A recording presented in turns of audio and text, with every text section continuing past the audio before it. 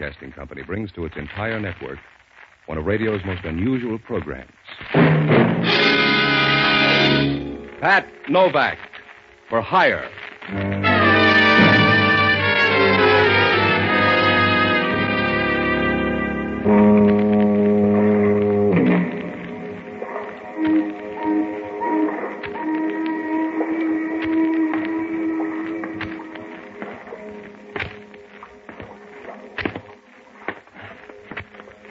Sure. I'm Pat Novak, for hire.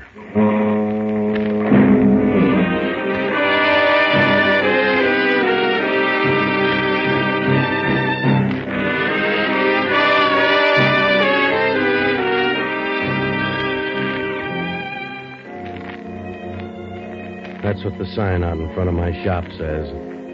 Pat Novak, for hire.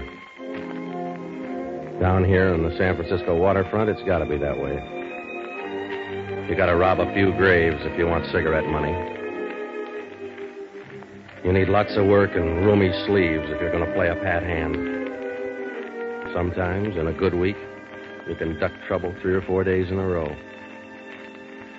And then it creeps up on you like an old charge account. Well, I should have known that when I went to the bank.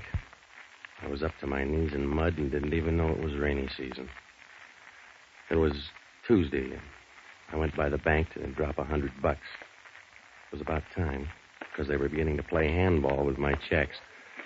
Must have been about 11 o'clock when I got to the window.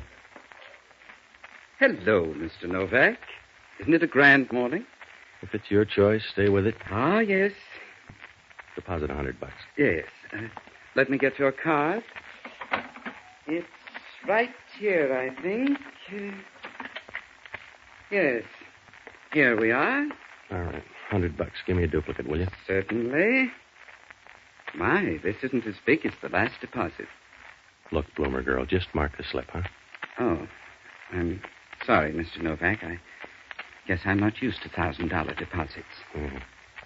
What $1,000? Your Friday deposit. I wasn't in here Friday. Oh, you must have been. The card says you put in $1,000 on Friday. Give me that card.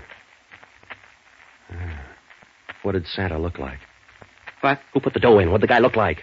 Oh, didn't you? No. Look, we'll double back and try to hang on this time, will you? I wasn't in here Friday. I don't know anything about an extra grand. Now, what did the guy look like? I wasn't on duty Friday. Yeah. I'm not even sure about the fellow today. What fella? There was a man in here to ask about the account. Did this good fairy have a name? No, just credentials. He was from the FBI. I see. Is there anything wrong, Mr. Novak? No, don't mind that complexion. I forgot my foundation cream.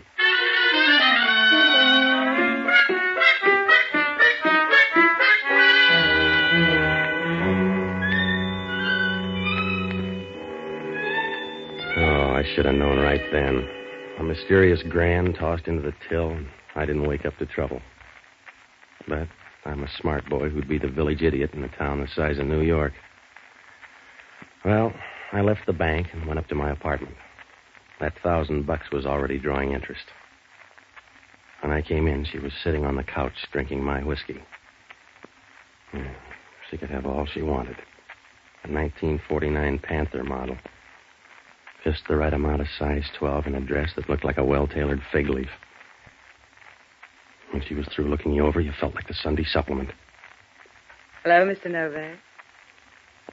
I like your apartment. That's good. The view is wonderful. So's yours. What's on your mind? How about a drink? All right. I'll pour. You talk. My name is Connie Riley. Make me one, too? Sure. As you were saying? My name is Connie Riley. Yeah, well, I've memorized that much. Go on. Oh, here's your drink. Thanks. Now sit down. All right. Over next to me. I won't bite. That's too bad. Go on. Well, here's to your new bank account, Patsy. Look, sis, if you're here just for the field trials, all right, but if you got a bill of goods, trot it out. I will. I want that card, too, Patsy. I want it ahead of Chris. I'll catch up with another drink. In the meantime, you fill in and help me, will you? Stop sitting on your hands, Angel. You didn't get that $1,000 for the sweat of your brow. No, not yet. Somebody padded your account so you'd be a nice, boy. I want you to be a nice boy for me. At the same rates? The Monterey Rose docks today. A passenger named Kirk Toomey is carrying a jack of clubs, and it means a lot to me. Well, it doesn't mean a thing to me, except the FBI is on my tail. Mr. Novak, you're turning a momentary advantage into a crowbar. You take your deal to some other broker. You're in business whether you like it or not, Patsy. You're going to stub your toe either way, only... For me, it'll be more fun. How about the FBI? You're being frightened by a group of bureaucrats. Yeah, that's what Trotsky thought. How much, Patsy? Hmm? How much for that card when you get it? The price is $1,000. You're an amusing guy, Patsy. Yeah, $1,000 I can afford to be. You don't even know what the Jack of Clubs is all about. You never heard of Kirk Toomey till 5 minutes ago, but you take things in stride as if the whole world belonged to you. Yeah? You're like Adam when he first spotted the Garden of Eden. All right, little Eve, it's $1,000. Remember, you're sitting on my doorstep. Now either go on home or come in the house. Good. I'll take the card. That's your price. Now I can relax. I'll bet you can. Pour me another drink, Patsy. Yeah, sure, in a minute. What comes next? Can I get 3 guesses? If you got time to take them. I won't need them all. Well, it's up to you. Come here, Angel.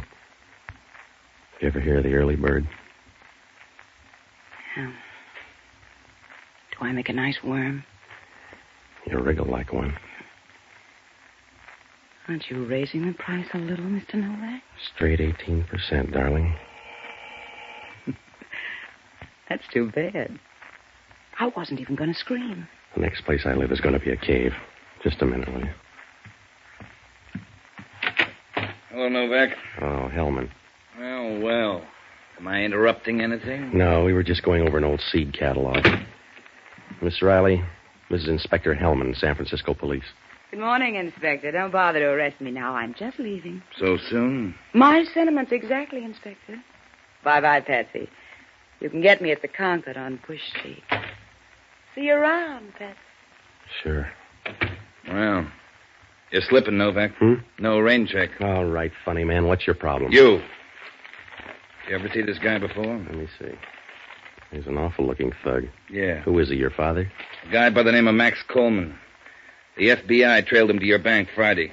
They think he gave you $1,000. Yeah. Where'd you get the $1,000, Novak? What do you care, Hellman? Maybe a relative, maybe a maiden aunt. Nobody's related to you, Novak. You're in a jam lover, and I'm here to push your father in. Max Coleman buys his groceries with foreign dough. So what are you weeping about? Arrest the guy if you don't like him. There's government microfilm coming in on the Monterey Rose. That $1,000 makes you a contact man for Coleman. Send the FBI over then. Where do you fit in? Waiting for somebody to drop some loose change? You're my project, Novak. When they asked us for help, I stuffed the ballot box to get you. Yeah. So relax. I'm going to spend the rest of the day here. You're not going to leave the living room. If I got to spend the day with you, I'll take knockout drops. Suit yourself. What's this stuff? That's good scotch. You wouldn't know. Oh. The cheap liquor's out in the kitchen closet. That's for you. All right. Over by the stove here? That's right. What do you keep in here, Novak? Mops and brooms. Where'd you buy this one? What are you talking about? Where'd you buy this one, smart man?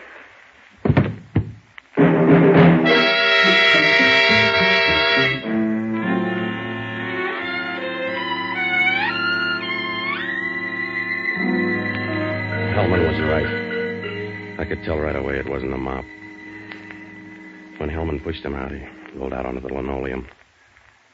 A dapper little guy, except for a piece of cord around his throat, tied in a funny knot.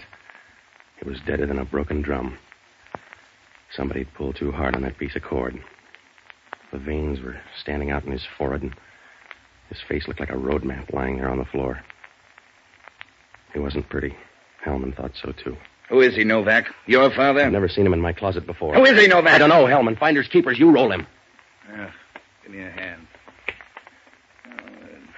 There's nothing there. Where's his wallet? You'll get there by instinct.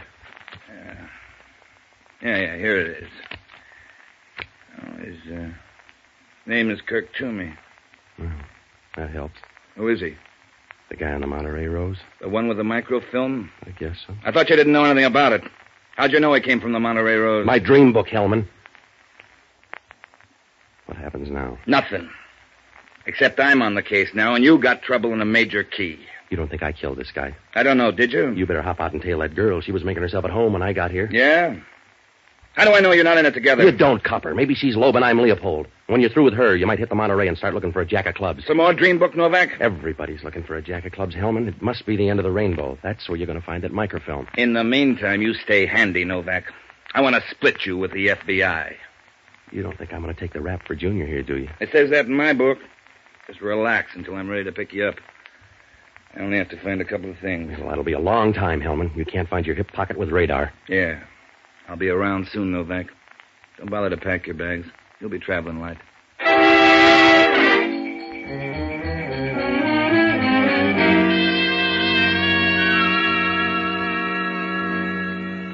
Well, when Hellman left, I knew I was a second division club. That phony plant in the bank, the tie-up with Max Coleman, and that stiff in the kitchen made me look real bad. I had to do something in a hurry because the way things stood, I had about as much chance as a lawn party in a monsoon. There were a lot of bases to tag, so I looked up Jocko Madigan, an ex-doctor who invented the hangover, but a good guy. I finally found him over in North Beach at a little joint called Lupo's. He was eating pizza with one hand and strangling a bottle of wine with the other. Hello, Patsy. Oh, Frank. A bottle of wine for Mr. Novak. No, I'm short on time, Jocko. That's where you're wrong, Patsy. People always say it, but it's a lie. Will you calm down a minute? You say you're short on time, but you have all the time there is. It's the one thing that keeps you from being a beggar. Yeah. There are only 24 hours in a day, and that gives you as much time as Napoleon or Alexander had. Would you shut up a minute and put on that wine? I'm celebrating, Patsy. I'm celebrating Mission Day. Mission Day's over. I'm a native son. We celebrate longer. Now, look, I'm behind the 8 ball again. Isn't it getting kind of crowded back there? What's the matter? Somebody strangled the guy and put him in my broom closet. When did you find him? I didn't. Hellman did. There's a girl named Connie Riley. Looks good for the job. Why doesn't Hellman book her then? He's still picking up the pieces. The dead guy is Kurt Toomey. He was set to smuggle in some microfilm. It says here I'm contact. You gotta help me, Jocko. You've got me confused with the travel agency. I want you to hop down to headquarters. Get all the dope you can on this guy Toomey. I'm gonna look up Connie Riley. How did she get in the picture? What difference does it make? She's a wrestler I met this morning. Now get down to headquarters, will you? That's why I like you, Patsy. You're like a piece of blank verse. A bad piece of blank verse. All right, Jocko. I'm gonna make like a strip of bacon if I don't get going. Now stay close to headquarters. If anything looks good, contact me at Connie Riley's here at this address. All right. How many times shall I knock, lover?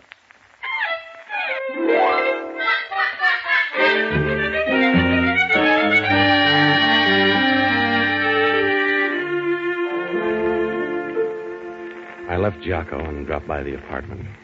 I was smart and full of courage, like a field mouse at bay. The police had already been there. There was fingerprint powder all over, and the 2 bottles of whiskey were gone. They'd moved Laughing Boy out of the kitchen, and so I sat down trying to add things up. I had a short list of friends to see. Connie, Max Coleman, and whoever this guy Chris was. I had to show up with one of them or prove that Kurt Toomey hung himself in my closet. I was getting ready to borrow a piece of cord myself when the phone rang. Yeah. Hello, Novak. This is Hellman. I'm thrilled. What's on your mind? I just called on your girlfriend. What'd she say? Nothing. She wasn't there. Hasn't been there since 10 o'clock this morning. That's funny. Yeah? You know where she is? How would I know? I just thought she might be in your closet. I picked up Toomey stuff on the Monterey Road. Yeah, what'd you find? The usual stuff. A few clothes, some shaving equipment, razor blades, toothpaste, and a pack of playing cards. Pack of cards. Well, you know where to go from there, Hellman. I thought I did. Grab that jack of clubs. Will a 10 of hearts do? Huh? That's right, Novak. A nice fat deck. But the jack of clubs is missing. Oh, you're always too little too late, Hellman. I just thought I'd let you know, friend, in case you start a bridge game with 53 cards in the deck. Good night.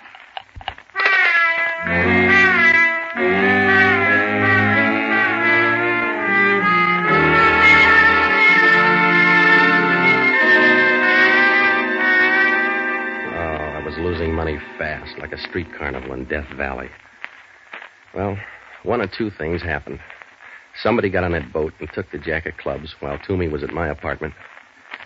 Or maybe he brought it with him. If he brought it with him, Connie was a possibility. Or somebody that got there ahead of Connie. Well, anyway, I had to work fast now because whoever had that card wasn't going to put it on a Market Street float. About 10 minutes later, I cut across Union Square and up Bush Street. When I got to Connie's apartment, it was about 10 o'clock. I got in the back door and started through. She wasn't there, so I went to work looking for that jack of clubs. It was real easy. I tried the desk and then her bureau drawer. You know, that black chiffon's coming back in style because that's where I found the card. It looked nice nestling there. I put it in my pocket, and that's as far as I got. You run the lingerie counter here, Novak? You sound like a guy named Chris. If it makes you feel better. Should we put on the light? No. Let's don't put on the light. This gun might upset you. The police are looking for you, Chris. You need more than the dark. I understand they're looking for you, Novak. That Riley girl kind of put you on the spot. Tell you what I'll do, though. Yeah, you'll give me $1,000 for the jack of clubs. I started to say 500. Around here, that's a whisper. And even grand, mister. You're trying to collect too many places. Want the 500? No, I don't. All right. But I think you're a bum businessman.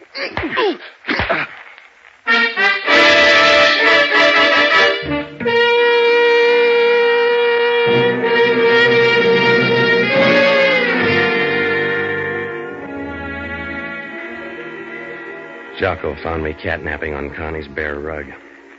Must have been right after the sapping. When I woke up, Jocko was thumbing my head like a housewife with a bowl of margarine. I felt around and waited for him to put the floor in again. I reached in my pocket. The jack of clubs was gone. Then I started to talk. Jocko. Did you expect someone better? Help me up, will you? I've helped you get up so much I feel like one of the Wright brothers.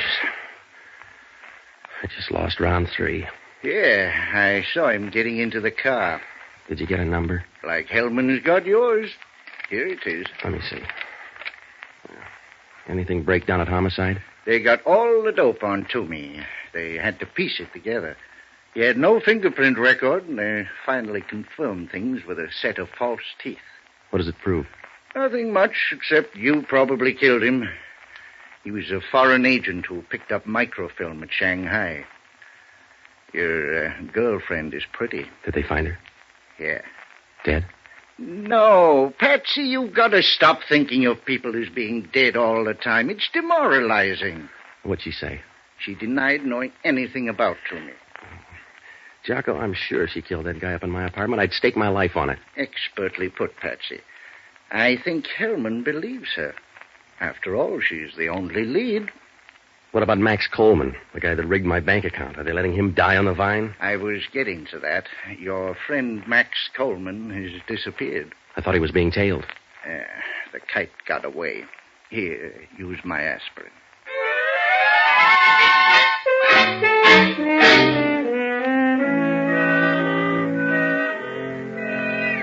Well, I took a boat out to the Monterey Rose, but that was a waste of time. Hellman had it covered like a tarpaulin. I still had the license number to Chris's car, but that didn't do any good. Even if I found him, all I could do was point my finger. There were still a lot of things that didn't fall into place.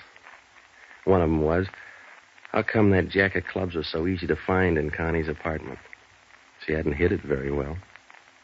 But, after all, maybe that was a habit with her. Well, things didn't look any better the next morning. I went into a restaurant next to the press club for some breakfast. The Chronicle was lying on the counter. We were in second place because there was a torso murder all over page 1. That second cup of coffee saved me because right after that, I spotted it on one of the back pages, a picture and a small story about some unidentified guy who'd been killed over in Oakland. I couldn't match the picture too well with Hellman's snapshot of Max Coleman, but it looked like my best break so far. I got over to Oakland, and I went straight to the morgue. The guy in the morgue was chatty. Which fellow you want to see? The unidentified guy, he must have come in last night. Sure. Down this way. Okay. How do you like our morgue? One of my favorites. It's bigger in San Francisco. Yeah, I figured that. Sure. Most people don't know that, but it's true. Bigger in San Francisco. Here we are. Right here. Help me slide it out. Sure. Roller bearings. Makes it a lot easier. Yeah. Here, let me get that sheet. All right. Well. Recognize him? Yeah. What time did he die? Coroner's report here on the toe tag. About 11 o'clock last night. 2 gunshots. 38 caliber pistol. That's good. Don't look good to me. Was he a friend of yours? Relative or something? Yeah, a relative. He's my maiden aunt.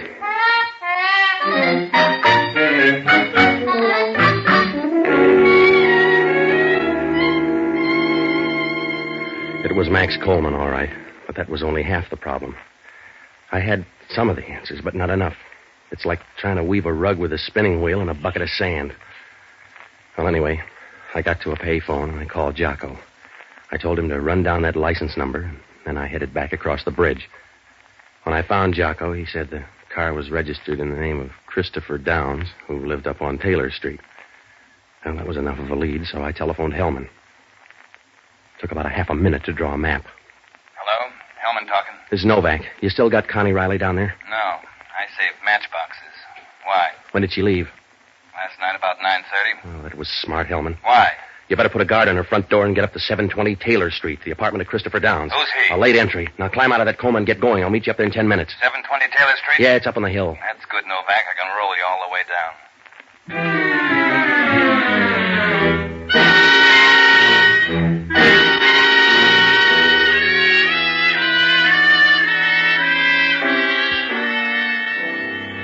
When Jocko and I got up to Downs' apartment, there was nobody home.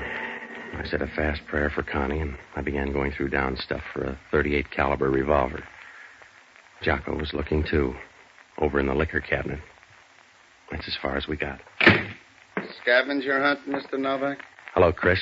You haven't seen a .38 around? Just one. It's in my pocket. The same one that killed Max Coleman?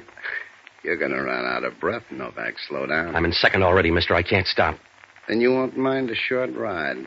Out the door and down the back stairs. Should we bring the lap robe? There's nothing to worry about. It's a short trip. You won't even have to wire the folks.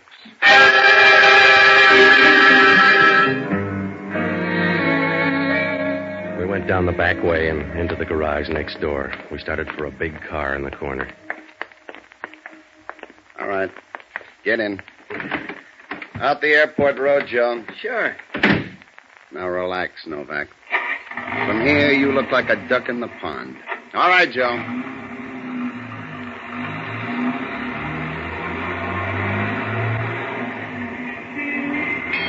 Watch out, Joe. Joe! Watch out, there's another car coming in. You're right, Chris. It was a short ride. You all right, Novak? Stop acting like the mother hen, Hellman. Take this guy's gun. All right, mister, get out. Who is he? Christopher Downs. He killed Max Coleman last night. Does he convince you, mister? Not entirely. Well, that .38 will. The Oakland police have 2 slugs that fit that gun. You need more? No, I'm afraid you've got all the trumps, Novak. All right, let's go, you. Let's see you earn it, copper. Stop him, Novak! He ain't going far.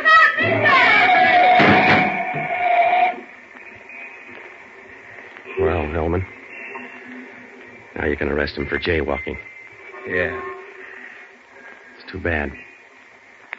He could have told you a lot about that stuff in my closet. Well, go pick him up, Hellman, and don't forget that jack of clubs in his pocket.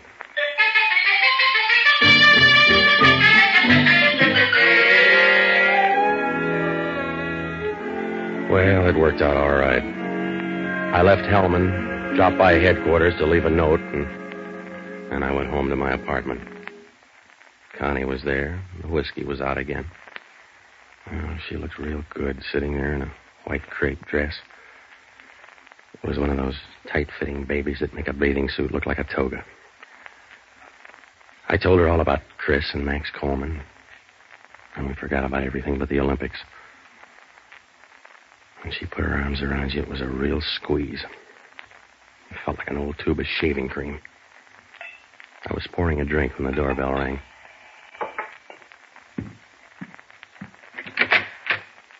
Hello, Hellman. You ready, Novak?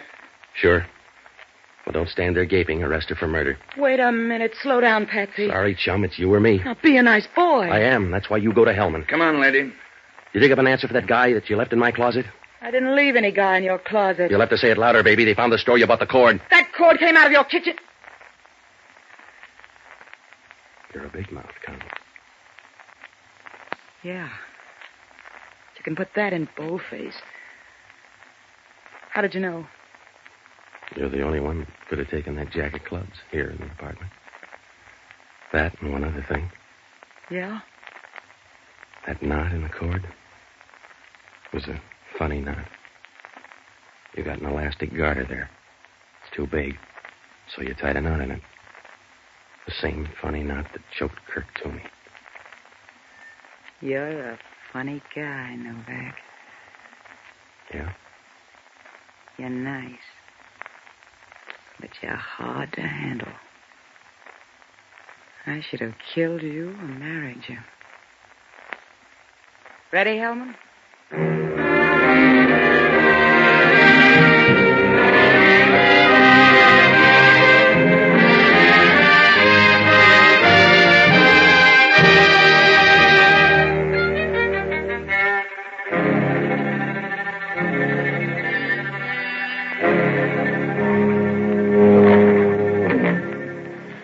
Well, that jack of clubs was a phony right from the start.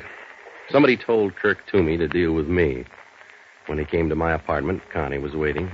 She got jumpy and killed him. I got there too soon, so she had to stall me off. When she got home, she found out that the jack of clubs was a phony. She left it in plain sight, and Chris gobbled up the bait. When he discovered there was no microfilm, he went gunning for Max Coleman. Max was an innocent thief lying low, waiting to buy it from me. So, all three of them were after a phony card. I began to suspect it was phony because everybody hung around. If it was the McCoy, Connie would have cleared out. Same for Chris. The microfilm? Well, it was in Hellman's desk, but he didn't know it. Jocko finally tumbled. The report said that Kirk Toomey had false teeth. And when Hellman picked up his stuff on the ship, it was a tube of toothpaste. You don't clean false teeth with toothpaste. Word must have gotten around that the microfilm was inside that jack of clubs, so Kirk crossed them up and put it in the tube of toothpaste. Well, that's all except they canceled my $1,000 deposit. Hellman said it was lucky I noticed her garter. Lucky? Well, she had to straighten her seams, didn't she?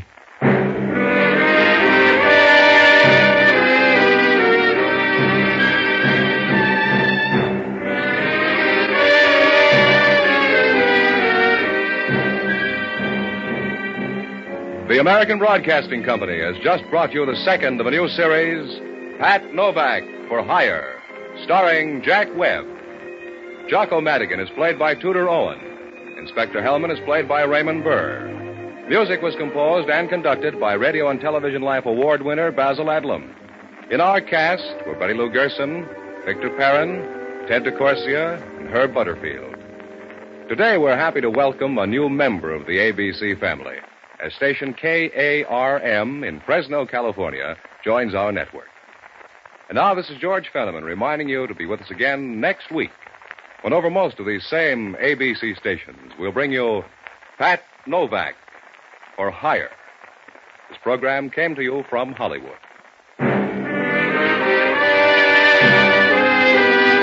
This is ABC, the American Broadcasting Company. Pat Novak for Hire.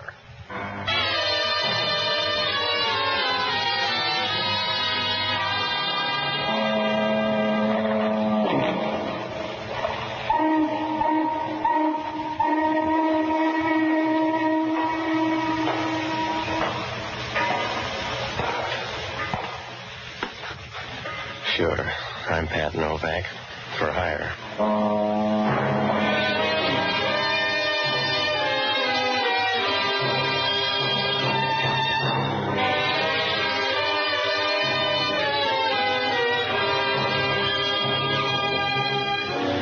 That's what the sign out in front of my office says. Pat Novak for hire.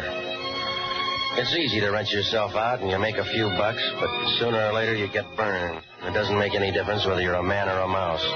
Because down on the waterfront in San Francisco, they build the traps both ways. Oh, everything looks easy, but sometimes they fool you, like putting shatterproof glass in a fire alarm box. And you gotta watch out every minute. Because down here, if you reach out to help a panhandler, the guy'll take your arm and hand you back the dime. I rent boats and deal any place. They'll give you a good trade-in on a second-hand soul. Works out all right. Sometimes you're on top of the heap, if you like the kind of heaps they got down here. But you got to get your laughs in a hurry, because you find out right away you're not going to make any more headway than a hummingbird in a wind tunnel. I found that out Wednesday afternoon. Must have been about 3 o'clock. The sun was out down at the far end of the bay. It put a head on the clouds down there and put the rest of the sky in a good mood. Over across the bay, it was a warm, easy yellow that made you think of a pound cake full of eggs. It was too nice a day to work inside, so I closed shop and started down to a pool hall on Market Street. I never got there, because on the way I stopped by the laundry to pick up a couple of shirts. It started right there, when the clerk walked over to me. He was full of fizz and the sort of guy who gets a bottle of hand lotion for his birthday. Well, Mr. Novak, is it? I don't know, is it? Yes. My, we have a nice day, haven't we? Yeah, I want some laundry. Not any better than yesterday, though. Not a bit better than yesterday. What do you do? Give them all a rating? How about the laundry, huh? Yes. Let's have the ticket. All right. Mm-hmm. 428. That should be right down here. It's just a couple of shirts. 28. Yes, here it is. That'll be $1.84, please. Well, it sounds like a fair price, but I'll take my own. Own? This isn't mine. It's too big. Are you sure? Look, I had a couple of white shirts. Now, you better look again. Well, the tickets match, you see. 428. You must be wrong, Mr. Novak. Now, look, fella, shirts don't swell. They shrink. The package is too big. Too big? Oh, well, we better open it. Yes. Well, see, I can wrap them again easily. Don't worry. Yeah. It's not my shade of pink. Oh. I guess it's not yours. Thanks. Here's some men's clothing, too. How about these shirts? If I were a jockey, I'd take them. I want my own. Well, yes, of course you do. Oh, goodness, I don't know what to do with myself. Yeah, you got a problem. How about these shirts, though? Oh, we've mixed up the tickets, and someone has your package. Who? I don't know. Maybe we can check on the collar markings. Let me see. Yeah. Yes, now, let me check in the book. Here we are. This laundry belongs to Earl Hayes. Yeah, where's he live? Are you going up there? I want my shirts back. Yes.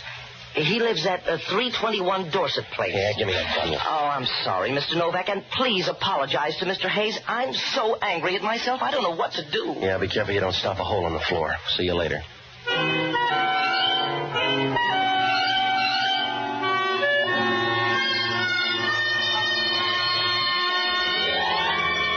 When I left, he was wringing his hands and shifting from one foot to another like a small kid in a department store. On the way up to Dorset Place, I looked at the bundle. There were a couple of women's blouses and 4 loud-colored shirts. 2 of them looked like a Navajo blanket somebody'd sewed buttons on. I tried to wrap up the bundle, and about 10 minutes later, I got to 321 Dorset Place. It was up on Telegraph Hill, and it was an old place somebody'd remodeled. It was supposed to be modernistic, but it reminded you of a chromium-plated tool shed. Apartment 2A was on the second landing. I went up there and knocked. Earl Hayes didn't answer the door, but you couldn't quarrel with what you got. She was in her 30s and pushing 40 hard enough to bruise it. But she looked good standing there in the doorway, long and lean enough to make a greyhound turn in his card. She was wearing green lounging pajamas, and you've seen bananas in looser skins. You could see the bay behind her through the window, and she stood there brushing back enough red hair to sell to a mattress factory. And as she pushed the door back, she started to smile. Her lips were a pale red color and moist enough to put a desert on its feet, and you could tell she thought she used them to talk when you got tired of everything else. Standing there in front of her, you got the same feeling you would if somebody pressed the treble and bass key of an organ at the same time. Hello. What are you selling? Shirts. Is your husband home? Should I have one? I don't know. It depends on the climate. Come on in anyway. All right. Who are you? My name's Novak. I'm looking for a guy named Earl Hayes. You better sit down. It won't take me that long. He's got my shirts. Mr. Novak, you don't look like the kind who'd lose a shirt. I don't want jokes, lady. There was a mix-up down at the laundry. I got Hayes' stuff, and he walked off with mine. That is stuff in the bundle? Yes, it is. Here. All right, put it on the table here. We'll see. I don't think you're smart, Mr. Novak. Huh? Where's the other shirt? You got them all right there. There's one missing. All right, see the laundry. All I want's a trade. There must have been another shirt in this bundle. Maybe it was too dirty. The boy couldn't clean it that fast. Now, look, friend, if you want to argue, go ride a streetcar. I came up for 2 white shirts. Now, where are they? I suppose Earl Hayes has them. Where's he? I'll send you to him, but I'm afraid you won't like him. Then I'll be lonely. Just tell me where he is. 2 floors up. That'll give you time to work over that story. Yeah. Because he'll know you're lying. He'll want to know about that shirt. What makes it that important? The fact that it's missing. I'll find him upstairs. I hope it works into a friendship. Yeah. But I don't think it will. He'll know you're lying, and you'll get tossed around like a green salad. Is he tougher than you? No, he's just not as versatile. Good luck, darling.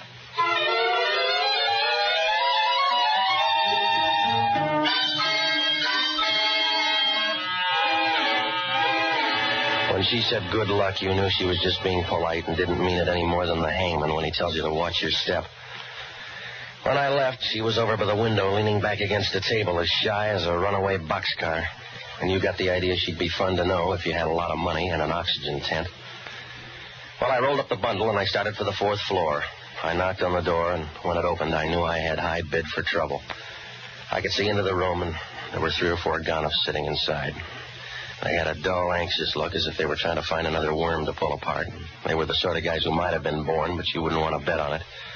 The one in the door was a big guy with bushy eyebrows that met near his nose, and the way they ran across his face, you got the idea he got tired of the old ones and grafted on a vine instead. His face wasn't much better.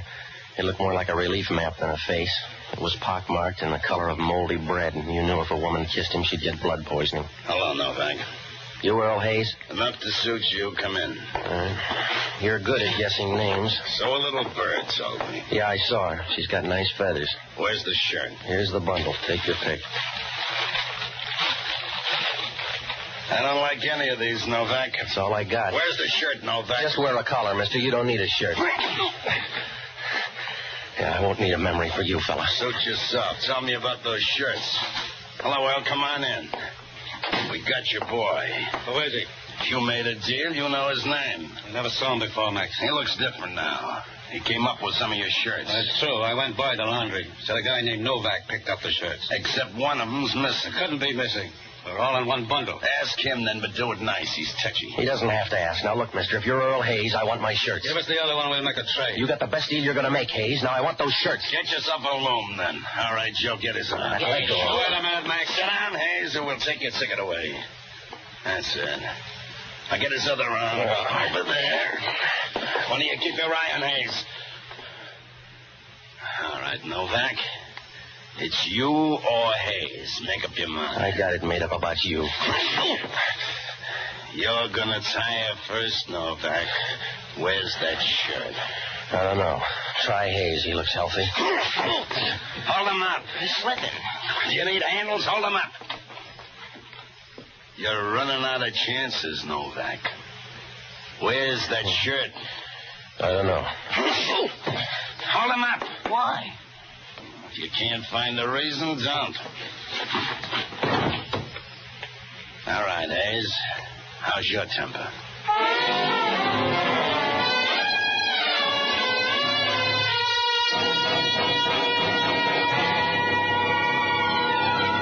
I slid down to the floor so fast I almost went into the varnish, and I spent the next couple of hours checking on the termites.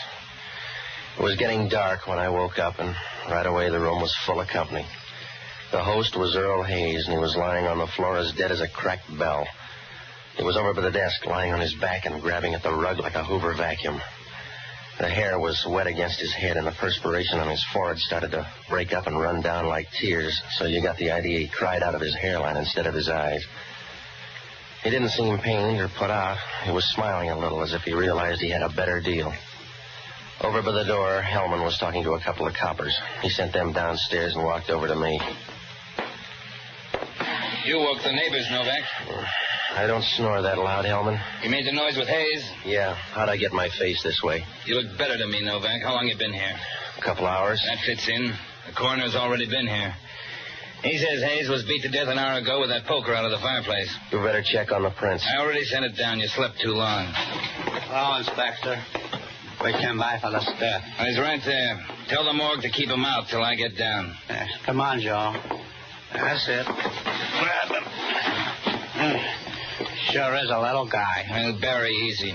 Tell him I'll check in at 8. So well, Inspector. All right, Novak, tell me all about it. I came up here for a shirt. That's not hard to get. What about Hayes? How'd the beef go? It went both ways with a guy named Max. You better talk to him. I like you better. Oh, you're not bright, Hellman. I've been out of the game for 2 hours. Look, big shot, don't push me around. You got a story. Maybe it's good, maybe it's not. You could have taken Hayes and run into trouble yourself. That's the hard way, Hellman. I don't like your whip. Get another boy. You'll do, Novak, and you'll do it all downtown. Yeah, Hellman talking. What do you mean you can't send him up yet? Who's in charge down there? Give me the guy in charge. Huh? Well, 2 guys just came up here. You must have sent them. They were here. You must have sent them. Yeah. Well, you can send them for me. Don't tell me, Hellman. Oh, it couldn't happen. No, it couldn't happen to anybody but you, Hellman. It's going to look real good, too, when they find out you let 2 strangers walk in and steal a body. I don't understand it. It's simple, Hellman. You better go in and rob that bed right now. Because when they're through kicking you around down at headquarters, you're going to need a sling. And with a figure like yours, it'll take a good-sized bedsheet.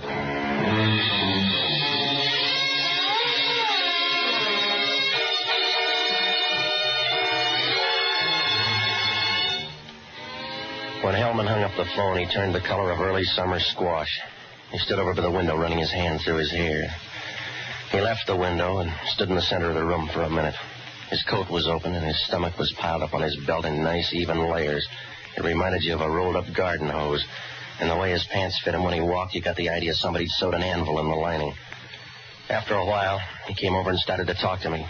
He kept pulling his ear, and in the dim light there, it looked like the cross-section of an eggplant. I'm still going to hold you, Novak. You'd look better with a hot potato, Hellman. I'm going to hold you for 12 hours. In the meantime, that body will show up. He didn't look that active to me. Wake up, Hellman. You've been backed into a corner. You better get a body first. Look, Novak, I know the guy was dead. I'm not going to sit on my hands. It's the most fun you'll ever have. I'm going to check those prints, and I'm going to find out why you were up here. I came to see Hayes. The laundry pulled a switch, and I came up for shirts. Checked with the guy at the laundry. Yeah. And on the way downstairs, stop at 2A. Why? There's a souped-up redhead down there. You can ask her a question. You can do that with any woman. You can ask her who Max is. I went there to find Earl Hayes. She answered and sent me here. There's only one thing wrong with that story. Huh? There's no redhead in 2A. I checked all the apartments. 2A's been empty for 3 months. The people are out of town. I think you dreamed her. I don't dream that good in the afternoon. Look, Hellman, I'm walking out of this place, and all you can do is hear the echo. I want to see you go, Novak. Maybe you'll do something wrong, and I'll track you down. You couldn't track down a live bear in a telephone booth. I'll make a try on you, mister, and when I'm through, there'll be enough to put you right in that gas chamber. They can save money and do the same thing. Huh? They can lock me up in the same closet with you.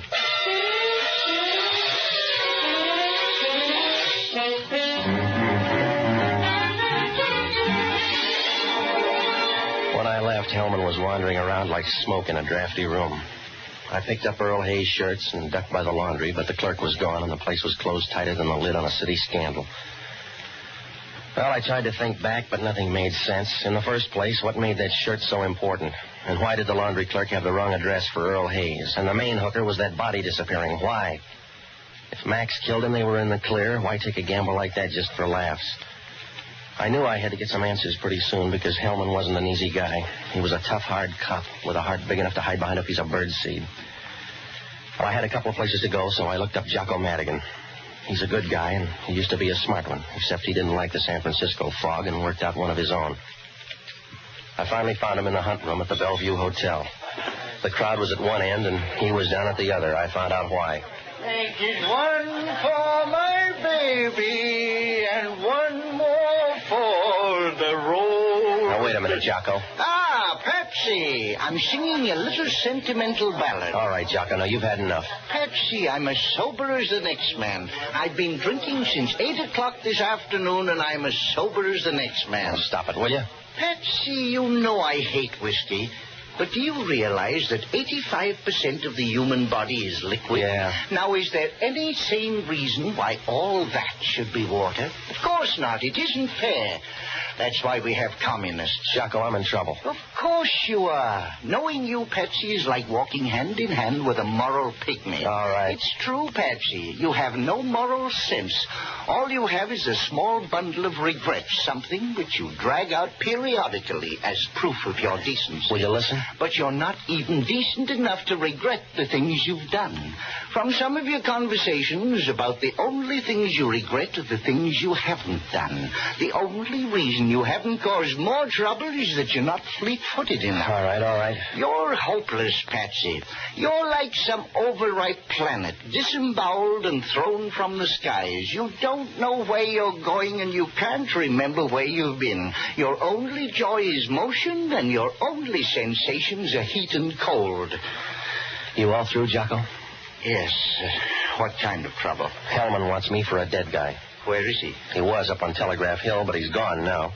He didn't die long, did he? Somebody took the body away. That's a funny thing to collect. Oh, none of the story lays right. The guy's name was Earl Hayes. There was a laundry mix-up, and I went up there to trade. Yes? Now, look, I want you to hop down and find out everything you can about Earl Hayes. Find out who his friends are. Find out where he's from. And see if there's a guy named Max anywhere, will you? Where are you going? I gotta find a girl. I felt that way myself earlier tonight. Will you hurry, Jocko? We don't have time to run your love life. Yes. Well, time is a minor drawback anyway. Good night, lover.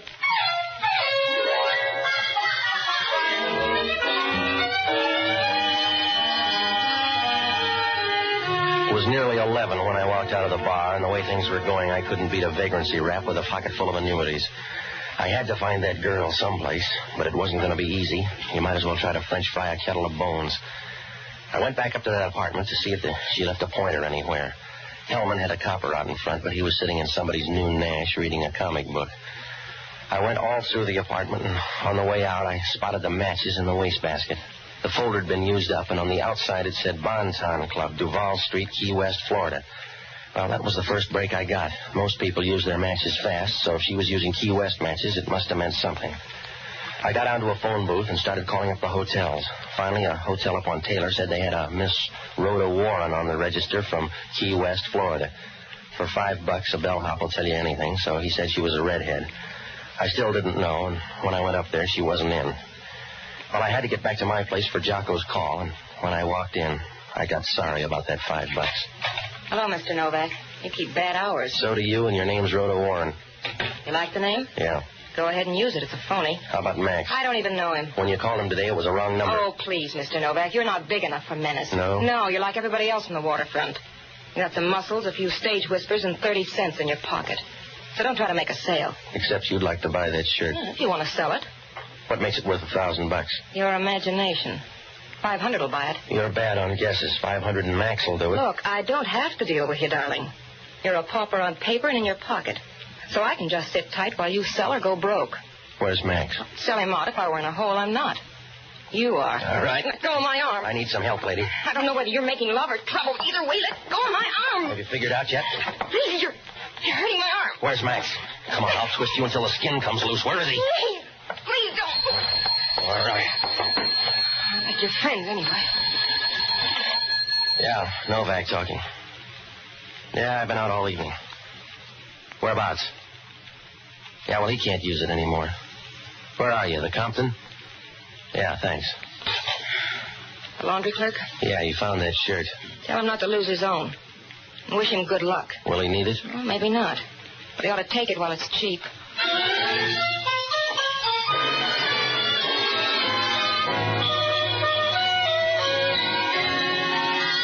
I knew it wouldn't do any good to press her for Max now. If she was going to tip her mitts, she'd do it on her own. I left my place and grabbed a cab for the piers. I got out near Market and walked over to the laundry. The back window opened up like a hunk of sky after a bad rain. I found the shirt lying out on the table. It looked like the rest of Earl Hayes' shirts, except for one thing. The collar was full of writing, a few letters and a lot of numbers. I took them down, left the shirt, and headed for my place. I got one of those shirts from that bundle and copied in some of the same numbers. Then I picked up a cab for Rhoda Warren's hotel. For another fin, the bellhop went blind, and I got into her room about 12:30. Her room was empty, but her bags were packed on the bed. I took a 60-40 chance and planted the shirt in the bottom of one of the bags. I told the bellhop to tip me off when she came in, and I started back to my place to wait for Jocko's call. I did about as well as a bottle of scotch in a Louisville bar. A squad car picked me up at the corner and said Hellman had a call out for me. About 20 minutes later, we pulled up to Pier 19. Hellman was waiting there, moving around like a pea in a boiling stew. Hello, Novak. Walk me down the pier. Find a crutch. What's on your mind, Hellman? Walk me down the pier. All right, but I won't take your arm. We found the body. How, radar? Almost. The Coast Guard boat spotted him floating in the bay. They radioed in. We're hauling him up now. Yeah. We're all busy. I found a shirt, too. Well, we may not need it. Those fingerprints worked out just right. Well, if they're mine, it's too Pat, Hellman. You're too smart a cop to buy that kind of plant. I'm a smart enough cop to hold you, now that we got Earl Hayes. Here we are. Yeah. You got him down there? Yeah, we're passing him up. Grab a hold there. Here, I'll get him. All right, Paul. Well, here he comes. There. Well, that water sure changed him, Hellman. There's a mistake. He read his identification. They said it was Earl Hayes. Another plant, Hellman. He's the laundry clerk. What was he doing out in the bay? Maybe that's the way they do the laundry now. Well, I'm going home, Hellman. You better stand on his chest. Huh? That way they can't steal him without taking you, too.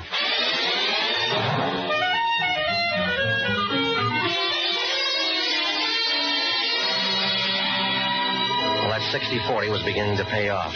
Somebody was gathering up the loose ends, and it was going to be easier now because things were getting tight. But you can say that for a lot of wedding rings. So I bummed a ride, and I got to my place about a half hour later. I had some trouble there because the cop on duty wanted to take me down to Pier 19 again. He looked wistful, so I told him about a place down the street where he might catch a peeping Tom, and I finally got rid of him long enough to get up to the room. As I walked in the door, the phone was ringing. Yeah. Hello, Patsy. This is Jocko. What'd you find out? Earl Hayes was popular. Anybody could have killed him. For instance?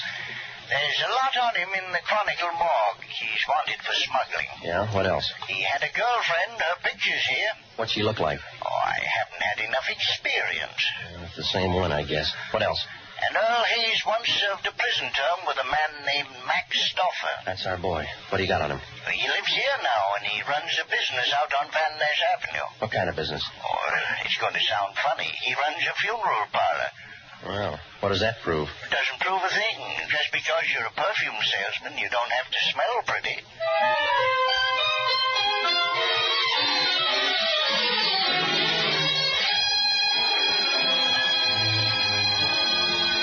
When Jocko hung up, everything began to slip into place. I could see now why everybody wanted that shirt, and the reason why Earl Hayes disappeared was 10 feet tall. I called Hellman. He said he knew all about Max Stoffer, and we had a squad car on the way out. I met him at the corner of Geary and Taylor, and we rode out to Van Ness. Max Stoffer's funeral parlor was over near Pine. When we pulled up, the lights were out except for a lamp in the front room. Hellman walked in the front door without knocking, and we turned in where the light was. It was a big night for stiffs, and there were 3 or 4 caskets along the wall. In the center, over near the fireplace, there was a casket on wheels. The plate on the outside said a man named Peter Dawson had the lease. Hellman was about to start upstairs when a door in the back opened. Hello, Novak. What are you doing here? Is the man with you dead? Not too dead to talk to you, Stoffer. He's Inspector Hellman from Homicide. The bag looks heavy. You talking to you or me, Max? Where's she going? I'm putting her on a train, Novak. Do you care? It's up to Hellman. He wants you for killing Earl Hayes. I thought he disappeared. I'll add on the laundry clerk, too, after I visit the train. You put her on that train, she'll get off at the next station, Stoffer. Huh? She gave you a bad story. That shirt you got's a phony. Wait a minute. Save yourself some time, mister. Check her bag. Oh, he's crazy, Max. Make the odds, fella. Let me see that bag. Take a look. He's trying to stampede you, Max. Give it here. No, underneath there. The other side. There's no shirt in here. What are you trying? I don't know how it got there, Max. He must have put it there honest. I don't know how it got there. Something crazy's happened. You don't sound sure. Please, Max. Please, Max, stay away. I gave you the right shirt.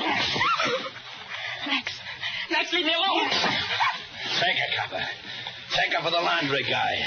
I'll read about you, lady. Max, you're crazy. You're crazy to tell him. I'll tell him all about it. I'll tell you every word. All right, don't forget yourself, big shot.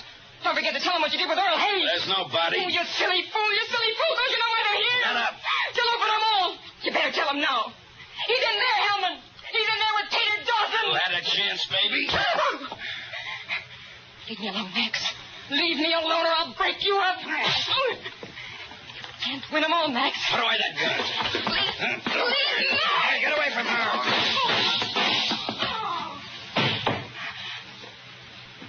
You don't need the gun anymore. No. Pick it up, Cutler. Well, you had a big night, lady. Yeah. What happened, Novak?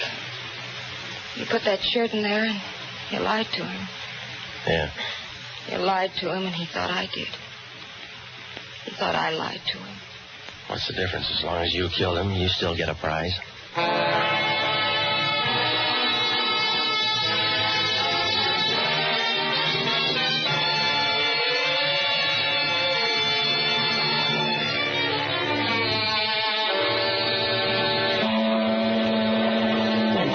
Then I shook the girl for the story on those shirts. The markings on the collar were bill of lading numbers on stuff going to the islands. Everybody was being watched, so they had to handle it that way. Earl Hayes used to leave the shirts in that laundry, and each time somebody along the line marked one of the shirts. Hayes took the shirts to Max, and he got the information to the right people in the islands. Out there, they had a line on what to hijack. Most of the stuff was gold, and it was a good game for everybody, until that laundry clerk made a goofy mistake. He got the bundles mixed, and he left one shirt out. When Hayes picked up the wrong bundle, the girl and Max thought a double cross was underway. After Max worked me over and killed Hayes, he went down to the laundry shop, and he couldn't find the shirt. He could only think of one thing. Hayes had the shirt on. So he got him out of that apartment. Once he had him out, he figured the easy thing to do was to make him disappear for good. So he put him in a casket with another guy on his way to the boneyard. In the meantime, the clerk found the shirt and called me. The girl overheard the conversation and figured the laundry clerk had the shirt with him. She got in a beef and killed him. She went down to that laundry after me and picked up the shirt. Well, from there on, the cards fell the wrong way. Well, Hellman asked only one question. That laundry clerk was an innocent guy. Wasn't it too bad he got knocked off? Oh, I don't know. When you think of how many buttons you lose in a year, it doesn't seem so bad. Pat Novak for Hire was previously released by ABC, the American Broadcasting Company, for listeners in the United States and rebroadcast for our men and women overseas. This is the United States Armed Forces Radio Service, the voice of information. Pat Novak for Hire.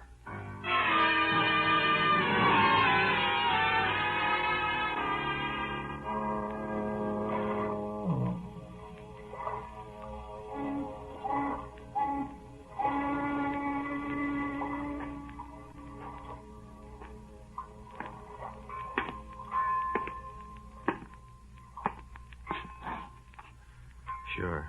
I'm Pat Novak. For hire.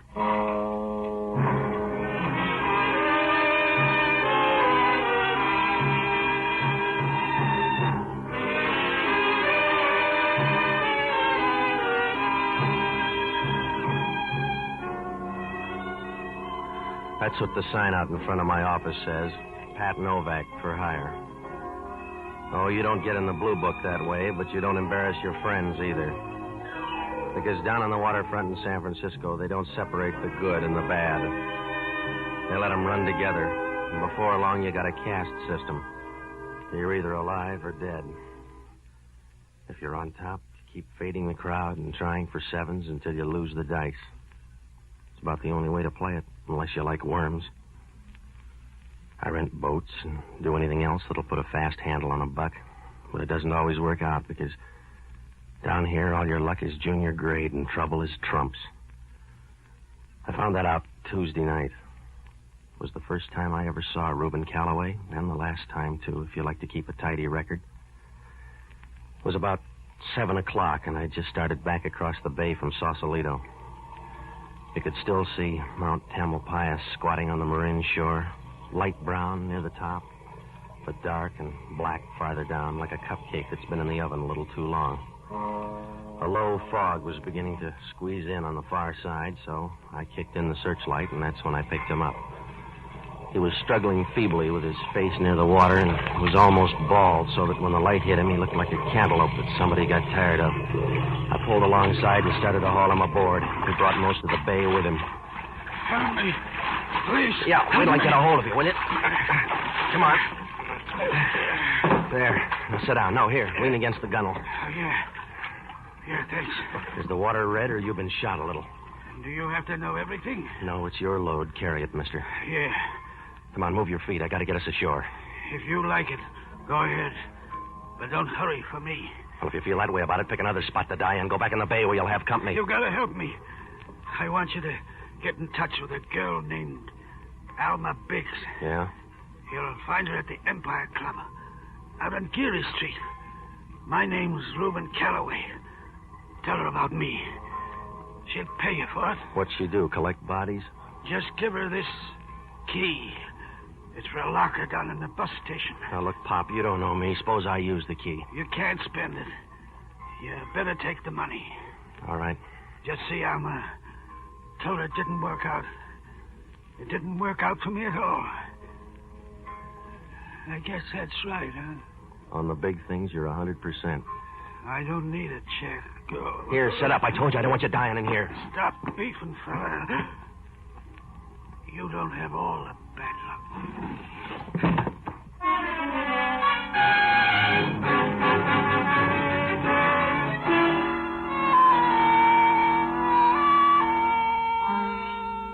They must have sent a fast chariot because when I leaned over, the guy was dead. And he was working hard at it, too. He was a skinny little guy, all bent up and twisted in the bottom of the boat like an old paper clip. Wouldn't do any good to straighten him out because he wasn't going to sleep easy. His eyes were open and rolling around at the sky as if he was on the make for a star. And the skin hung loose around his face so that when you touched it, it felt like an empty baked potato. Well, I pushed him into a corner and I started for Pier 19. When I got there, I hauled him onto the dock and I went down to call homicide. Must have been about 8:30 when I took a cab out to the Empire Club. It was a gambling joint out on Geary Street where they cut their whiskey and cards in different rooms. I asked the guy at the window if he knew Alma Biggs, and he pointed her out by the roulette table. She was wearing a white satin evening gown. As I walked up behind her, I noticed she moved in rhythm with the roulette wheel. It was interesting. If it'd been a merry-go-round, they'd have pinched her. I squeezed in next to her at the table, and I was thinking of trying it again when she started to talk. It's a tight fit. Are you sure you like it? I'm not going to stay long. That's what Rudolph Hess said. Make your bets, ladies and gentlemen. Gamblers make their bets. Stake me, Alma. I can't afford you, darling. Go broke for Reuben Calloway, then. 4 on the red. 4 on the red. 4 on the red.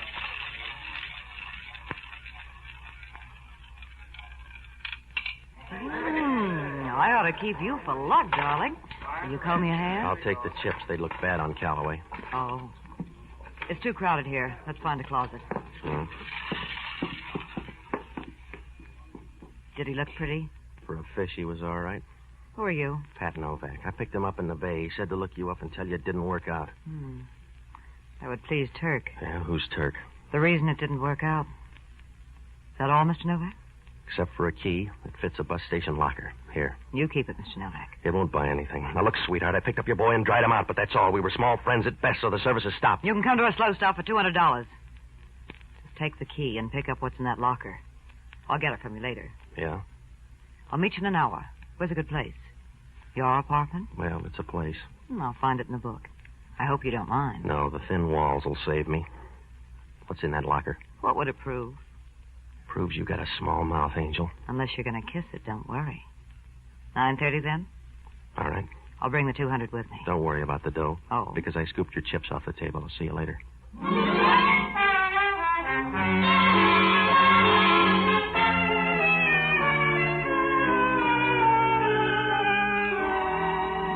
She stood there watching me as I walked over to the cashier's window. She gave you a nice warm feeling like a Bunsen burner in the middle of your back. As she stood there in the center of the floor smiling, you knew she could turn a glacier into a steam bath at 400 yards. A nice little mouse that made you want to go home and test all the old traps. Well, I cashed in her chips, and the boy at the window shoved out 200 rocks in a pained look as if he'd just handed over his right lung. I got a cab, and I rode down to the bus station at 7th and Market. There were a few people sitting at the counter and a couple of old men on the benches waiting for somebody to get up and leave the funny papers.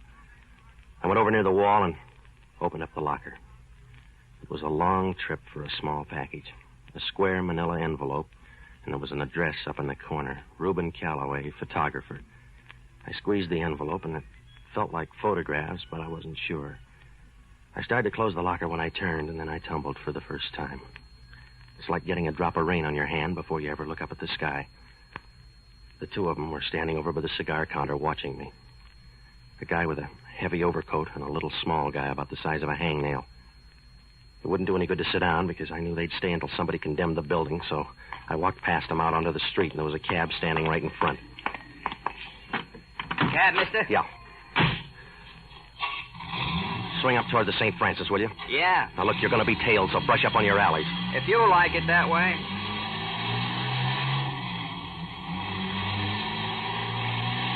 Hey, you were supposed to take a left there on Mission.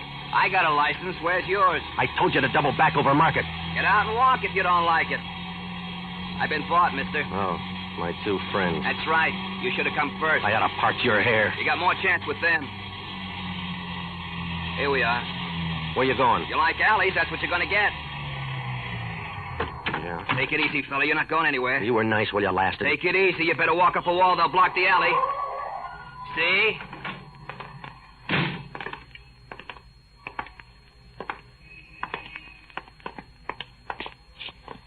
Crowded alley, huh? Yeah. Give me the envelope so we can all get out. Can Junior help you? Give me the envelope.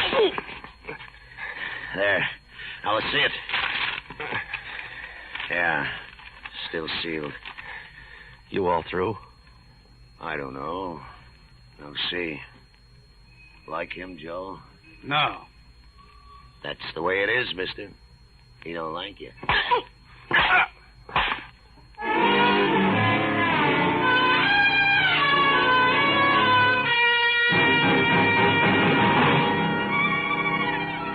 I slid down like an old sock on a bony leg.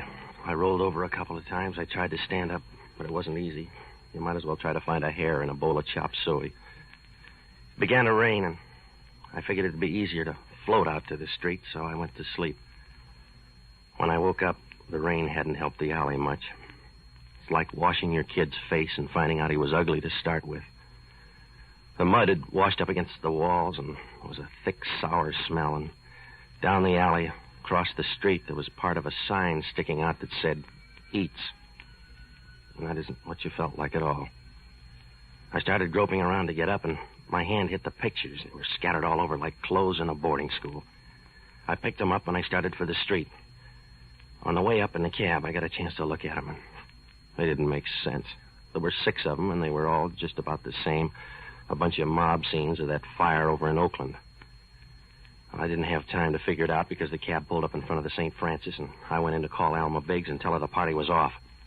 Part of that alley must have come with me because when I walked into the lobby, the doorman looked at me as if I'd just blown up a nunnery. I tried the number once, but nobody answered. I decided to wait 20 minutes and call again. That was a mistake because I just got in the booth and started to dial when somebody started rapping on the door with a nickel. It was Hellman from Homicide. Hello, Novak. Come on out. You can't get a date in that suit. What do you want, Hellman? Come on out. You're a hard man to find. Well, you don't look in the right places. I'm a family man. Tell me about the dead guy. I don't know, Hellman. He died in my boat. That's all I know. He didn't say anything? Just sentimental stuff. His name's Reuben Calloway, and somebody threw him in the bay without instructions. I don't know a thing about him except he takes pictures. Yeah?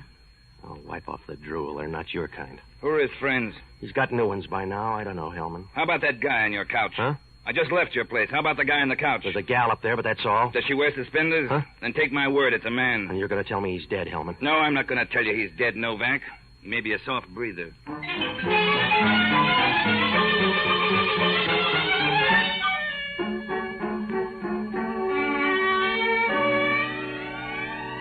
When Hellman mentioned the stiff up at my place, I knew we were going to be in low gear the rest of the night because Hellman isn't an easy guy. He wouldn't give his wife an aspirin if she had concussion of the brain. He took me out the side door, and we rode up to my apartment. The dead guy was lying on the couch with his arms across his chest as if he wanted somebody to give him a lily or a way out of this. The lamp was shining down in his face, and the light was distorted, but when you stood over him, you could see his face was the color of pressed seaweed. If he had anything to be happy about, you couldn't tell, because his mouth was open and hung over to one side like a loose change purse filled with old teeth. His clothes were rumpled, and his shirt was open at his neck. You could see a chain around his neck and a silver medal in the dull light against his chest. It looked out of place and made you feel funny, like seeing a picture of a Madonna in a bowling alley. I watched him while Hellman made noise. He still looks like a man. Yeah? Who is he? George Leggett. What does that prove? Who his mother was. We're checking for a record. The gun, too. What gun? One was lying here on the floor.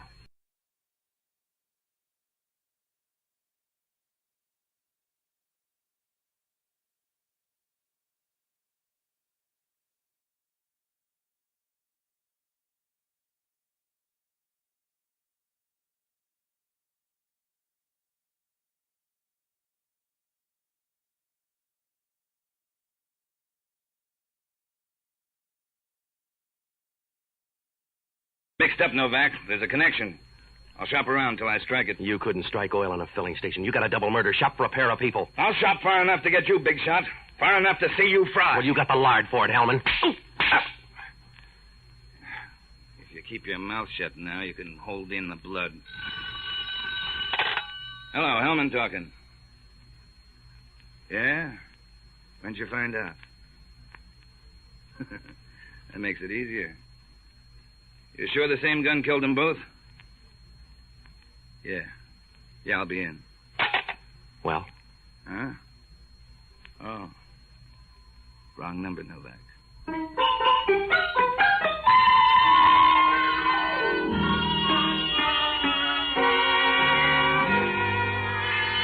They didn't give Hellman a sense of humor. They gave him a loud laugh instead. When he walked out of my place, he was smiling like a funny man who's just exposed Santa Claus. I didn't feel very funny myself.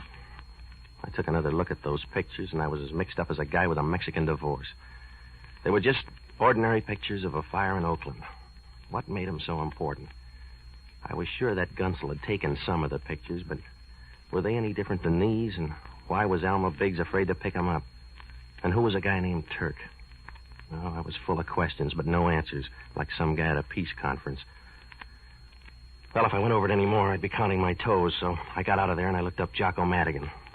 Oh, he's a good guy, and he was a smart one, too, until he decided the only way you can get a good trade-in on hard luck is with a bottle of whiskey. I found him at Emilio's bar, patting Bill, the bartender, on the back with one hand and pouring jiggers of gin with the other. At the tables down at Murray's, in the place where Louis dwells, ba, ba, ba. Jocko.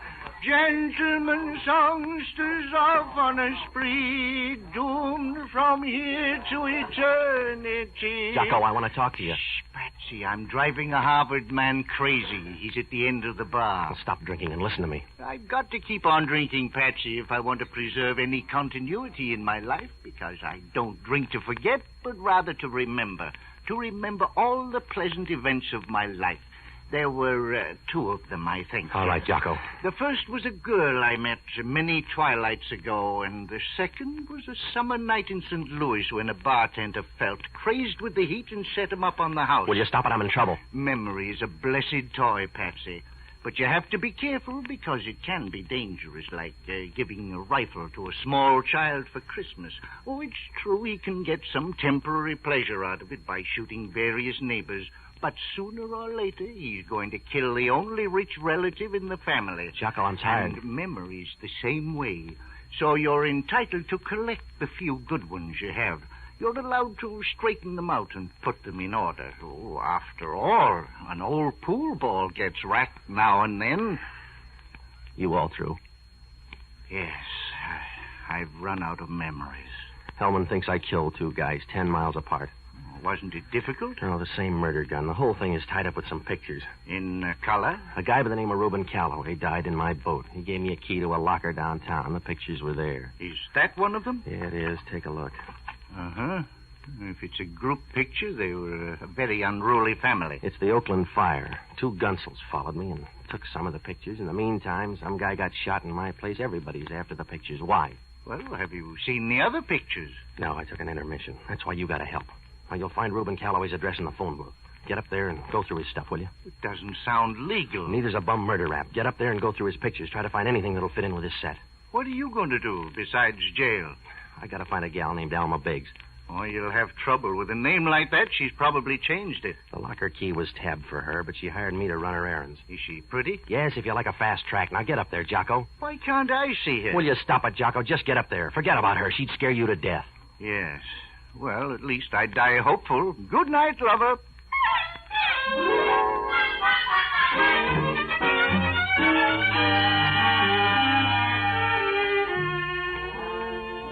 Finding Alma Biggs was quite a job. Oh, I knew she was around, but I couldn't get to her. It was like trying to get a peanut shell out of a back tooth. I called the Empire Club, but they didn't know anything about her. I went through all the phone books and the city directories, and I didn't get anything but a sore thumb. I didn't do any better with the hotels. I sat in Lupo's and called them all, and by 1 o'clock I knew more desk clerks than a vice squad cop, but no Alma Biggs. Finally, I went out to the Empire Club and I started talking to the cabbies. About 15 minutes later, one pulled up and remembered taking a girl in a satin evening gown up to an apartment on the hill. I called Hellman and I rode up there to check the names. Alma Biggs had an apartment on the second floor. I knocked on the door and she didn't answer, so I tried it. The lights were out, so I closed the door and groped over to the desk. I should have noticed the draperies as I passed because they were full of people. Wait a minute. All right now. Wait a minute, Mr. Novak. Stop breaking things. Someday you may want to mend me. Do you always sleep in the curtains? Do you always talk this long in the dark? Turn on the light. Yeah. I wanted to see who you were. George Leggett, maybe. Oh, do you know him? We're roommates. He died on my couch tonight. Anything serious or just humdrum death? He's satisfied. What do you know about him? I never heard anybody say a bad thing about him. Of course, I never heard anybody mention him. Now, look, Angel, it's late. Who's George Leggett? Why do you care? Because homicide cares. They got Calloway and Leggett back to back, and they want my skin. It's a nice skin, darling. Where are the pictures? Unless you're a social worker, you're not going to like them. Here. Let me see. They're not all here. Yeah, I figured that. Where are the other pictures, Patsy? In some Gonoff's album. 2 of them jumped me down near Mission Street. Who are they? Well, we never got that friendly. Well, there couldn't have been 2 of them. Well, maybe the little guy was just window dressing, but he gave the right answers. Patsy, I think you're a liar. You're nicer than homicide. I want those pictures. You do. And I'm going to take them away from you. If I had them, that's a big enough gun to do it. Get the pictures, Patsy. It's a bad time for murder, Angel. Homicide's working this week. I haven't time, Patsy. I'll push you down like a blade of grass. Get the pictures. Now, look, sweetheart. I took a job for $200. It covers a tandem murder rap and a sapping down on Mission Street, but it won't cover big talk from you. Now, put the gun away or I'll binge you hard. Don't move up when you talk. Oh, you're around behind. Give it to me. But, Patsy. It feels good. Let it go or take the pain. Drop it. You don't have to hang on. I'm not a barbell. You're handy now. Who's Turk? Stop it. You're hurting my arm. There's a guy named Turk. I want to know who he is. You're late for that. Who is he? Go ahead. Tear it all, but you'll die ignorant. Yeah. You sound blue, Novak. What do you want, Hellman? I want to give you a reason. We got the coroner's report on George Leggett. Yeah? He died in your apartment. The blood off your carpet looks good on these slides. All right, so the murderer sold me the rug. So what, Hellman? So we ran down George Leggett's record. A Detroit gunman who got out here 6 weeks ago. Yeah? He traveled for years with a guy named Turk Spaniel. Well, that's your boy. You better find him. We already have. Don't tell me he's up on the couch. He was born too soon for you.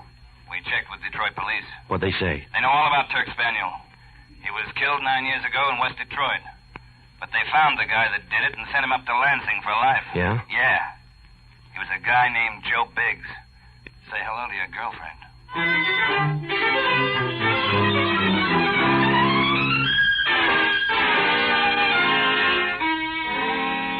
Well, I didn't talk to the girl because I knew she'd close up faster than a Dublin meat market on Friday. I left her and went down to the Chronicle morgue to find out what I could about Turk Spaniel. Hellman had covered it. Spaniel talked too much, and Joe Biggs killed him and left him growing out of a ditch like an old weed. Oh, I didn't know where to turn now. With Turk gone, who was after those pictures besides Alma Biggs, and what did they prove? I knew the answer was there. Probably in plain sight, like a blimp on a football field, but I couldn't get near it. It was past 2 when I got back to my apartment, and the phone was screaming for help. Yeah. Hello, Patsy. This is Jocko. What'd you find out? That Calloway was quite a photographer. Yeah? You should see some of the pictures. Ooh, I'm in love again. All right, Jocko, did you find anything? Well, there's a check for $1,000 from Alma Biggs. Yeah? What else? Some more pictures of the Oakland fire. One of them looks good. Yeah? It's just like the rest, except in the background, something is circled with a red pencil. Oh, that'll do it, Jocko. And there's a clipping here with another picture. I can't tell, but I think they match. What's it say? Well, it's all about... Jocko, what's the matter? Are you all right, Jocko? Jocko, you all right? He says to tell you no.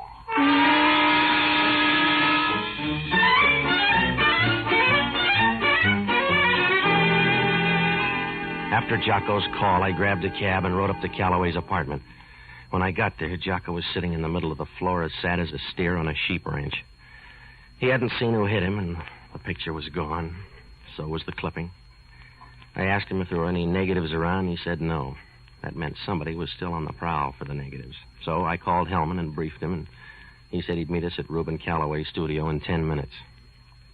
When we got there, it was dark, but I sensed Hellman in the back room. Turned out to be a couple of pans of acid, but he was there going over the negatives. All this guy did was take pictures. Let me take a look, will you, Hellman? Can you spot the right one, Jocko? Hold him up to the light. All right. Now, here are the fire pictures. How about this one? No, I had that one.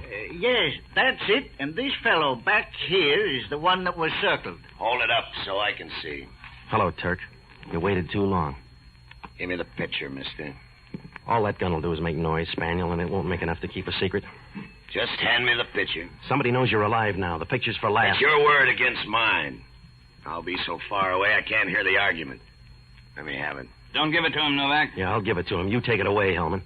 Thanks, Novak. That alley taught you manners. You stand over there. I want to remember the way you looked. Don't worry. I'll tell you about them, Turk. Huh? You keep backing into this gun, it's going to show around your breastbone. Guns are getting cheap. You better drop yours, Spaniel. Over there. You look the same, Turk. Or almost the same. You got this all wrong, Alma. Joe doesn't look the same. 9 years in the cooler and you lose your personality. Please, Alma, don't do anything crazy. After 9 years, you lose almost everything. Joe's lost everything but me. Down on the floor, Spaniel. I want you on your knees. Please, Alma, you got it wrong. I got it all right, Turk. Because Joe wouldn't lie to me. When he said he didn't kill you, I knew you were alive. Please, Alma. Down on the floor beside the table. Go easy, baby. You got a copper here. I can't hurt him, Novak. Turk Spaniel's legally dead.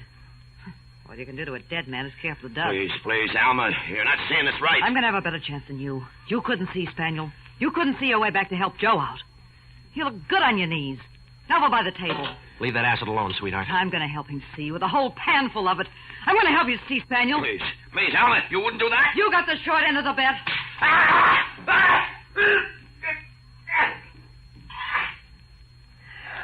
Yeah. You better look at him, Jocko. Don't bother unless you're a baby doctor. We may need you, lady. Not for this copper. Remember, Turk Spaniel's dead. Detroit says so. He looks live now. He can't be dead there and live here. I like your climate, but it's not that good. You can't see me, Turk, but I'll bet you can hear me walk out of here. Goodbye, Turk. I'll send you a cane.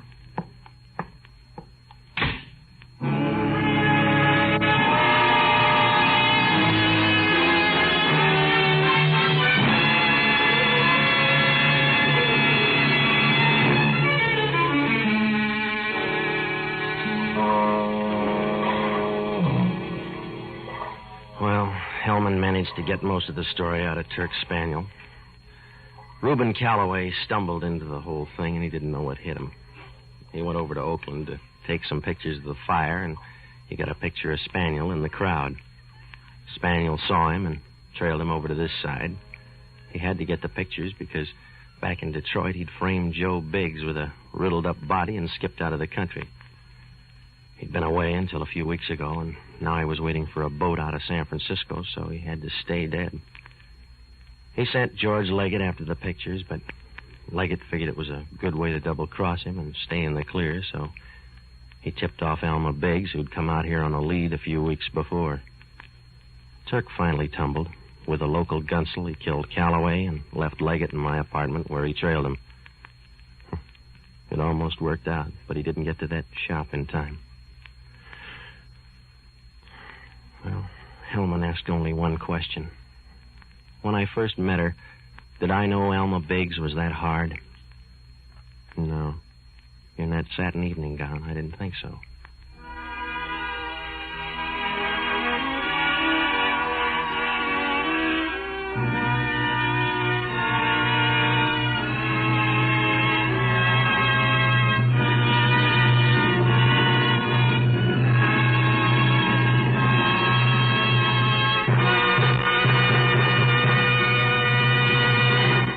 The Armed Forces Radio Service has just brought you Pat Novak for Hire, starring Jack Webb. Pat Novak is produced by William P. Russo. Jocko Madigan is played by Tudor Owen. Inspector Hellman is played by Raymond Burr. Music was composed and conducted by Basil Adlam. Be with us again next week when over most of these same stations we'll bring you Pat Novak for Hire.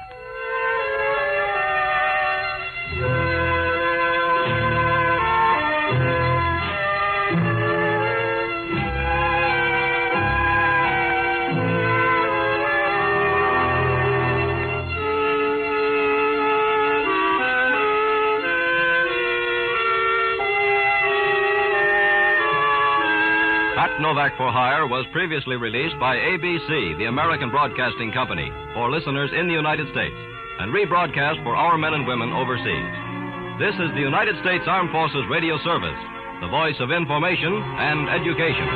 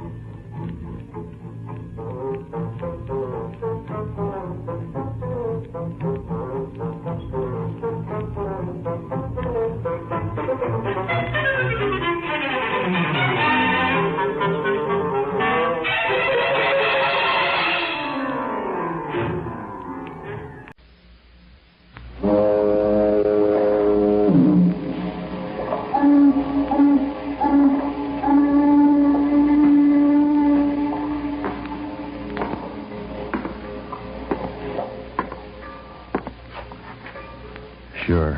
I'm Pat Novak. For hire.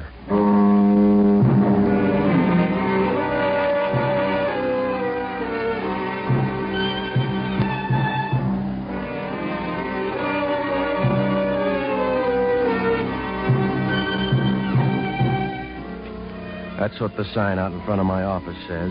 Pat Novak for hire. Oh, there are a lot of ways to put it, but it's easier if you let your slip show right from the beginning. Because down on the waterfront in San Francisco, you got to do a lot of things to make a living. Otherwise, it's like being a CPA in a charity ward. I rent boats and do anything else that'll keep a bum lawyer in beer and broadcloth. Works out all right. You make a few bucks if you don't forget there are only 2 questions you can ask anybody down here. When and how much. Even then, you got to watch out, unless you like your trouble without a chaser. I found that out Monday night. I closed shop and I walked down the street to Noonan's bar. No, it really isn't a bar.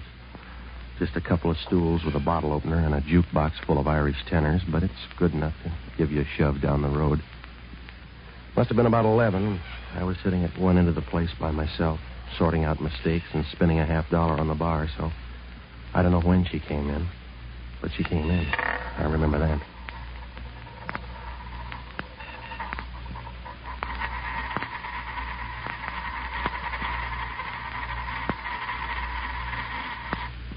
Does it always come up heads? If you're lucky. Who are you? If you're that lucky, you'd have dollar bills to do it with. Look, I'm low on chatter. Why don't you go down the counter and talk to the racy set, huh? I'd rather buy you a drink. Noonan's a social clamor. He's going to throw you out. You buy me one, then. And I'm broke to strangers. Now, that winds up the conversation. See you later. We'll talk Thursday, then. I went to your office, but they said you were over here. I want to hire you, Mr. Novak. Have you got a name to go with a figure? It won't fit in your file. I want you for 3 hours' work tomorrow afternoon. Can you do it? If I said yes, it might be too tough. There's a flower stand at the corner of Post and Kearney. I want you to go to that stand tomorrow afternoon at 2 o'clock. Pick up a geranium plant to this address. I'm too big for a Western Union boy. Are you too big for $50? No. Must be a pretty geranium at those prices. Some people love nature, Mr. Novak. Do you care? No, I know a guy who likes parrots. You go to the stand and tell them you want the plant. Take it straight to the address I gave you. It's important. Don't let it out of your hands. For $50, I'll act like we're married. I better give you the money now. Oh, you're eager. Suppose I don't deliver. I found you tonight. I can do it again. Mm-hmm. Well, where do I get in touch with you? You don't. Mr. Novak, this is the last time over the course. So take a good look now. Yeah, I'm away past midnight already. Suppose something goes wrong tomorrow. Then it's very simple, Mr. Novak. You won't have to send for flowers. Good night.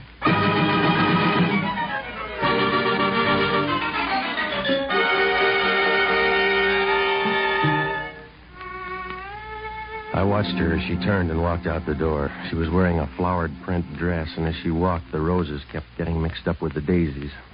She walked with a nice, friendly movement, like the trapdoor on a gallows. As she reached the door, she turned and smiled once, as if she knew the $50 was just for laughs. I scooped up the dough before anybody could see it, because at noons, everybody gets broke in one motion. I left a few minutes later, and I went home to bed. I dreamed real good on $50, so I felt good the next afternoon when I got to the corner of Post and Kearney. The flower stand was there, all right, and I leaned against the storefront to watch the guy for a while. Maybe I should have known then, because right away I got the idea he didn't know what he was doing. But you can say that for a lot of senators. So I let it ride. When the jewelry store clock across the street said 2 o'clock, I walked up to him. Can I do something for you? Yeah, give me a geranium plant. What kind do you want? Big one, a small one, I don't care. It's 2 o'clock. I'll take that kind. You want a geranium? Look, it's going to get dark. You got that long to argue? Here's the one you want, then. If you say so. You want to wrap it? No, it's all right. You carry it that way. Well, I'm going to look real funny walking around with a handful of geranium. Why do you want one, then? Uh-huh, I see. You don't feel like talking about it?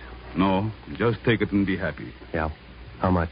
Nothing. Doesn't cost a thing. Suit yourself. You won't make much dough that way. I'll make even less talking to you. Just take the plant and be careful. Oh? How do you know what I'm going to do with the geranium? I don't, mister. Some people eat them. Just be careful and goodbye. Well, the way things were going, Post Street began to look like the main drag in Casablanca. I watched the guy fumble around with a customer for a minute, and then I crossed the street and started up toward Union Square. The cop gave me a kind of a funny look when he saw the geranium. He smiled as if he thought I had a pair of dancing sandals in my coat pocket. About halfway up the block, I stopped to look in an art store. Right then, I noticed the guy with the cane for the first time. He was standing near me, looking in the other window. He was a little guy and kind of wrinkled and bumpy. His skin looked like a cucumber full of powder. I started up the street and pulled in at a bookstore. He stopped, too, and I knew he was following me. When I got to Stockton, I turned left and walked toward Geary Street. Halfway down, there's a little street called Maiden Lane. Oh, it sounds gentle, but so does Vesuvius when you say it fast. I just started to cross when a black Nash pulled away from the curb. Some dead relative must have put in a good word for me. Hey, over here! Hey, pull him over! Hey, over here! You all right, mister? Yeah, I'll do, I guess. You're lucky you're not dead. Yeah, we're all that way. Give me a hand, will you? Oh, thanks. That car came out of there and hit you on purpose. You're lucky you're not dead. All right. I owe the house a free roll. This lady here took down the license number. You want it? Yeah, thanks. You sure you're all right? Yeah, I'm a slow bleeder. I dropped a plant somewhere around here. This it? This red thing? Yeah, that's it, thanks. Didn't even hurt the plant. That's something. You know, when I saw that car come out of there and hit you, you know what I thought about you? That fella's lucky he's not dead. Yeah.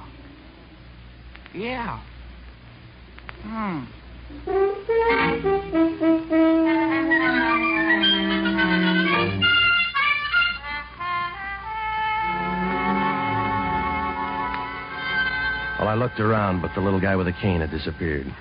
As I crossed Union Square, I kept looking around, but he was gone. Well, I tried to forget about it, but I couldn't get it out of my mind. It kept coming back and showing up again like a bad reputation. Why had the guy started to follow me and then stopped so suddenly? And how about that guy in the car and that $50 geranium? Well, I got a cab over at the St. Francis stand, and I rode out to the address that the girl gave me. On the way, I looked at the flower. From what I could see, it was just a geranium planted in a little wooden box. Like all the rest of them, it bloomed unevenly with buds that looked too nervous to come out, like a debutante with thick ankles. When the cab pulled up at the address, it was a rooming house out on Clay Street. The note I had said third floor rear, so I went up there and knocked. There was no answer, so I went in expecting to find anything. Anything but what I did find. Hello? Go away. Go away and leave me alone. She closed her eyes and stopped talking. She was so sick it showed like a searchlight in a cave. Her complexion was pasty and the color of a November sky. She had no expression on her face, just thin lips drawn so tightly the rims were white. Well, she wasn't ready to quit yet, but you could tell she'd been papering the house for years. And you wouldn't want to bet on her. She was going to last about as long as a warm snowflake. It was easy to tell. You got a bad cough. You need some sun. I need more than that. Yeah, I guess you do. Who are you? Relax. I'm not the welcome angel. I just brought you some flowers. Is it a joke of somebody? I don't know, lady. With me, it's a $50 hustle. They're your flowers, so you work out the right answer. Go away. Go away, please. You want the flowers? You brought them for me, didn't you? Well, leave them and go away. Well, it's just a geranium. I'm going to leave it on the table. Why'd they send you? My reason was $50. Did you come to hurt me? I don't know. Do you rate it? Oh, I'm too tired. You couldn't really hurt me, could you? Thank you for coming. Thank you for your kindness. Sure. If that's what it is, you're welcome.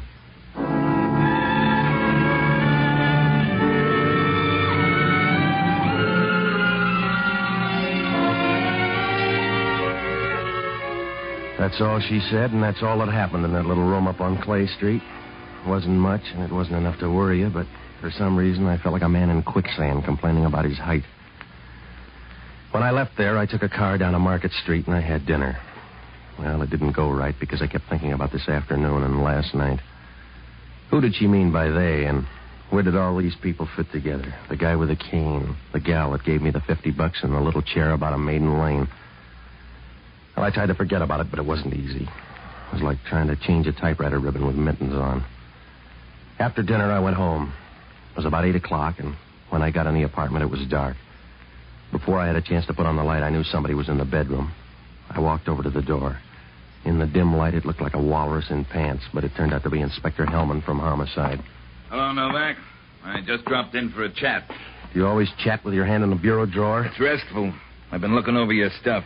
Is this a social call, or are you out stealing? Where you been, Novak? What do you care, Hellman? All right, I'll tell you where I've been. In a third-floor room out in Clay Street. I left one this afternoon. It's the same one. Your fingerprints are all over the joint. I'll bet you checked everywhere. What were you doing out there? Delivering flowers. Is that your best try, Novak? It's the best I'm going to do for you. If you don't like it, check with a woman out there. I brought her flowers and left. What woman? The one on the couch, a black-haired girl with a half-dead look. You're wrong twice. Huh? There's no girl out there, unless she's tattooed on the guy's chest. Oh. And that guy doesn't have a half-dead look. It's better than that. All the way. That's right. He's dead enough to pray for. Will that do?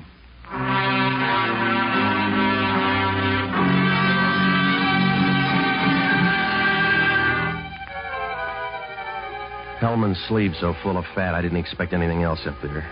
He flipped on the light, and I could see he was real pleased with himself. He was smiling like a guy who's just found his partner bidding no trump with 13 spades. He sat down on the bed and unbuttoned his coat. Part of his stomach oozed out and hung over his belt like a 1910 lampshade. He lit a cigarette, and then he began to run his tongue over a set of teeth that looked more like old mandolin picks than teeth. He blew smoke and looked about as appetizing as a piece of squid pie. Must have been a short argument, Novak.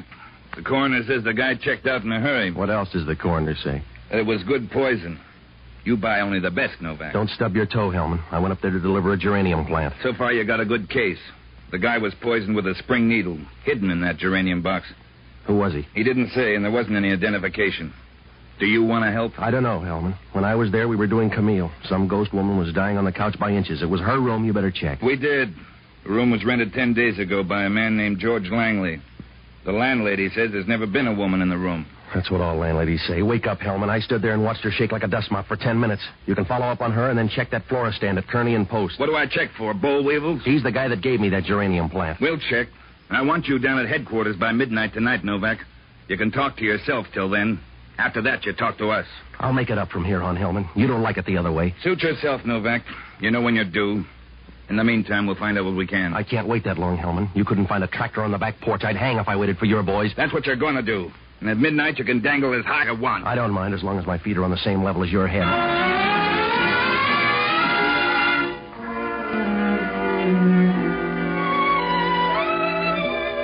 When Hellman left, I sat down to try to piece things together. I knew everything was there if I could just shove it into place. was like trying to swap an egg beater for a mixmaster. I was pretty sure there was something about the geranium plant I should remember. One little thing that threw everything else out of focus. Well, I finally gave up. I was $50 ahead and one murder rap behind. Depends on how you like your fun. $50 is all right, but the pleasure's limited. Like giving somebody a hot foot in an ammunition dump. If I was going to drag the town, I needed help. So I looked up the only honest guy I know. An ex-doctor and a boozer by the name of Jocko Madigan. Oh, he's all right for a guy who thinks people with steady hands are lazy.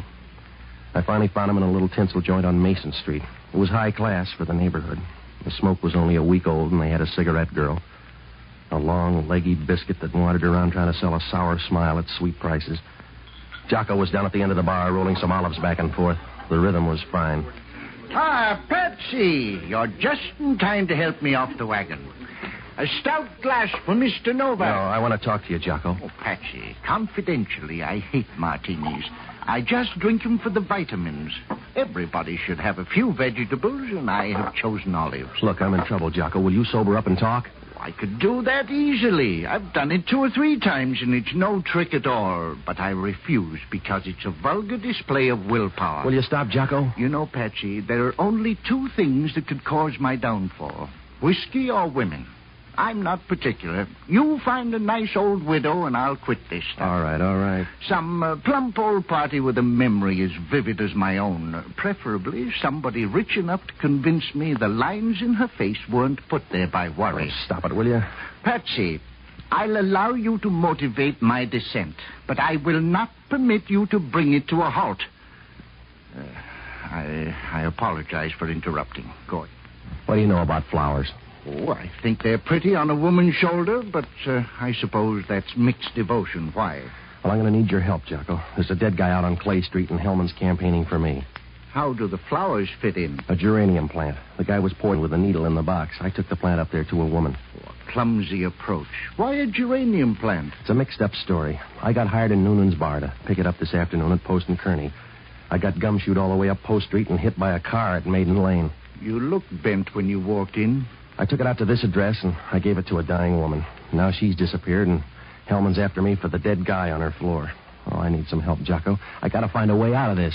Well, you passed up a golden opportunity when that car hit you. That's one of the places you come in. Now, here's the license. I want you to hop down and check the registration, will you? What else? Find out who runs that flower stand at the corner of Post and Kearney. Now, if you get back in time, I can check tonight. Tag by my place. I'll either be there or I'll leave a message. Where are you going? To find a woman. That seems like a peculiar way to handle a crisis. Well, I gotta find the gal that started me out on this. Patsy, I wish you'd forget about women. And I wish you'd forget about whiskey. Yes, we both have our problems. Except I enjoy one safeguard that you don't. At least I can look at the label and tell how old it is. Good night, lover.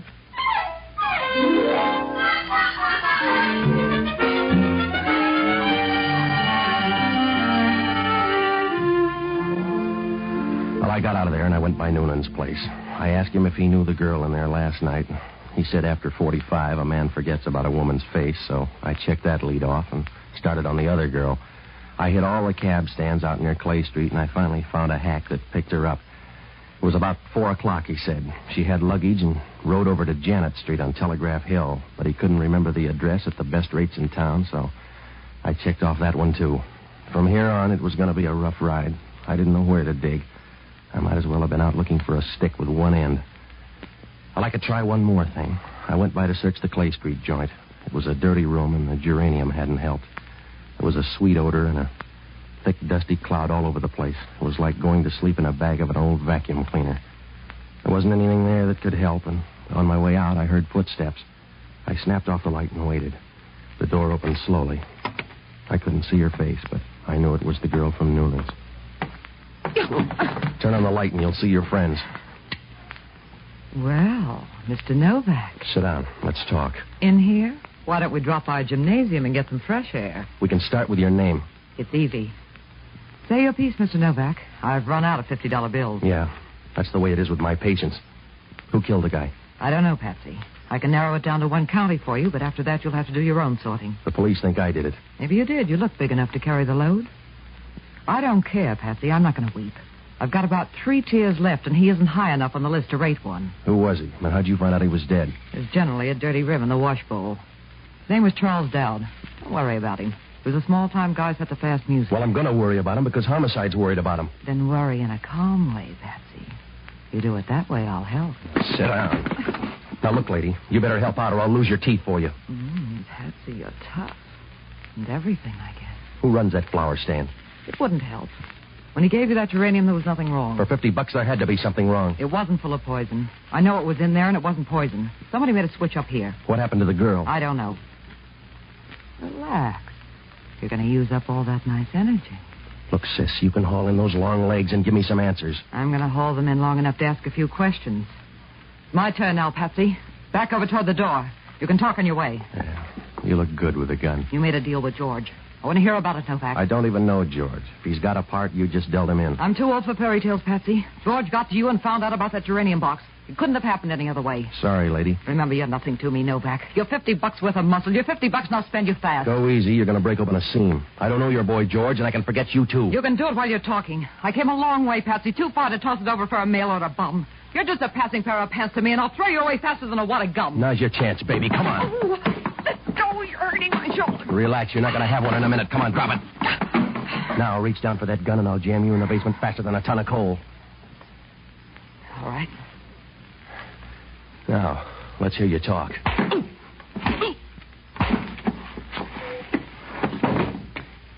I would, Patsy, but you're not listening.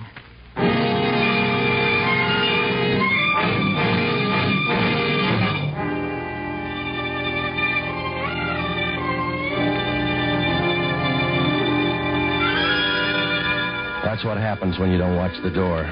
Somebody falls in love with the back of your head. I didn't even have a chance to see who hit me. I don't know what good it would have done unless you're the kind of a guy who keeps a scrapbook on those things. When I woke up, I had company. He was taking a nap, too, only his was going to last longer. It was the little guy with the cane. He tailed me right to the end. He was lying there with his mouth open and a bunch of pink gum showing as if he was trying to pick up a few bucks with a toothpaste ad. I was still groggy, and I couldn't see around the room, but I could hear a slow, steady squeaking sound. I turned my head, and Hellman was sitting in a rocking chair. He looked as happy as a choir boy on Christmas Eve. You have a good sleep, Novak? Oh, why don't they move the morgue down here? Yeah, I guess you ran out of poison. Why don't you go away, Hellman? Home, maybe, huh? I don't owe your wife anything, so I'll wish that. Who's the guy? I don't know. You looked chummy when I got here. I don't know, Hellman. He followed me all over Post Street this afternoon. Check him yourself. I did. There's nothing on him. I'll bet his gold fillings are gone now. Your trial run was a guy named Charles Dowd. I know. He was arrested in 1942 on suspicion of espionage. He's in business again. A whole bunch of them are, and the kicker has something to do with that geranium plant. What bunch? These dead guys and a lot of others on the same schedule. It's that geranium plant. It all started at Post and Kearney. You better check that florist stand. Don't you ever get tired, Novak? Huh? We checked the florist stand at Post and Kearney. The answer's no. Did you talk to the guy? No, because there is no florist stand at Post and Kearney. You're crazy, Hellman. I got a geranium plant there this afternoon. There's no florist stand at Post and Kearney. If you got a geranium, it was grown out of a crack in the sidewalk. I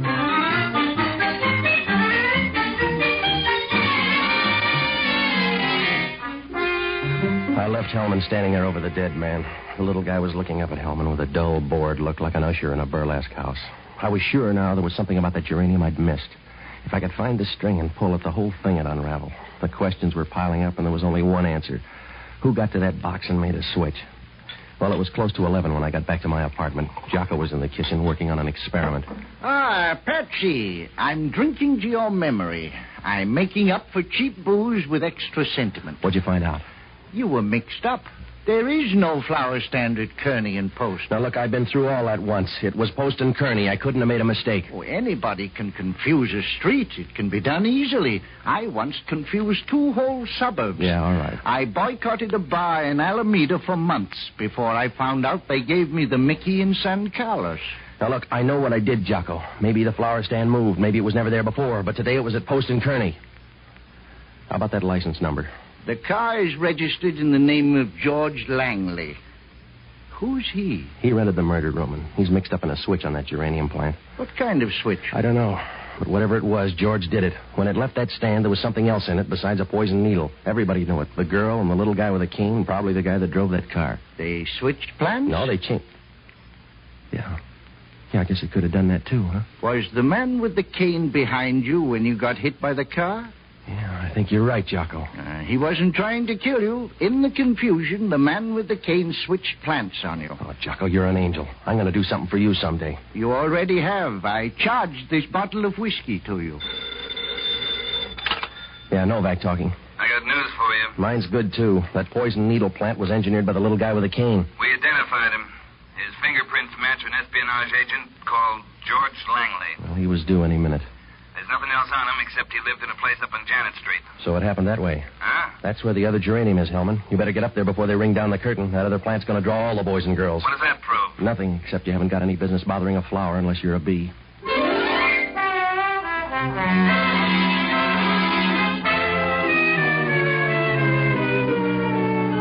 Well, you never know how the cards are going to fall, but when it's a wild game like Red Dog, whichever way they fall, it's going to hurt. And the last card's the one that breaks your back. So when Hellman hung up, I grabbed a cab and rushed out to Janet Street. It's a little short street draped down the side of Telegraph Hill like a torn ribbon. When Hellman pulled up at the top of the hill, I met him, and we started down to George Langley's address. Hellman opened the front door, and as we started into the bedroom, we ran into a traffic jam. Oh, I'm sorry. Hello, Evie. This is Hellman from Homicide. I don't have time now, Patsy. That's all you got, baby. Grab her bag there, Hellman. Patsy, you're crazy. Open her bag, Hellman. That's what they're all after. There's the geranium over by the window. Let's have the bag, lady. You're all too grabby. I'll take it. Come on, Edie. Who's this guy? A pixie, Hellman. He's the guy that sold me the flower down at Post and Kearney. I'm sorry you got mixed up, Novak, but I'm short on regrets tonight. Give me the bag, Edie. Go easy. We're going to get in too deep. You're in up to your nostrils now, baby. The bag. I want that piece of paper. You don't need a gun, Gerard. That's up to you, Evie. You double-crossed me, and I'm too old for a new set of tricks. That's the way it had to be, Gerard. You can see that. When George cut in, there was nothing else to do. It was high man in, low man out. You're out, then. I want the bag. Stay away from me, Jerry. Give me time. I'll get far away. I'm going to hang on to it. Stay away, Jerry. I hear you, but that's all, baby.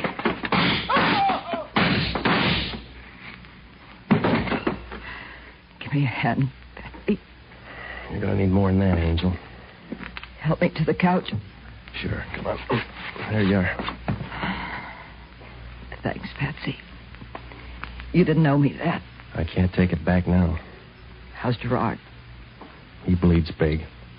I wasn't so tired to laugh and laugh. No, I wouldn't do that, Angel. You're going to be there in time to hear the echo. What's in the bag? A formula. One other thing, Pat. Yeah? One other thing. What'd she say? I don't know, Hellman. She took it with her. Where does that leave us? Short one girl. She's in the apartment or on her way up. Don't look too hard, Mr. Novak.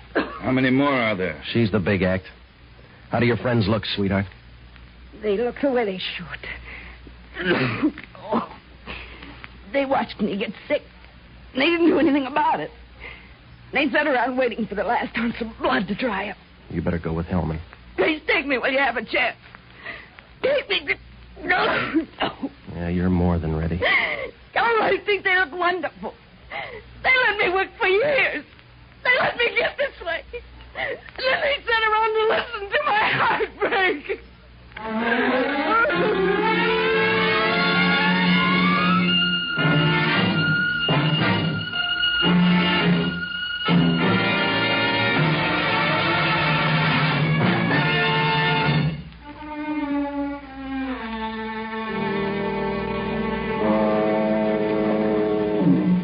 Well, I don't know why, but Hellman was confused. He finally got the story off the girl in a hospital bed. All five of them had worked together once, gathering government information, but when the big order came, double-cross set in like an epidemic. They were out after a formula. The dying girl had one half, and the other half was in that geranium plant. It came off the boat and went to that phony flower stand.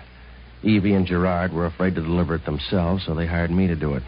The sick girl was in on another frame.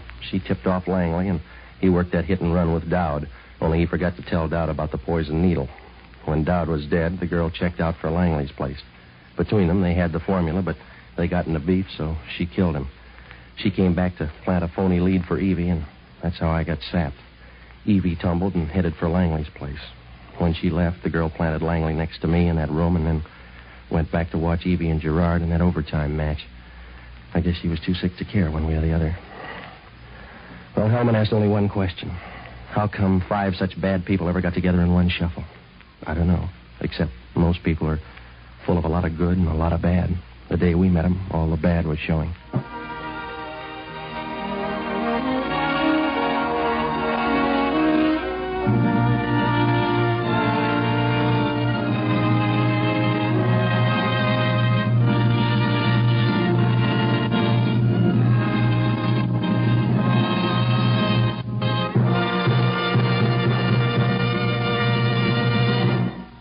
The Armed Forces Radio Service has just brought you Pat Novak for Hire, starring Jack Webb. Pat Novak is produced by William P. Russo. Jocko Madigan is played by Tudor Owen.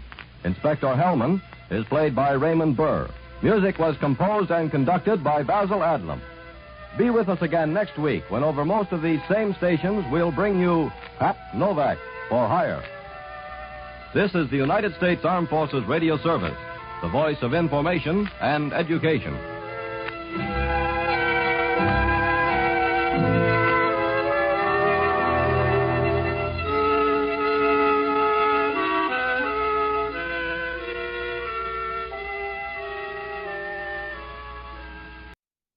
Pat Novak for hire.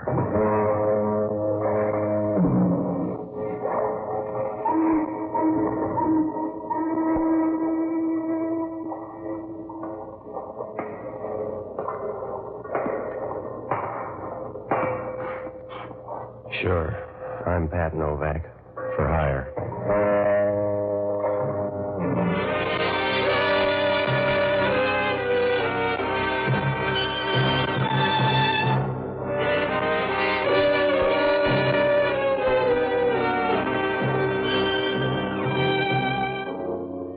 That's what the sign out in front of my office says. Pat Novak for hire. It's about the only way to make a living down on the waterfront in San Francisco. Because around here, a set of morals won't cause any more stir than Mother's Day in an orphanage. Maybe that's not good, but that's the way it is. And it wouldn't do any good to build a church down here, because some guy'd muscle in and start cutting the wine with wood alcohol. All you can do is try to make the books balance, and the easiest way to do that is keep one hand on your billfold and the other hand on somebody else's. Oh, I rent boats and do anything else that'll buy a warm winter.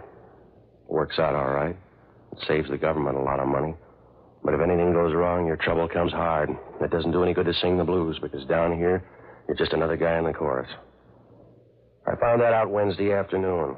It started to rain up by Pier 19, and I knew there was a storm on the way. The bay looked flat and smoothed over. But you can say that for a lot of quarrels. So I closed the office and walked down to the barber shop for a shave. The barber lathered me up so I couldn't answer back and started to tell me how Dean Atchison ought to handle things. About 5 minutes later, somebody walked into the shop and started tapping my foot. He got tired of that and moved up to my chest. Hey, you listening? Hey. Stop pushing. That's my chest, not a buzzer. Are you listening? Yeah. What's on your mind? Hey, I want to talk to you alone. He's a barber. He won't listen. Let's go alone. All right, let's go. I'll be back in a minute. How do you like that? I got a 14 across to my wife. He says... I want to hire you tonight. Will you do something for me? Not for friendship. I give you $200 to follow a woman. I've done it for less. Not this kind. Her name is Agnes Bolton. You'll find her at 7 o'clock tonight down at this bowling alley. Here's the card. Mm-hmm. Address is there. How do I spot her? Read it off an ankle bracelet? You won't have any trouble. She's a large woman, about 50 years old, with a reddish face. Well, that's no help. For 50, she sounds normal. Not Agnes. She couldn't pass for 90. She'll be playing in the last alley with a women's team called the Playmores. Yeah? You'll follow her out of the bowling alley. Somewhere along the line, she'll pick up a green leather bag. After that, I need your help. It doesn't sound like love. You'll go to the yacht harbor. Get aboard a boat called Seventh Heaven. I want you to have your boat ready and follow her into the bay. She'll leave that bag aboard some ship. I want to know the name of it. Now, is that $200 worth? Yes. I'll wait for you in your office. Contact me there and be careful. Is she that tough? No, but her friends are. With a figure like that, how come she's got any? They're holdovers. Now, just be careful. Yeah, well, it sounds easy at these prices. That depends on your luck, Mr. Novak. If it turns bad, you've been cheating.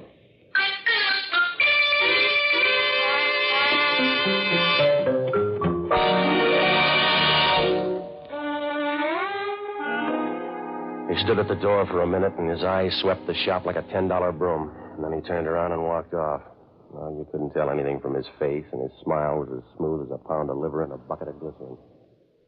Well, after I finished, I went down to Pier 19, and I took the boat up to the yacht harbor. I tied up near the Seventh Heaven, and I started downtown to that bowling alley. It was ladies' night, and I stood against the back rail and watched the women bowl. Most of them were wearing slacks, and if I ever get a few bucks ahead, I know the right business. At least the demand is there. About 10 minutes after I got there, Agnes Bolton showed up, and I knew right away Max Hunter overrated her. She was at least 50, because you can't get that ugly without years of practice. She was wearing a green woolen dress, and her figure wasn't any worse than a bale of cotton somebody's cut the wire on. The fat hung down from her arms, and there was so much of it you knew even her bones were plump. And Max was right about her complexion. It was red and scratchy as if she used a bag of sand for cold cream. Well, I must have stood there about 10 minutes watching him bowl when the other girl came up. I didn't see her, but I felt her as she brushed up against me from behind. She leaned on the railing close to me, and when she started to talk, it was like grafting a hot iron onto your spine. You look sad, Mr. Novak. Is it the view? What are you, the repair squad? No. I want you to do me a favor. You do me one. Slide over. I bruise easy. Oh? Now, what's on your mind? I want you to do me a favor. Don't follow Agnes Bolton. You're pretty, but I got Max Hunter's dough. I'll help you spend it. Don't let Agnes Bolton get to that boat. Look, Angel, go warm up an armory. I got a deal. Suppose I tell Agnes Bolton you're going to follow her. You tell her first without tagging by here. Now, if you got something on your mind, lay it on the line or relax. I want her worse than Max Hunter does. When she gets that green bag, I want you to bring her to me. I couldn't move her that far. You better rent a derrick. Please, Mr. Novak. It's important to me. I want to talk to Agnes Bolton. I can give you more money than Max Hunter. You haven't got enough to cover, lady. You're talking about kidnapping, and that's a federal rap. The answer's no. You're sure? Unless you want to change the offer. I hope you make it, darling. I may. Don't bet your $200. It's bad to die broke. Is anybody that tough? Now it's my turn to brush you off. Go ahead and follow her, Mr. Novak. But I'll bet you have to roll her the last couple of miles. And unless you can prove it's an election bet, the police will cause you trouble. Well,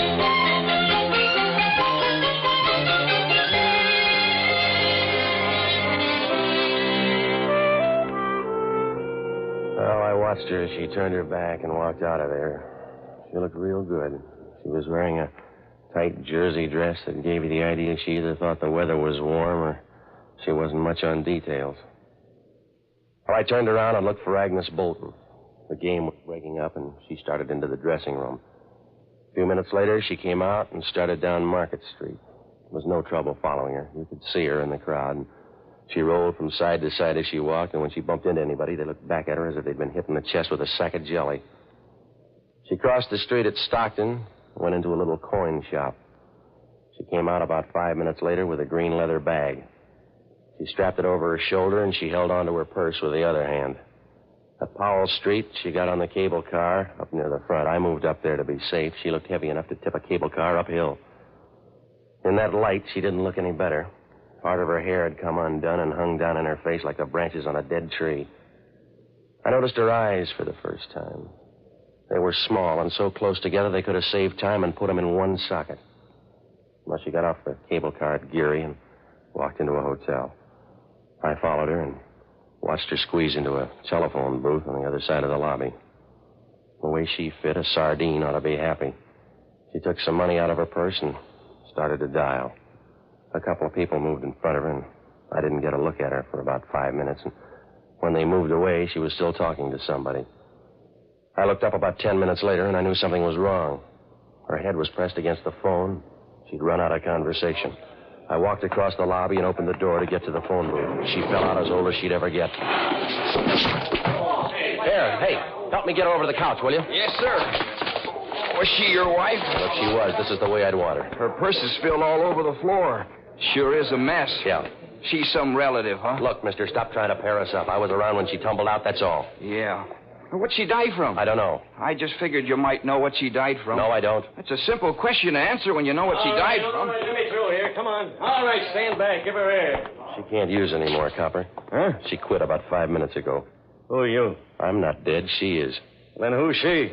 You better check on her stuff, and don't forget that green bag. Yeah. What bag? The green bag over there on the floor. Well, it was over there a minute ago. The same one the little guy had? What little guy? The one who was talking to you. He just walked out of here carrying a green bag.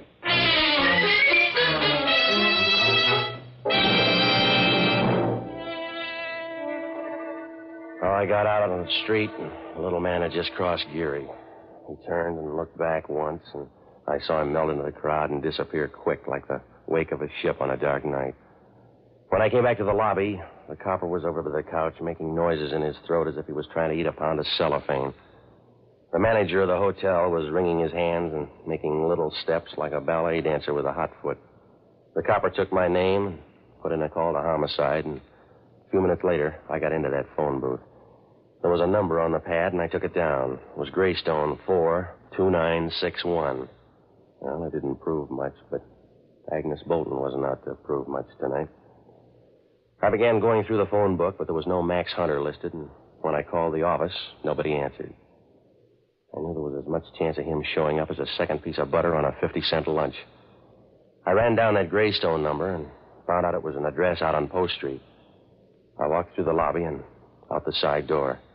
Some of the people were out of the dining room, and they looked mad because Agnes Bolton had died during the roast beef instead of later. Well, I walked down Geary to the Union Square garage and gave the guy my ticket. He started down the ramp for the car, and I stood there waiting. I must have looked lonely, because Hellman from Homicide shoved up near the cashier's cage and started over. He made his way through the cars, and as he squeezed by the last one, he looked like a sea lion. Hello, Novak. We identified her. Well, you had lots to work with, Hellman. Where are you going? Out on Post Street. I'll go with you. Her name was Agnes Bolton. You read it somewhere? She was a government agent. They got their money's worth. Coroner says she died of quick poison. How quick? 5 minutes. You're working him too hard, Hellman. He's got a license. He says 5 minutes. She was in that phone booth 10 minutes. Nobody got to her. She looked dead to me, Novak. I don't believe you. Well, I'm hurt. I don't believe a thing you say. That's up to you. I'm not starting a religion, Hellman. I watched her for 10 minutes. Nobody got to her. You better check on that little guy. Yeah? She was carrying a green bag. A little guy walked out of there with her. He sounds hard to find. You don't.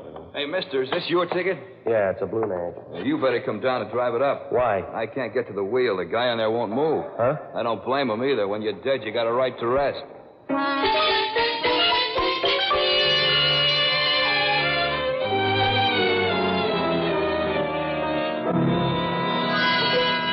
Hellman stood there a minute, wiping his teeth with his tongue, and it began to sound like somebody beating the bathtub with a piece of steak. When he finished making noises, we walked down the ramp to the car. It was the little guy who had taken the green bag. He was hunched over, and he was grabbing the wheel as if he'd just married it. Hellman lifted his head up and laid him across the seat. The light was bad, but you could see a little of his face. There was watering around his forehead, and the damp hair was plastered down under his hat brim. The perspiration had broken up and started to run down his forehead like tears, and you got the idea he cried out of his hairline instead of his eyes. He didn't look surprised or pained. He just stared with a puzzled look as if he'd missed part of the conversation. Hellman stood there trying to wipe some egg off his coat and turning to look at the guy to make sure he didn't leave. So what happened, Novak? So he had an automobile accident, Hellman. I don't know. He's your passenger? He bummed the ride himself. When I saw him, he was on his way with that green bag. Where is it? He got talked out of it. You better check on a guy named Max Hunter. Whose cousin is he? He gave me $200 to tail Agnes Bolton. I got another offer, too. Yeah? A blonde biscuit, and she said everything on the beat. For a total stranger, you sure met a lot of people. You better meet a lot of them, too, Hellman, because one of them got to Agnes Bolton. How about Junior here? Did he crawl down the ramp and die on your seat covers? I don't know how he got here. Well, maybe you left him here and forgot. No, he wouldn't slip my mind. I haven't murdered anybody in the front seat. Oh, but it's lively, though. You better get a story, Novak. You already got mine, Hellman. You won't like the ending. No, but I'll bet you do. I like it fine, Novak. You're the only lead on Agnes Bolton. I'll shop around and get enough to pin you down. You couldn't pin down a dead butterfly, Hellman. You better look up Max Hunter and check on a boat called the Seventh Heaven. I will, and I'll put a tail on you, Novak. Follow you all over San Francisco. He'll go any place. That's fine, because I got a suggestion.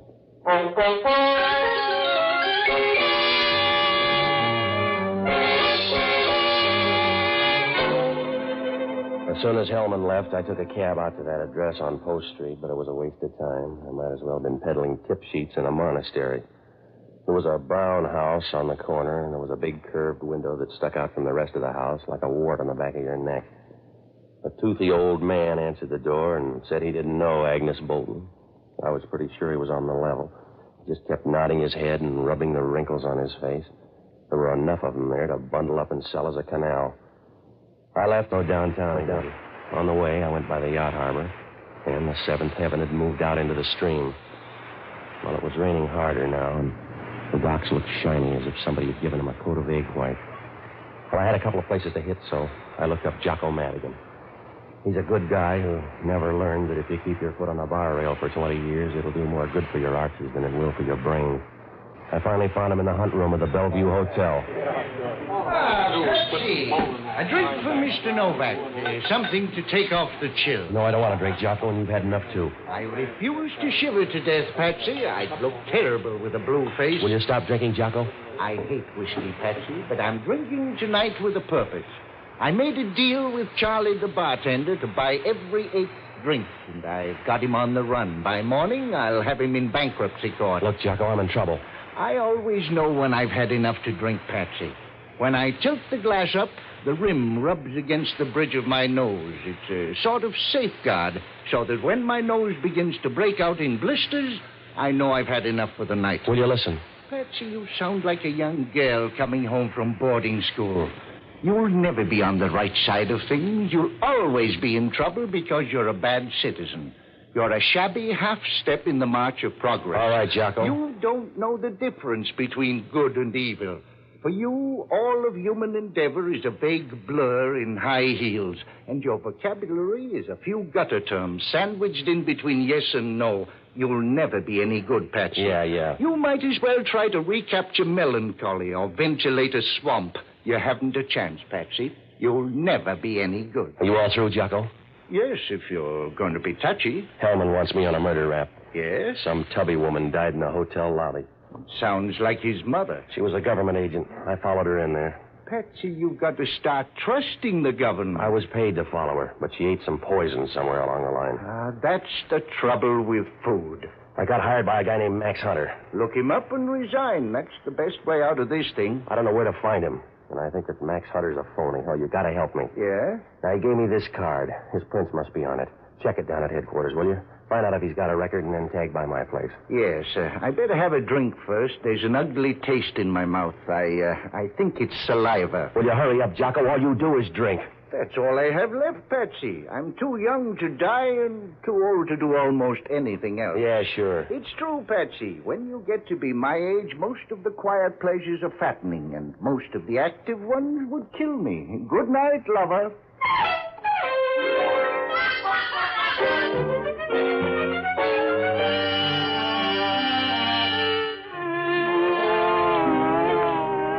When I left Jocko, I dropped by the Chronicle morgue to look up Max Hunter.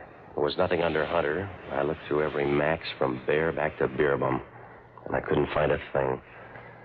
Well, it was close to 11 when I rode down to the office for a final check. It wasn't raining hard anymore. It was a nice, easy drizzle, and you could hear it playing against the sheds along Pier 19. It sounded quiet, almost private, like the sound a woman makes when she runs her fingernail up and down her stocking. It got on your nerves at first, and then you began to enjoy it. The minute I got to the door, I knew something was wrong. There wasn't any reason, but I got the feeling. The same way you know sometimes when you're going to get the busy signal on the phone. I could see her lying there on the floor before I turned on the light. You took one look at her, and you knew she was the sort of girl whose name ought to be Pearl or Myrtle. Somebody'd sapped her, and she was lying with one hand stretched out and the other under her hair. It wasn't really hair. It looked more like a pelt or a raccoon just after a shampoo. It was fuzzed up on the sides, and on top she'd combed it back so tight it was about to go under the scalp. She began to move a little. When I bent over, she started to mumble. What do you want? The red, if you're going to stay long. Here, put your head up. Are you Mr. Novak? It's too late to change. Where's Agnes Bolton? Where'd she go, Mr. Novak? I don't know where she went. Was she a good girl? Something's happened to her. Don't worry, it won't happen again. Who sent you here, Max Hunter? Yeah. Please help me out. All right, come on. I'm Francine Kane. I came to find out about Agnes Bolton. You're a deep sleeper. What happened? You wouldn't know her. I would if she's a tall blonde on the make for that green bag. Who is she? Joan Hayward. You can find her at the Geary Theater. She an actress? Not exactly. Yeah. Her stray talents, Mr. Novak, are dimensional rather than dramatic. If you're smart, you'll stay away from her. Don't tell him anymore, Fran. He's paid up. Hello, Hunter. You oversold me. You give me back the 200. I'm going to give you lots for your money. Don't include Agnes Bolton. I don't know anything about her. Is that a lie? Might be. There's a green bag. Joan Hayward has it. Is that a lie? The little guy didn't think so. She left him dead in my car. Let's go, Fran. No, you're in a hurry, Max. You're not. I hope you like your office, Novak. Huh? Because this is where you're going to spend the night. Don't let him feel bad, lady. It must have been his turn.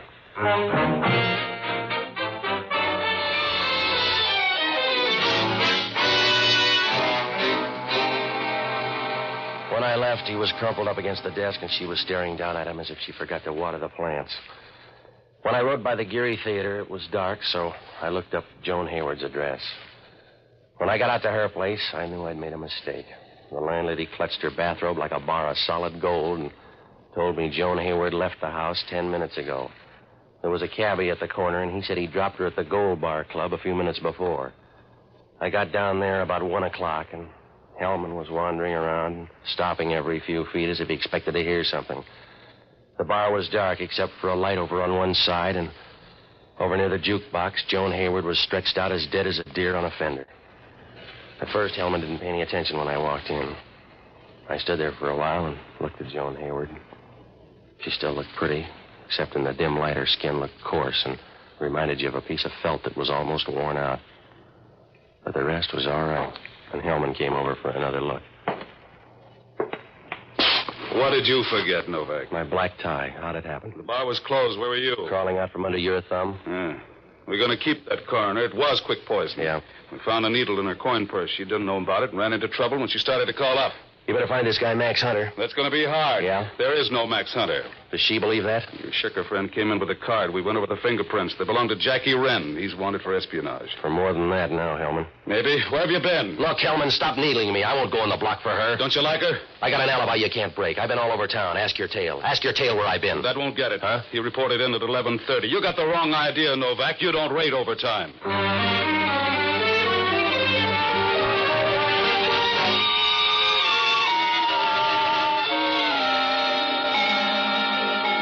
When I left there, I knew everything was downhill. Hellman could stick me for everything but Dan McGrew. My only out was to find Jackie Wren, but you can't ring that many doorbells in one night. I went through the book, but there was no Jackie Wren or Max Hunter listed. I went home to get some sleep, and if they turned Gabriel loose tonight, it was all right with me. Jocko called up about 9 and said there was still no trace of Wren. Well, some mornings you can't trust yourself with a razor, so I got dressed and went down to a Greek's on Geary Street for breakfast. The murder was all over page 1, but there were so many pictures of Hellman you couldn't tell who was dead. I was about halfway through breakfast when I noticed the story down in the corner. A girl named Toni Pritchard had been found dead out in the marina. The story said everybody liked her. The police didn't have a lead, and they couldn't find a reason. But when I got to the last paragraph, I began to wonder. It said she was employed by the Musitone Company and worked the late shift as a switchboard operator. I wasn't sure, but you can't pass the dice when you only got $1 left, so I jumped down to see Frank Lupo. He said the Musitone Company owned the jukebox in the Gold Bar Club, and that it worked like all the rest. People use a little microphone in front of the box. They call into a main switchboard for songs. I grabbed Jocko, and we got up to the Musitone Company. The guy in charge said, sure, they recorded some of the talk just to check on the girls, and sometimes the girls did it just for laughs. Well, we started through the recordings, and about half hour later, Jocko rolled a 7. No, Patsy, they're all old ones. Try this. Yeah. Well, put it down. I'll handle the needle. There. You're crazy, Jackie. She'll know something's wrong. Let me handle it, friend. You'll just get into trouble. I don't want you to get into trouble, Jackie. Will you let me worry? You get back to the hotel. I'll meet you at the Kenwood right after. It's too late. She's coming now. I came down as soon as you called, Jackie. You made a mistake, Joan. It's one time you shouldn't have hurried. That's enough, Jocko. Let's get up to Kenwood. Why don't we think it over a while? Put the record down and come on there at the Kenwood. You heard the shots. That's what I'm worried about. If that fellow's any kind of a mechanic, he's had time to reload.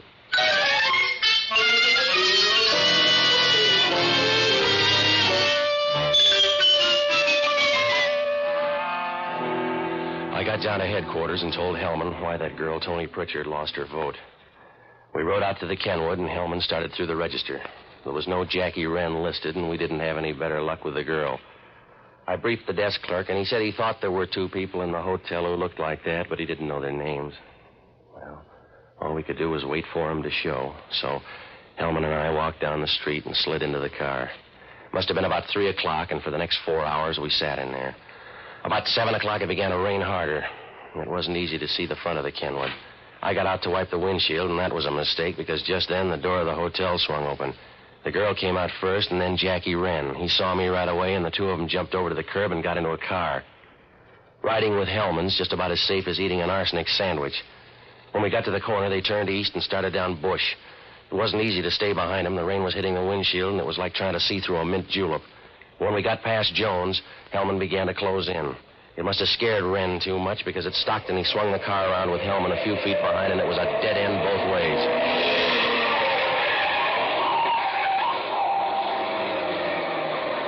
He can't get out now. Open the door. Yeah. There he is, over to the wall. Over here, Hellman. He'll go down that embankment on the other side. Oh, he can't. It's too steep. Stay on this side. Can you see him? No. But he's around, I think. You got a chance now, Wren. Come on out. I don't like you that well, mister. Over there by the embankment. Can you see the girl? She's with him. Over to one side. Move up in front. Oh, you're confused, Hellman. I pay the taxes. It's gonna hurt from now on, Wren. I'm coming over. I hope you make it, Copper. All right, Copper. Unless you want a medal, I'm through. You don't need the gun, then. Get rid of it. Just toss it over there. I can't even lift my arm. Throw it down, mister. Jackie, please. I threw it right at you, Copper. Francine, you crazy woman. You let him kill me. He's going over that embankment. You let him kill me right in front of you.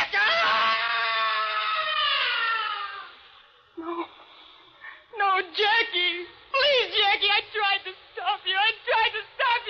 Grab her, Novak. She's going over. Leave me alone. I want him. Jackie, I want you. Grab her. I want you, Jackie. At least they can let me have this. Jackie!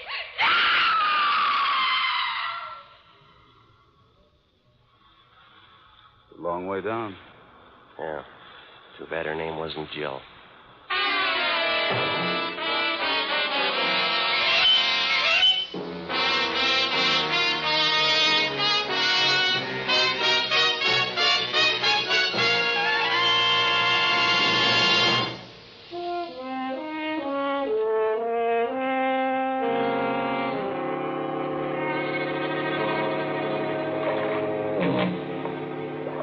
Last I saw Francine, she was lying down at the bottom in the rain.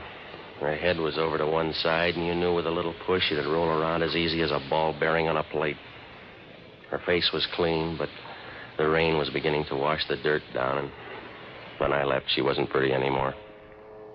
Jackie Wren outlasted her by a few hours, and Hellman used them all. Agnes Bolton was carrying government papers bound for China. The four people were split into teams. Jackie Wren and Francine were trying to outbid Joan Hayward and the little guy. The way Jackie had it figured, he'd find out what ship they were going out on and pick it up from there. Joan Hayward knew he was dealing with me, so she followed me after I left that barber shop. She saw me park the car in that garage and tailed me down to the bowling alley. She planted the needle in Agnes Bolton's purse, and the little guy tagged along behind waiting for something to happen. Just to be on the safe side in case anything went wrong, Joan doubled by the office and gave Francine a headache. When the little guy got the green bag, he took it to Joan. It was too good to split, so she killed him and left him in my car. Well, then she made a mistake. When Jackie called her up and asked her to come down to the Gold Bar Club, she bought the story. Well, it would have worked out fine for Jackie if he hadn't talked in front of that microphone. But a nosy girl heard it and tried to put the screws on him. Well, Hellman asked only one question. About that conversation between Jackie and the girl. Why would a person say anything that private in front of a microphone? I don't know. But I told him about a couple of others Jocko and I heard. He didn't say anything, but I'll bet he gets a hold of those records and plays them every night before he goes to sleep.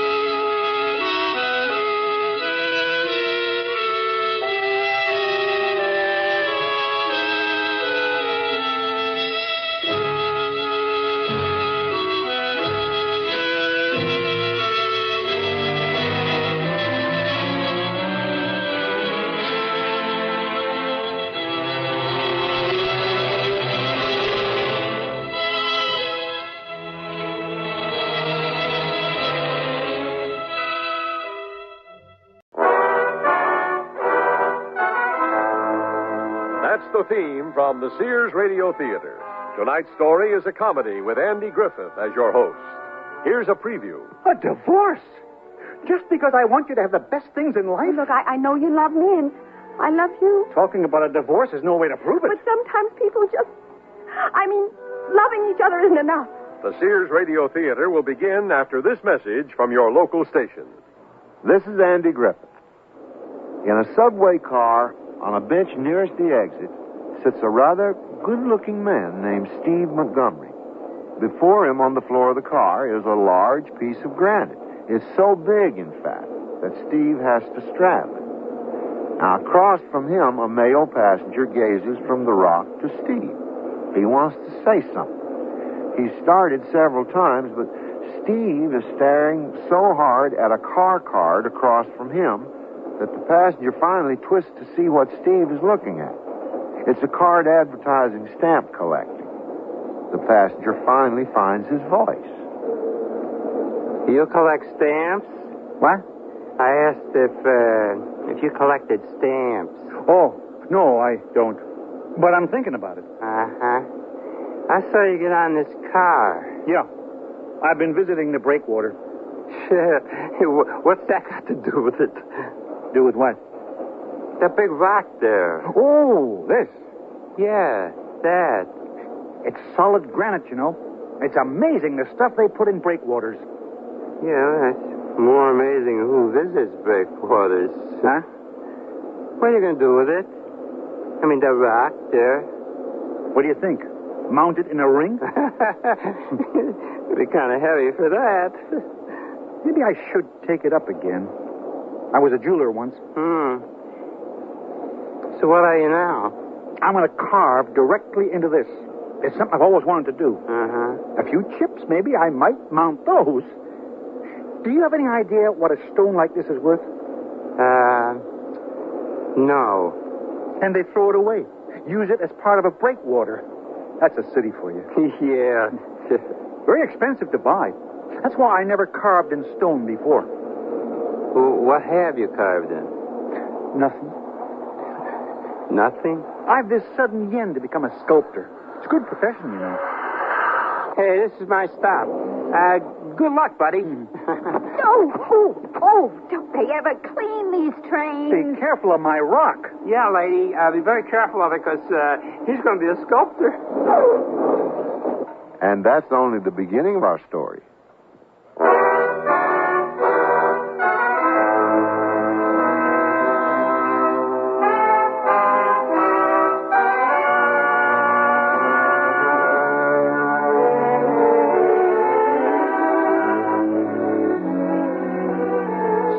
Radio Theater, a new adventure in radio listening. 5 nights of exceptional entertainment every week, brought to you in Elliott Lewis' production of the Sears Radio Theater.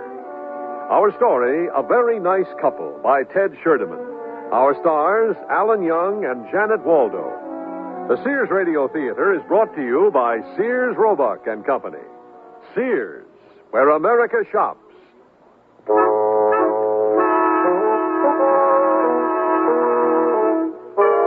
We left Steve Montgomery in a subway train, bound for home with a large piece of granite he found on a breakwater. His wife, Connie, to whom he's been married for a year and a half, is at home in the small 2-room studio apartment where she cooks with canned heat in their closet-sized kitchen and washes dishes in the bathtub. At the moment, she knows nothing about Steve bringing home the rock. She's on the phone with her friend Eileen Flanagan and gazing sourly at a plastic model airplane suspended by a string from the ceiling. You don't understand Steve, Eileen. He has the soul of an artist. He may have the soul for it, but he lacks the talent, Connie. He's a very good photographer. When he works at it, but he doesn't like it much, does he? Like what? Photography. Well... He's a dabbler. You might as well face it, Connie. You married a dabbler. I try to encourage him to follow through on something. Did he ever finish anything? Like his idea of writing songs? It was jingles. Okay, jingles. Advertising jingles. All right, advertising jingles. Did he finish one? Well, yes. He had a real cute one about soap. About what? Soap. He called it Sudsy Wudsy. Oh, my So what happened? I haven't heard it on the radio. Well, or... you won't either. Steve found out it's a closed deal. What do you mean, a closed deal? Well, the people who do such songs have the market all closed up. It's impossible for a newcomer to get in. What do you mean? I just mean the ad agencies go to the same songwriters all the time and make it impossible for anyone else to get an audition. With a title like Sudsy Wudsy, I don't blame them. What's wrong with it? You're supposed to get suds with soap. What happened to Steve's big plan to print trading stamps? Well, the press is still here, and the ink, and the type, and, do you have any idea of how much stuff is required before you print anything? Do you, Eileen? And the puppets he was going to market? Well, he finished one puppet, all except the hands and feet and costume. And the model ships. Did Steve ever get that ship in the bottle? Well, the threads are still sticking out of the neck of the bottle, but that's not the reason he gave up the idea. I'm curious, Connie. What do you live on? You're nosy, too, Eileen. Oh, come on, sweetie. We've been friends for a long time. Tell me, what do you live on? Well, Steve gets a check every month. I know. $75 from a dead uncle's trust. It's better than a poke in the eye with a sharp stick. Not much. And I do all right as a mobile stenographer. Listen, Connie, I can get you an introduction to an advertising agency director who'd cast you in one of his commercials right away. You have a fine and versatile voice. Eileen, you've talked about this before. I just can't stand you living the way you do. The answer is still no, Eileen. But you have the talent for it. A lot more than Steve has. Eileen, I hear him coming up the stairs now. And you can't wait to see what he's brought home this time, right? Call me and let me know. Goodbye, sweetie. Oh, dear. Just a minute, dear. I'm coming. Oh, it's so heavy. Help me. What? Oh, dear. What is it? Piece of granite. Oh. I brought it home on the subway. What for? Help me get it to the apartment. Oh, it's so heavy. Set it down. Set it down. I think I hurt myself. What's it for? I think I got a hernia. What? We can't leave it here. Why not? Well, people will fall over it. What's it for? Take a walk around it. I think I ruptured myself. Those stairs are killers. Steve. Will you still love me if I have to wear a truss? Will you please answer my question? What question? What's it for? Well, I found it on a breakwater. I don't care where you found it. I want to know what it's for. Connie, do you have any idea what it costs to buy a piece of granite like this? What's it for, Steve? Well, you know how I've always wanted to be a sculptor. There's a tub of clay in the bedroom that's hardened since you decided to take up pottery. Don't change the subject. Well, I'm asking you one more time, Steve. What is that rock for? I'm going to carve it into something you'll be proud of. Oh, my golly. Of course, I have to get a hammer and some chisels first. Steve, let me understand this. You're going to carve it? When you're asked, you can say you're married to Steve Montgomery, the sculptor, whose latest piece is solid granite called Weeping Mary. That's a good name for it, don't you think? Well, don't you, Connie? I think Eileen Flanagan is right. I'll go out and buy a stonecutter's hammer and some chisels right away. I'll get started on it today.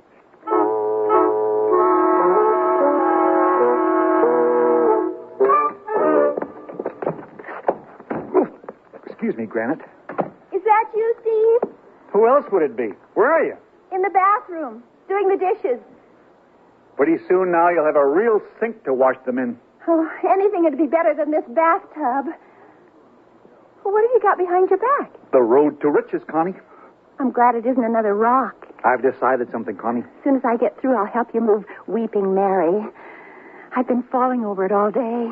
Don't you want to see what I've got? You can dry the plates if you want to help me. Look. It's dead. I don't care whether it's dead. It's a rat. Please. The neighbors will think I'm beating you. Get it out of here. It's just a simple dead rat. What are you doing with it? It's part of my plan. Just as an experiment, of course. I am going to become a taxidermist. A what? A taxidermist. I've given up on the granite. I'm going to practice on this little guy. Oh. As soon as I learn to stuff animals, we'll move to Wyoming or Montana or someplace with his big game. Oh, throw it away this instant. Oh. Do you have any idea how much a good taxidermist can make? I read all about it in Scientific American. Steve. That's what I meant when I said we're on the road to riches, Connie. Get rid of that thing at once. I got to practice on something, Connie. I will not have a dead rat in this place. Gee, I thought you'd be pleased.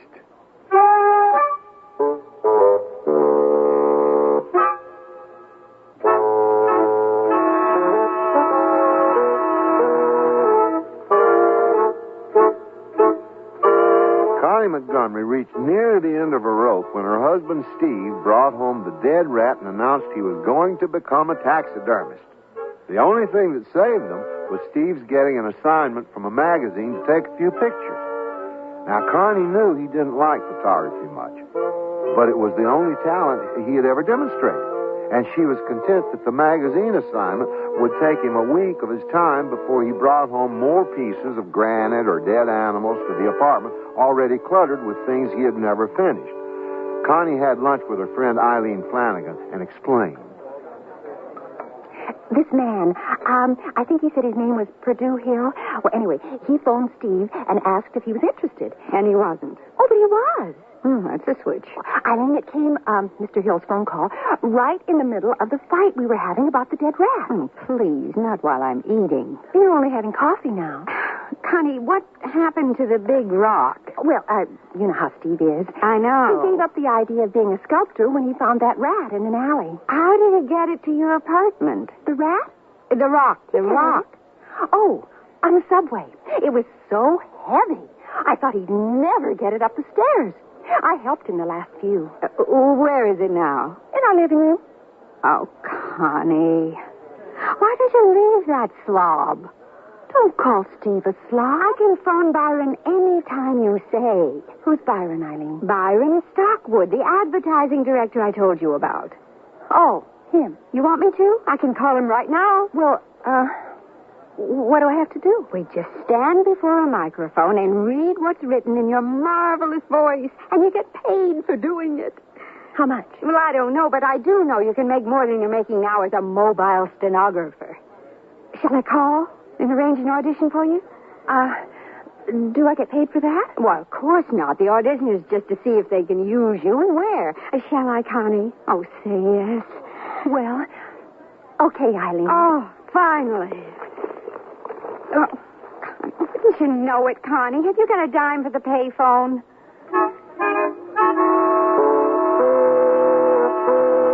I didn't expect it to happen so fast, Steve. I just had the audition yesterday.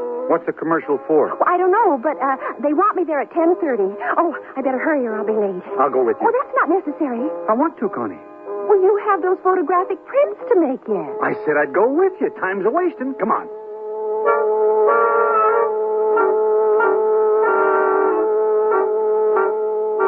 This is the control room, Mr. Montgomery. What happens here, Mr. Stockwood? Well, this is our engineer, and he turns the mics on or off with those sliding gadgets, and this is the tape engineer. Hello. Hello. I give hand cues the actors can see through the glass there, and I talk to them through this microphone here. Seems simple enough. Sit down, Mr. Montgomery. Back there. I have to go to work. Everybody ready? Ready as we're going to be. All set. Okay, we'll try it on for size. I'll give you a cue to begin. What's with a hand, Byron? I give the cues with it. Oh. Okay, let's hear it. Have you tried flush? My cat won't use anything else. We don't have a cat. She meows happily when I put it in her litter box. And I just purr when I dump it. It's a remarkable, disposable kitty litter. And where do you dispose of flush? Down the toilet. That's disgusting. I won't have my wife in such a commercial. It's just scented sawdust. And... Hold it. We're trying to rehearse a commercial, Mr. Montgomery. I can only see two people out there.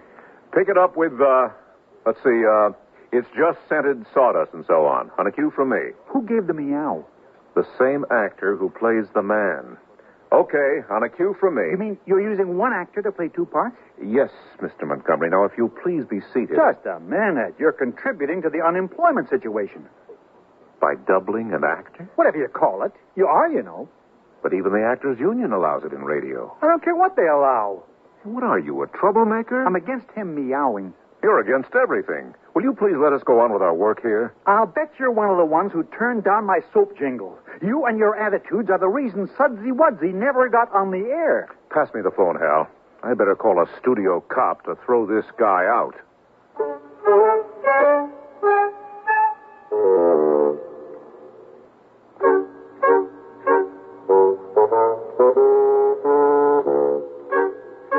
What's going on in here? Connie, you're not doing this commercial. Come on, let's go. Well, just a minute.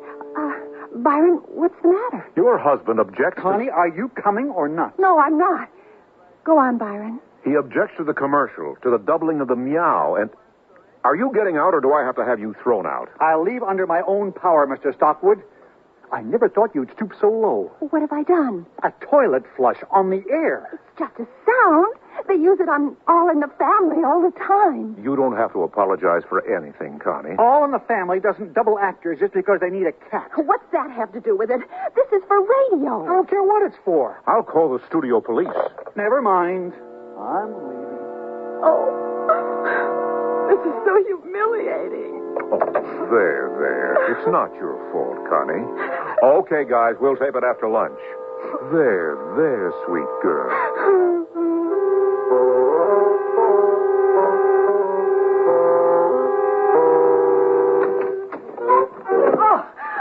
Oh, that rock. Steve, you might have left a light on. I'm home. At 11 o'clock at night? Oh, Byron took me to dinner after we were through. You had to eat with him as well as work with him? Listen, that display of yours... I'm not through, you know, Connie. I'm seeing every newspaper editor I can tomorrow. I thought you were honest. I am? And what are you talking about? We don't even have a cat.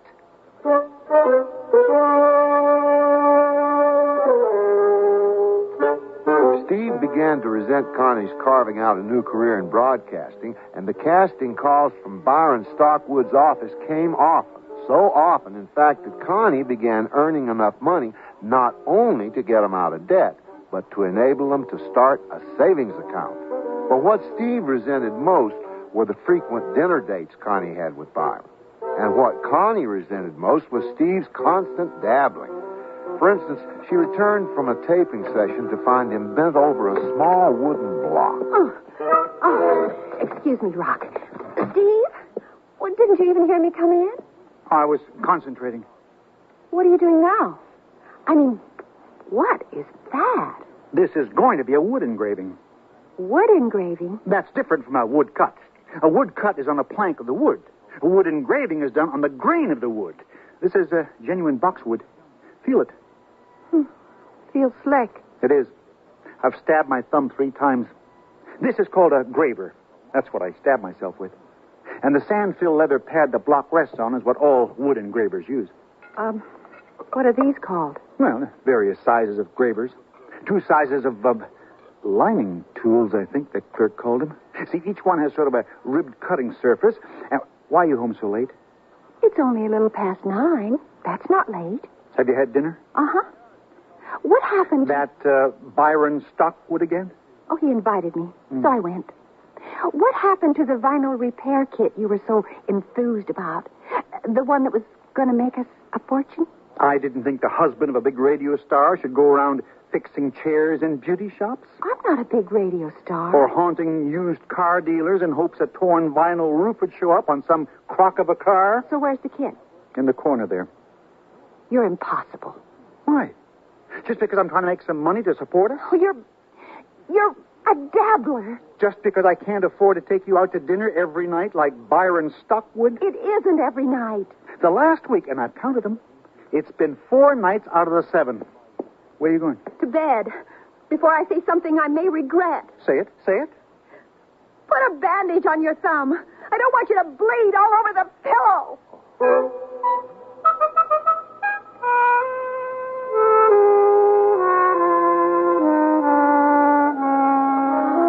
More wine, Connie. Sure? Well, maybe. Just a little. Say when. When? Now, what'll we drink to? Oh, whatever you want, Byron. To you, with whom I think I've fallen in love. Stop it, Byron. It's a fact, you know. Oh, that's just the wine talking. No, it isn't. I find myself spending my days and nights thinking about you. Only you, Connie. Let's change the subject. Oh, I can do that. But it isn't going to alter anything.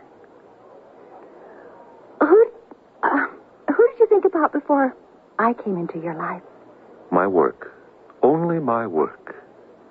Don't you ever get tired doing the same thing over and over and over? Sure. But it's my work. My job. That's something. What is? Oh, how you think of your work? I know a man who changes his work like he changes his socks. The man you're married to? I don't want to talk about him. Eileen Flanagan told me all about Steve.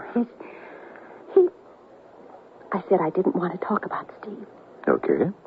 What do you want to talk about? Anything but him. You're not happy with him, Connie. And you could be with me. What makes you so sure? Because I'd give you the things you deserve. And you deserve a lot, Connie. I better go. Thanks for a nice dinner, Byron. Let me just pay the check. My car's outside. No, I'd better take the subway home. See you tomorrow at the taping.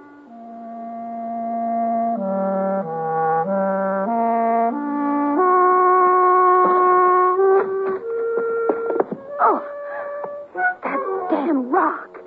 That you, Connie? Yes, it's me. When are you going to move that piece of granite? Tomorrow. I'll move it tomorrow. Oh, always tomorrow. I'm already in bed. You don't expect me to get up and go out there in my pajamas, do you? Well, I don't know what to expect from you. I've been thinking ever since I looked in the bank book. Wood engraving is too slow. What has that got to do with the bank book? We can afford one. Afford one what? An etching press. Steve! Do you realize how much there is to be made doing etchings? I can see it now. Street scenes of the village. Don't go buying an etching press. It's a lot faster than wood engraving. I don't care how fast it is. And I wouldn't stab myself in the thumb all the time. I said no. I've had it with your wild schemes. All I'm trying to do is find a way to make some money for us so you can quit working at this radio station business. I'll never quit. Why? Because you'll have to forego your nice little lunches and dinners with Byron Stockwood, is that it? At least he sticks to his job. That measly little job. He's a vice president of a big advertising agency. Just because I'm trying to make a good living for us. Where are you going? I'm sleeping in the other room. Good night, you dabbler.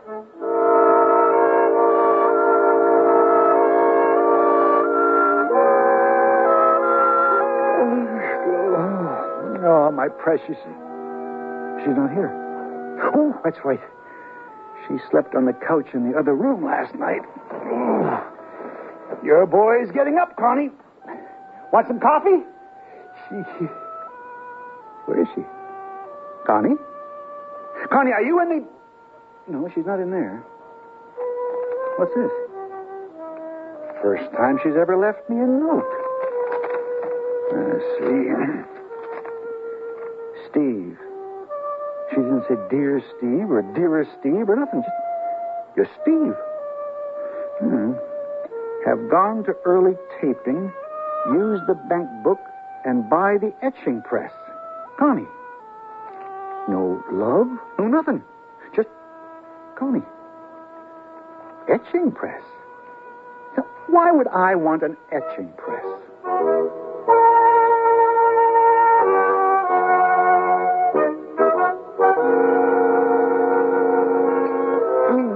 How come you're not lunching with Byron today, Connie? I told you, Eileen, because you asked me first. Good answer. He's crazy about you, you know. Who? Byron Stockwood. Who else are we talking about? Oh, We're certainly not talking about Steve, are we? No. Keeps you busy, doesn't he? Oh, Byron. He casts me in lots of parts. I don't know anybody who's swept him off his feet like you have. He'd marry you in a moment if you were free. Well, I'm not. Why aren't you, Connie? Look, Eileen, I'm just another radio actress who's done well for herself. Okay. And thanks to you, I just happened to get my start with Byron Stockwood. What a start. I appreciate what you did for me, Eileen. Byron's one of the most eligible bachelors in this town, you know. I'm not looking for an eligible bachelor, or ineligible one, for that matter. Into his apartment yet? No. He's a penthouse, you know. Eileen, can we drop the subject? I was only saying. I know what you were saying. Waiter, the checks, please.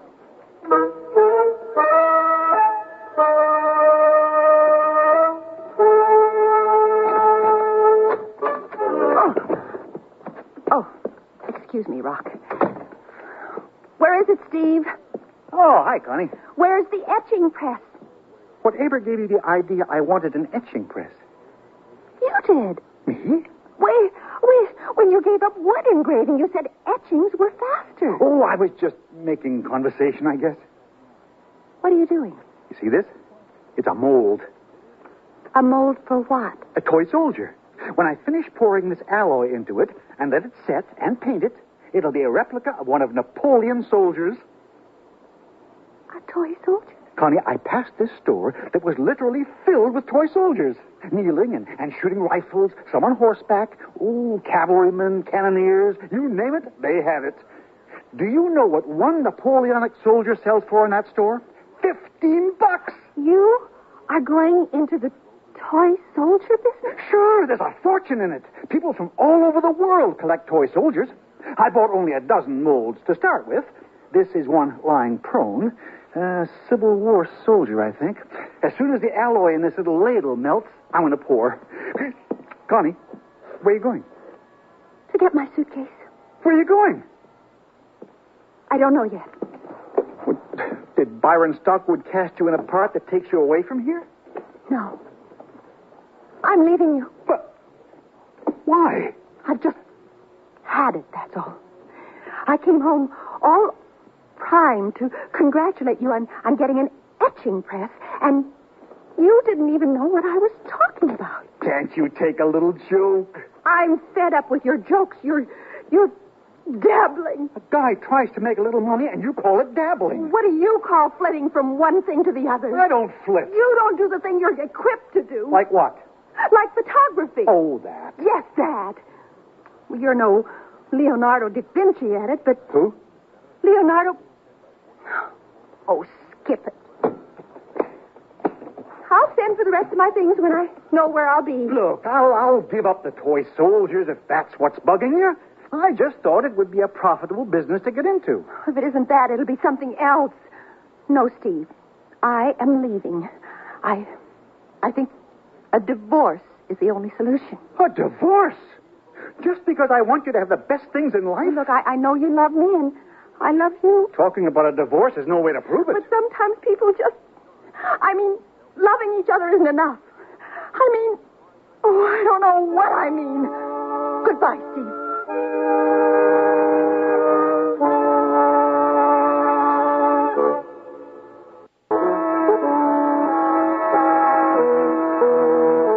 Andy Griffith again, and here's the concluding act of A Very Nice Couple. You don't know how happy your news makes me, Connie. It's not easy to walk out on a man. But you did, and that's what's important. I just couldn't take Steve's dabbling any longer. Did I tell you about him making toy soldiers? Yes, you did. Now I can get you on a plane to Reno tomorrow. And he said, Reno? Nevada? Well, you want a quick divorce so we can be married right away, don't you? Well, I guess so, Byron. Where are you staying, Connie, dear? At a hotel for women.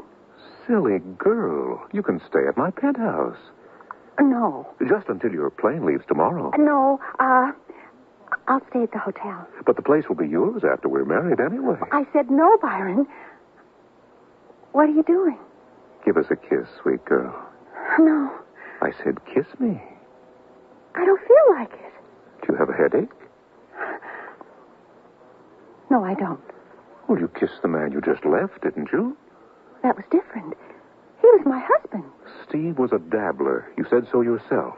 Well... Your best friend, Eileen Flanagan, said you were always complaining about your ex-husband going from this to that. He was trying to find himself.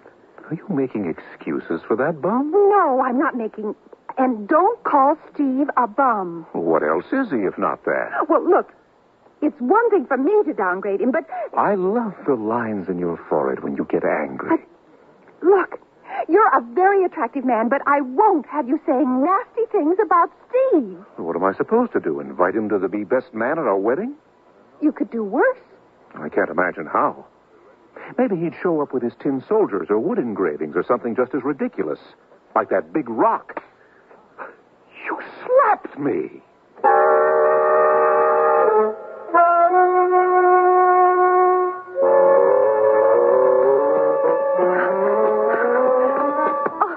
Excuse me. Didn't see you. Go right ahead, young lady. Thank you.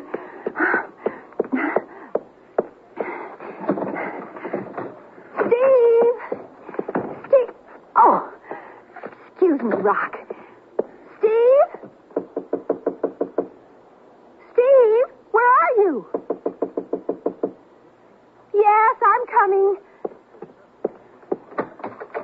Oh, it's you again. Yes? My card. I'm Purdue Hill of the Hill magazines. I'm looking for Mr. Steve Montgomery. Oh, well, so am I, but I guess he isn't home. I wanted to offer him a job. Oh, come in, Mr. Hill. I'm Mrs. Montgomery. Oh, thank you. Oh, I should have told you about that piece of granite. Are you all right, Mr. Hill? Oh, I guess so. Oh, here, let me help you up. You sure you're all right? Oh, yeah. I'm fine. We're so used to it now that... Well, we call it Weeping Mary because we fall over it once in a while, too. It's a very unusual piece. Granite, isn't it? My husband decided he was going to sculpt it, but... Your husband, Steve Montgomery? Yes, sir. And I thought he was just a photographer. Oh, he is. A good one. I know. That's why I came by. Very unusual. Well, you said something about a job, Mr. Hill? Yeah. Oh, yes. To make photos for our various magazines. A staff job. I don't suppose he'd be interested, but it's an opportunity for him to expose himself. Yeah. Very unusual. Is it for sale? What? The granite sculpture. Oh, that thing. Oh, I've been after him to get rid of that rock for a long time. It's a most unusual piece of surrealistic sculpture, Mrs. Montgomery. I'd like to have it, if it's for sale. Well, how much are you offering? I'll say, 3,000. 4? 5? 1,000? 5,000. I'll leave a check for it. As soon as it's cleared, I'll have the sculpture picked up, okay? I mean, you mean you'd actually pay money for that? I know the exact spot on my estate where it would show to greatest advantage. Is it a deal, Mrs. Montgomery? Well... And your husband could visit it any time he pleased. Well... Here, I'll make out the check right now. You can show it to your husband. If it's not satisfactory... Oh, it is. I was just thinking about the job you offered. Though it only pays $500 a week. But he could sculpt on the side. And as I said, it would be a fine exposure for him.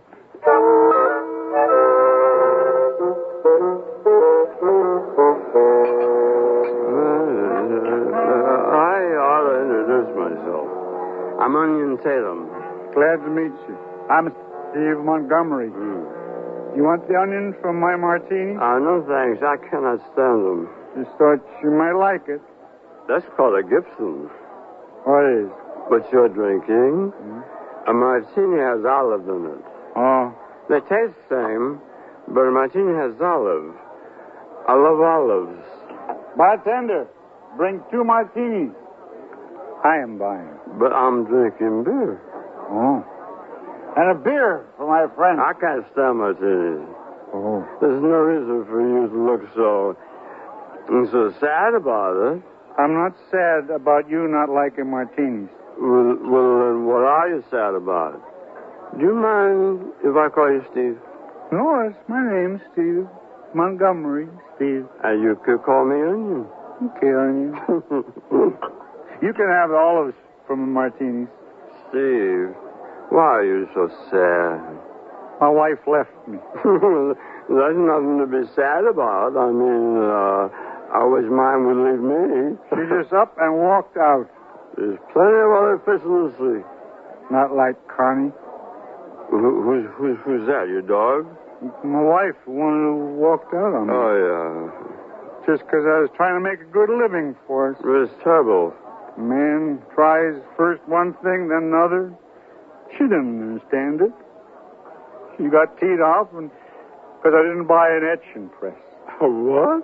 And she's always after me to move that piece of granite away from the door. Well, your wife is a...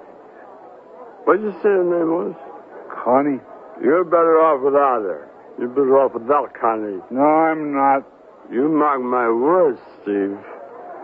You'll be better off without her. And I say I won't be. And I say you will be. You want to step outside, Onion? Listen, if I'm willing to fight, I will make mincemeat out of you. Step outside and try. I'd rather wait in here for the olives. Okay, then in here. Now, get up and face the music, Onion. You're still in love with her, ain't you? Yes, I am. You going to get up and take your lumps? If I do, can I still have the olives from the martinis?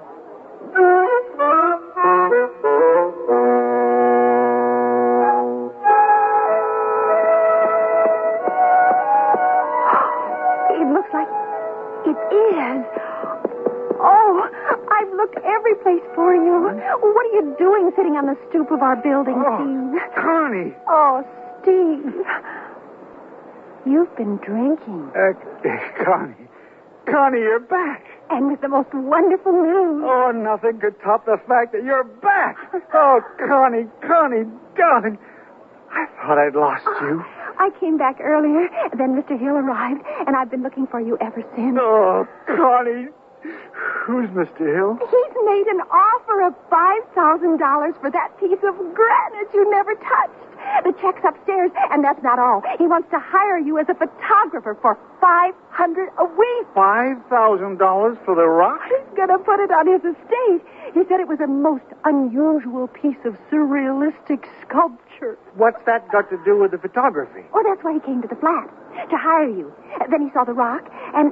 Oh, isn't it wonderful, darling? Oh, it's wonderful you came back, Connie. Oh, I'm so glad to be married to you. Me too. Come upstairs and I'll prove it. You, gonna show me your etchings? You've already seen my etchings. I know, but I'm an art lover.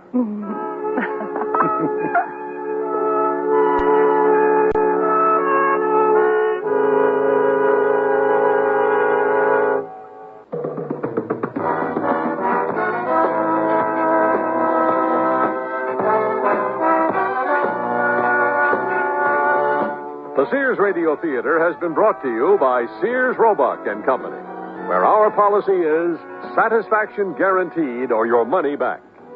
Sears, where America shops for value. A Very Nice Couple was written by Ted Sherdeman, produced and directed by Fletcher Markle. Your host was Andy Griffith. Our stars were Alan Young and Janet Waldo.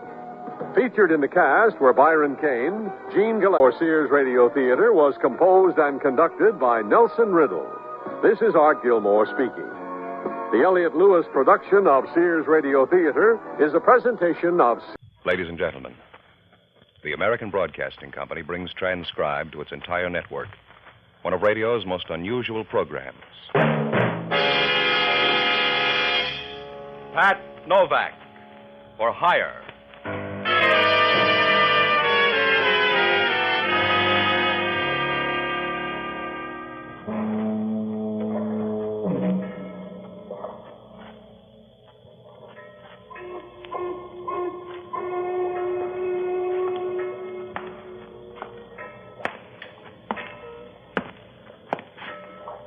Sure. I'm Pat Novak. For hire.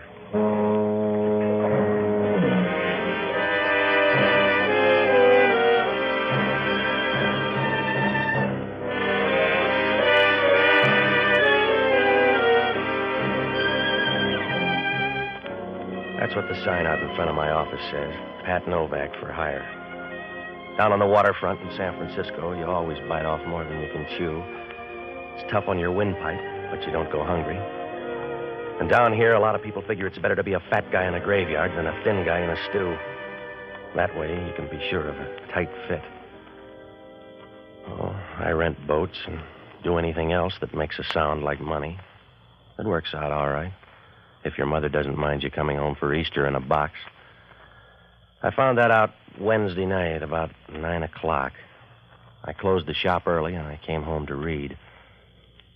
It wasn't a bad book if you ever wanted to start a forest fire. It was one of those historical things, and the girl in it wandered around like a meat grinder in ribbons. I was moving along all right. She was just getting her second wind before going after the world's record when the door to my apartment opened and the place began to get kind of crowded. From where I sat, the crowd looked good. She sauntered in, moving slowly from side to side like 118 pounds of warm smoke. Her voice was all right, too. It reminded you of a furnace full of marshmallows. Good evening. Yeah, thanks for knocking. I don't think you mind my coming in without warning. No, I get the cabbage smell from next door the same way. Does it pay to be that polite, Mr. Novak? Saves you the trouble of saying please. What's on your mind? That bottle in front of you. Will you pour me a drink? No, I won't. You'll save dough if you look up a bartender. All right. I came to use you instead of your whiskey anyway. Let's hear. My name is Lee Underwood. I'll give you $300 to do something for me. It'll only take an hour. That's too much dough unless it's murder, and if it is murder, it's not enough dough. Are you afraid? I just don't like paid murder. I told you. When you get caught, the pain gets expensive. If it were murder, I'd do it myself. Mr. Novak, I want you to frighten someone for me. Why don't you hire a friend? Are they too pretty? It's a man named Dixie Gillian. You'll find him in an office down on Folsom Street at this address. I promise nothing will happen to you. That's what they told Benedict Arnold. He'll be in this office until 11 tonight. I want you to go in and see him. Tell him you're from Adrian and that he's to get out of town by tomorrow noon. Suppose he wants to put it off. He won't. Don't let him know who hired you. Just tell him Adrian said to leave. Look, lady, you better go on home. For $300, I won't buy a tissue paper plot. Now tell me more or say goodbye. There's not much more I can tell you, except there won't be any trouble. He's a rotten little beast, and I want him frightened badly. Why? He's been bothering my sister. Why doesn't he bother you? Because I bother back too fast. Do you want the $300, Mr. Novak? Yeah, it's going to be a long summer. Put it on the table. Good.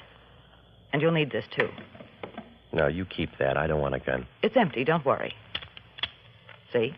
No shells. It's perfectly safe. Now, look, sis, I got a nasty disposition. You can rent that for $300, but if you want more, find a gunsel. I don't want you to be a gunsel.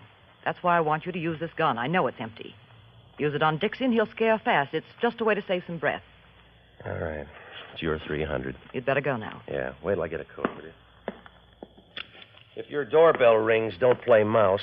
Oh? Because I may look you up. Am I too young to ask why? Because if anything goes wrong, I'll be around looking for you. And from there on, it won't be nice. I'll dirty you up like a locker room towel. Relax, Patsy. You'll never learn to fall in love that way.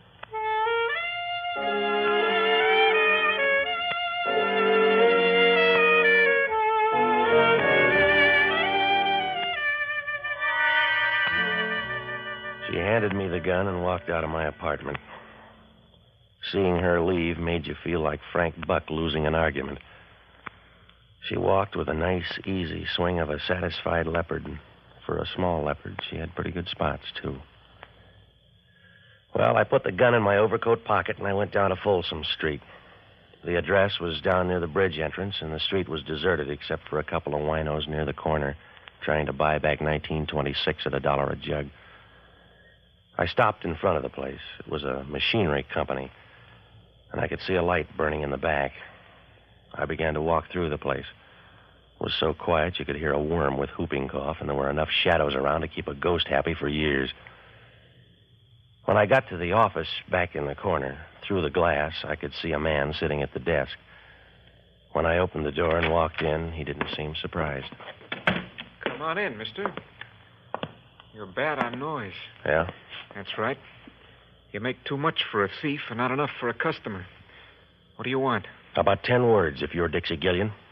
Go ahead. You better look up a timetable. What makes you that tough? This. Oh. Well, you look tougher with a gun. Does it make you talk faster? Now, look, I'm going to say it slow, mister. Pack up your rompers and get out. Is that you talking or somebody else? I'm just the guy with the gun. Adrian does the talking. And he says get out. That's right. You got the whole message now. All right, you told me, so wander out and spend your dough. I will. Oh, you'll need part of it, though. Because I'm going to give you an answer for Adrian. I'm going to take that gun away from you, mister. You can pick the pieces out of your head on the way home. You better stand back or I'll share it with you. You got your offer, mister. Let's see you make good. Oh, save your muscle, fella.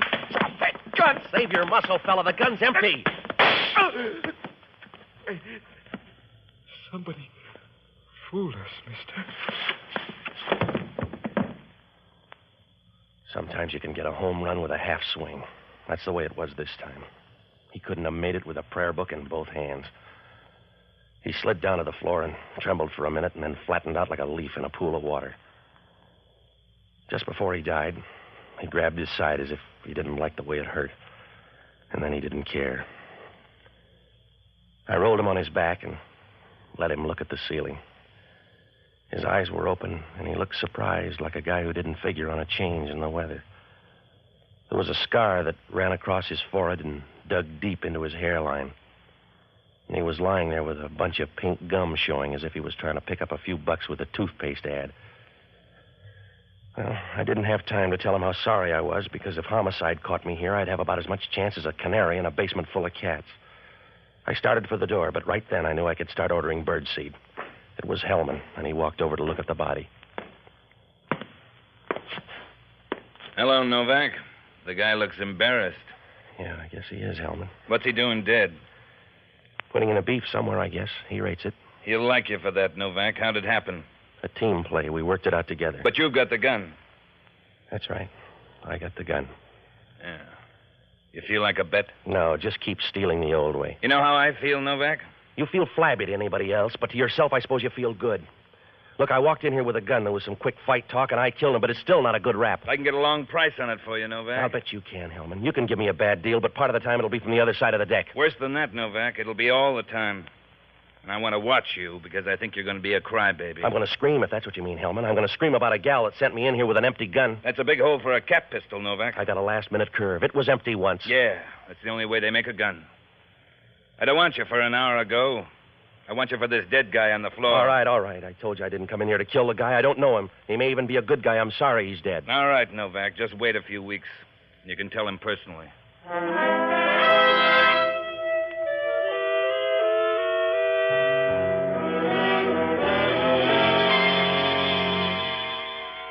Hellman had me up against the rail, and he knew it.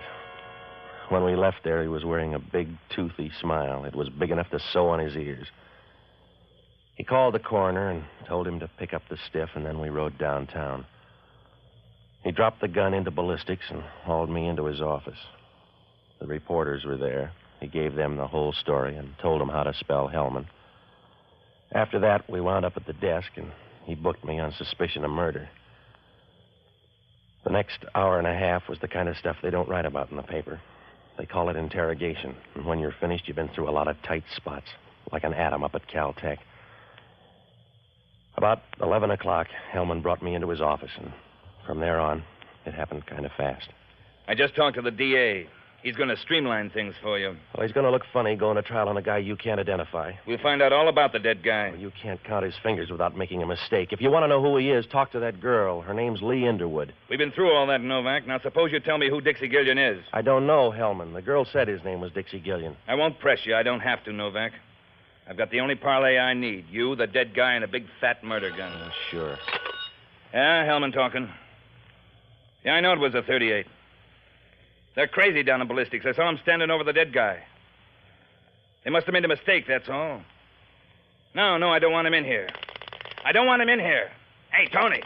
Tony, You're getting pale. You need some more rouge, Hellman. I got some bad news, Inspector. Well, keep it or you'll take more home to your wife. I'll talk to you later. No, talk to him now, Hellman. If that bullet doesn't match the gun, talk to him now. That's right, Inspector. A .38 bullet, but it won't match the gun you brought in. It's got to match. I came in and found him standing there. He's already admitted it. It's a neat trick, then. If he fired the bullet out of that gun, he retooled it in midair. I'm not that fast, Hellman. Come on, get out of that chair so you'll have room to squirm. You keep still, Novak. I won't bother you. I'm going home. Huh? I'm walking out of your jail, Hellman. You got a broken-down .38 that won't fit anything but your thumbs. You can't hold me on that. I found you over the body. I can hold you on suspicion of murder. Yeah, but it'll hurt tomorrow morning, Hellman. The papers will be down for a follow-up, and you'll have to tell them what it looks like out in left field. I'll handle them. You can't afford to let them start laughing at you. People get the idea it's your face. You can save car fare if you stay right here, because I'll have you back by noon tomorrow. You're not that good, Hellman. You couldn't hold a moth with a searchlight. The town ought to thank you. What? Oh, it's a nice jail, Hellman. With you around, it'll last for years.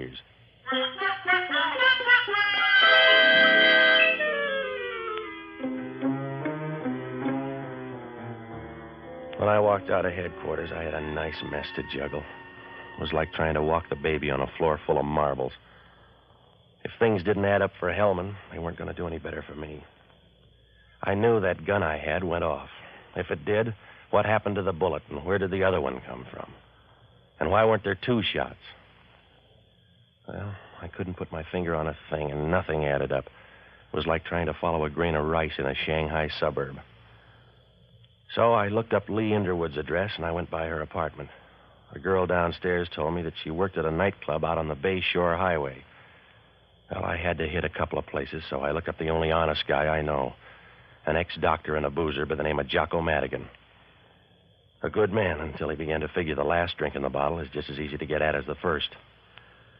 I found him in a little leather-trimmed sink on Powell Street. It was a grimy little hole where they washed the glasses once a week in stale beer.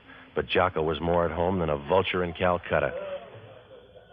Ah, Patsy, you're just in time to celebrate my return to health. Something mild for Mr. Novak. A double stinger, perhaps. No, forget it, Jocko. I got to talk to you. Patsy, I've just passed through a crisis. A few minutes ago, they set before me a glass with a woman's lipstick all around the rim. All right, Jocko. I took one gulp and looked at the glass, and in this dim light, I thought I was bleeding to death. It took them 10 minutes and 3 mirrors to calm me down. Jocko, I'm in trouble. You got to help me. But they washed the glass for me in ammonia. They must have left a little ammonia in the glass because the next drink had a very odd tang about it. I've had 3 more just like it, a sort of ammonia Collins. All right. So far, they've been using domestic ammonia. When the imported stuff comes in, I may give up whiskey altogether. Calm down, will you, Jocko? I got a bum shake tonight. Yes? I either killed a guy or thought I did. That uses up the alternatives. What are you doing now, taking a vote? I got hired to scare a guy down on Folsom Street. 10 minutes later, the guy was dead. Patsy, you take your work too seriously. Couldn't you have just scared him into a lingering illness instead of killing him? One of the props was an empty gun. Only when the fight came, it grew bullets. Hellman walked in right after on a telephone tip. What are you doing out of the gas chamber? The whole thing backfired down at headquarters. The bullet and the phony gun wouldn't match.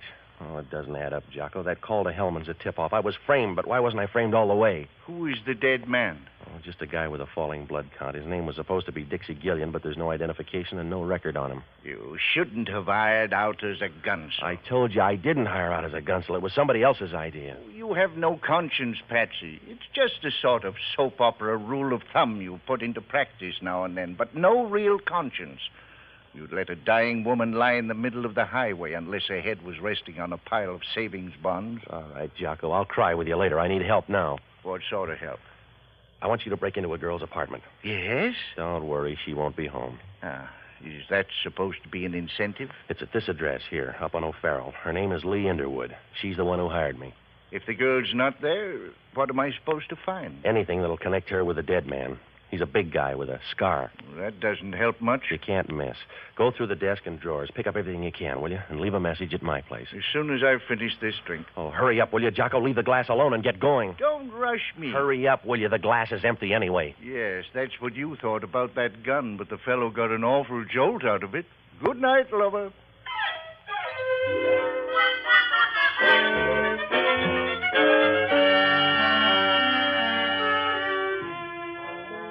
I went by a horse parlor on O'Farrell Street and borrowed a car from a guy.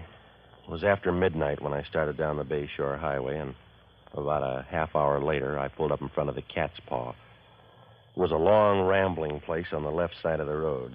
There was no plan. It just followed the erosion line until they ran out of material. There was enough neon in front to light a main intersection in heaven. In the lobby, I saw a picture of Lee Underwood, one of those shadowy things that was supposed to make you think she'd die in a cold climate. She was sitting at a piano with a little microphone in front of her, and you got the idea right away. She didn't have much of a voice, but plenty of songs that made your wife lean over and ask you to explain.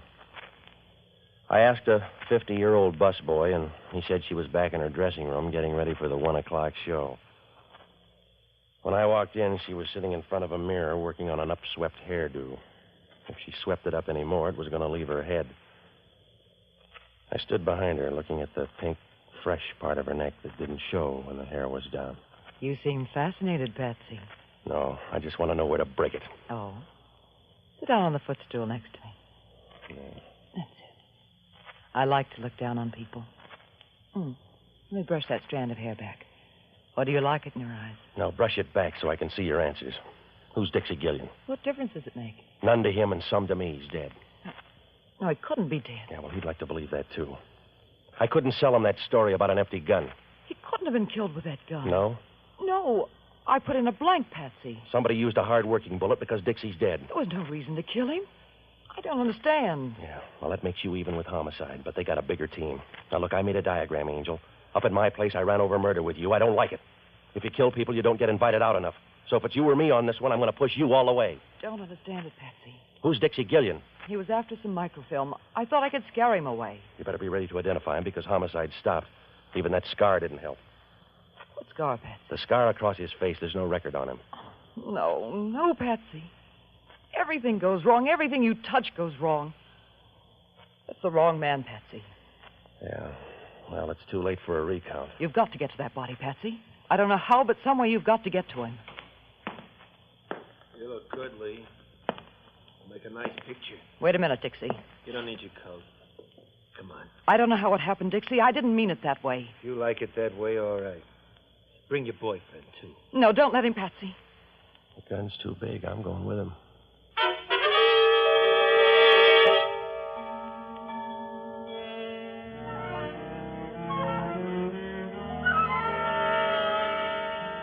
It was a short trip. He led us out of the dressing room and down a thin hall to the back door. On the way past the kitchen, you could smell onions and used grease, and that's about all you noticed except the sound of a jukebox somewhere out in front and somebody laughing in a loud, mirthless way. When we got to the door, it was raining outside. We walked about 40 feet over near some trees where the dark was working overtime, and the gunsel made her stop. Pick your spot, Lee. You can't be that crazy, Dixie.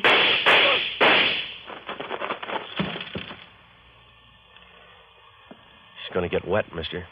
You'll have a little trouble yourself.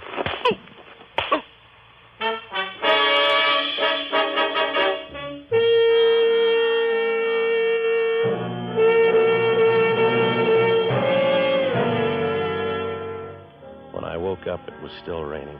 I was lying on top of the mud like a stubborn seed. My wallet was gone, and the gunsel had ripped open my pockets. I stood up and walked over for a last look at Lee.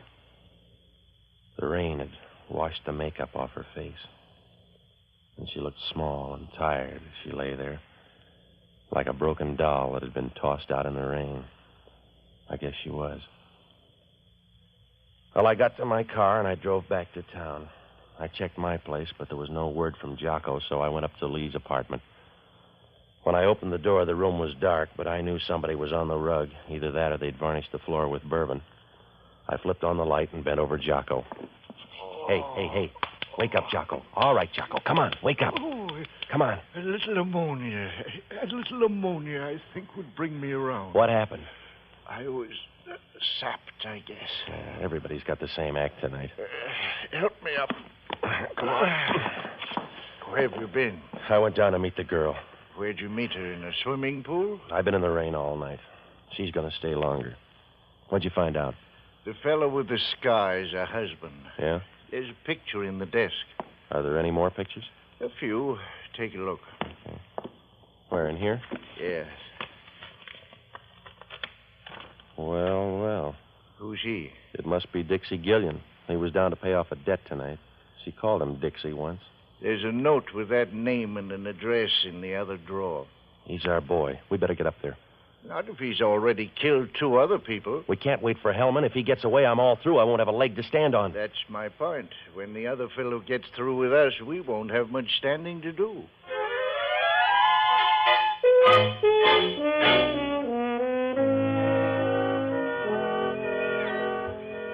I felt better now.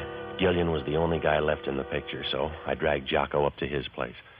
It was an apartment up on Post Street. The elevator operator took us up to the 8th floor and said that Gillian had come in a few minutes before.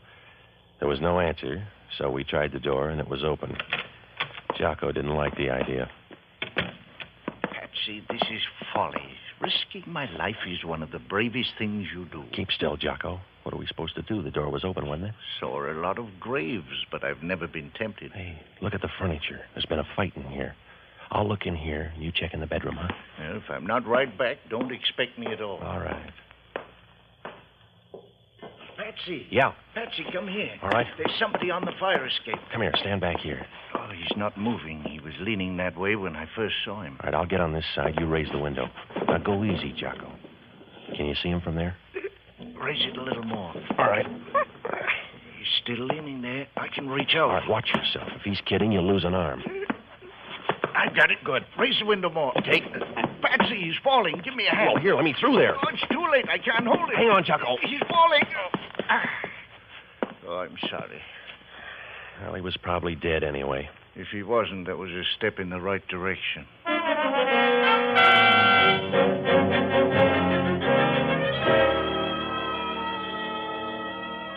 Well, it was an easy night to die.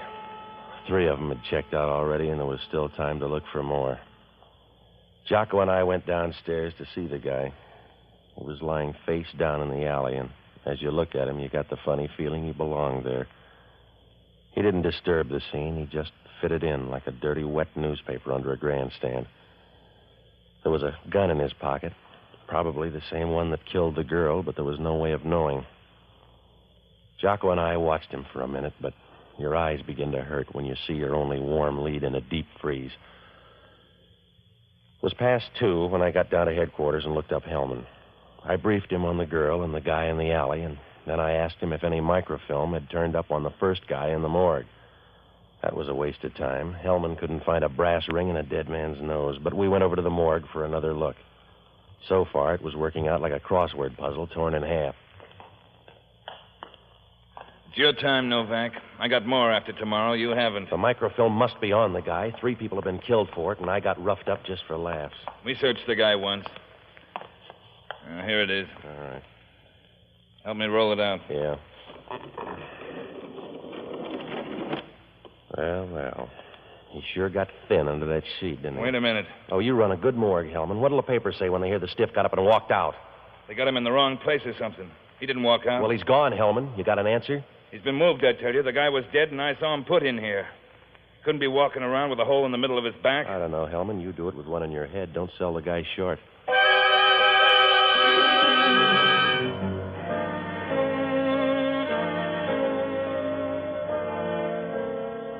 When Hellman found out the body was gone, he stood there and stared at the empty slab. And then he started looking around in a nervous way, like a man trying to find the sugar bowl at a restaurant counter.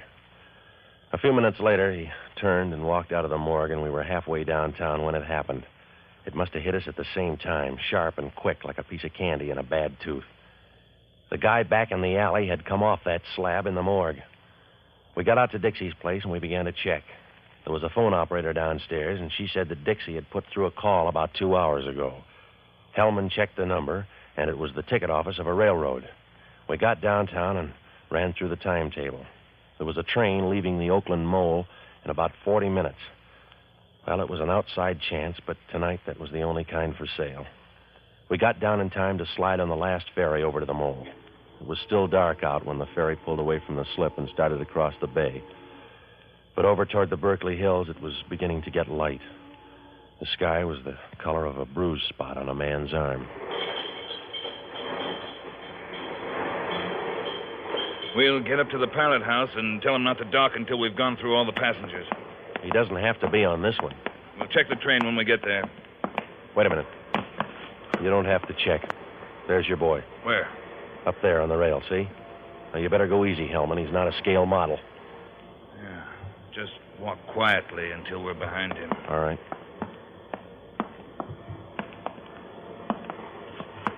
Turn around, mister. You'll get a better view. Hello, Novak. How was the wind and the rain in your hair? Meet Inspector Hellman. You better turn in your ticket. I hope you brought your muscle. Grab him, Hellman. That's what I'm trying to do. All right, copper. Watch it. I'm being pushed over on the rail. I'm worried, Hellman. Watch it, Novak. I'm going over. Oh! That's one down, mister. Now for you. Ooh. I landed on the deck and watched him disappear into the dark. Halfway down, the guy turned in. I got up and followed him down the ladder and along the main deck. He ducked into one of the engine spaces, and I started in to look for him. It didn't take long because he turned out to be real helpful. You got the idea yet, Novak? I'll come closer. Tell me then. Suit yourself. But I'll knock you down hard when you show. Watch that platform. You're backing into trouble. Stay back there, Novak. Watch out for that platform, will you? You're backing into the engine.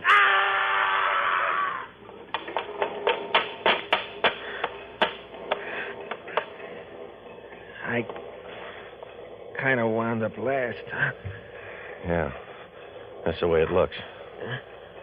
Did you get the microfilm? Yeah. I got a big hurt. Does it show? A little. Yeah. It's been a long night, Novak. Huh? Yeah. But your worries are over. It's almost dawn. I don't know if I can use it. But I'll give it to you.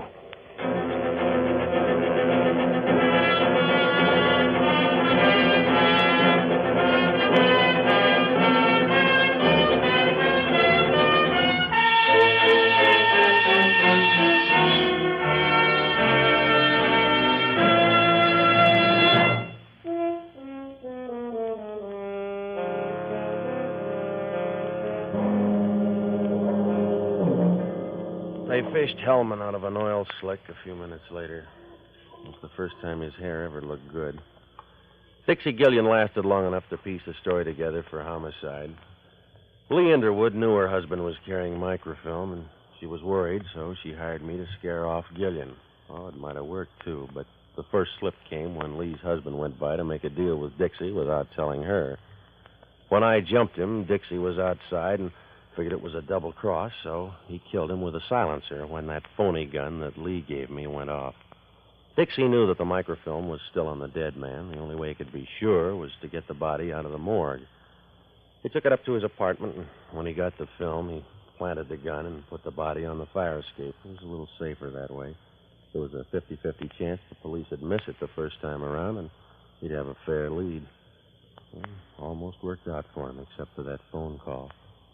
The microfilm was in a capsule next to the roof of the guy's mouth. So old it was new again. Well, Hellman asked only one question. In that fight, did I have anything to do with pushing him against the rail? I told him sometimes those ferry boats roll as much as 45 degrees.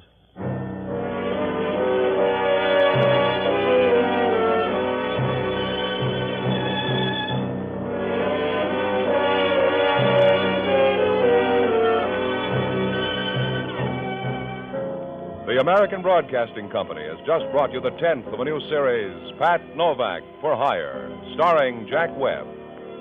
Pat Novak is produced and directed by William P. Rousseau. Jocko Madigan is played by Tudor Owen. Inspector Hellman is played by Raymond Burr. Music was composed and conducted by Basil Adlam. Be with us again next week, when over most of these same ABC stations we'll bring you Pat Novak for Hire.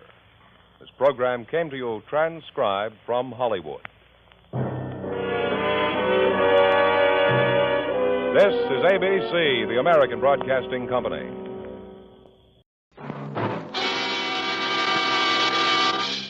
Pat Novak for Hire.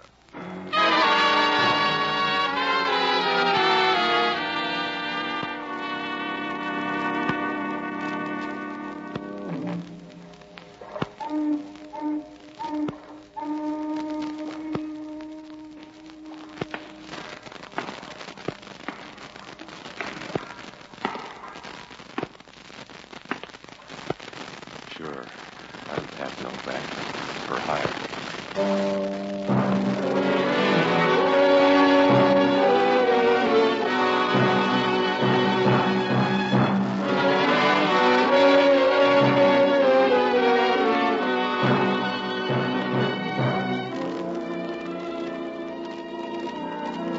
That's what the sign out in front of my office says. Pat Novak for hire. It's an easy way to put it, because if you're going to make a living down on the waterfront in San Francisco, you got to do everything but run for office. I rent boats and kick around a few scruples if the price is right. It's a living, and if anything goes wrong, you can always get your mother a visitor's pass. If you do get in trouble, you go first class all the way. I found that out when I first met Doreen Wilde. It was almost dark, and I was sitting in the office with the door open when she first showed up. Showed up's the right word. The wind was blowing outside and pushed her dress tightly against her legs as she walked in. She was young. From what I could see, she made Cleopatra look like Apple Mary. She had a voice like a bowl of warm stew. Hello. Are you Mr. Novak? That's my story. I'm Doreen Wilde. Mind if I sit down? On your desk here? You'll block the view. You'll get used to the new one. There. Now lean back and let me look at you. I want to hire you, Mr. Novak. After the look or before? You've got a power complex, darling. You know a man named Joe Condano? Oh, he's a gambler out on Geary Street. Friend of yours? I don't dislike him that much. We have business connections. That's why I want to hire you. To give him some money tonight. A needy case or a bad debt? A bad debt. Condano has an IOU from my brother for $10,000. You can go from there. Not if I'm supposed to say it was a fixed game. Condano's been around a long time. Yes? That's right. There are only two kinds of gamblers in this town, honest ones and dead ones. So if your brother owes $10,000, he better pay. That's why I'm hiring you. Just pay off Condano and make sure you get the pictures. Pictures of the Grand Canyon, huh? We'll talk about my past some other time. Well, for the moment, we'll just say you're photogenic. That's right. Your brother can't get the $10,000, so Condano's shaking you down. Yes. Yeah. I'll bet you make a nice rattle. How did Condano get the pictures? My brother gave them to him. You got a charming brother. You see only his better side. Will you do the job for $100? How long's it going to take? 2 hours, maybe. You'll have to meet with my brother. To meet with your brother, $100 is coolie wages. He'll give you the information, then you can see Condano. Where do I meet you, brother? Room 729, the Dixie Hotel. He'll be there about 8:30. That packing crate down on Powell Street? Your brother's a cutie. I know winos that wouldn't go in there. We'll meet you there at 8:30. Oh? You going to be there? Yes. Do you mind? I can stand it.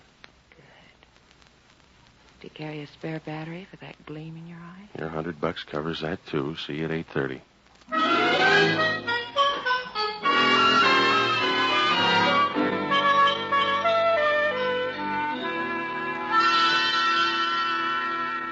She smiled at me, and I felt like a guy that just found an oil well in the basement.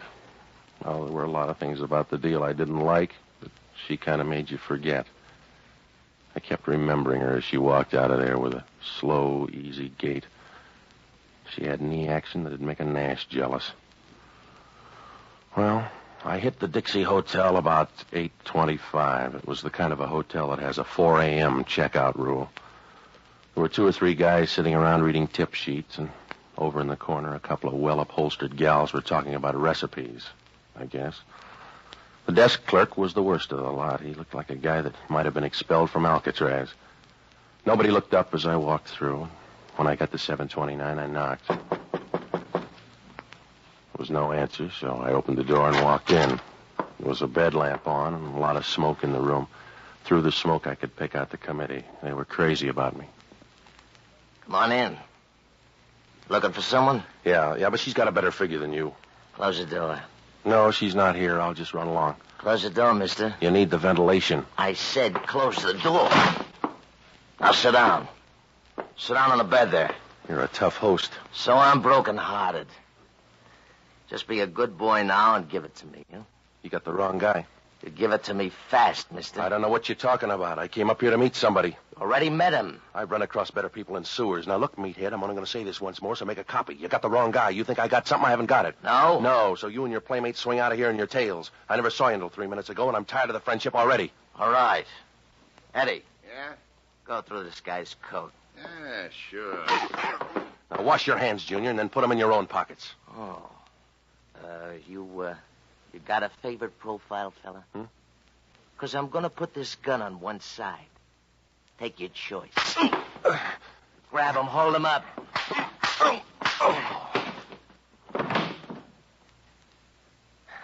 All right, Eddie. Now you don't have to wash your hands.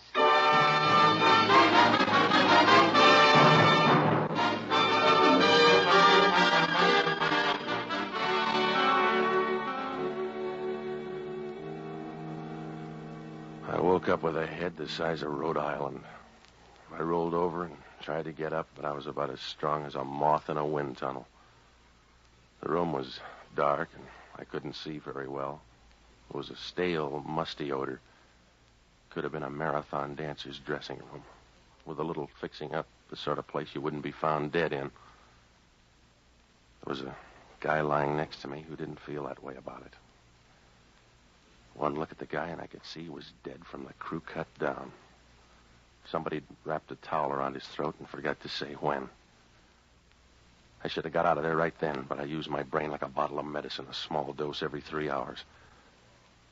I stood there, looking down at him, and felt like a guy that's just rolled a 7 the second time out.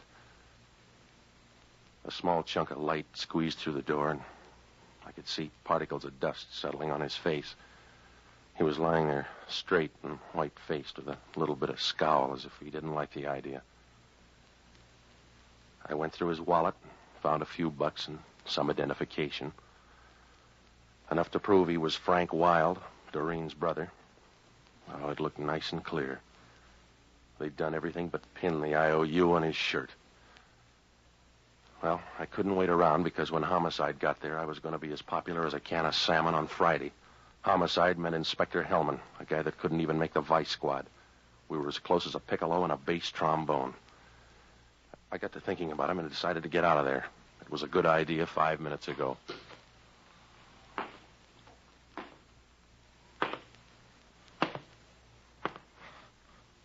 Hello, Novak. Oh, Hellman. Small wake, huh? Just a few close friends. You always drop by room 729 this time of night? I got a bad memory for faces. Who's your friend? His name's Frank Wilde. That's one answer. I was supposed to meet him here at 8:30. That's another. You got a third? Who killed him? I don't know, Hellman. Maybe 3 or 4 people. Maybe a pack of lugs from Joe Condano's. Yeah? I think you're modest, Novak. I think maybe you killed him. Oh, yeah, sure. I wrapped the towel around his neck, beat myself to death with a pistol, and jumped into the same grave. Maybe. Oh, stop it, Hellman. That isn't smart. That still leaves you in the running. I came up here to make $100. That's all I know about it. Check down at the desk. They'll tell you. I checked on the way up. The desk clerk says room 729 is in your name.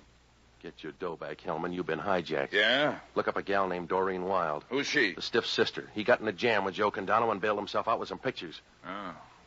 What kind of pictures? You just look her up and find out where she was at 9 o'clock tonight. I got a bird in the hand. And call on Joe Condano. His Gunsel's held a convention here tonight. That's too much legwork. You're handy, Novak. I can't afford a bum rap, Hellman. Get yourself another boy. You get me one. It's your hotel room. There's a dead guy in it, and you got a bad record. I can make that add up for the DA. You can't add a pair of zeros without crib notes, Hellman. I can try hard, and I'll be all through in 24 hours. That's how long you got, Novak. You got one day, and you're not going to be lonesome. Because I'm going to put a tail on you the whole time. Well, that'll be fun. I'm going to know where you are every minute. Stop posing, will you? You couldn't follow an elephant across a basketball court. Just stay handy, Novak. I'll be ready. I'm going to fingerprint this room and run that towel through a test. And then I'll be ready. Yeah, you better watch out for that towel. Huh? Remember, when it comes to towels, Hellman, you have to start from scratch.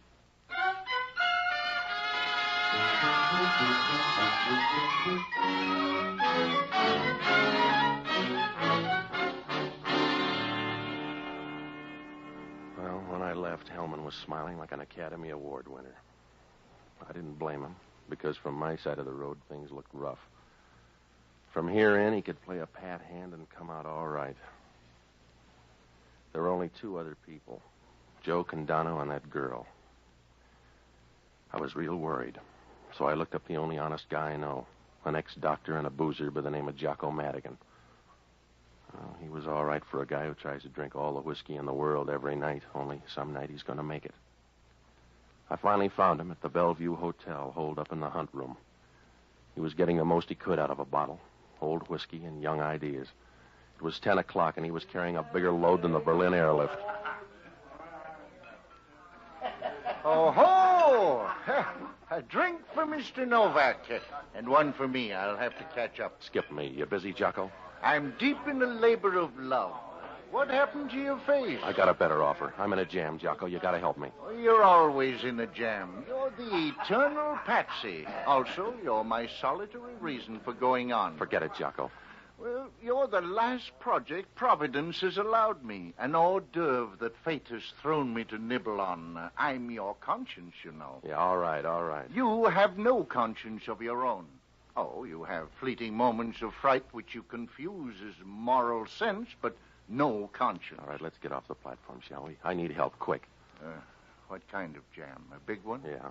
I woke up about an hour ago holding hands with a dead man. Where? Room 729 at the Dixie Hotel. I hope you changed rooms. Hellman walked in and found me praying for the dead. He's got an idea I did it. A shrewd policeman. That was the second feature. We opened with a pistol whipping by Joe Condano's gunsels. Oh, you gotta help me. Would a drink help? Hellman's got a guy tailing me. I gotta go slow, Jocko. I want you to hit Condano's place and pick up every scrap of dope, will you? Oh, I'd look out of place in a gambling joint. There's a bar. Tour the joint and find out when the boys got back, huh? Where do you plan to be? Hiding under a rose bush? I'm going up to see a girl. She's the dead guy's sister. Are you going up to extend sympathy? She's mixed up, too. Condano's holding some blackmail pictures.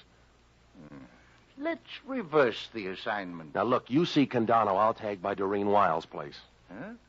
She must be Harry Wilde's daughter. Who's he? The money crowd, to use a low term. What's he like? A retired octopus. After he got sick of chasing cigarette girls, he settled down to be a social worker. Yeah? Now he's like all social workers.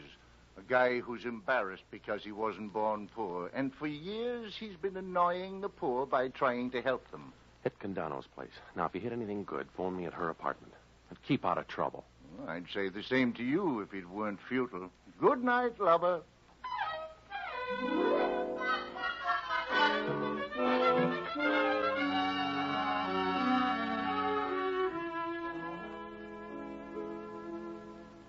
When I walked out, Geary Street was cold and deserted.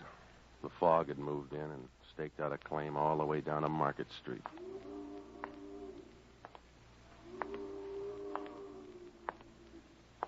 There were two Marines across the street arguing, so I didn't hear it at first. When I got out of range, I began to hear the footsteps behind me. I stopped once and the footsteps broke off. I walked on a few yards, and the footsteps were right behind me. They had a familiar ring, and I was sure it was either Hellman or a water buffalo. When I stopped and waited, Hellman walked up. You're out late, Novak. What happened to that tail? Did he ask for more dough? I put our best man on it. Where are you going? Well, now, I'll bet you get some real good answers on that question. Where you going, smart boy? Doreen Wiles' apartment. Yeah, why? To find out where she was at 9 o'clock tonight? It won't do you any good. Why? Coroner's report. The guy got knocked off about 7 o'clock tonight. Well, he took a long time dying. That towel was a joke. If he wasn't strangled, he would have been red-faced. He wasn't. Oh, well, now, let me guess, Hellman. He died of lingering malaria. Yeah, he was poisoned. That means he was dead when you brought him in. Oh, that changes things, doesn't it? A little. Don't let me keep you, Novak. I'm busy anyway. Yeah? Yeah. Checking your alibi for 7 o'clock.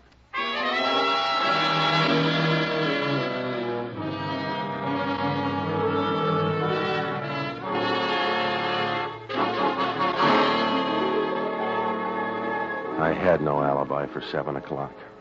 That was right after the girl left my office. Oh, I might be able to dig up a witness, but I wasn't sure. It's like asking a horse if he's going to win the Derby.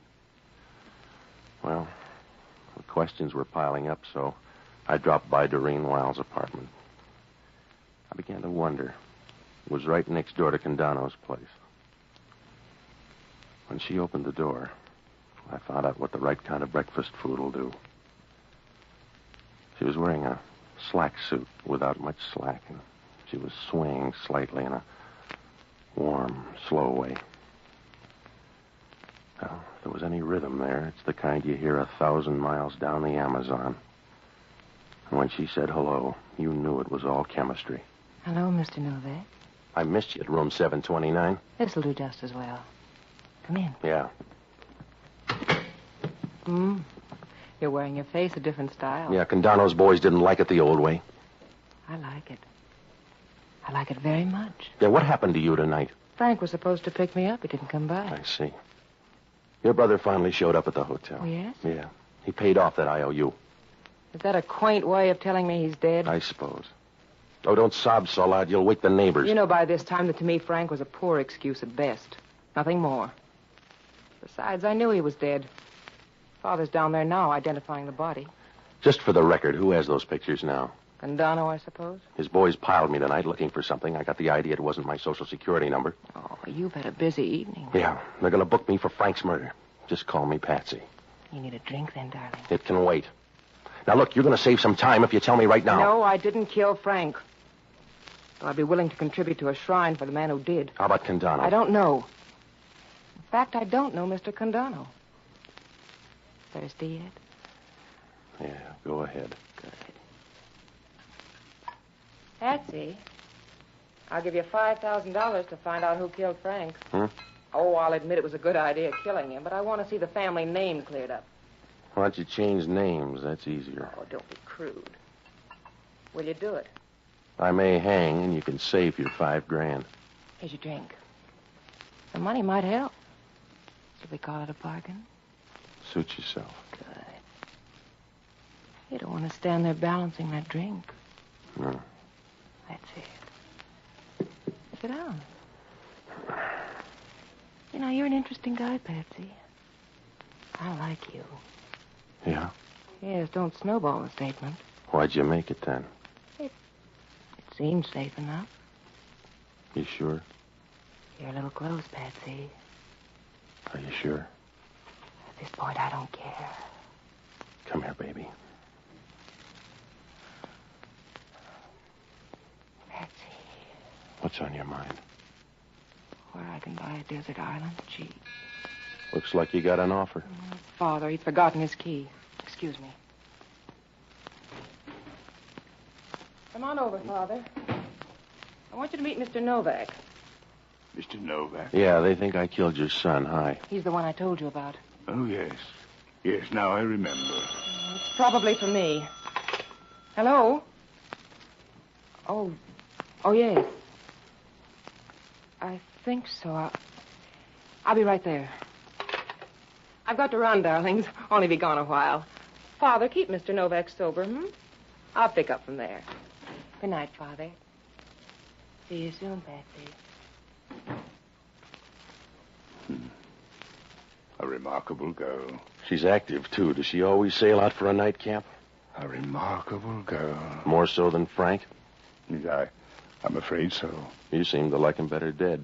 Well, at least he's more harmless that way. Perhaps that sounds unbecoming of a father. Well, if he looks better that way, suit yourself. I've never made any attempt to camouflage my feelings. I'm fond of my daughter. And my son, I've loathed. In a casual way. He's a mishap of nature which for years I've been content to blame on his mother. This matter of the gambling debt, case in point. You know about that? Oh, yes. Plus Doreen's liberal contribution to the problem. By the way, Mr. Novak, who did kill him? I thought maybe you did. No. I'm not a doer. I just cheer from the grandstand. Excuse me. Hello? It's for you, Mr. Novak. Yeah. Hello. Hello, Patsy. I'm down at Condano. I know that. What'd you find out? Never played 2 and 8 on a roulette wheel. All right, drop the clowning. Well, I found out about your friend. Yeah? They came in about 10 o'clock, so that puts them right in line. No, not anymore. The guy got knocked off at 7 o'clock. Oh, impatient, wasn't he? In that case, you better start looking for a tie-up between the girl and Condano. Not a chance. No? She doesn't even know Condano. She makes friends very quickly then because she just walked into his office.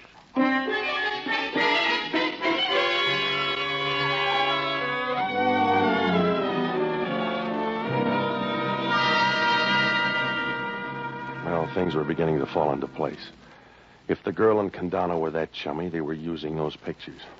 To squeeze the old man, probably. There was only one thing about it that didn't make sense. Why did Condano's boys beat my brains out if he had the pictures all along? Well, I talked to the old man a while, and then I headed for Condano's joint. They were closed when I got there, so I went home to bed. Oh, I'd have given a good price if tomorrow never rolled around. But the sun was eating through the haze the next morning when I walked into Condano's place. A sad old biddy with a mop told me Condano was in his office, so I knocked on the door. Yeah? Hello, Condano. I'm the guy your boys pistol whipped. Novak? Come on in. I wouldn't worry. Maybe you'll heal handsome. Thanks. I'm sorry about that, Novak. I'll bet you are. Well, that's the way you'll get it. It won't come engraved. If I say I'm sorry, I'm sorry. Oh, you're full of tears. You gonna shed one when they send me up on a bum murder rap? No, I'll buy you a handkerchief, though. If you got the time, you might tell me what Doreen Wilde was doing in here last night. What do you care? Maybe we're in love. And maybe you're putting the screws on old man Wilde. Hello?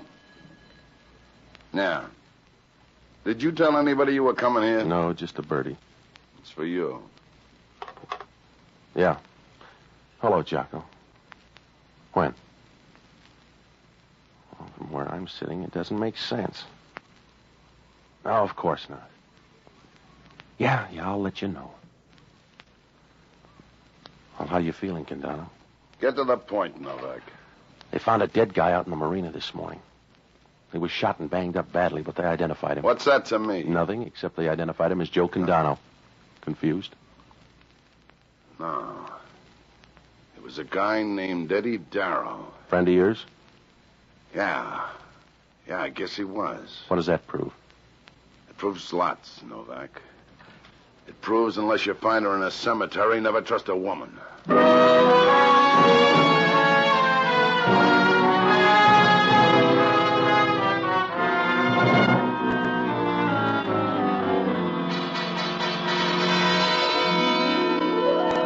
With a good assist, deep short, we could make it now. I knew that.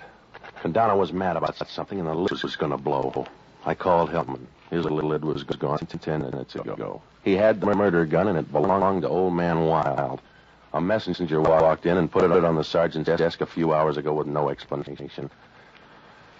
That was the clincher. From here on in, it was cakes and ale. Told Hellman what I knew. He picked me up at Drury and Taylor, and we headed for the Wilde apartment.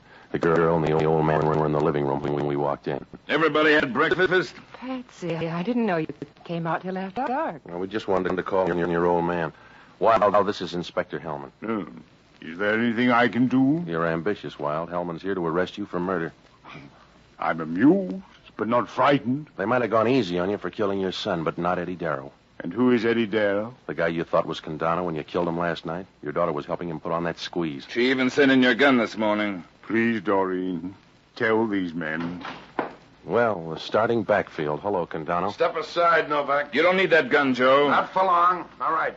Push the girl out there.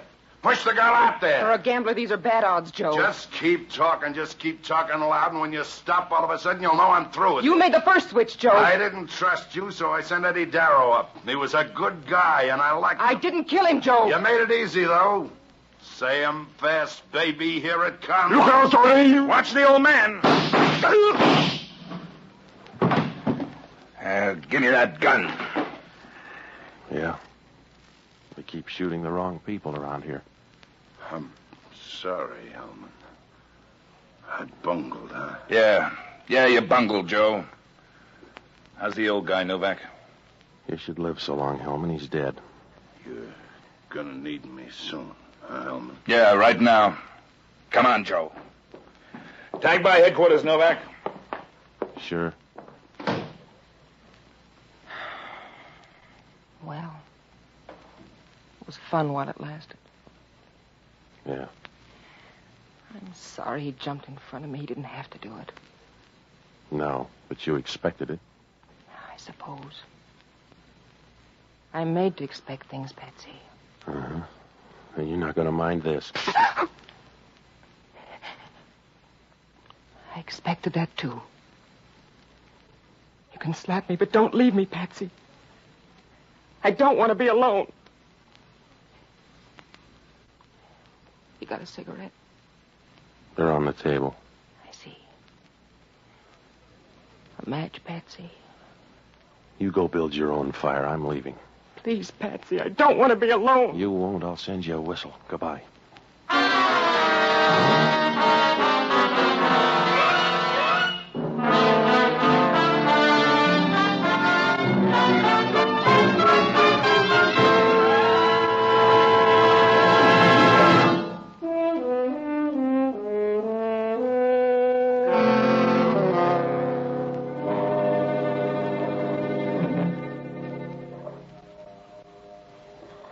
A sweet double cross right from the start. Frank pitched the first curve. He stole the pictures from Condano's office the day of the payoff. He was going to wait for the dough from his sister and skip. In the meantime, the old man found out about it, killed the son, and left him in the hotel after Condano's boys had cleared out.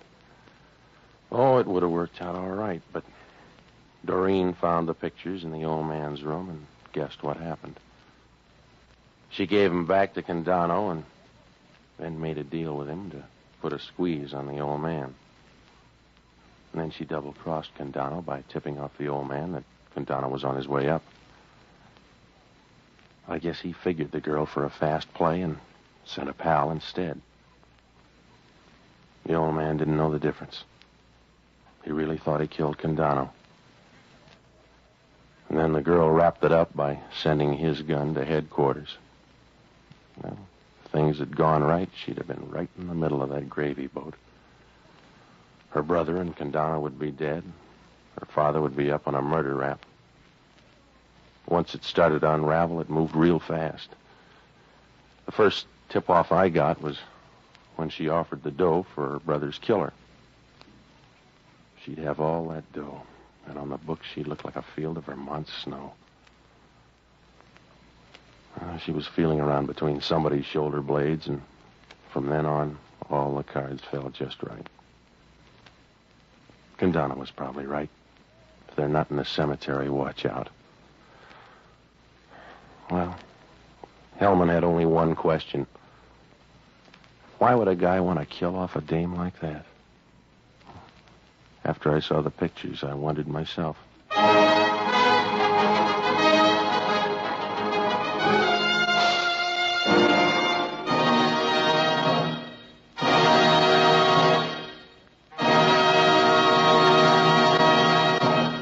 The Armed Forces Radio Service has just brought you Pat Novak for Hire, starring Jack Webb. Pat Novak is produced by William P. Russo. Jocko Madigan is played by Tudor Owen. Inspector Hellman is played by Raymond Burr. Music was composed and conducted by Basil Adlam.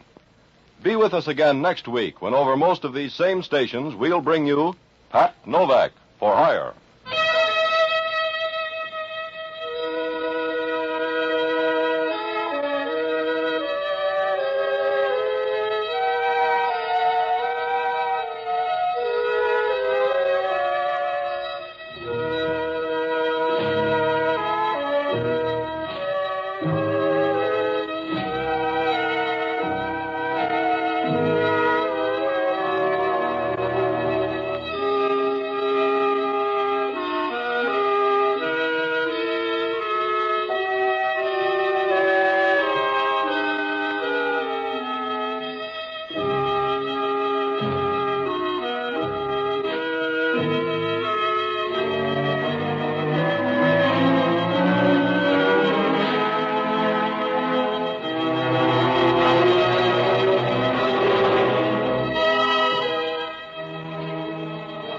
Pat Novak for Hire was previously released by ABC, the American Broadcasting Company, for listeners in the United States. and rebroadcast for our men and women overseas. This is the United States Armed Forces Radio Service, the voice of information and education.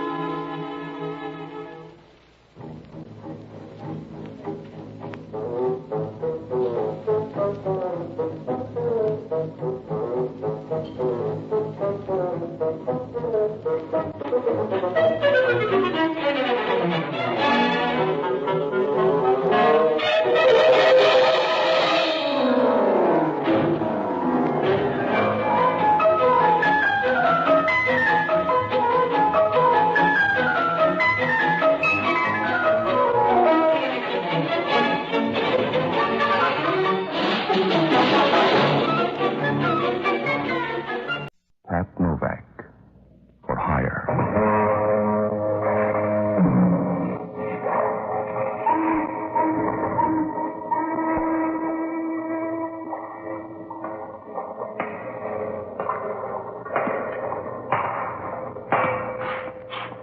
Sure. I'm Pat Novak, for hire.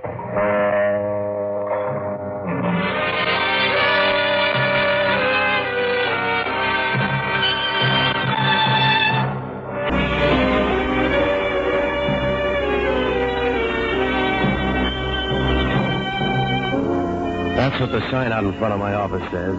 Pat Novak for hire. Oh, sure, you can spell it 50 different ways, but down on the waterfront in San Francisco, it all means the same thing. You pay and I'll do, and the customer's always right if he's got an open wallet. Then I'll match it with an open mind. Unless he's after murder, then the price gets out of range. And down here, you're either high on your toes or flat on your back, because most of the time you get only one kind of pitch, fast and inside, and you don't cry if you're foul because nobody cares. Even then, you can't complain. During the summer, the morgue's the coolest spot in town. Oh, I rent boats and wrap up small sins in $20 bills. The money's good when you get it, but there's no retirement plan, and you can't buy vaccination for trouble. I found that out last Wednesday night. I closed up shop about 8 o'clock, and I started walking home. The city was down on its hands and knees trying to crawl through one of those San Francisco hot spells that blast by every 5 years. From up on the hill, the Chinatown tenements lined up down below like sweaty little kids waiting for a shower. It was heat and headaches all the way. But when I opened my front door and stepped inside, who wanted to talk about the weather? She was standing in the dark smoking a cigarette, and the silhouette her figure cut against the window was something you'd never believe. Then she reached over and turned on a lamp. It was a fast, dizzy trip, but when I got around to her eyes, they were the kind that made you think of hard-working geysers. Deep and warm, and you knew you could count on some fast action when they came to a boil. The smile was familiar, and the lips were red and moist, like a souped-up rose waiting for a bee. She did lots of nice things with her mouth, and talking was one of them. Patsy, welcome home. It's been a long time. Yeah, it's good to see you, Georgie. What's on your mind? Patsy, can't you ever take your time? It's not mine, it's borrowed. Anything special in mind? Easy business. Got a drink? How easy? Just a boat ride. You can't get hurt. That's what they told the Spanish Armada. Getting soft, Patsy? No, not in the head. Now, look, if it's work, let's talk. Otherwise, let's just be cute, huh? All right, Patsy. The last time you saw me was a year ago. As far as you know, I'm not in town. Fine? You tell me. Go on. Tomorrow night, a freighter's due in here from Shanghai. The SS Calcutta. I want to be on the welcoming committee. Who says you can't? Nobody yet. But the ship's going to anchor in the stream, so I need a boat, and I need you. I'm not the social type. I don't think I'll go. Believe me, Patsy, it's an easy trip. So's falling downstairs. Come on, let's deal or drink. All right, Patsy. My stepmother's going to meet the Calcutta, too. Who's she? Mrs. Sheila Lamson. She likes parties? She likes a package she's going to get from somebody aboard the Calcutta. What's in it? That's her business. I just want to make sure she gets that package ashore all right. You in on it? She doesn't even know I'm in town. Who picks up the check? Here. Will $40 cover it? It's too much for an easy job and not enough for a hard one. Where do I find you if I need bail? Here's a phone number. You can call me there tomorrow. And Patsy, thanks.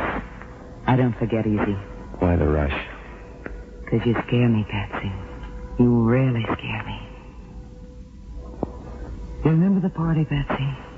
Yeah. But memories are like everything else. They wear out. Then let's make some new ones, Patsy.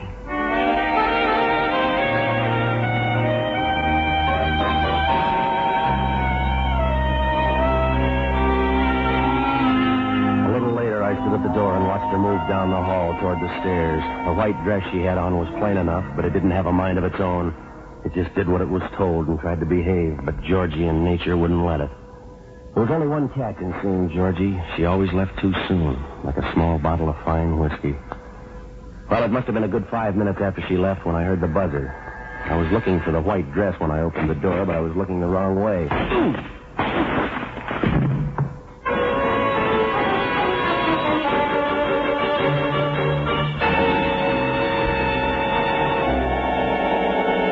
Something with an echo in it came down hard on the side of my head. I went down like mercury in a quick freeze.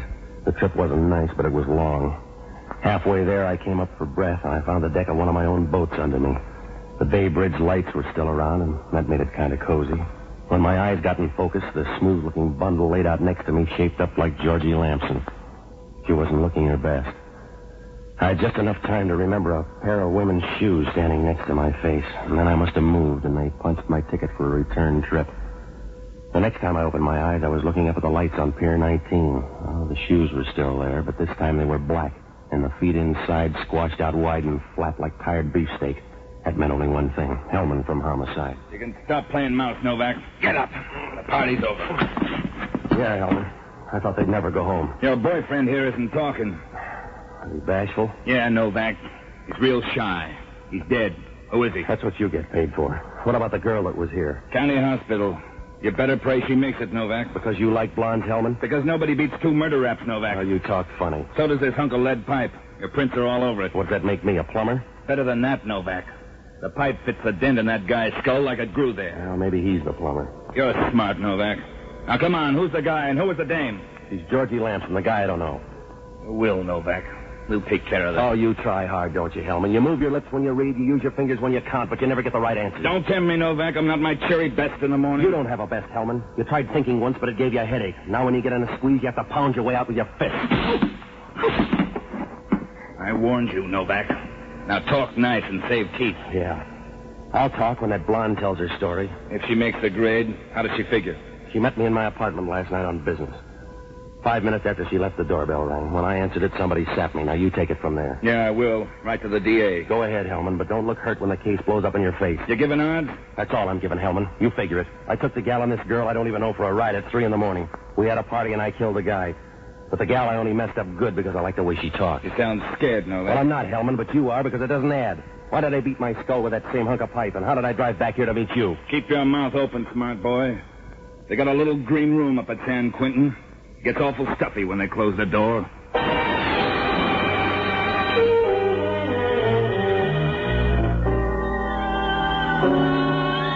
Well, after I left Hellman, I figured I'd had a bumper crop of trouble for one day. The sun was just beginning to stagger up over the Berkeley Hills when I caught a cab uptown. On the way, I stopped off for coffee and a 6 a.m. Chronicle at one of the little Greek joints off Geary Street. The windows were blind with grease and the light was bad, but the reading was money from home. The story made me stop counting the lumps on my head.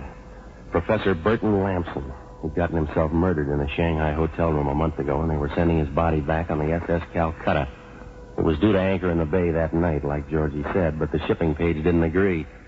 The Calcutta was listed inside the gate at 7:30 the night before. How did that check out? And what about that package that had everybody worried? Well, when I got back to my apartment, I called the hospital to check on Georgie. Well, they were still giving odds, the long, thin kind. A little later, I was in the middle of a cold shower, adding up rows of zeros and getting different answers every round when the phone rang. It was Hellman, and he was selling nothing but smiles. You feeling any better, Novak? Oh, don't tell me you're worried. We just identified the dead guy. His name's Warren Haynes, local socialite. You know him? Yeah, I'm an old friend of the family's. The guy's from one of the old families in town, the important kind. His blood wasn't blue. No, but we are. We're feeling the pressure already, so I'm calling you in today for a little talk. That's a great job, Hellman. You keep right on smacking your fat lips because you're going to get more answers than questions. That's funny, Novak. I didn't think you knew the difference. When I hung up the phone, I was seeing more red than the bleachers at a bullfight. I probably would have walked right by him if he didn't open his mouth. Even then, it wasn't much more than a loud squeak. He was a skinny guy standing against the door with a half smile twisting his mouth and a bright, wild look in his eyes. You seem disturbed, Mr. Novak. Where's your invitation, mister? This should prove sufficient, Mr. Novak. All right, so you want a gun. What happens now? Now, Mr. Novak, I'll use the gun unless you hand over the package. Sorry, mister, you're in the wrong laundry. Mr. Novak, I've been crossed once today. I don't intend it shall happen twice. The package? Now, look, I'm going to spell it again. I don't know what you're talking about. Now, take that cannon you're pointing and get I think you realize I'm about to use this gun, Mr. Novak, for the last time. All right. You'll find it right over there. Now, here, right next to... Now, come on, give me that gun before somebody gets hurt.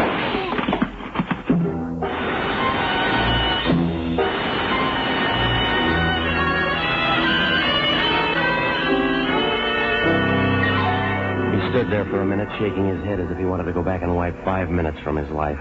All of a sudden, he jerked around in his tracks and he stumbled for the door like a timid drunk when you tell him he's had enough. Then he folded up hard against the wall on his knees. But it was a little too late for prayers. I stood there for a minute trying to think of a good lawyer who owed me money, but all I could see was a courtroom and a picture of Hellman smiling as he listened to the verdict. Well, accident or not, if Hellman dropped in with a body on the floor, he'd bury me so deep in San Quentin he'd be bringing me air in paper bags. When the knot in my stomach untied, I dragged the little guy away from the door and I rolled him on his back. His eyes were still asking for the package, but the rest of them didn't care. Outside of a few bucks, his wallet was empty, not even a laundry tag. Well, I got dressed and I pulled the blinds and locked the place up. And then I went out to look for the only honest guy I know, an ex-doctor by the name of Jocko Madigan. He was a fine surgeon until something made him decide life was temporary at best. Now he's got a permanent post on a bar stool looking for answers at the bottom of whiskey bottles. Well, it's hard on the liver that way, but you're never short on dreams. I finally found him with a bourbon halo in a musty little Italian joint over in North Beach. It was a long stretch from Easter Monday, but he was still celebrating Irish independence. He looked like he was on the wrong side because his nose was a bright orange. Patsy, my boy, you're just in time. These simple but honest Sicilians have agreed to embark with me on a crusade. And as honorary past president of the Sons of St. Patrick, the Powell Street chapter, I invite you to join us. Come on, Jocko, sober up. I got to talk to you. To fittingly observe the occasion of old Ayre's joyful victory, we're first fortifying ourselves with grappa and bushmills. Then we sally forth to chase all the snakes out of Long Beach and the cockroaches out of Chinatown. How does that strike you, Patsy? And why aren't you smiling? 'Tis a glorious day. Because I'm in a jam and I want to talk, Jocko. Now cut it. Oh, Patsy, you remind me of that De Valera fellow. You're sitting on the curb and pouting just because they won't let you march in front of the band in the victory parade. You're sour, Patsy. Admit it. Jocko, will you snap out of it? I'm in big trouble. You're always in trouble, Patsy. You're a child of adversity, a son of scorn. The fates spit in your eye and you try to retaliate, but the wind's always blowing in the wrong direction. You're a lost leaf in the mortal storm, Patsy. You're a pebble shaking a tiny fist at the mountain. You'd like to fight for some strange, fantastic cause, wouldn't you, Patsy? But you can't find anybody your size. Men are too small and the gods are too big. Patsy, you're lost. Are you all through? Yeah. What kind of trouble? Oh, it's a pair of bum murder raps, Jocko. Somebody sapped me in my apartment last night, and I woke up this morning with a dead guy. That sounds interesting. What was it you were drinking? Hellman's out to pin this on me. Oh, a dubious honor. You mentioned 2 murders. A guy came in my apartment this morning waving a gun and asking for a package that I never heard of. We started wrestling for the gun. Mildly exciting. Who got it? He did, right in the chest. Patsy, you have absolutely no excuse for losing your temper. Why, you're not even Irish. Still, you're always getting hot-headed at the wrong time. It was an accident, Jocko. I didn't even know the guy. I'm sorry, but I can't cry. Sure, that's what the British general said after he hung Robert Emmett at the dock. But he didn't straighten out the Marcel in his neck. What are you doing out of jail? Well, you knock it off, Jocko. Now, look, did you ever hear of a Mrs. Sheila Lamson? Certainly, and I'm very offended with her. In the past year, she set up drinks for every eligible and non-eligible in San Francisco except me. That sounds good. What else? Not much, but I often wonder what that poor old professor she married does with his evenings. He stopped worrying, Jocko. He's dead. Now, look, will you hop down to the Chronicle morgue and check with Steve Nagel? Have him dig out all the old clips on the professor and Mrs. Lamson, will you? And while you're there, check on a guy by the name of Warren Haynes. You got that? Yes, but what do I do for money? $50 for car fare and nothing for booze. Patsy, surely you're jesting. Jocko, will you quit clowning and get going? You say so, Patsy, but you've broken up a beautiful party. My Sicilian friends have gone to sleep, and I'm thirsty again. Let's have 4 or 5 for the road, shall we? Later, Jocko. Oh, all right, Patsy, but only for you. By the way, where can I find you? I'm going to tag by the county hospital, and then I'm going to look up Sheila Lamson. If I remember the story correctly, Patsy, you'd better reverse your schedule. Good night, lover.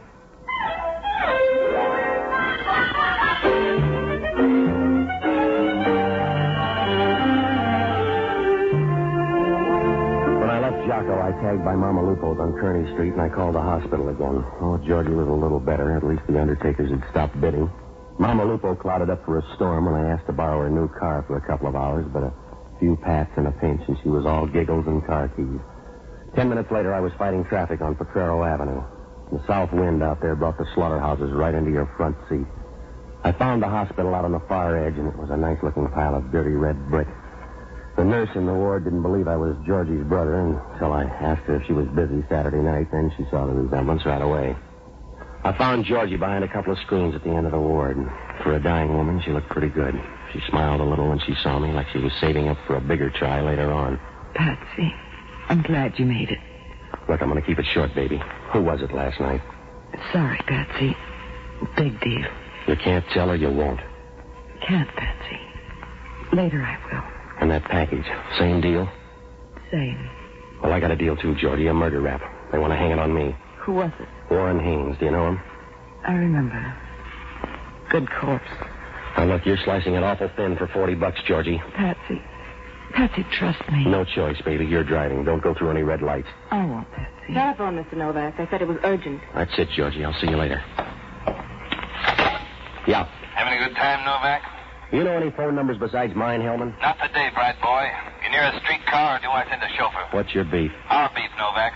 We'd like it fine if you paid us a visit real soon. Sorry, Hellman. Book's solid. Command performance, Novak. I wouldn't disappoint. What's the matter, Hellman? You want it in blood? I told you I don't know anything about last night. I never saw Haynes before. You got me wrong, Novak. This one's about a knife.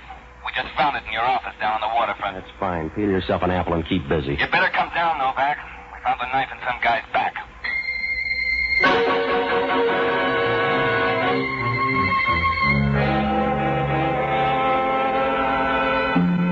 Houdini couldn't get out of that one in 2 hours with both hands and a can of olive oil. It was like chasing cyanide with a bucket of brandy. Well, it tastes bright, but it's only a matter of time.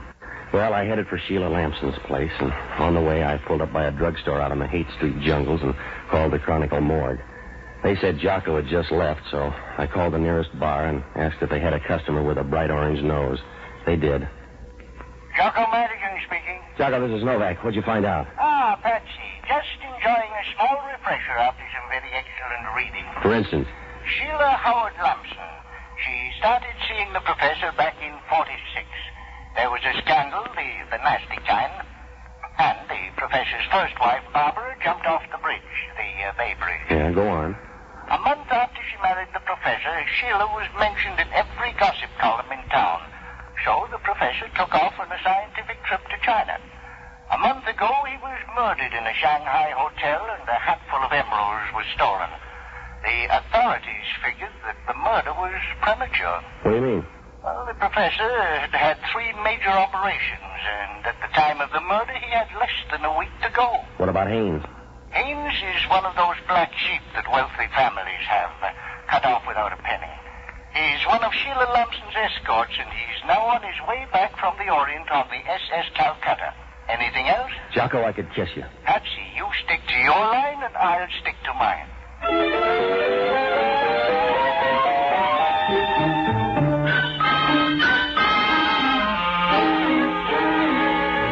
Well, the puzzle was still a sack full of holes and question marks, but at least Jocko's leads had a little juice in them.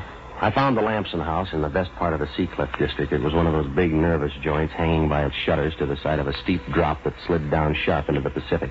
All green trim and stucco the color of mortgages. The front doorbell was wearing out in my hand when the maid showed up, and then she was tongue-tied. She didn't know a thing except good money when it was offered. And then she told me I'd find Mrs. Lamson in the second-floor sitting room. She went away. I found the sitting room all right, but Mrs. Lamson wasn't there. So I followed on through till I came to a bedroom with a bright red ceiling and a lived-in feeling. Reminded you of something Henry VIII might order for a bridal suite. She was sitting next to the couch holding a martini and making noises like a leopard on a honeymoon. Hello. Don't call me baby. Yeah. You always wear handkerchiefs to parties? Mm-hmm. Saves time. Dressing.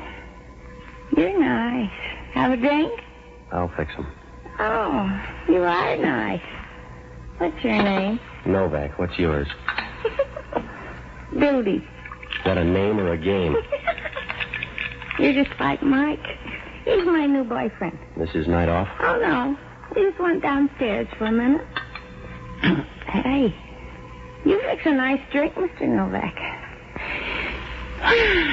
Warm. Yeah. You got a fever or something? No. Must be the weather, Mr. Novak. You feel it? You're a big spender, aren't you? What do I do when Mike walks in? Smile? Oh, Mike's broad-minded. How about Sheila? You fix a good drink, Mr. Novak. You ask a lot of questions, too. Yeah, well, that's because I like answers. Now, what about Sheila? Hey, if you're going to get rough, I'll call Mike. All right. I'm Sheila's sister, and it's much better when you're nice to me. All right, then let's start being nice, huh? Mr. Novak, what was that for? I'm a big spender, too. Here, have another drink. I think maybe I'll have another you, Mr. Novak. Is that Mike coming upstairs? Could be, baby. Now, come on, where's Sheila? Oh, Sheila, who cares? She's downtown anyway. She won't know. Hey, where are you going? Sorry, baby, I got a date. I'm not busy. Will I do? Don't let him leave, Mike. If he does, he's going to walk through me. I'm sorry, baby. He's not my type.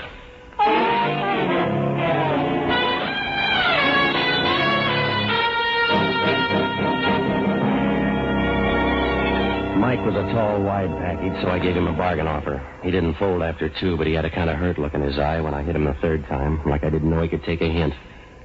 When he wound up and hit the floor, every window in the house rattled, and I figured the Berkeley seismograph got a cheap thrill. I made it as far as the front door when I heard a car pull up in the driveway. When I got to the window, a dame and a guy were getting out of a new Nash and heading for the door. The guy was a middle-class gunsel, but if the gal was Sheila Lamson, she made nice opposition. Well, I couldn't wait around to see. I finally managed to make my apartment without having one of Hellman's men pick me up, and when I got in, Jocko was just pouring himself another glass of Green Dreams and posing in the mirror like a man of distinction. The stiff was still there on the floor next to a glass of ice water. Patsy, I don't approve of your choice of party guests. The guy's dead, Jocko. Oh. Well, in that case, I'll overlook it. This is the friend you were telling me about? When are you due at the gas chamber, Patsy? Any phone calls? Oh, now that you mention it, yes. Hellman? Regularly on the quarter hour. Not very coherent, but I got the idea he's looking for you. Also a call from the hospital. They wanted to know the whereabouts of a Miss Georgie Lamson. What do you mean? It seems she disappeared a few hours ago from one of their wards. Oh. Patsy, you look worried. Perhaps a sampling of this delicate dollar ambrosia would help. Try it. No, thanks. Suit yourself, Patsy. Myself, I'm an old subscriber to the Socrates plan of self-destruction. If you want it done right, do it yourself. By the way, have you noticed our friend's hands lately? Huh? It looks like he's entertaining a scrap of paper in his right hand. Yeah, I see it. Oh, let me see here. He seems kind of stingy with it, doesn't he? Yeah, I got it. Uh-huh. Oh, an old envelope. Not even a coded letter to puzzle over. I'll settle for the address, Jocko. Take a look. Captain Edward Small, SS Calcutta, Paramount Line, Shanghai. Well, that's nice. Shall we have another drink? Later, Jocko. Right now, we haven't got the time. If that's who I think it is, Patsy, you're going to have lots of time. I'll just whip up a short one. Novak talking. Listen, smart boy, and listen hard. This is for the last time. You check in here in 10 minutes, or I'll send out on all points. Dead or alive, Novak. All right, Hellman. There's a dead guy here in my apartment right now. His name's Captain Edward Small, off the Calcutta. I don't need any more bodies, Novak. I can hang you twice with what I got. All right, copper. But if you want your picture in the paper tomorrow, you can meet me out in Sea-Cliff in 15 minutes. 48 Camino Drive. When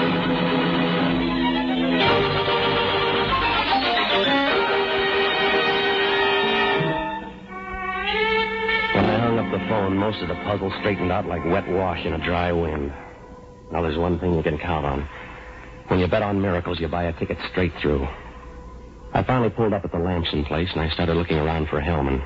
The joint looked about as crowded as a Kremlin breakfast for Senator Taft.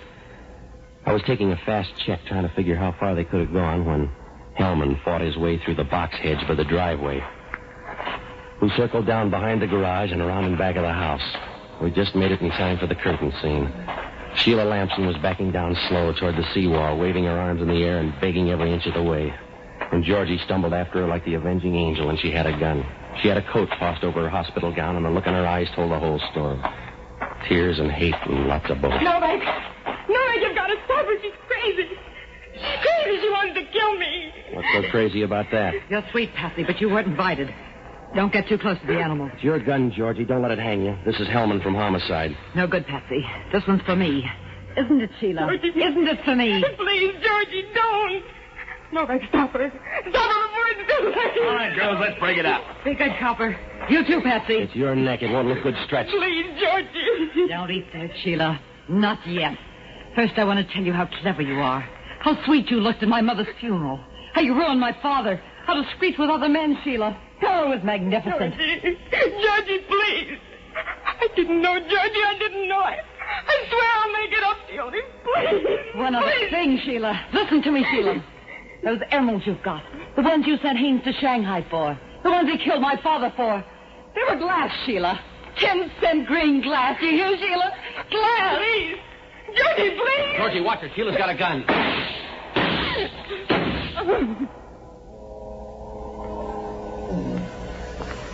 Patsy. Take it easy, baby. You got a long trip. She's dead. Isn't she, Patsy? She's dead. She didn't die, baby. With that much lead, she sank. It burns, Patsy. It burns. It'll cool. The fog's starting to come in. Remember the party, Patsy? Yeah, I remember. Then say it, Patsy. Please say it now. Say it. Yeah, Georgie, I'd say it. But you're not listening.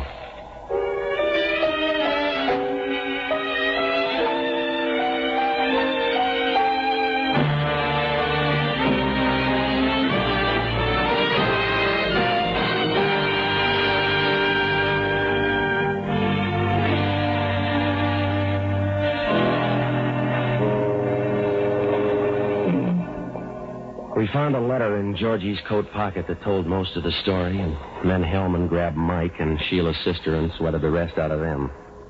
Well, it wasn't a pretty story, but it moved. When Sheila spent the professor broke and he checked out over in China, Georgie decided to blow the whistle on her. She made up that phony yarn about the emeralds, and then she let Haynes murder her father and walk off with him. They were glass. To make it look good, Haynes played pallbearer and took the boat back with the body. But not before Georgie tipped the captain and the first mate about that sack of emeralds Haynes was supposed to have. So they went to work. They robbed Haynes and planted a fake for a fake. It was a real cat and mouse game. Georgie only made one mistake, but sometimes that's all it takes. She flew back here a few days before the Calcutta got in so that she could be around for the payoff. One of Sheila's pals must have spotted her and trailed her to my place. And then the sapping started. That was the same night the Calcutta got in, and people started checking packages and pulling triggers. When Sheila found her package was a fake, she figured Haynes was being cute, so he got it first. And then she went out after that original fake. She tried to double up and hang Haynes' body on me and get rid of Georgie at the same time. But Georgie didn't die easy. I don't know how the captain got on to me, probably through Sheila. But her Gunsel friends took care of the first mate with a knife when he got anxious. Well, when the dust lifted and they counted cold noses, it was a real devil's game. Wherever he was, Georgie's old man must have been holding his sides and rolling in the aisles. Yeah, a real plum. And Sheila found out when you get close enough to the seed, the taste gets bitter. Well, Hellman asked only one question. How come a smart girl like Georgie bought something as stupid as revenge? I don't know. She was a lot better at a lot of other things.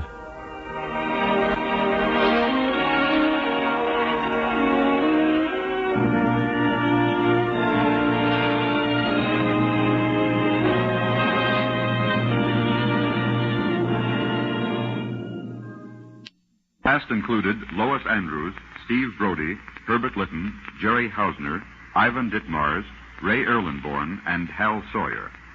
This is a Larry Finley transcription, brought to you from Hollywood.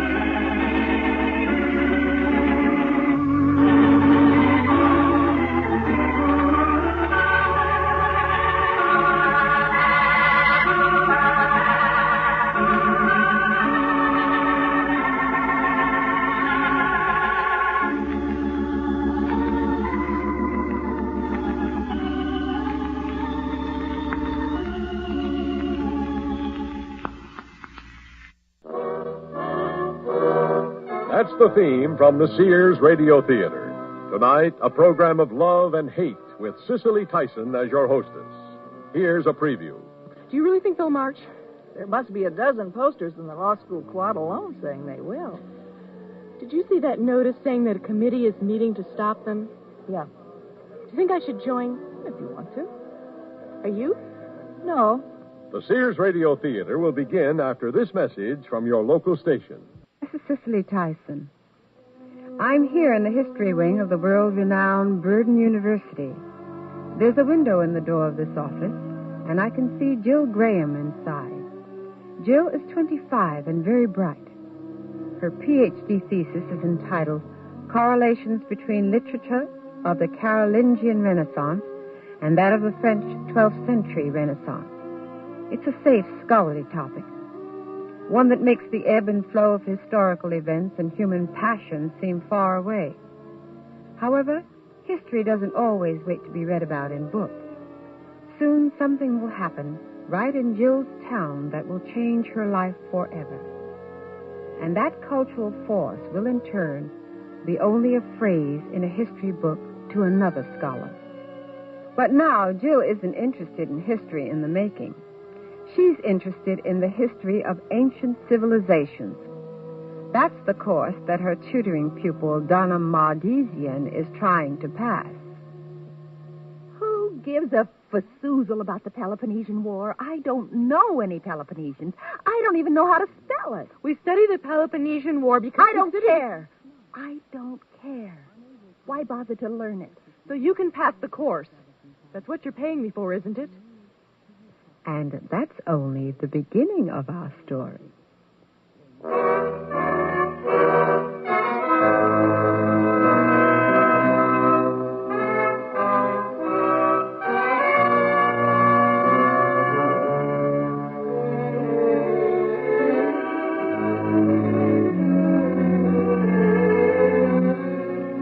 Sears Radio Theater, a new adventure in radio listening. 5 nights of exceptional entertainment every week, brought to you in Elliott Lewis production of the Sears Radio Theater. Our story, The Great March, by Patricia Joyce. Our stars, Miss Joyce as Jill Graham and Shepard Menken. The Sears Radio Theater is brought to you by Sears, Roebuck and Company. Sears, where America shops for value.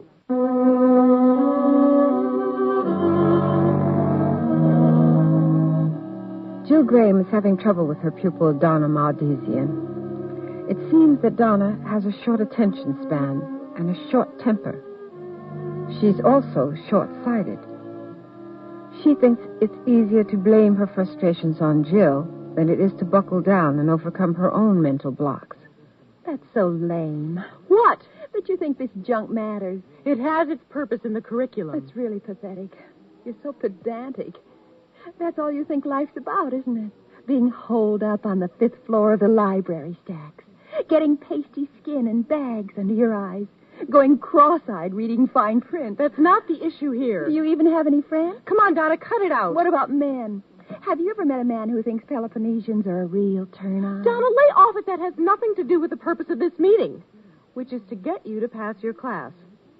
Now, either you want to work or you don't. I don't. I already told you that. Then save your money. I'm leaving. Some tutor you turned out to be. Don't blame me if you don't want to work. I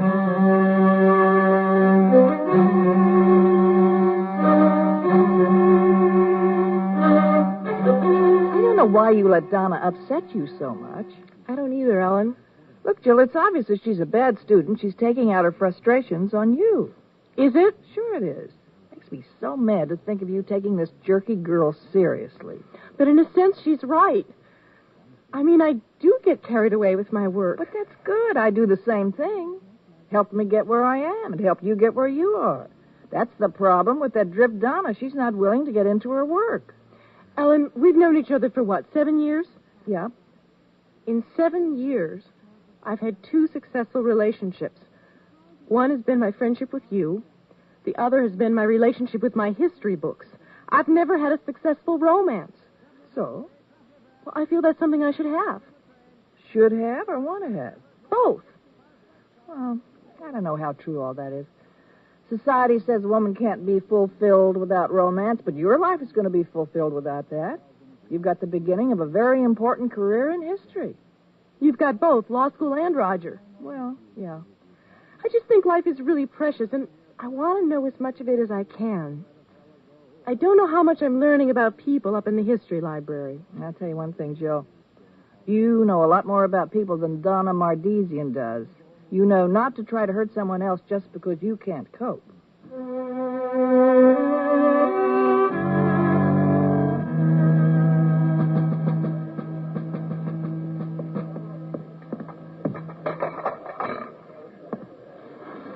What's wrong, Jill? You look like you just found a cockroach in your soup. Did you see those posters in the quad? No, unfortunately. Scary. It reminds me of Donna Mardesian. Why? You think Donna Mardesian's a member of the American Fascist Party? You think as soon as you're finished tutoring her, she sneaks off to a party meeting, throws on her sexy, tight-fitting stormtrooper's uniform, and writes racist slogans on ladies' room walls? Pretty logical. Seems like something Donna Mardesian might do. Ellen, I'm serious. It's the same psychological problem. Donna was frustrated about her own problems, but rather than deal with them, she focused her anger into attacking me. Now, a lot of these American Fascist Party guys are frustrated and lonely. Their racial slurs come out of their own unhappiness. I think you're right. I don't want to see the American Fascist Party marching through Burdenville. We shouldn't have to deal with their hate any more than I should have to deal with Donna Mardesian insulting me. Well, do you really think they'll march? There must be a dozen posters in the law school quad alone saying they will. Did you see that notice saying that a committee is meeting to stop them? Yeah. Do you think I should join? If you want to. Are you? No. But you're Jewish. Look, I don't like what they stand for, obviously, but legally they have a right to march. Isn't it a question of humanity, not legality? The purpose of law is to help society function in an equitable, humane way. Don't you think that's a really pompous statement? Probably. I don't know. I'm going to that committee. Then go. Help you get out of the library. I'm not doing it for social reasons. But you said you wanted to be around people more. Look, I happen to think it's the right thing to do. The right thing to do is to protect their right to free speech. My favorite Oliver Wendell Holmes quote: "What the Constitution must protect is not free thought for those who agree with us, but freedom for the thought we hate." I had American History 239. I know what the guy said.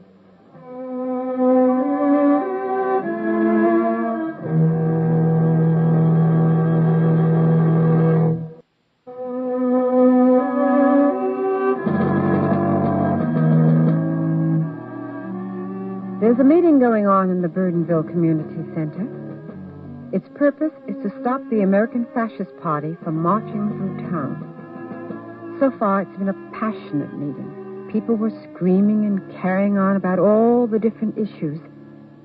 Now they've finally decided on a plan of action. The chairwoman, Rhea Arnold, stands at the podium. She breathes a sigh of relief as she raises her gavel. That concludes today's meeting. Thank you, friends, for coming.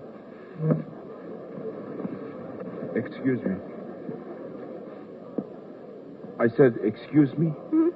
I need to get by. Oh. Your books are blocking my way. Oh. Thank you. Aren't you coming? Oh, I guess I should. Are you all right? I think so. I think I am. Are you ill? Do you need some help getting out? No, I'm fine. The meeting just affected me a lot, that's all. Yes. It's very unpleasant.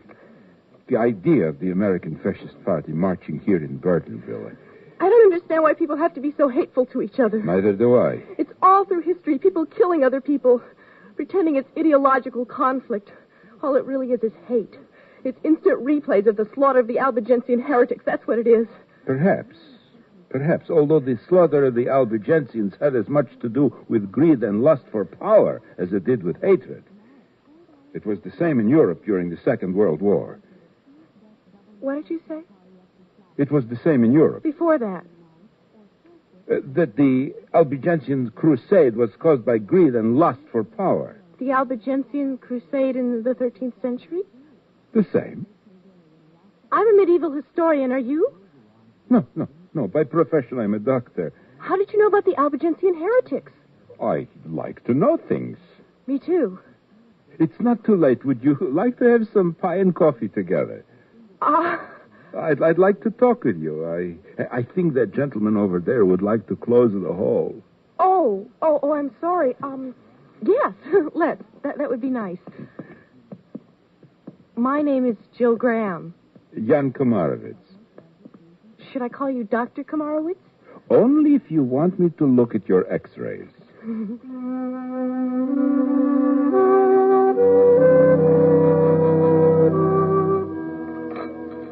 Sometimes I think I spend too much time learning and not enough with people. But they say things all work out. That's what I was told, too. As I got older, I wondered if indeed it all works out. How's your pie? It's good. Want some? If you'll try mine. What is it? You, have a tattoo on your arm. Yes. You were in the concentration camps? For 5 years. Oh. Yes. No wonder you feel cynical. Oh, I'm not the only one in this town. There are many survivors here. I was just angry that the American Fascist Party was marching. I didn't even think about what it would be like to remember the real fascists, to have gone through that. I'm Jewish. Oh. Yes. Does it bother you to talk about the camps? Sometimes, not now. I think that now it is a bit of a release. I felt very angry during the meetings, though. Yet, it is easier to say that I've been in the camps when I'm sitting in a warm coffee shop and seeing a sympathetic face looking at me over a piece of cherry pie. It makes those 5 years seem very far away.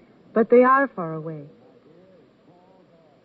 An experience like that is never very far from one. Especially with this little reminder that the American Fascist Party has planned. How did you do it? Survive, I mean. Oh, I almost didn't. No one else in my family did. I'm sorry. I remember the day that we knew we were free. What was it like? For everybody, it was different. Some cried, other people ran around kissing everything.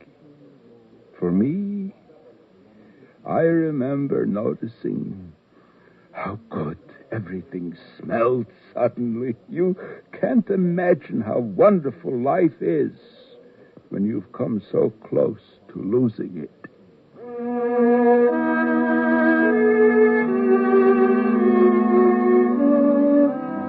Hey, Jill. Jill, wait up. Hi, Ellen, where are you going? Constitutional law. How about you?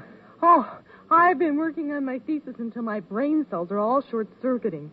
Now I'm taking a break. I'm going over to the committee to stop the American Fascist Party march. Jiminy, what a grandiose title. Going to a committee with a name like that will probably fry your brain even more. Well, I figure that a change of pace will spark me up. What are you going to do? We're campaigning door to door to get people to support certain town ordinances that will ban the march. What ordinances? Oh, let's see. I was talking about this one a lot last night. They want to ban slogans or symbols like the swastika that would defame a group. I think it makes sense. Did you know that there are a lot of survivors of concentration camps here in Burdenville?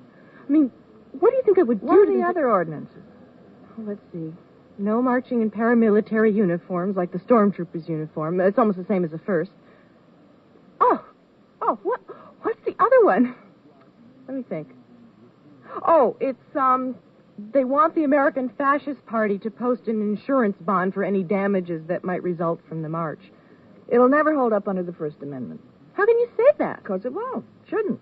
You sound so confident. Well, you know me. You know I always come off more confident than I am. I really don't know what'll happen. But I tell you, Jill, I could bore you with long legal arguments and precedents, but to me, the basic issue is, are we going to have freedom of speech or not? If we are, it's a costly freedom. I guess sometimes some people have to pay a higher price for that freedom than others. We're not talking about textbook cases. We're talking about people. I met this doctor for coffee after the meeting, and if you met a doctor? No, hey. It's nothing like that. He's a lot older than me, and he's married. He also has a teenage daughter. He's just a nice man who wanted to talk. Anyway, he was in the concentration camps for 5 years, Ellen. He's been through so much pain. Why should he have to be insulted by those fascist idiots? Isn't there such a thing as protection from mental cruelty? Why should he have those old wounds opened up again, you know? It just doesn't seem fair. Well, it doesn't seem fair to deny people the right to speak, does it? No.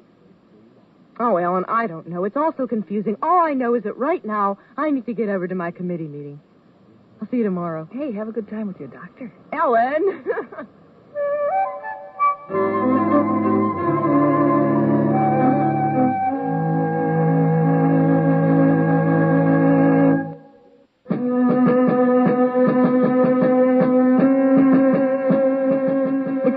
Turn off the TV news and ignore events that are happening halfway around the world.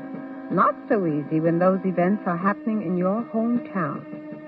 For weeks, the townspeople of Burdenville could talk of nothing but the upcoming march by the American Fascist Party. I've been thinking about all that you've been through in the camps and everything. It makes my intellectual agonizing seem pretty foolish. No, you mustn't say that. We each have our own struggles. And I must tell you, I have been so disappointed with myself. When I was in the camps, I said that people don't appreciate life. They don't see how precious it is. They don't realize how fully it must be used. And yet, I don't know that I have used these 30 years since the war so well. But we all fall short of our aspirations. I think that makes life more exciting. Even when I reach one of my goals, I set up a new one. Don't you? Yes, that's true, yes. I hope I won't upset you if I ask you this. But, do you think that the American Fascist Party could ever be as powerful as the German Fascist Party? Anything is possible. There is one important difference between the American fascists and the Germans. It saddens me very much. Many Germans claim they knew nothing of the Holocaust until the war was over. I think it is true that they did not know. However, the American Fascist Party is aware of all the atrocities that some of the Germans committed, and yet they still persist in wanting to be like those killers. It's really ugly. That's why, even with your First Amendment, freedom of speech, I think what they do is illegal. Why? Because the party openly advocates racism. To me, just the act of wearing the swastika is an act of identifying oneself with the Holocaust. Oh, this only saddens me. Perhaps it's better if we talk of other things.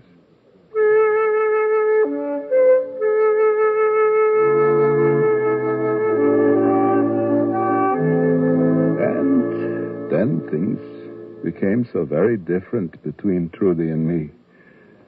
Right around the time that she was pregnant with Ilana. Why? I would be lying if I told you that I understood the reasons. Oh. Well, what happened?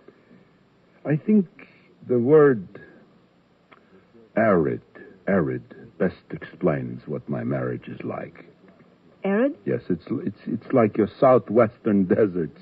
My marriage, well, it's strong. It's a very real force in my life, and I believe it is a force in Trudy and Ilana's life. Yet there's no passion. Nothing grows there. Then why did you get married? It was not always that way.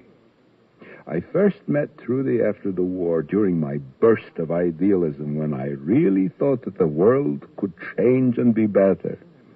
Things were so good with us then, so fresh. Now we've lived together like brother and sister for almost 20 years.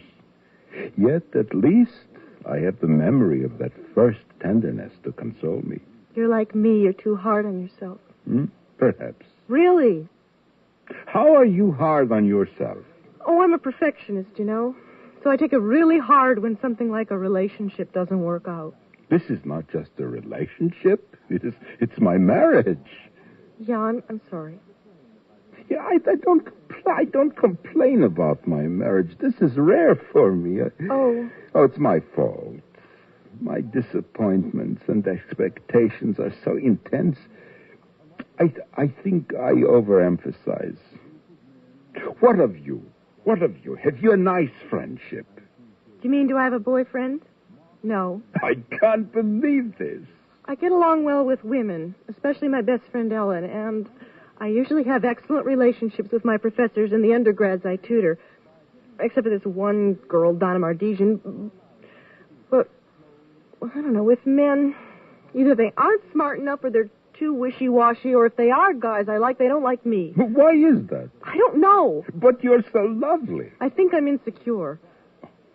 You should be very confident, a successful young woman like yourself. Oh, knock it off. You sound like my mom. I should be this, I should be that. Well, in some things I'm a failure, you know? I mean, some things may not go the way I'd like them to. That's just the breaks for me. You're very young. 25 isn't so young. Is time enough? I don't care anyway. Yes, you do. Not that much. It's getting dark. I better go. I will walk you home. You don't have to. It's getting dark.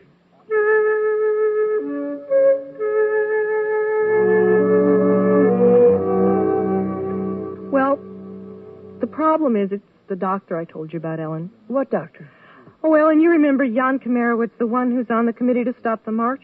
The one with the wife? Right. Terrific.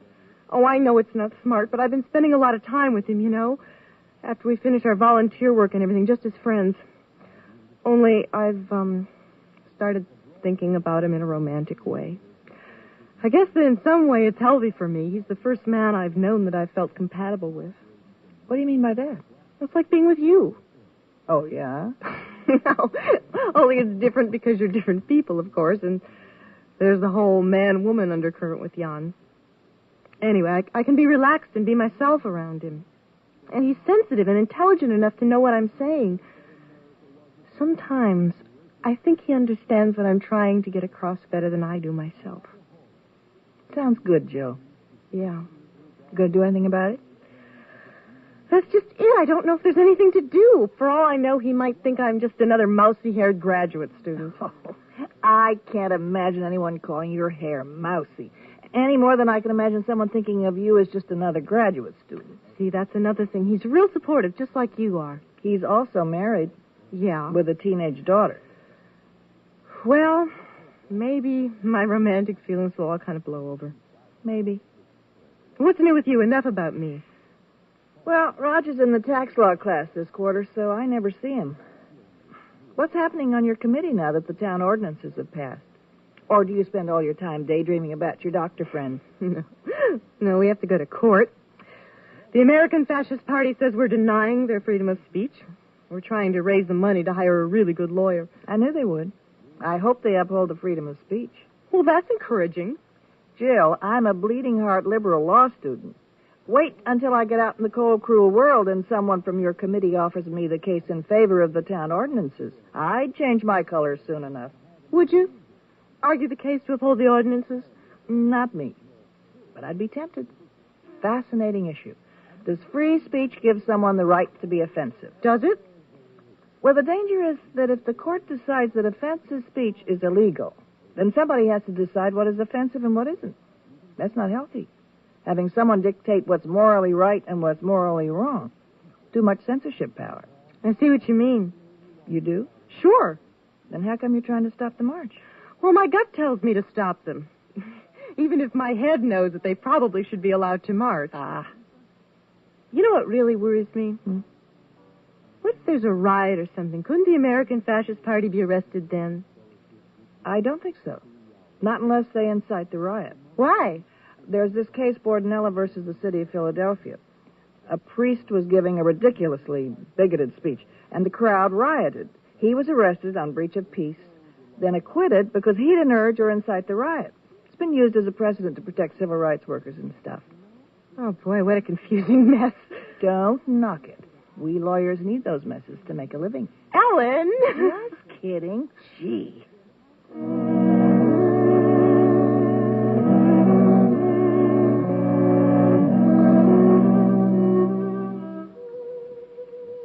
How's your scampi? Fine.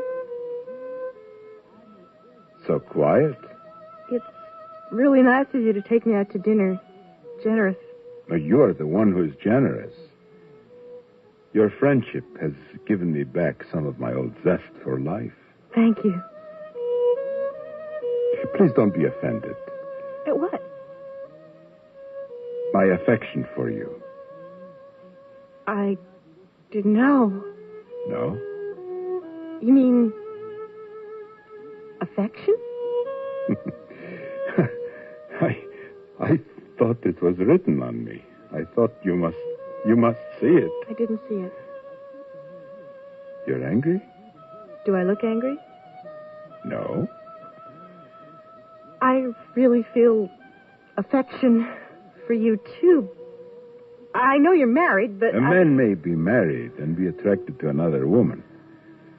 But he has responsibilities to that woman as well as his wife. If the marriage is a strong one, the other woman could perhaps be hurt. If not, the wife... I know. I thought about that, too. You did? Yes. I don't know what to say, Jan. I only know that I've been a lot less lonely since we've been friends.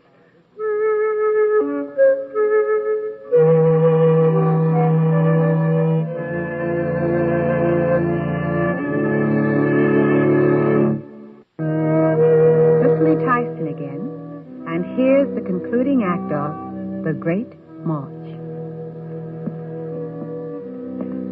I think the court of Marie de Champagne was the most fascinating thing about the 12th century Renaissance. Oh? Why is that? It seems to me that was the first time women as a group were considered as a real social force. Did you know that during the Middle Ages, one of the church councils actually debated whether or not women had souls? No, I didn't. They decided that we did. How brilliantly perceptive of them. We're here. Yes, I love talking with you. yes. And I you. I can always tell when you're feeling vulnerable. You say, yes. And then your eyes get all misty. I do? Yes, I must. I find myself wanting to say yes right now. Yes? Yes. I can't ask you to come in, Jan. I can't. It's not just a question of whether I care for you or not. There's too much else involved, you know? Yes. Good night. Jill, What? whatever it is you decide, I trust you. Do what is right for you, and it will be right for me, too.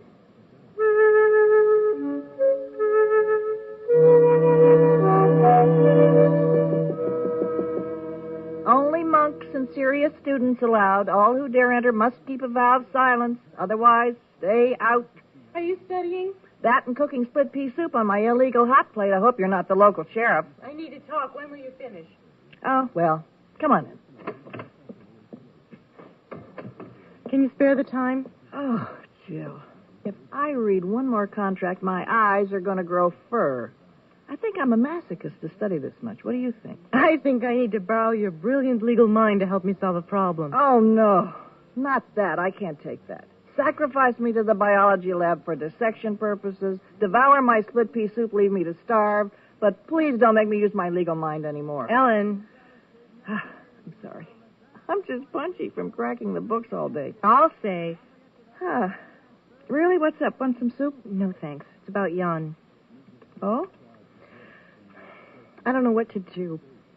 A week ago, Jan took me out to dinner and told me that he loved me. A week ago? Why didn't you tell me? I still thought it might blow over, I guess, or maybe I wanted to be sure of what was happening before I said anything. So, what's happening? I don't know what love means, really. I think that word is used to describe so many different kinds of feelings.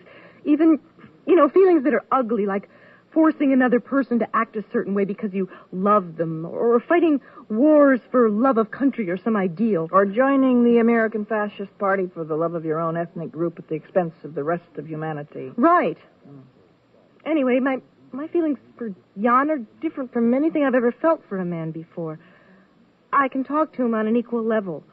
We're interested in the same things. But it's more than that. We're aware of each other's needs and what we can do to make things better for each other. I know what you mean. I feel that way about Roger. There are all these things in the way. I don't know if I have the strength to deal with them. And I don't even know if I should deal with them. I don't like that word should. You know that. To me, it seems like you're worried about what society says you should do, not making up your own mind from your own personal values. I want to make up my own mind. Well, what's the problem? Well, he's a lot older than I am, but I think I can handle that. You do? It's a more clear-cut thing. All I have to ask myself is, do I care enough about him to want to be with him when I'm middle-aged and he's an old man? The answer is yes. What else? Well, the big problem is his marriage. He's been married for 25 years to a woman named Trudy. He has a daughter, Ilana, who's just turned 19. He and Trudy really haven't been husband and wife since their daughter was born. You really? You believe that? Yes. Anyway, I don't think sex is the most important thing in a marriage. Jan and Trudy have other things. Oh, Ellen, it's awful. If I get involved with him, I'll hurt a woman and girl that I don't even know. People who mean a lot to Jan. But if he doesn't leave Trudy, it'll be just terrible for me. I couldn't love someone and be second. Don't do that, Joe. Remember how I felt when I found out Barry Simpson was seeing me and Lisa Kelly? Destroyed my self-esteem. Yeah. And then there's Jan. He must be quite a man. He is, but I don't know if he could handle the confusion of having a relationship with two women. He really respects Trudy. I don't know what it would do to him to hurt her or me. I just don't know. My brilliant legal mind is hearing all these great reasons against getting involved. What are the reasons for doing it? That was the first thing I told you. I love him. Oh, right. I don't know. Seems to me, Jilly, that your feelings about this man are the same as your feelings about the march that brought you together in the first place. The American Fascist Party march? No, the March of History. Of course, the American Fascist Party march. You think of that as... No, wait. It's more than that. There's a conflict between your gut reaction and your mind, your heart and your head. Your heart says, I hate what the American Fascist Party stands for. I don't want them to march. Your head says, but if I stop them from marching, I may set a precedent that'll restrict freedom of speech. Am I right? Yeah, something like that. Okay. So. Your heart says, I love Jan Komarowitz. But your head says, if I get involved with this man, there will probably be painful repercussions for everybody concerned. Listen to me. I sound so logical, and you're over there tearing yourself to bits. No, I see what you mean. It's a good point. If only I knew which voice to listen to. Both. Look, if I get corny for a second, promise not to tell anybody. Promise. I think the mind and the heart, or emotions, or whatever you want to call it, are very precious gifts. It'd almost be going against the life force not to use them to their fullest advantage. They're both like guides. To me, anyway. I listen to my heart, then I listen to my head, and eventually I know inside what I have to do. What should I do about Jan? I don't know, Jill. That's your decision. After all, your heart and head give you different messages than mine give me.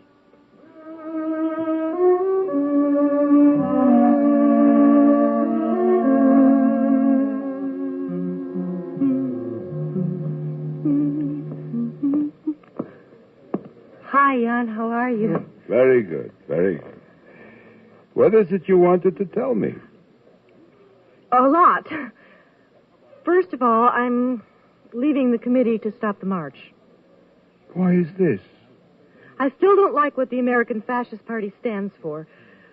But I guess I finally realized that this free speech thing is important to me, too. Well, it's important to all of us. Yes, but... Ria Arnold and I have been talking. We think that we have found a solution that will satisfy most of the committee members. What's that? Since the town ordinances were declared unconstitutional under the First Amendment, we must allow the American Fascist Party to march. Really? We have to? Yes. Legally, we must. However, we think that the most effective way to protest them would be to pay them no attention, to ignore them. These overgrown bullies do not even merit a counter-demonstration. They'll give a march and nobody will come. That's great. So, you can still be with the committee and satisfy your conscience. No, Jan, it's more than that. I can't stay with the committee because I can't see you anymore, at least for a while. What of our friendship? I feel like I've done something awful, letting my emotions get carried away with me. I should have known it would be bad to get so attached to you. How can you say that? Oh, I don't know. I know I can't get involved with you in a physical way. It would just hurt you and me and your family too much. I should have seen that. I should have known what I was getting into. I should have stayed in the library where I belong. Yes. What's that supposed to mean? Yes, you do belong in the library. You are a brilliant scholar. But you also belong with people. You are one of the most sensitive and caring people I have ever met. Oh, sure. Still, I understand that it would be hard if we became more deeply involved. I believe it is a wise decision you have made. But please don't say that our friendship should not have been. You have helped to bring back my passion for life, something that I thought had died forever. But it's painful. What? Getting close and breaking off. Perhaps there is some pain mixed with the joy. Joy? Has it not been a joyous friendship? Yes. Will you be angry if I tell you something? How do I know until you tell me? I hope that I can take this passion for life that I have rediscovered with you and bring it back to my family. Why? So I can keep alive what you have brought out in me. That way, I can feel your presence even if I don't see you. Then I hope you stay happy. And what of me? What of me? Have I given you nothing? Confidence. Caring for a man whom I admire. I never thought that was going to happen for me. You will use this for me? How? By using the library for studying, not for hiding. By believing that there are other men who will care for you as I have. Men you will like. I'll try. Don't try. Do it. Okay. It is ironic, you know. What? That this march, which I hate so much, has helped to bring back the joy of life that I lost when the real fascists first came to my home. Has it really? My happiness after the war was a false happiness, a reaction to intense sadness. That happiness I have felt knowing you is something I have not felt since I was very little. It is a happiness that is best appreciated by people who have once felt very disillusioned. innocent happiness. I hope you can understand a little. A little. Then that is enough.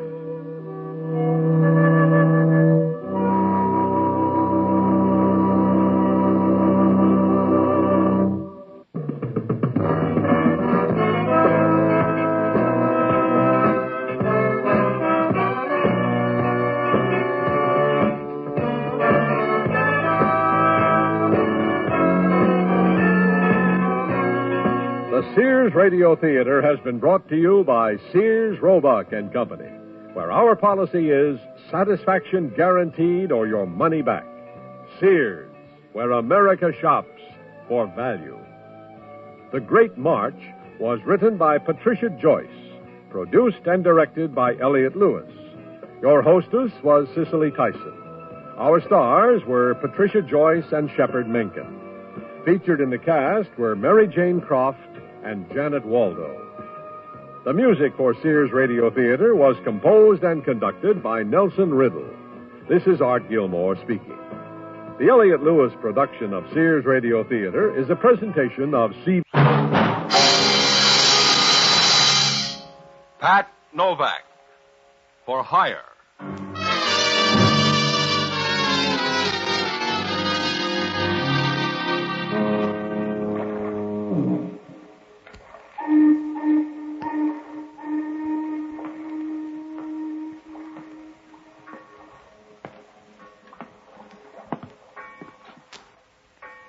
Sure, I'm Pat Novak, for hire.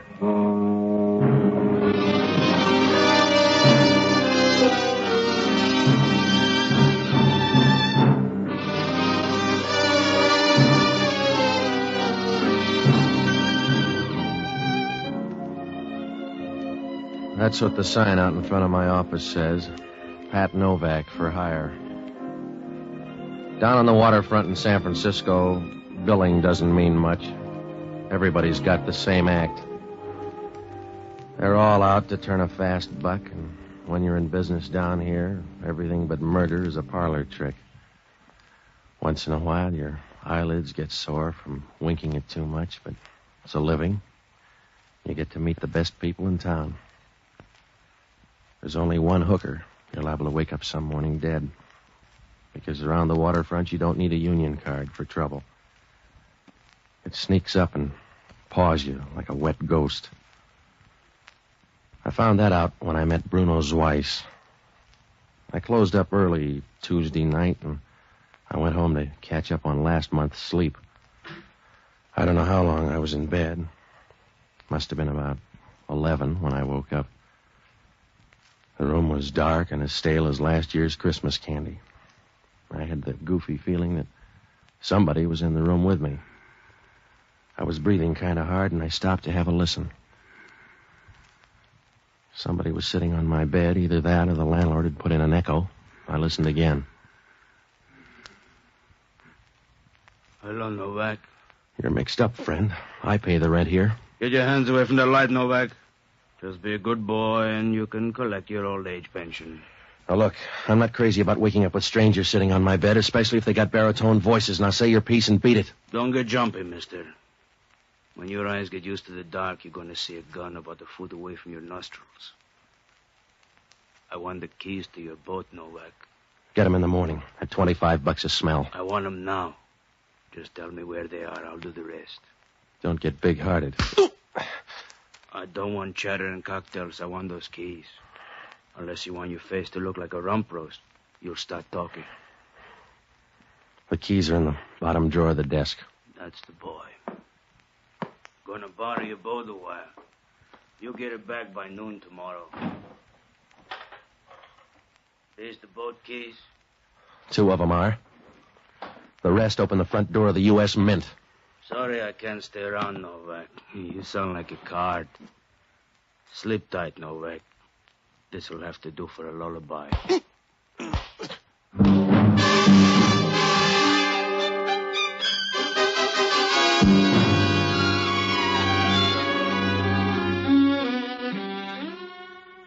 He didn't even give me time to pick a dream. I stretched out on the floor as dead as a Philadelphia nightclub. I don't know how long I stayed out of the ball game. Must have been a couple of hours, because when the phone rang, it was past midnight. I reached over to pick it up, but my hands were as steady as a maple leaf in a hurricane, and my head was big enough to sell by the pound. I finally found it in the dark and started talking. Hello? Hello, Novak. This is Joe Powers down at Pier 19. You awake? Sure. You sound groggy. No, it's a sedative. What's on your mind? One of your boats just drifted in. Guess what? I don't have to. It's smashed up, and you want to offer me $50 salvage. Hey, that's right, Novak. You're psychic. I'm a patsy, you mean? Some gunsel borrowed the boat a couple of hours ago. Came in here, told me a bedtime story, and took the keys. Well, you better hop right down here. It'll keep, Joe. No, it won't. Hurry up or you'll run a dead heat with homicide. There's a dead guy in the boat. Well, it must be my playmate. I don't know. He didn't say. But you better grab a cab and get on down here. There's going to be a lot of questions. Sure, if you meet any good answers, save a couple for me.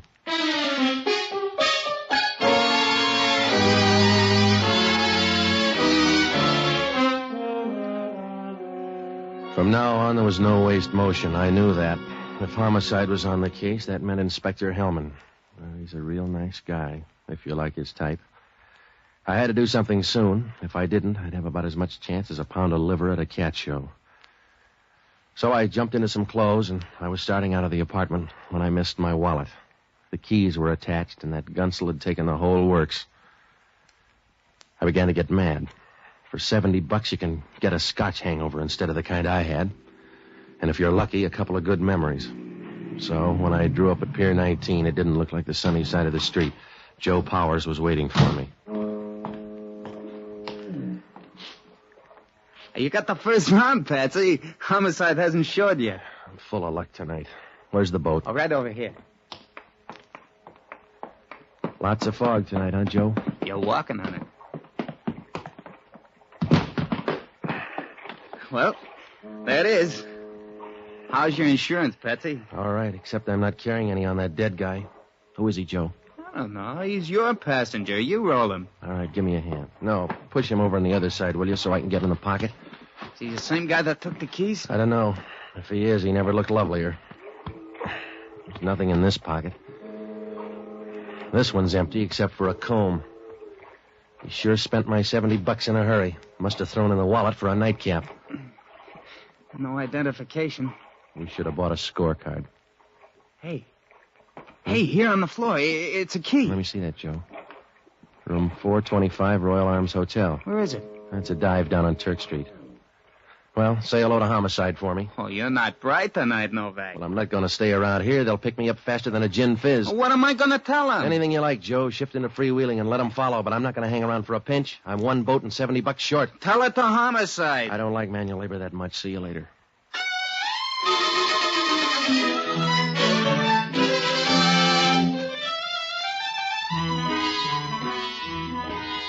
I started for the Royal Arms Hotel, and on the way, I picked up the only honest guy I know, a bottle baby by the name of Jocko Madigan. He's a good man, except he thinks it's a waste of the taxpayers' money to put alcohol in torpedoes. I hauled him out of the Hunt Room bar, and we walked down the street to the Royal Arms Hotel. It was the perfect spot for a missionary. The lobby looked like the first act of Rain. There was a pinball machine in one corner, a couple of last year's girls in this year's slacks, and a bleary-eyed little night clerk. He looked like a well-groomed laundry bag, and he gave us the fisheye as we started upstairs. Room 425 was down at the end of the hall. Jocko didn't care if we ever got there. Patsy, we have no business coming up here. We're in search of fool's gold. We're in search of my $70. Exactly. I view you as my penance, Patsy, the sackcloth for a misspent life. If you can shake off that buzz, you'll find out I'm in trouble. You'll always be in trouble because you're a patsy, and you're dangerous because you move in the twilight zone between good and evil without any predisposition toward either one. Yeah, all right. Here it is. 425. Nobody home. Let's go in. It's housebreaking. Now, look, Jocko, I want my $70. I'm going in. Patsy, sometimes you terrify me. I think you'd pick the lock to the gates of heaven. I would if they had my $70. Come on. The guy's dead down in my boat. We won't hurt his feelings. We'll just nose around a minute and get up. It was a pretty room if you like dead women on your rugs. She was stretched out in a pale yellow dressing gown, as quiet as an April morning and twice as pretty. A dull red scar ran across her temple where somebody had laid an iron shovel. She didn't belong in this hotel because she was wearing a necklace and a bracelet that left a gap in somebody's pocket. And from the ringside, she looked all right. Jocko noticed it, too. She has lots of character. Yeah, but where's my $70? She's a nightclub dancer. How do you know? Her picture's plastered all over the wall there. She's the headliner at El Palateo, Miss Rita Malloy.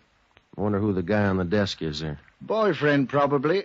Let's get out of here, Patsy. Oh, wait a minute. How about that dead guy in the boat? Where does he fit in? I'll listen to that one, Novak. Oh, Hellman.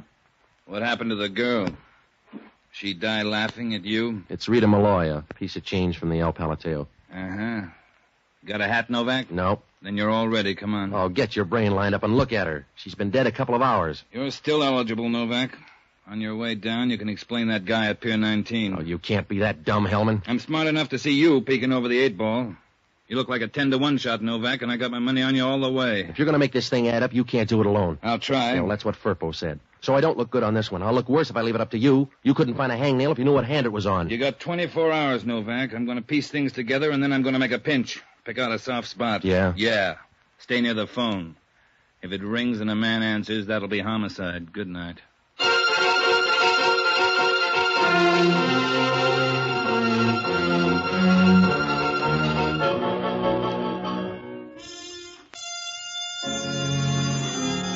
Hellman was right. I looked like a sure bet for the rotogravure section. I was beginning to run out of silver linings, and I knew it. I didn't have an answer for anything. The guy in the boat was still a stranger, and Rita Malloy was still dead. I was sitting in the middle of a high-stake game with a pair of trays. When we left the hotel room, I had the funny feeling that there was something wrong back there. I didn't know what. I just knew there was something wrong, the way you feel when you pick up the wrong hat and put it on. The position of the body, those pictures on the desk, I didn't know, but there was one detail that didn't set right.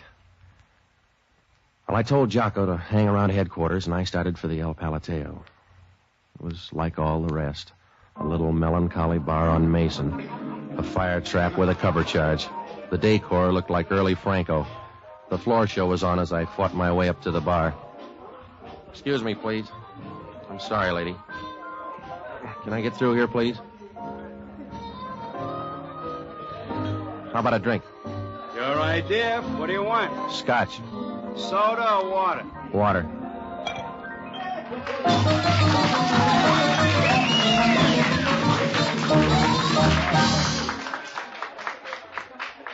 You got a nice club here. We like it. 80 cents. Too bad about Rita Malloy. Yeah. You don't seem heartbroken about it. I'm not a mother. 80 cents. Anything wrong, Eddie? No, boss. This guy's crying in his beer about Rita Malloy. Oh. I'm Manny Ryan. You own the club? A piece of it. My name's Novak. Call me Patsy at the moment. The police think I killed Rita Malloy. When you go on trial, Mr. Novak? I don't. That's why I came down here, to find out which one of your people killed her. I see. She was mixed up to her ears with some thick hoodlum. You, Mr. Novak? No, a guy right out of your set. He came rolling in with the tide this morning, playing rigor mortis all over my boat. Look, Novak, you better go see someone else to tell your troubles to. I'm a busy man. Yeah, well, so am I, getting out of a murder rap. You knew her, Ryan. In fact, I got an idea you knew her pretty well. Let's not talk that way about the dead. Your picture splattered all over her apartment. Were you engaged to her? That's one way of putting it. You better have a big fat alibi ready for tonight. Homicide's going to think you killed her. I'm betting on you for the finals, Novak. I don't need an alibi. She was a friend of mine. That's why you need one. People just hate their enemies, but they kill their friends.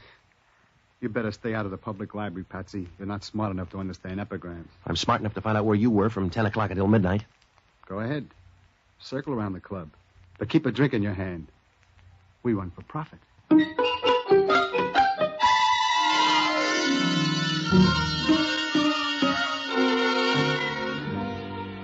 I didn't get much out of the doorman. He wanted a first mortgage to talk, but one of the busboys opened up. He told me that Ryan and the girl had brawled the night before. Also, that Ryan left the club for about an hour tonight. Well, that put him on the list anyway.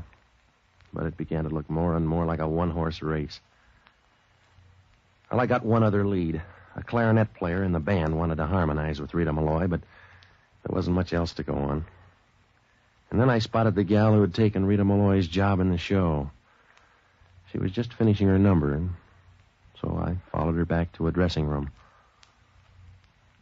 When she opened the door, I got a nice warm feeling like a melted cheese sandwich, and I was looking around for a rope to hang on.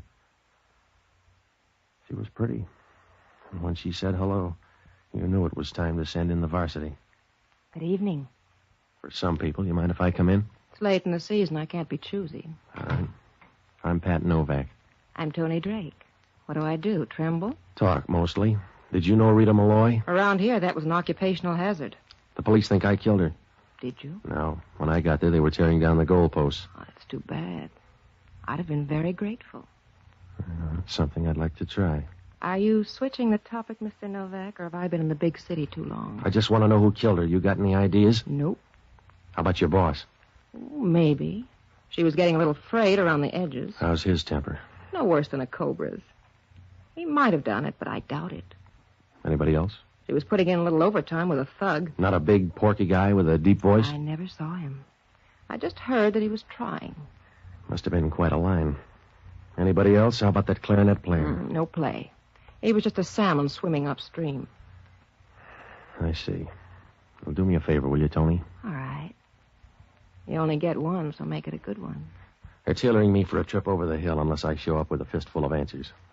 Now, can you give me a list of all of Rita Malloy's friends? I can write them all down on a piece of confetti. I mean, everybody close to her. The people around the club here. The people on the outside. I'll pick it up in a half hour at your apartment. At my apartment? Yeah, at your apartment. All right, don't get sore.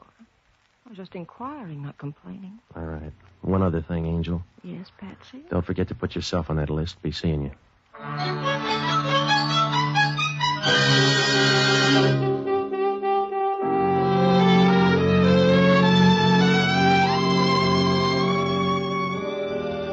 Well, it was good to get out of there. When she started walking towards you felt like a shovel full of scrap iron in a Pittsburgh blast furnace.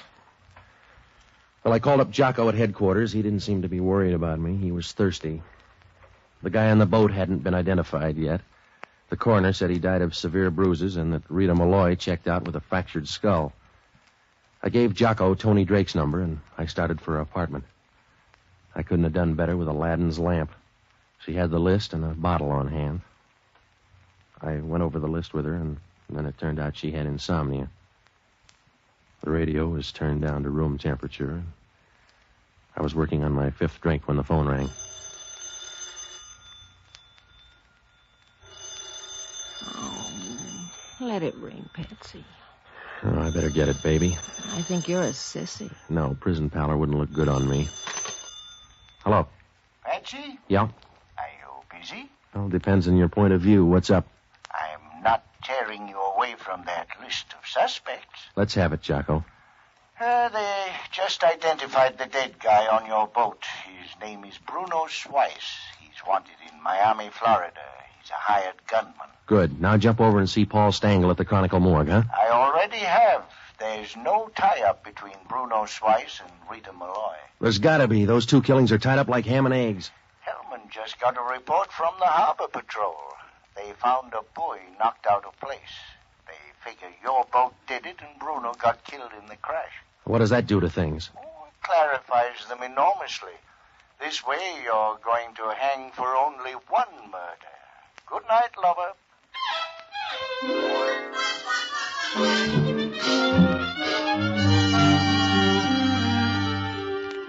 I knew Jocko was right. Hellman could rig me as long as he had only one case to work on. He's a single-celled animal, and this was just about big enough to fit into his brain. Well, I left Tony's apartment, and I walked over to the El Palateo. Must have been about 4 o'clock in the morning. It was still dark enough for me to kick in a back window without being seen. I headed straight for Manny Ryan's office, and I started going through his stuff. It was like trying to separate a ton of salt and sugar dumped in the same bin. I went through most of the drawers, and in the last one, I got a hold of something. I grabbed the phone on Ryan's desk, and I called Hellman. Well, I wasn't sure, but I figured he could try this one on for size anyway. Police headquarters. Give me Hellman and Homicide. Yeah. They must have put their best men on his trail because they found him inside a half hour. Hello, Novak. I'm in Manny Ryan's office. He owns the El Palateo. I just rifled his desk. It's a minor offense for you. I got a hold of last month's phone bill. Guess what? It's too high. The office put through 2 calls to Key West, Florida, the last part of this month. 4 o'clock. I'm barely interested. Go ahead. Bruno Weiss hired out as a gunman. San Francisco is a long way from home plate. That means somebody sent for him. And you're trying to put the finger on Manny Ryan. That's right. That silver frame you picked up at Rita Malloy's, take a look at the guy in it. That's her boyfriend, Manny Ryan. We'll check on it. In the meantime, keep squirming, Novak. You look pretty. Oh, you're smooth, Hellman. Smart talk's not going to keep you out of the chair, Novak. Stay handy. We've only got a short extension cord. Yeah, well... Hello, Hellman.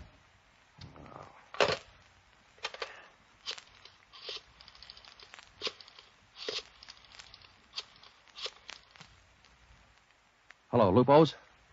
Frank, is Jocko Madigan there? Good, put him on, huh? Hello, Jocko. Now listen, I'm up at Manny Ryan's place. Yeah, that's right. I'm not sure, but I think that Ryan's the...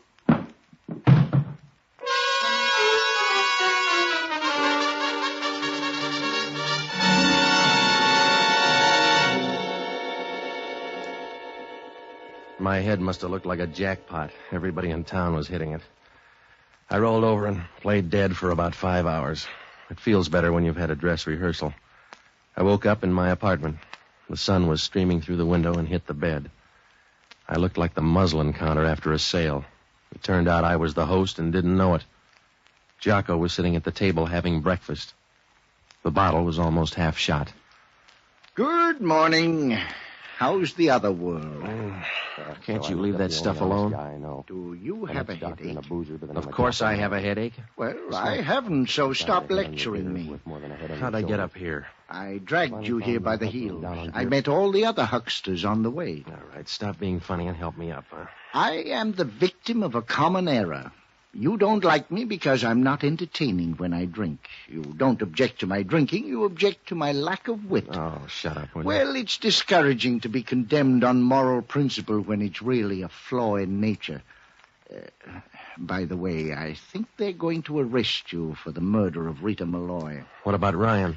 I've recommended clemency. All right, come on. What about Ryan? You bungled it. By the time Hellman got to him, he had an alibi all framed. The calls to Key West could have been made by anybody in the club, and Ryan's covered for the time of the murder. How about the others? They look good, too. Your girlfriend, Tony Drake, was gone for a while the night of the murder. Hellman won't bite. She's just sitting there ready to spring an alibi. That's right. With legs like that, she can dig up a cousin. You better get worried, Patsy. I am. The El Palateo is a dead-end street. I don't know where to go from there. That guy Bruno in the boat could help. There's some connection between Bruno's Weiss and Rita Malloy. You're the only connection I can think of. Yeah. Hello, Novak. This is Hellman. Yeah? You were right about Bruno's Weiss and Rita Malloy. We just went through her safety deposit box. I'll bet you handle the money. She had a clipping on Bruno's Weiss from a Miami paper, 1937. Go on.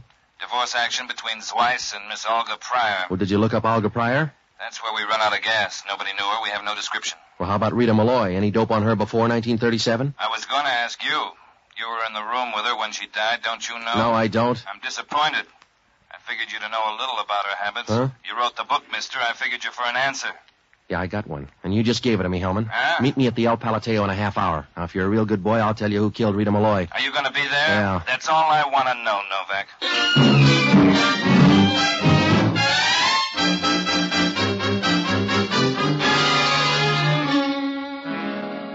Things were falling into place like a fixed roulette wheel. Right from the first, I knew that there was something goofy about the picture in Rita Malloy's hotel room. I wasn't sure. I just knew I had something in the back of my mind.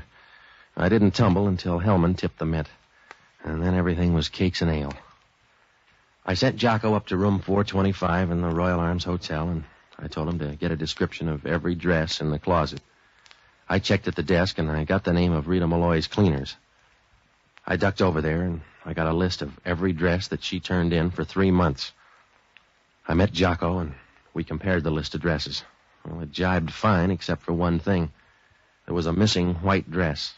It had been to the cleaners before. It wasn't there now, and it wasn't in that hotel room. Well, we went over to the El Palateo to find it. Jocko didn't want to buy the scheme at all. Patsy, I protest the notion of breaking into a lady's dressing room. Stop worrying, will you? She's not going to be there. Then it's futile as well as immodest. Besides, how do you know Rita didn't throw away the dress? I'll give you better than track odds on that one, Jocko. Here we are. Come on. Now, look, you take the closets and find that white dress. I'm going through the desk for grease paint. You should be going through a woman's closet. It's more in the nature of things. Just look, huh? There's enough grease paint here for the whole Iroquois tribe. Did you find anything? Yes. Watch this. Just look for the white dress, Jocko.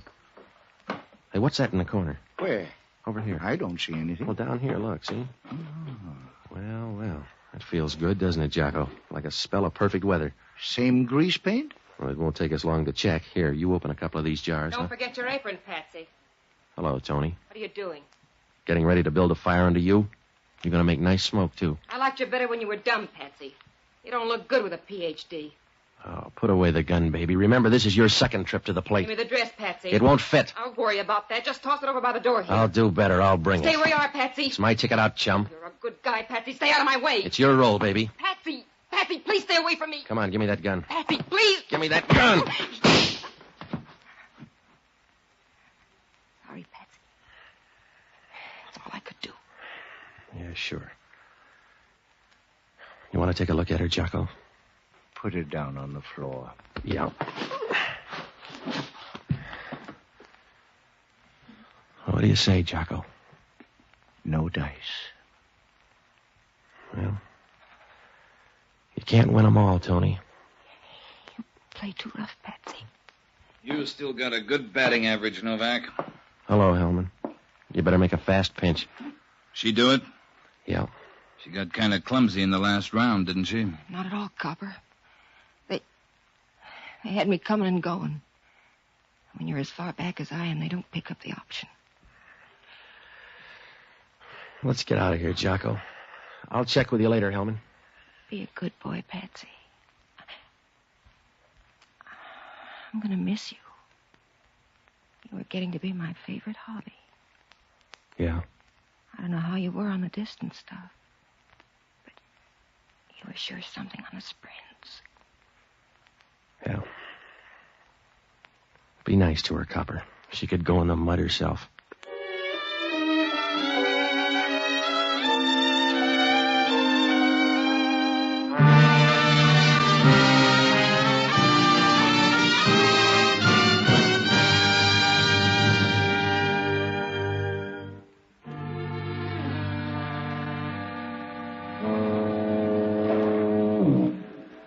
Well, it was blackmail, of course.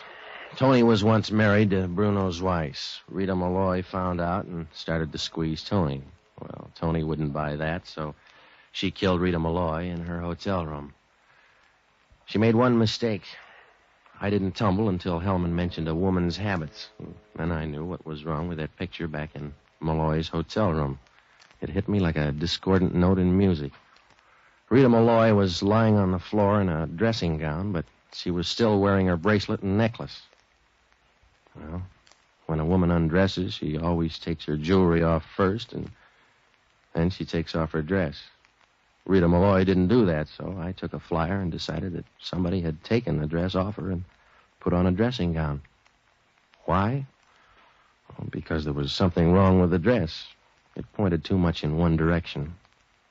Oh, it could be a lot of things, but probably grease paint. Tony called Bruno out here. He was supposed to use my boat to dump the body, and when he didn't make it, Tony got scared and lugged away the dress. My $70? Well, it would have looked better on a fixed fight.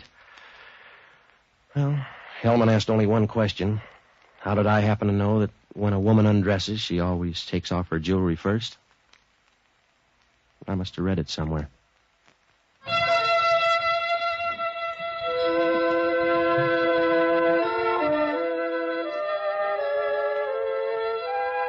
Your Armed Forces Radio Service has just brought you Pat Novak for Hire, starring Jack Webb. Pat Novak is produced by William P. Russo. Jocko Madigan is played by Tudor Owen. Inspector Hellman is played by Raymond Burr. Music was composed and conducted by Basil Adler. Be with us again next week when over most of these same stations we'll bring you Pat Novak for Hire.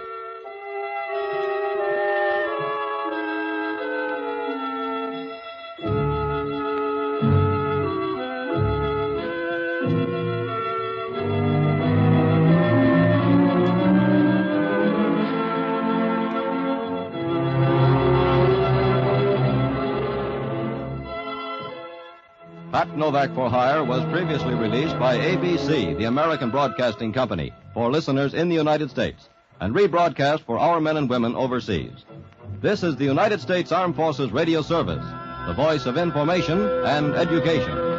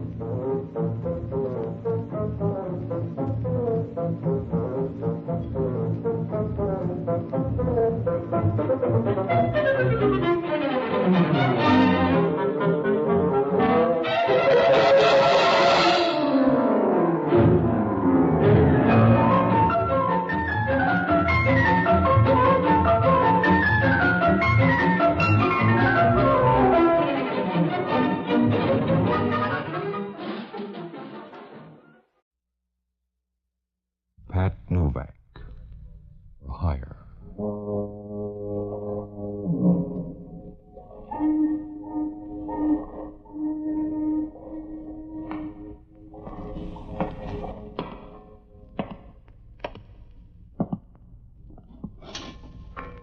Sure, I'm Pat Novak for Hire.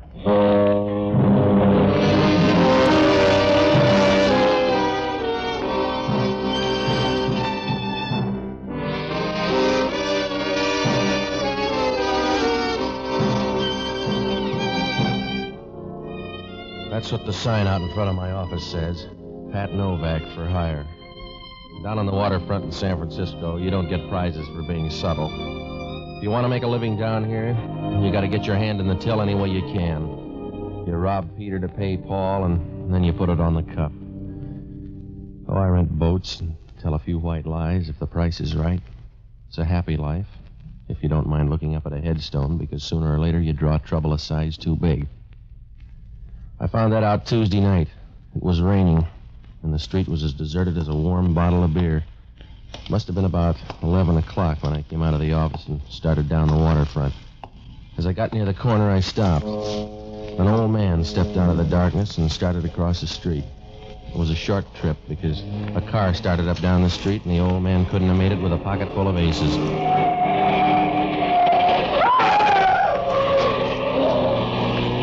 I started over to him. The car slowed down for a minute and then turned the corner and disappeared. As it passed under the streetlight, I caught a glimpse of the license plate in a dull, surprised way, the way you'd grab a feather out of an angel's wing.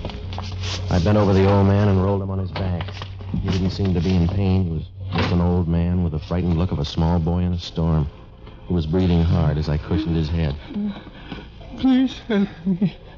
Can you please help me? Well, that's a big order, mister. Oh. I must talk to you. Well, if you've got any good quotes, you better get them off your chest fast. My pocket. Inside my pocket. You please put your hand. Yeah. In here? Yeah. Sure. 2 envelopes. What about them? One is money. For you. You have the other one? So far. The other one. Please keep sealed. And you will give it to John St. John? John St. John. Yeah. Well, where's he live? Oh, you don't understand. It's not... I want to tell you. You don't understand. He was right on that one. I didn't understand a thing, except he slipped out of my arms and stopped paying taxes. I dragged him over the side, and I went through his stuff.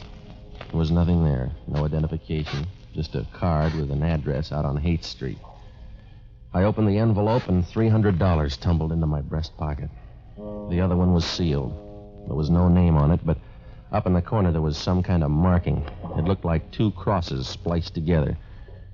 There wasn't anything I could do for him except pray, and I owe some back dues, so I went back to my office and called police headquarters. I told them where the old man was, and then I checked in the phone book. There was no John St. John listed. Well, it wasn't going to be easy to find him, and I only had 2 leads, that license number and the address on Haight Street. So I looked up the only honest guy I know, an ex-doctor and a boozer by the name of Jocko Madigan. A good guy, but to him a hangover is the price of being sober. I finally found him singing in a Mason Street bar. Finest little ram, sure that ever fed on hay. Jocko, I want to talk to you. Ah, Patsy, you're just in time for the counterpoint. I'm singing a song, a little sentimental thing from my childhood. Yeah, well, it'll keep. I got a problem. You'll always have a problem, Patsy, because you can't keep out of trouble. You know that, don't you? You have no self-control. All right, Jocko. You have no more self-control than a bucket of mercury dumped on a marble staircase. All right, now, shall we check the bright talk? I just saw a guy get killed. Oh, you're like some violent disorder in nature, some large but unprofitable storm. You keep whirling in circles, Patsy. If you ever go more than 10 feet in one direction, it's because some woman is 9 feet away. Then it begins all over again. Are you all through? Yes, get to the point. That's another of your troubles. You never get to the point. I just saw a guy killed 10 minutes ago. How would that interest me? Are you selling an eyewitness account? Some old guy got killed down on the Embarcadero. He checked out 15 feet away from me. Who killed him? I don't know. Why do you care? Professional jealousy? Some car came out of nowhere and clipped him. You sure it wasn't an accident? Yeah, just like the Berlin blockade. Will you stop needling me, Jocko? I told you a guy got killed. He was murdered right in front of me. I gotta find a guy called John St. John. How, St. John? John St. John. I don't feel like vaudeville tonight, Jocko. The old man gave me $300 to deliver a letter, and I made him a promise. Well, you can break it now with only the slightest risk. I got the license number of the car. Now, I want you to hop down and look it up. And then check at headquarters to see if the guy's got a record, will you? I don't like policemen. They depress me. Check it. I gotta go out to Haight Street. Huh. What kind of neighborhood is it out there? Well, it's not exactly a neighborhood. It's more like an architectural afterthought, a lingering defense against the early California bear. All right. No speeches. Just check on that license plate, huh? Now, if I'm not at my place, try this address. Yes, that's always very interesting at this time of night. Good night, lover.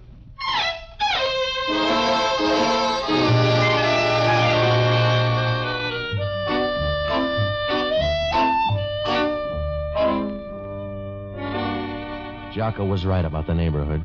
When I left him, I doubled by my place and left the envelope. I put it inside another envelope and stashed it behind some books, and then I headed out to look up John St. John. Oh, it must have been about midnight when I got there, and it was the kind of a neighborhood where a for rent sign reads like a ransom note. I found the place, though. It was an old rooming house, a third-floor apartment. I knocked at the door, and when she opened it, I knew it was time to wire home for money. A tall, blonde blister with lots of Fahrenheit. She stood there leaning against the door, smiling and looking at you as if you had gold-plated muscles. It gave you a weak feeling where your dinner ought to be. And her voice came right out of the oven. Well, you're out kind of late. Yeah, I'm looking for a guy named John St. John. Oh? Won't you come into my cobweb? Sure. For a spider, you're nice and chubby. Well, the Spider-Man. My name's Lee Norton. You want to write it down? I'm Pat Novak. I'm looking for a guy named John St. John. You seem to be running a temperature on the subject. Sit down. Yeah, the couch will do. Oh. I'll bet you carry rainy nights in your pocket. All right, now let's get out of the woods, Angel. I'm looking for a guy. I know you're wearing out the pad. I don't know a John St. John. A dead man was carrying around your address. He was? That seems rather feudal. Yeah, an old guy about 60. He got killed crossing the street. He should have had a Boy Scout then. I don't know anything about him, Mr. Novak. Despite occasional temptations, I don't collect 60-year-old men. Well, he was looking around your address. Why? I don't know. Maybe he admired me from afar, like a sunset or something. No, he stopped admiring sunsets about 20 years ago. I see. What are you, the avenging angel? He gave me a sealed envelope. And you were supposed to give it to a man named John St. John. That's right. He gave me $300 to ease the pain. I figured that. You don't look like the charitable type. He was a nice old guy, so I'm going to find his boy. Maybe I could help you. Well, you got a clear, fast track. Let's see you go. Well, I told you I don't know John St. John, but I'll do this much. Yeah, I know. You're going to be big-hearted and offer to take that letter just in case you ever meet someone named John St. John. What? You brought along your crystal ball. Your hand's shaking, baby. Maybe it's the wind. You better hold it. You need a handrail, friend. Yeah? What are your plans? I'm open-minded about it. You're a nice Spider-Man. Yeah. The wind's getting a little worse, isn't it? Yeah. Wish you'd act a little more surprised, though. I'm not. When I walked in, I could see you had both arms broken. Did you pay the rent this month? Keep the kettle on. I'll only be a moment. Hello, Lee. If we're early, just give us a magazine. No, come on in. Well, just enough for some bridge. You're right. You're only gone for a moment. Who are your friends? Well, now, don't sulk. Did they lock the manhole before they left home? His name's Novak. Yeah? That's a pretty name. It don't rhyme with anything, but it's pretty, huh, Joe? Yeah, it's all right. Let's have the letter, Novak. You got hold of a bad rumor, fella. The one I got's good. Let's have it. I don't want to strain your mind, Junior, but try to understand. I don't have a letter. Ask him again. Go on home, mister. You're not going to get anything out of me except a small tip. Now, if you're a good boy, I'll give you a nickel for your friend, too. All right, Joe. Hold him up. Yeah. Just a minute. He's got a head ahead. Hold him up. All right, Mike, that's enough. That's enough. All right, baby. Don't look so sorry you can't have everything.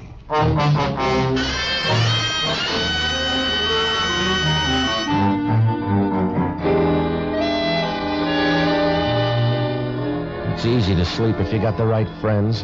When those two gonnoffs were through, I hit the floor and made Rip Van Winkle look like an insomnia victim.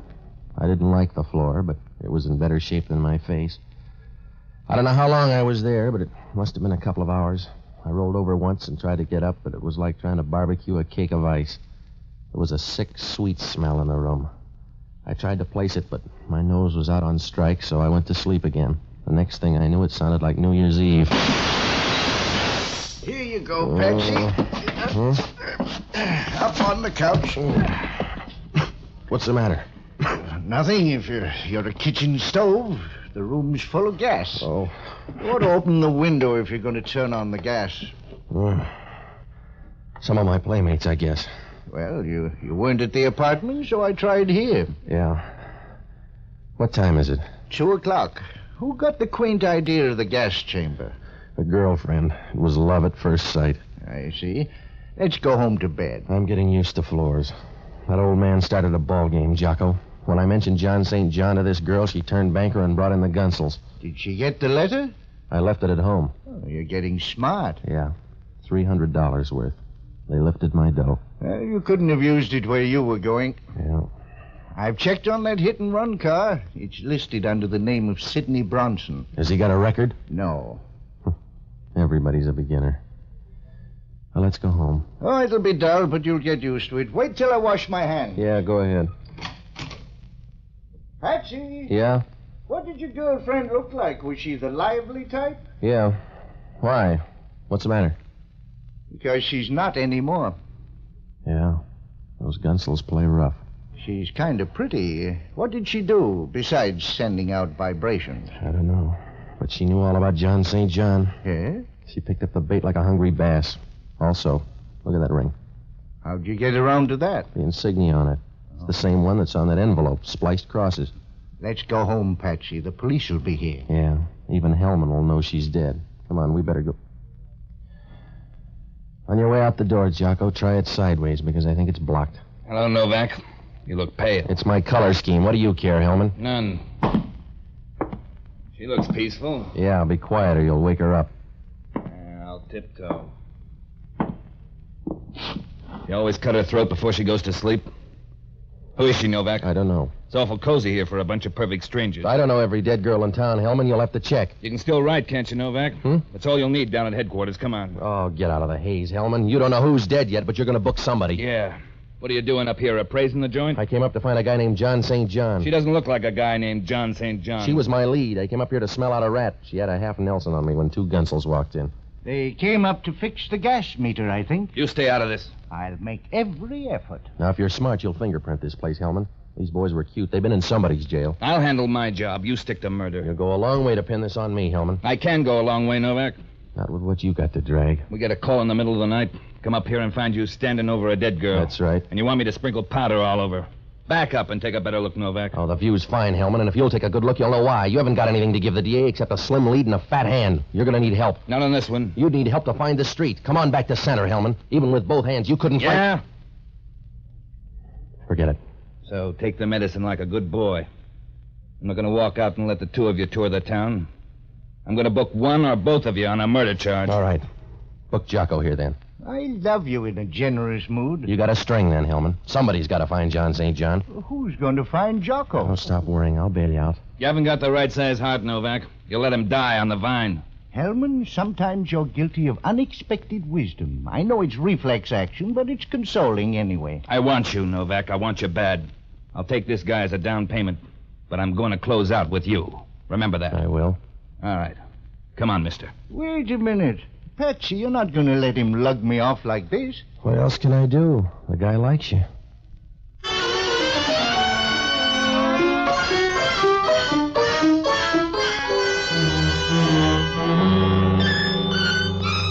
It was a bum curve to throw Jocko, but somebody had to dig us out of a hole.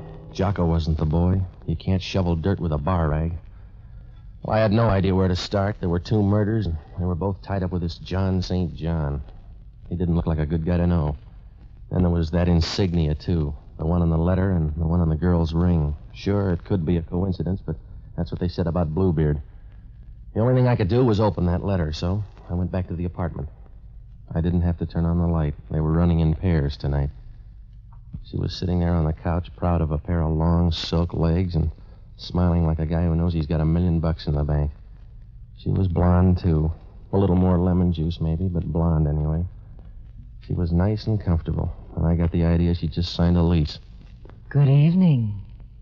How do you do? Not very well so far. A sly remark, Mr. Novak? No, I'm just bringing you up to date. Your girlfriend's dead. Yes? Yeah. The gas jet's out in the kitchen. It is? I think that's supposed to be mysterious. You clear it up, then. Find a name for yourself and a reason why you picked out my furniture. Oh? Do you mind my being here? I just want to know your name before I throw you out in the hall.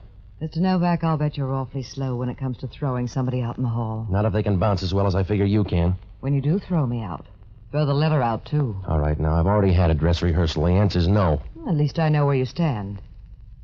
By the way, why are you standing? Please sit down. Who's John St. John? Don't be redundant, Mr. Novak. Who is he? If you want that letter, you know him. Don't shout. I'd like you better if you purred. I don't need your vote. Who's John St. John? I don't know him. You want that letter because you collect stamps. I want it. And you'll have to take my word. I don't know John St. John. Is he worth breaking your heart over? Look, there's a good guy down in the clink sweating on a murder rap for me, so I want John St. John. You've got nice friends. Who's Sidney Bronson? How does that fit into the picture? This started with a waterfront corpse. The leftovers belonged to an old guy that was hit by a car. The car's registered in the name of Sidney Bronson. Mr. Novak, you seem so intense. It's a pity to waste it on random speculation. Now, look, I told you, lady, I got a friend in the jug. Loyalty's a nice trait. One of your nicest. Yeah? You're a pretty thing, Patsy. Let's don't get fooled by the rapper. I'll take a chance. Anybody ever brief you on trouble? Mm-hmm. You're hard to see that far away. Come on over into focus, Patsy. Yeah. You're pretty, Patsy. You look like you want a bill of sale. I'm the gentle kind, Novak. I'd just like to break your ribs. Go ahead, I can get a brace. Come here. Yeah? What's on your mind? What you're going to say when you find out about this gun? Huh? That's right, sweetheart. My finger isn't hollow. Back up and take a look at the gun. You got to that purse, huh? That's right. You've ruined my confidence. I'll give you a testimonial. In the meantime, I want the letter. You go after everything the same way. I want the letter. It's in the desk. Come on. Right here in the top drawer. All right. Go, stay away from... I'm already here, lady. All right, now come on, drop the gun, sis. Let go of my arms now. That's your version. Let go of me. Let go of me.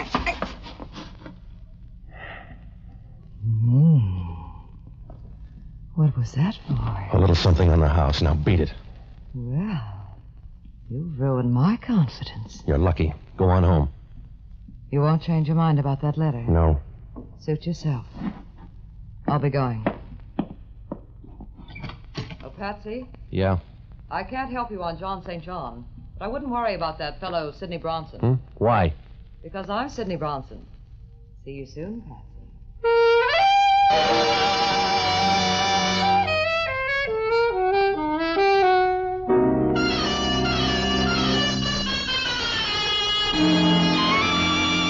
I let that one sink in for a minute, but it got about as far as my brain and ran out of gas. She wasn't driving that murder car. Otherwise, she wouldn't get that talkie. It began to look like a big, fat, well-fed double-cross, and John St. John was holding up his end.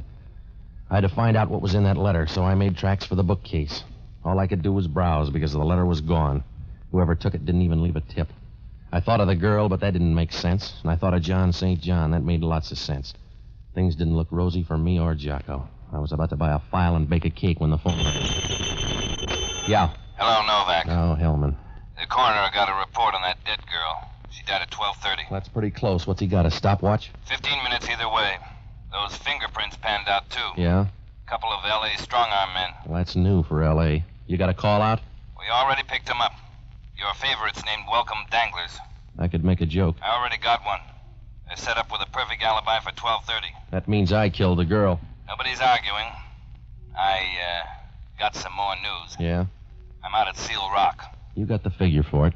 We just found an envelope floating around the water. It's one of yours. You better come on out. You found an envelope, so what? So the envelope turns out to be in some guy's pocket. Come on out.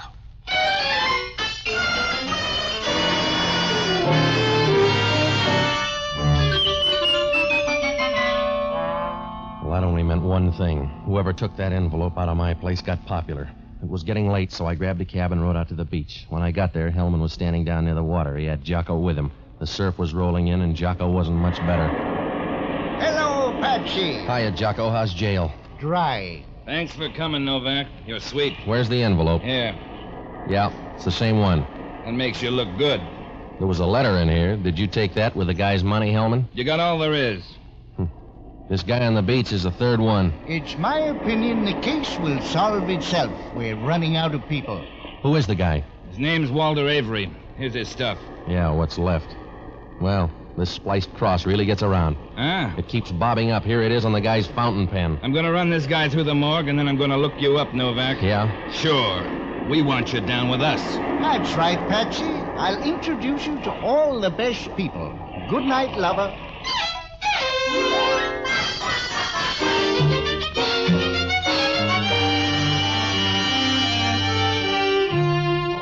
Well, it was close to 5, so I tagged by my place for some sleep. I tossed around like a fish on the living room rug. Hellman called about 9 to throw more dust in my eyes. He said one of the airlines had a passenger to Portland named Walter Avery. Just to make it tough, the guy made the 12 o'clock plane and got off at Portland. Well, I had left field all to myself. I got dressed and looked up Sidney Bronson's number. There was no answer, so I went over. The place was locked, and I looked up the janitor. He wasn't going to let me in, but it turned out his wife had a birthday coming up. Sidney's apartment was real high-powered. I don't know where she got the dough, but I knew I wasn't going to find a tin cup and pencils. What I found was lots better. A card with that same insignia, the spliced cross. The card said Bellcrest Sanitarium, and down in the corner there was a guy's name, Dr. Emil Schoenig, psychiatrist. Vienna without the waltz. The Bellcrest Sanitarium was down near San Carlos, so I borrowed a new Nash from a guy I know and headed down that way. Everything was fine until I got in the front door. They didn't even let me register.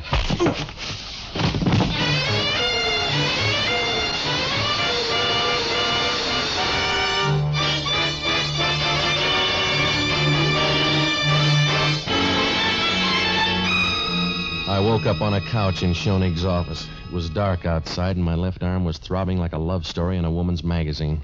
The radiator sitting next to me was Sidney. You're a deep sleeper. I think I got some help.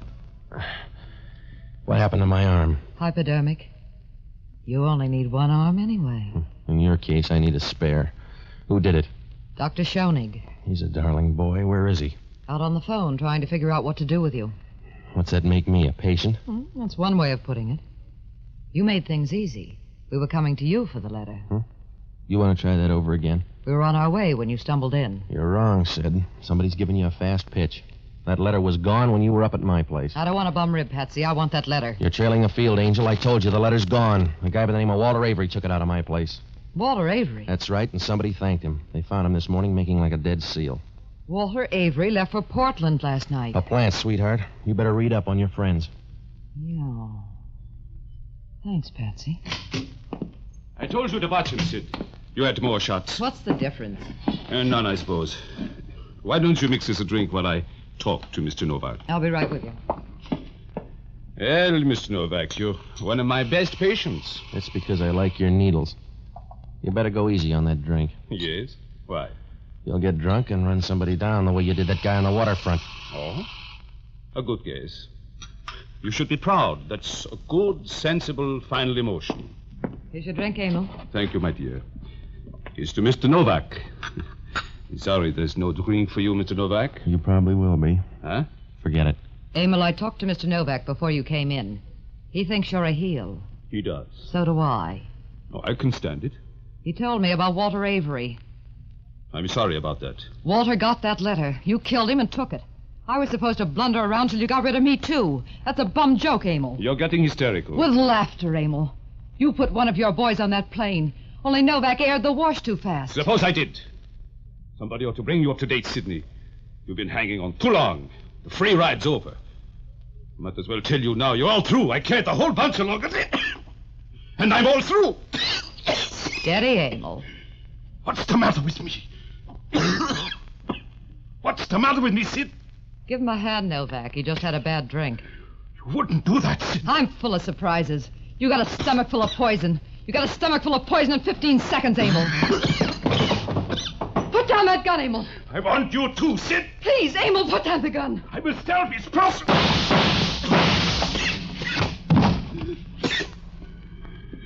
This happened kind of fast for you, Novak.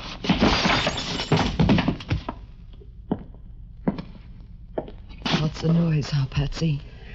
Yeah. I'll get you a pillow. I'd rather have your lap. You get mercy, not love, baby. Thanks for small favors. How do I look?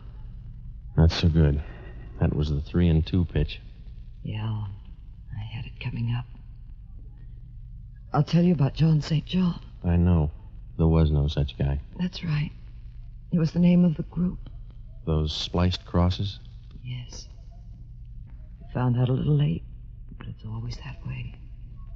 That's the way I found out about you. Yeah? Had a funny hunch about you and me.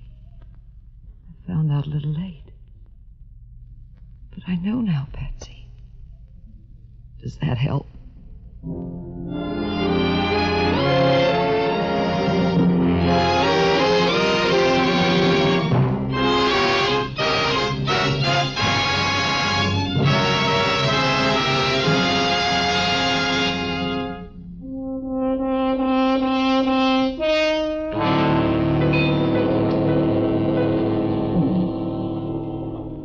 John St. John was the name of an organization buying and selling government information. That old man tried to tell me, but he checked out too fast. I began to figure something like that when those spliced crosses started showing up. Schoenig killed the old man in Sidney's car. He couldn't stop because I was around. The two girls and Walter Avery were both in on the deal. Schoenig knew who I was when he saw me go into my office. He tailed me to my place and left Avery there to look for the letter. He killed that girl up in the rooming house, and then he found out she didn't have the letter. When Avery showed up, he took it away from him and threw him to the fish. Schoenig was trying to shake Sidney by sending her up to my place after he had the letter. The scheme went haywire when I showed up at the sanitarium. He was trying to work himself out of that one when the payoff came. John St. John? Yeah, right from the start, Jocko said he was either dead or in the state pen, because anybody with a name like John St. John would have killed his parents as soon as he got old enough to find out about it. Worked out all right. They found the letter out at Schoenig's place. There were some plans for guided missiles and a few other trifles. Well, Hellman asked only one question. How come Schoenig didn't kill me before I could talk to the girl? Well, it's always that way with a guy who commits murder. Either he goes too far or he doesn't go far enough.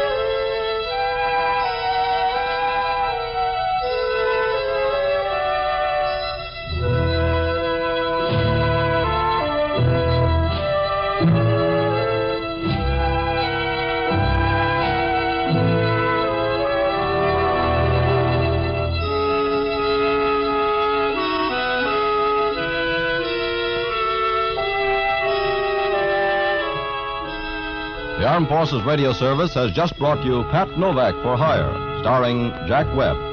Pat Novak is produced by William P. Russo. Jocko Madigan is played by Tudor Owen. Inspector Hellman is played by Raymond Burr. Music was composed and conducted by Basil Adler. Be with us again next week when over most of these same stations we'll bring you Pat Novak for Hire.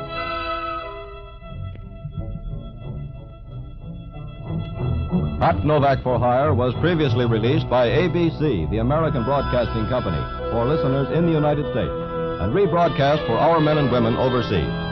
This is the United States Armed Forces Radio Service, the voice of information and education.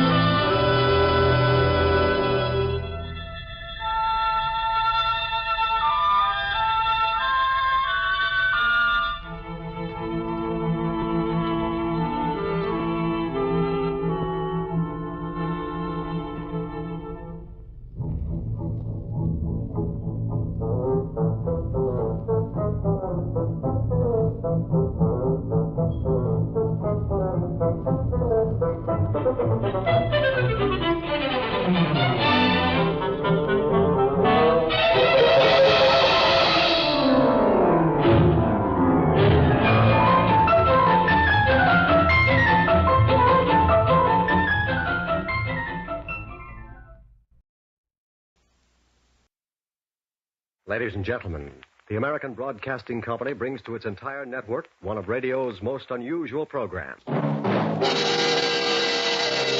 Pat Novak for Hire.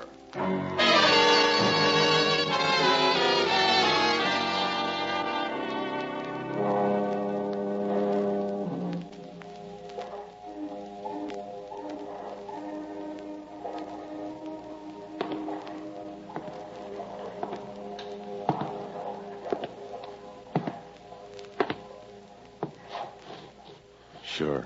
I'm Pat Novak. For hire.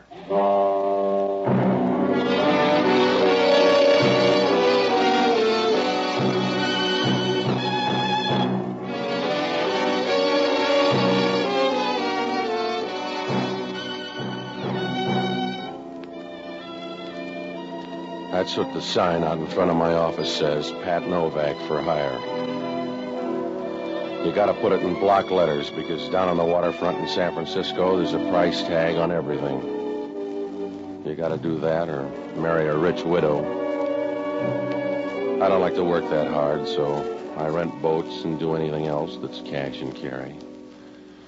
Oh, it's all right if you don't mind trouble, because that's one thing you can't duck. It's like trying to dance the minuet in skis. And the best trouble always looks good from the outside. You're all smiles, and you feel like a kid opening a hand grenade under the Christmas tree. I found that out Tuesday night. It was around 7 o'clock. And I was getting ready to close the office when this little guy showed up.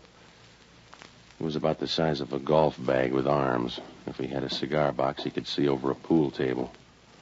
He walked up to the desk and started talking in a voice that made you think he was trying to put Lily Pons out of work.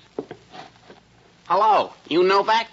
You're doing all right so far. What's on your mind? I'm Jackie Gregg. You heard of me, huh? You're the shy type, I know. I'm Jackie Gregg, the jockey. You heard of me, huh? All right, now I heard of you. Put the show on the road. I'm looking for a horse. You want to find me a horse? Yeah, I breed him in the back room. What color you want? You're so tough I gotta take that from you? Calm down before you wind up in a boys' choir. If you got anything to sell, put it on the line or beat it. I'm riding a horse tomorrow called Fleet Lady. She's disappeared. Well, she's not here. I'm supposed to ride the 6th race with her tomorrow at the Bonanza Handicap, and she's gone. All right, she's gone. Maybe your horse likes to go out at night. I haven't seen her. Get to the point. I'll give you $200 to find that horse. Somebody took her in a van. I trailed him down here at the waterfront. But you lost him up at the ferry building. That's right. Something funny's going on. My mount disappeared, and you gotta find her. This is a big waterfront, and where's the $200? You'll get that all right. Down by Pier 19 they turned in. You think you can find Fleet Lady? I don't know. Who owns her? Woman named Sybil Thornton. She's, mixed up, I think. Yeah. Why steal your own horse? I don't know. Run a ringer, maybe. That's a tough trick. This woman's got some good ones. You want the $200? Yeah. How are the odds? What's the difference? You gonna open a book? You better take the $200 now. Yeah. The dough will keep. You sound frightened, Junior. And you sound nosy. Here's the $200. I want you to find the horse. You let me know at the Kingston Hotel, huh? Sure. If you don't find anything around the waterfront, maybe you better try the track. Ask around there. Yeah, by the way, how do you fit in? How come you got $200 interest in that horse? Maybe I love horses. What do you care if maybe I love horses? I don't. A guy like you's got to love something.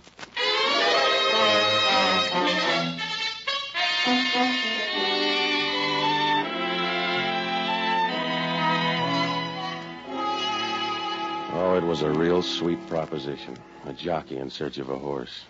There was something phony about the whole thing. I had the $200, but I didn't feel good. It was like a guy stealing a murder gun to help out on a scrap metal drive.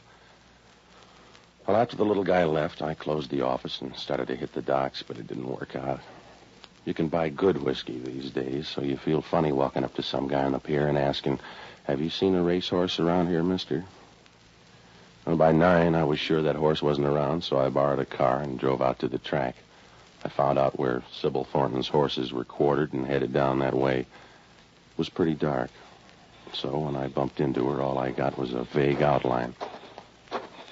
She had a good-looking vague outline. Oh, I'm very sorry. Yeah, I'm full of regrets, too. Shall we try it again? Aren't you a little mixed up in your animals? They keep horses here. You don't seem to mind. No, you lean nicely. But you'd probably feel safer with a platform. Oh. We'll try this again when I've had 3 good meals.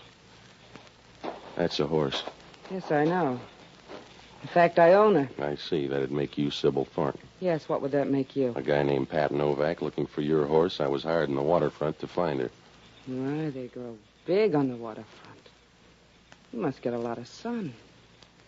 By the way, is Fleet Lady missing? Your jockey says she is. That's why I'm snooping around. Didn't know he had any friends. He's got a checkbook. How about Fleet Lady? Is she tucked in bed? Yeah. Let's take a look. You'd find it very dull, Mr. Novak. Yeah, that's what they said to Anthony. Let's see the horse, huh? Suit yourself. She's down this way. Okay. I'm doing this out of the bigness of my heart.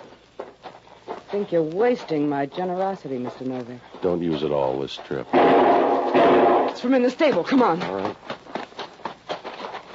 Down about here. Fleet Lady's stall. Here. There's a flashlight on the wall. Okay. Poor thing.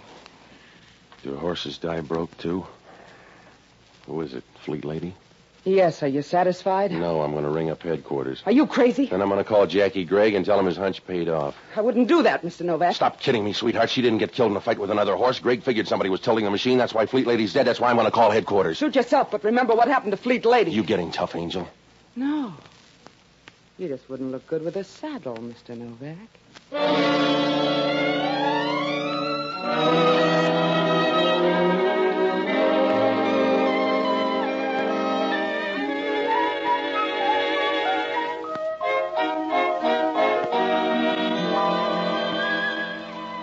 I watched her as she turned and walked out of there. It was the kind of a walk that makes you flip the calendar and find out how far away spring is. I looked around a while, but it didn't do any good. The place was full of doors, so whoever killed Fleet Lady got out easy like a rumor at a church picnic. I closed the door and went down the line to call headquarters. As I stood in there talking, I saw Sybil Thornton drive by. It was a long convertible with red asbestos seat covers. After I called headquarters, I went back and waited near the stable. About a half hour later, a police car pulled up, and when I saw who got out, I began to get unhappy like a three-legged man in a ballet school. It was Hellman from Homicide, and he had a squad with him. All right, I'll talk to him. Hello, Novak. Where's your trainer? Your boys get paid to laugh at you, Hellman. I don't. Yeah. Where's the horse? What are you doing on the case? I came for the ride. You mind, Novak? No, I just wondered if they wised up downtown. Yeah. Because you could find a dead horse, Hellman. If they staked it out in the middle of Market Street, you'd find it before long. I'll try this time. Where is it? Stall 18 over there. Yeah. Keep an eye on him, boys. I'll be back in a minute. In here, Novak? Yeah, the one with the teeth like yours. You better shut up, Novak. Don't get jumpy. You haven't seen the horse. Just shut up, huh? Well, wasn't going to be much of a conversation anyway. What color horse was that, Novak? What do you mean? Take a look. Yeah, I did. I just took a look. It's a smart horse, Novak. Huh? That's right. That dead horse in there is wearing a double-breasted suit.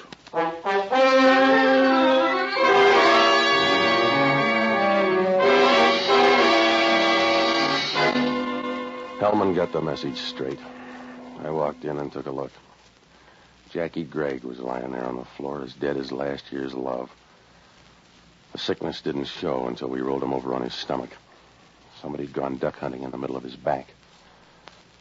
I began to feel a little sick myself and was ready to send out for the same gun when Hellman started to talk. You forgot to mention the guy when you phoned headquarters. He wasn't there. I was in here before, and the guy wasn't around. What was he doing out of the horse? I don't know. Hellman maybe crawled out of a crack. I don't know. There were 2 shots. I came in and found the horse. Yeah? Check the horse. You're trying to tell me the horse shot back? Who is he? A guy by the name of Jackie Gregg. He gave me $200 to find a missing horse. Yeah? A horse called Fleet Lady running into Mars Handicap. This is the end of the line. How do you know it's the same one? I don't. Maybe you got to be a horse to tell. Why don't you ask one of your boys? Yeah. Your boy's real tough. Call him off, Hellman. He's nasty. We all hate him, Novak. It's all right. I'll put it on your bill, Hellman. That's good. You can write it up at headquarters. Hellman, you ought to rent an idiot. The heavy thinking's too much for you. I can piece this together. We come out here and find a dead man with you kicking up dust 40 feet away. Look, Hellman, I didn't kill the guy and then call up headquarters. I know they're bad in homicide, but I'm not that big-hearted. We got a spare hook for you, Novak. That's where you stay until somebody gets you off. Well, you can start out with Sybil Thornton. Another horse? She's got the speed for it. Look her up. She owns Fleet Lady, and she was dashing around here in the dark, playing easy to get. I'll look her up. You better leave the boys behind. After all, she's only a woman. When you see her, ask about that van down on the waterfront, and ask what she was doing before I made that phone call. I'll tag all the bases. Don't worry, Junior. And if things fit together, you'll both be in the jug. I'll see you later. I got work to do. Yeah, it's getting late. You better put the boys back in the cage.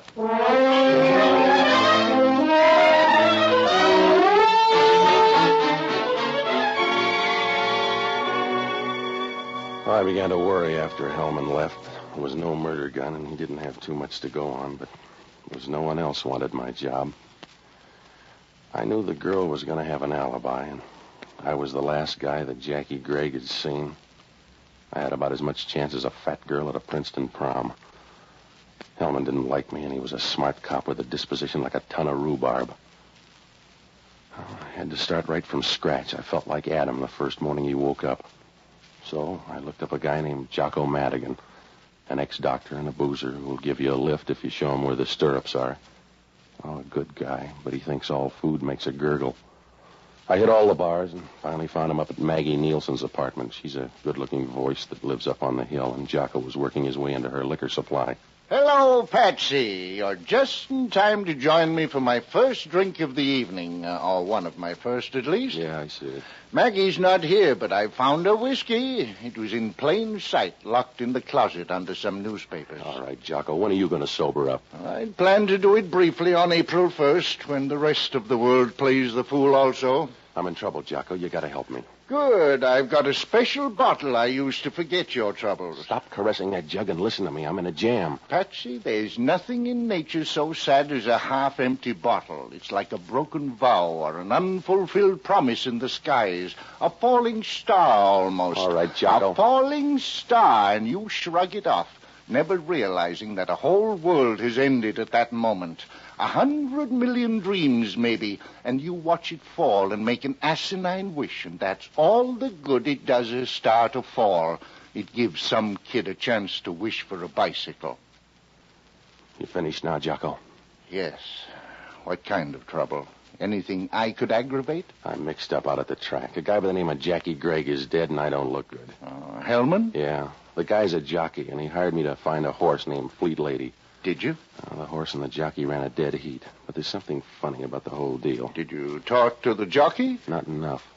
Patsy, you've got to break yourself of the habit of waiting until people are dead before you think of a question. Jocko, I want you to hit all the horse rooms. Find out what you can about the 6th race tomorrow. It's the Bonanza Handicap, and hurry up, will you? Well, if it's the 6th race, why can't we wait a while? Start now. Get everything you can and call me. I'll leave a message at your place.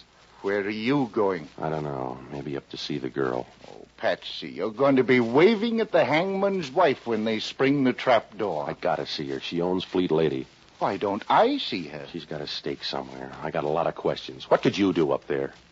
Yes. If it weren't an academic question, I'd argue the point. Looked like a bum deal right from the start. Oh, Patsy, you have the instinct for recognizing trouble, but not the intelligence to duck it. Jocko, will you get out to those horse parlors? I need facts, not fables. Now give me a hand. All right. Give my love to a Fleet Lady. Her name's Sybil Thornton. Well, I'll bet I'm not far wrong. Good night, lover.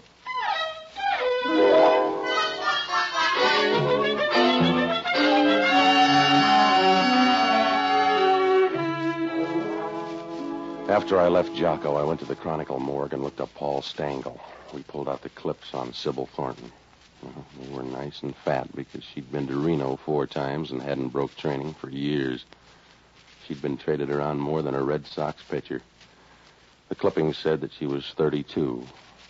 There were a lot of pictures, and from her eyes, you got the idea she was around 35. But there were arguments the other way, too. There weren't any stories on her for the last few months, just a few items from the columns. They all said the same thing. She was hitting the night spots with a gambler named Rudy Hauser. There were pictures of him, too. Oh, he would have looked real good in a cave with heavy curtains. I asked Paul. He said Hauser had a gambling place out on Geary, so I took a cab out there. For $10, the guy at the door said Sybil Thornton had left the place an hour ago. That made me feel good. When Hauser opened the door to his office, I lost the glow. Yeah? What's with you? I got a problem. You got the wrong door. Well, you can't get any tougher, so I'm coming in. Suit yourself. I never throw anybody out until I'm sure they've lost all their money. What's on your mind? A horse named Fleet Lady. She disappeared at 7 o'clock tonight. Here, you check under the rug. I'll try the cabin. She got back just in time to greet somebody's gunsel. If I say no, will you go out and lose your money like a good boy? Fleet Lady was owned by a gal named Sybil Thornton. The columns say you're number 5 on her list. And they never lie. The whiskey's too good. Also, a little bird says she was in your office an hour ago. That's right. She said your name's Novak. Oh. The next time you get a bombshell, give it a test run. With Fleet Lady dead, your money's going to look good in the 6th tomorrow. What makes you think that gal would throw a race? For the same reason she goes out with you. Huh? When a gal takes a Great Dane like you out in public, it generally means the guy's a few bucks ahead of her. You want to fight the team now, Novak? Oh. Just remember, sometimes you can't be right and a gentleman, too. Yeah, I hope that's the way you feel when they pick you up for Jackie Gregg's murder. Huh? Oh, you do a real nice double take, mister. The jockey checked out with a horse. I didn't know that, Novak. Yeah, with no brains, you built this gambling club. I didn't know that he was dead. I told you that, Novak, and I meant it. It was all right for a little punk. I'm sorry he's dead. So's he. I'll see you later, Hauser. I got to nose around and find out where you were tonight. Yeah. You seem all right, Novak. So I'll tell you. If you got any dough left when you leave my table, it's better on a horse named Fleet Lady in the 6th race tomorrow. Do you always bet on a dead horse? You got the tip. Use it or bury it, but don't loan it out.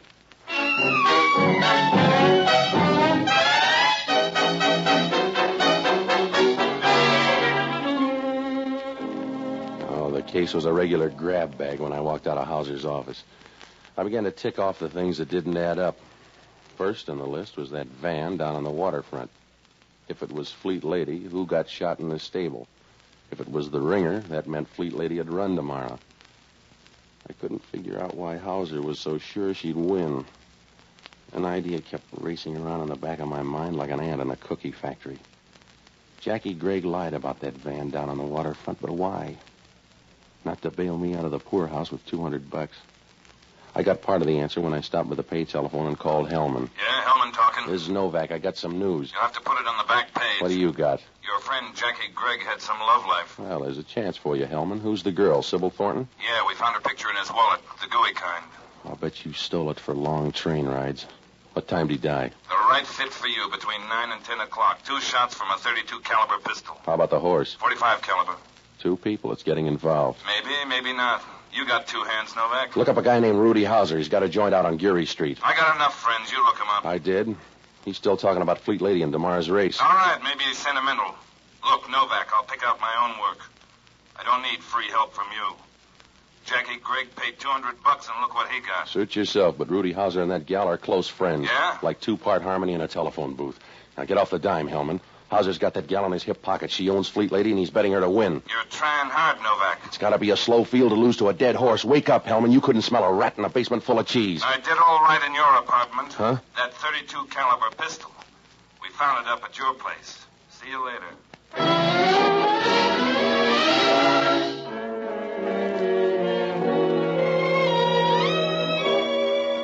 Well, I wasn't too worried about that. Hellman's smart enough to know a phony plant. I began to think about that .32 caliber pistol. It's a woman's weapon, but that doesn't prove anything. So's a bread knife if she's in a bad mood. Must have been about midnight when I got to Sybil Thornton's place.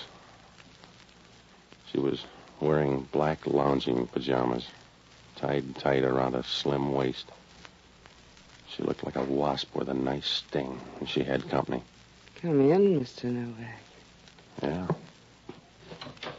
Mr. Novak, this is Ronnie Stark. Hello, Novak. Yeah. Well, he's not very friendly, Sybil. He's just pouting because they're going to arrest him for Jackie's murder. How do you like Hellman? You've known him longer. Yeah. Somebody left the murder gun up at my place. Where you been all night? Please, Mr. Novak. You're embarrassing Ronnie. That's right. I'm blushing, and it's not the whiskey, Novak. I see. You must stay longer, Ronnie.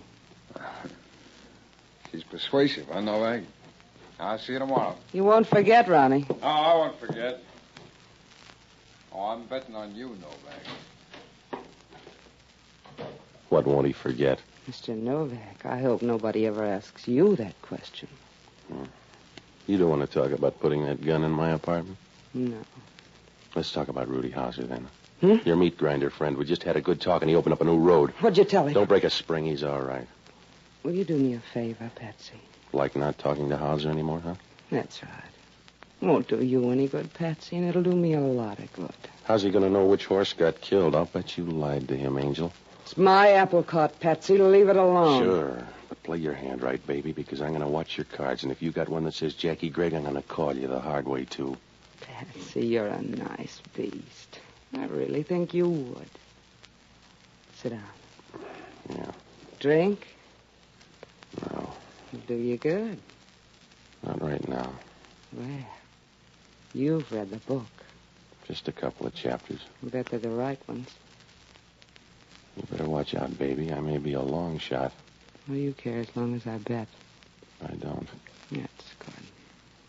I didn't think you'd mind. All right, Angel. It's time to wire the folks. Mr. Novak, just wait till you know me better. That's from me. I left the number. It's your fault, then. Yeah. Hello, Patsy. What'd you find out, Jocko? Not much.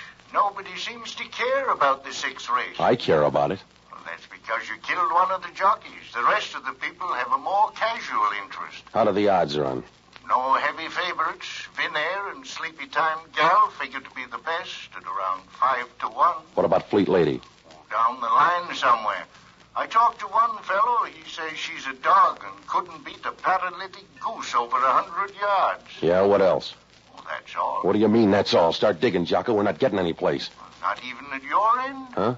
I counted on you to do better than that. Right, lover?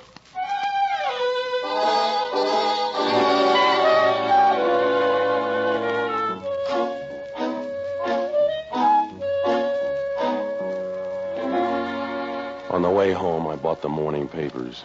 There was a story on Jackie Gregg. No details. Most of the story was a statement by Hellman on Hellman. There was no mention of Fleet Lady. And at 1 o'clock in the morning, there was nothing I could do but roll into bed. I woke up about 9 and called Jocko. It was like sending a message out to the Farallones by Indian Runner. He just muttered and said he'd meet me out at the track. Well, I had to have some more dope, so I called Ira Snow. He calls the races and bets on them. The way he does it, a horse is a real beast of burden. He was playing Elf when I got him on the wire. Yeah, Ira, this is Novak. What do you know about the Bonanza Handicap? it's a horse race. Oh, you're funny. What about the field? Are the horses any good? For hamburgers, maybe. Nothing else. How about Fleet Lady? Eastern track. Nobody knows. Would she be worth a heavy plunge? If you want to be a monk. What's this all about? Ira, I'm in trouble. How about a fix? Could they run in a ringer on Fleet Lady? It's been done before, but it ain't easy. That's what I figured. How's Rudy Hauser on horses? He ain't. He got burned a long time ago. He never bets. I think you're wrong. Look, Novak, I know every guy in town that's got the itch. Rudy Hauser, no. You know a guy named Ronnie Stark? Sure, runs a book. Why? Nothing. I may see you at the track. I'm going to make a bet. Yeah, I'll tell the horses.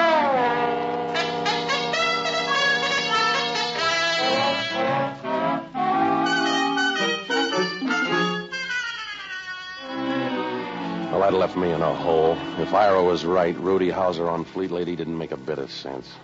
I got out to the track about 2:30. Jocko was there, and Hellman was wandering around up in the grandstand where they couldn't push him into a starting gate. Sybil Thornton waved from her box as I moved over to get a better shot at the starting line for the 6th. They were almost at the post when Jocko came back from the betting window. Well, Patsy, I bet $2 on a horse called Scotch Victory. It seemed like a good omen. Yeah? I saw your friend Rudy Hauser at the window. Huh? He was pouring money down on the favorites to win. Well, that's why the odds have gone down on Vin Air and Sleepy Time Gal. Look at that board. Yes, Fleet Lady's gone all the way up to 12-1. Yeah, from 8-1, all the way up. Maybe the word got around she's dead. No, that's the funny part. She's down there, number 3 on the rail, see? Not a peep out of anybody. Yeah. They're off and running. Hot weather is going to the front by 1 length. Sleepy Time Gal by a head. Fleet Lady between horses is running third by 1 length. On the outside, it's Benair and Old Soldier by 2 lengths. Going into the clubhouse turn, it's Hot Weather by 2 lengths. Sleepy Time Gal by a half length. Fleet Lady is moving up on the outside. It's Benair fourth by 1 length. Fleet Lady runs well for a ghost. Yeah. Rudy Hauser'd better hurry or he won't see much. Huh? He better hurry. He left the track 10 minutes ago. Huh, are you sure, Jocko? Yes, I heard him tell someone he had to make a phone call just before the betting closed. Well, Jocko, you're a sweetheart. Oh, I like to Let's think go to the that- stable. Well, the race isn't over. It was over 5 minutes ago. How about my $2? Come on, will you? There's only one person who won't try to fix a horse race. That's a horse.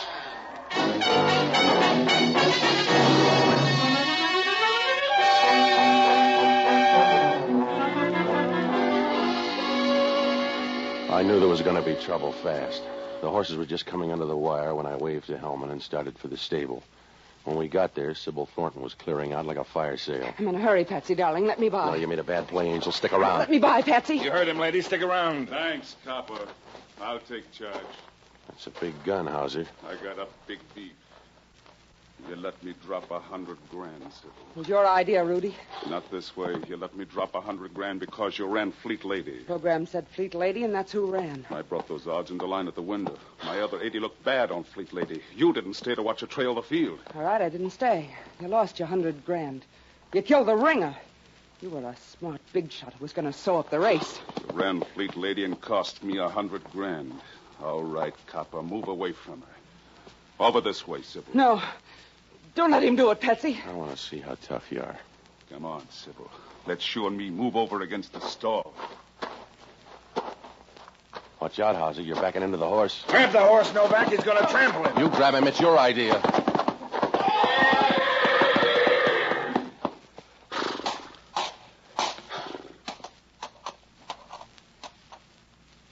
Is he dead? Yeah. You should have learned the first time. You can't beat the horses. That's a bum joke, Novak. I guess it is. Now that we're all here, who do we book for Jackie Gregg's murder? I'll answer that one, friend. Who's this guy? One you missed, Hellman. Hello, Stark. Hi, Novak. Now, what are you waiting for, Sybil? Tell the man you killed Jackie Gregg. I've had enough trouble today, Ronnie. You got more coming. You figured it out yet, Novak? Hauser dumped his 80 grand on you. That's right. It's a lot of spending money. Wait a minute. Ronnie, I don't like this. You'll get your half, baby. I'm going to write out an IOU. And when they book you for murder and the vote's in, you can't use it. You wouldn't do a thing like that, Ronnie. A dead girl can't spend 40 grand. She killed your guy, Copper, and tried to palm it off on Novak. I was there, so I'll testify. Ronnie, you're a no-good guy. Don't be silly. I love justice. Well, book her for murder, Copper. I want to tear up that IOU.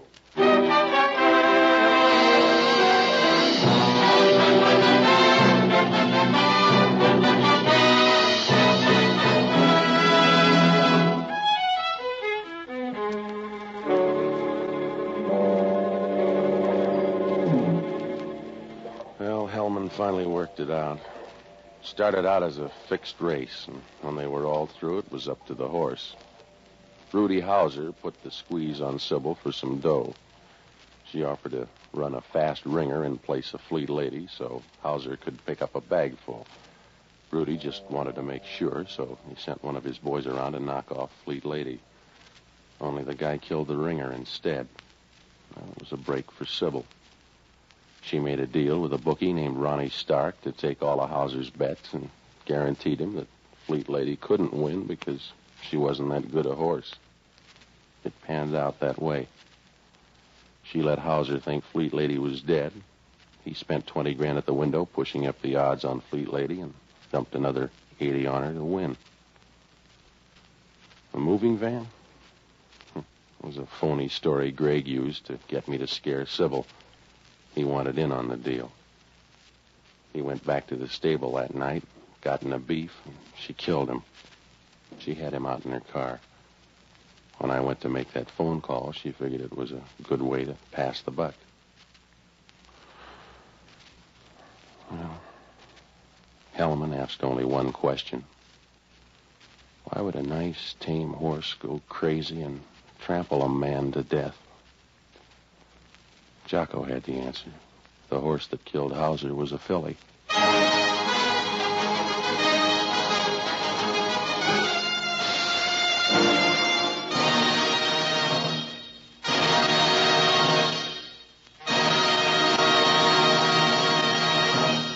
The Armed Forces Radio Service has just brought you Pat Novak for Hire, starring Jack Webb. Pat Novak is produced by William P. Russo. Jocko Madigan is played by Tudor Owen. Inspector Hellman is played by Raymond Burr. Music was composed and conducted by Basil Adlam. Be with us again next week when over most of these same stations we'll bring you Pat Novak for Hire.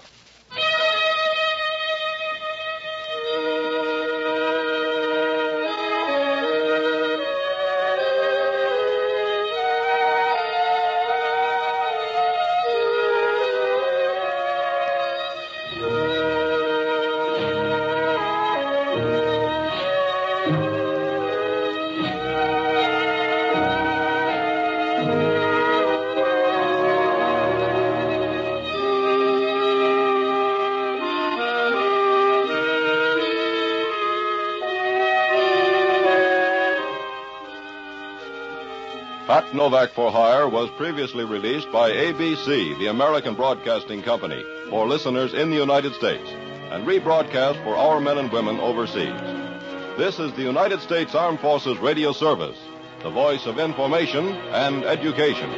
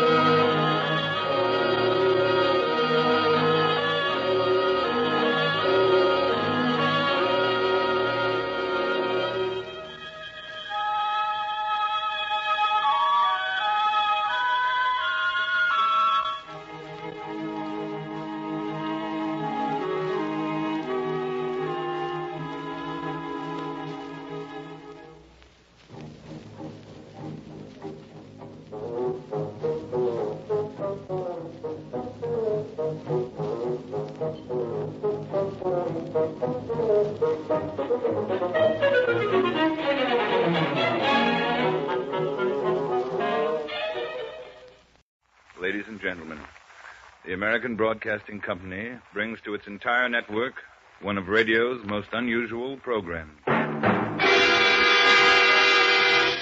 Pat Novak, for hire.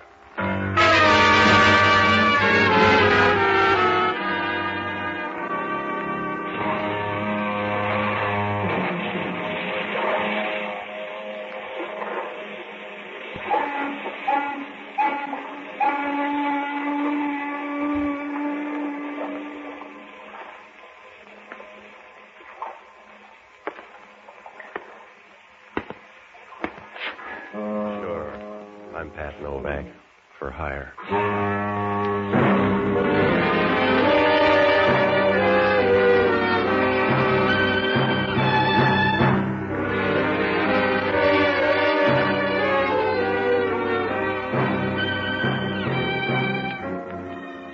That's what the sign out in front of my office says. Pat Foghorn, for hire. Oh, there are other ways to say it, but down on the waterfront in San Francisco, you got to put your best foot forward, especially if you want to trip up a friend. Down here, a friend is anybody who's been dead more than 10 years. And then it pays to watch out, because if you relax, somebody will come along and knock you on the back of your stomach. Works out all right, though. I rent boats and do anything else, you can hide in the dark. It's about all you can ask, because along the Embarcadero, nothing's perfect except the heels. I found that out Wednesday afternoon. She was a lovely girl. The sort of person you'd expect to see in a choir loft. About 3 hours after choir practice. Her hair was red. Her eyes were as cold as rigor mortis. And you knew the first time you met her that you'd been seeing her too often. Must have been about 5 o'clock in the afternoon. I was walking down toward Pier 19 when she pulled up alongside of me in a cream convertible. Can I give you a lift? You already have. Well, is that love or reflex action? What's on your mind? You are Mr. Novak, but don't put on your tracksuit. It's a business matter. Well, in that case, you've got a name. I'm Con Regan. I went by your office a few minutes ago, but you were out. I'm in now. Go ahead. It won't take me long, Mr. Novak. Stay away from Rory Malone. Well, I'm doing all right so far. Who is he? He's important to me. I don't want to lose him, Mr. Novak, so please stay away. Go tell a girl. I don't even know the guy. You will, if you're not lying now.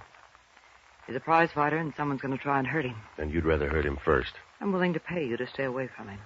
Suppose I'm going to see him a lot. Will you pay a lot? I'll give you $300. All right, Mr. Novak? You know, you're not smart, Angel. If you're pressing that hard, the other team's going to bid, too. The answer's no. I'm afraid that's up to you. But I'm warning you, don't do it. Please don't do it. Yeah, that's what Mother used to say. I'm still all right. Maybe Mother liked you better, Mr. Novak. See you later.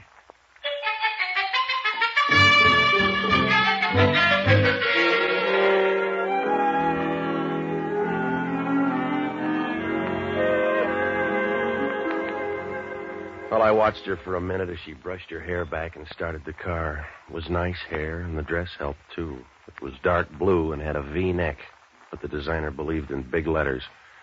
She pulled away and gave me a look you could take on a safari. It was enough to tell me that she was as safe as a tap dancer on a floor full of dynamite caps.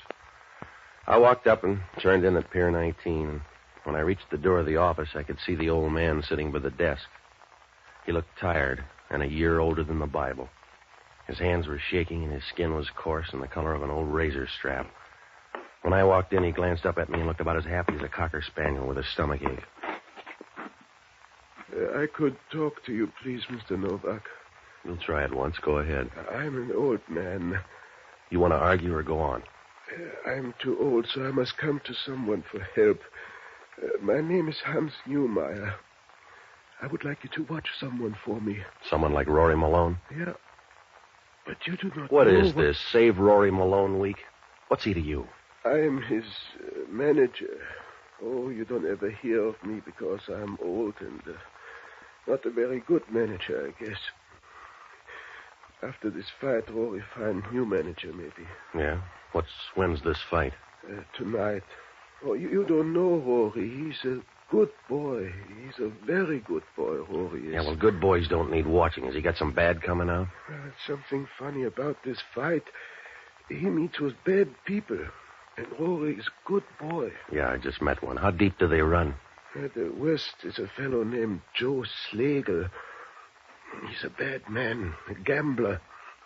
Please, Mr. Novak, you just watch Rory tonight and see he's all right. Are you that rich? Oh, please, I don't have much money. Just $300, maybe, what I got from the fight. Maybe 300, I don't know. I just got a little money. It's a tie, Pop. You win the toss. Please, you don't help me. You win, Pop. When do I look at him? Tonight you come before the fight. In the dressing room, I show you to Rory, and you see he's all right. Yeah, about 9. Yeah, please, Mr. Novak. I thank you all my life. You watch Rory. I thank you all my life. Yeah, well, I'm getting short shift on that, but I suppose it's not your fault, Pop. See you at 9.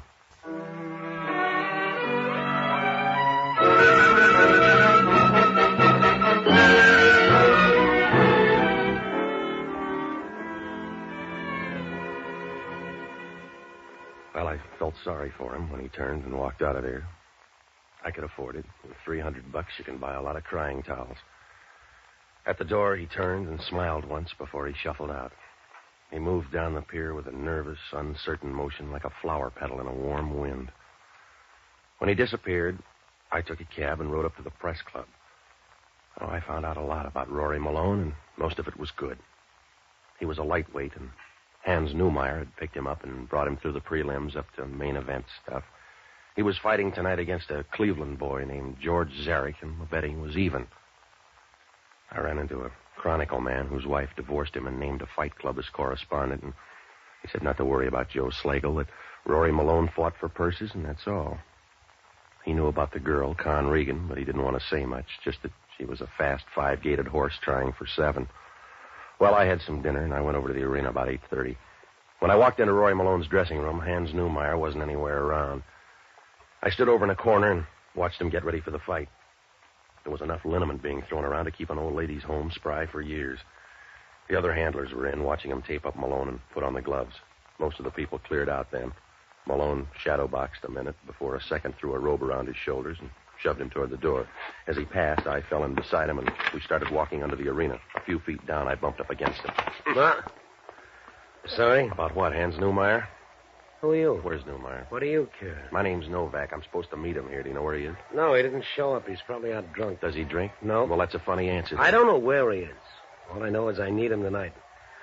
I got to get up to the ring. I'll go with you. Suit yourself. You gonna win tonight? You never know. Sometimes you do. Mister, you're either too smart or too dumb. What's the difference? You can't fight twice in one night.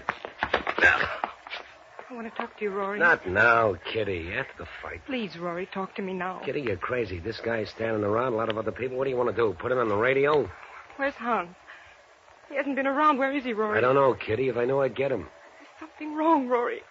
I've been watching. I know there's something wrong about this fight. Yeah. There's only going to be one guy fighting if you don't let me out. Please, Rory, don't brush me off like a dumb fly. I know there's something wrong. I don't want you to get into trouble. All right, Kitty. Oh, don't say all right when you know how I feel. Oh, let's talk about you and Joe Slagle. Oh, please, Rory. You don't know what it's like to see somebody you love go crazy. Your dough is safe, Kitty. That doesn't count. You know that doesn't count, Rory. The little money I've saved doesn't count next to you. Oh, please, Rory, don't do anything wrong. I'd die. I'd die of terrible heartbreak. It hurt me all my life. Stop it, will you, Kitty? Now stop crying. Don't worry, I'll win. Just don't let anything happen, Rory. I won't. I'll see you after the fight. Coming, Novak? Yeah. You're real good with your women, Malone. After this fight, I want a match with you, Novak. I've met 2 of them, and they both have you in their dream books right on the fly leaf. I'll remember. Talk some more. I'll talk enough to tell you that you're being followed, about 12 inches behind. That's right, Malone. Keep walking. Turn in the next door. Hey, wait a minute. You better walk, Malone, unless you can outrun a bullet. You too, mister. I agreed an hour ago. All right. Open the door for him, Eddie. Okay. You stand over here. Now, Malone, take off your glove. I'm going to need it. You're going to be eating teeth. Take off your glove. Help him, Eddie. Yeah. That's it. Hold him on the other side, Steve. Get his hand on the table, Eddie. Now give me the block. Yeah. You can cry, Malone. It's gonna hurt.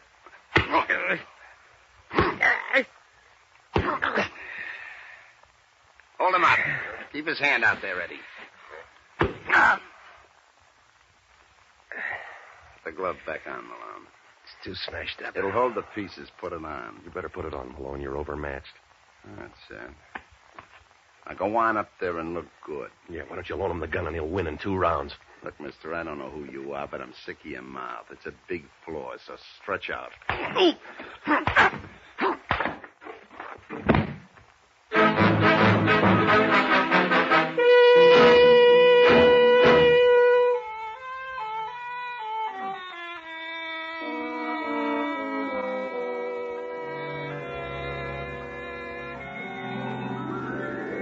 During the next 2 hours, they either moved me or the arena because I woke up in an alley down near the Golden Gate Theater. It was in back of a restaurant, and I was lying there trying to look good in a mixed green salad.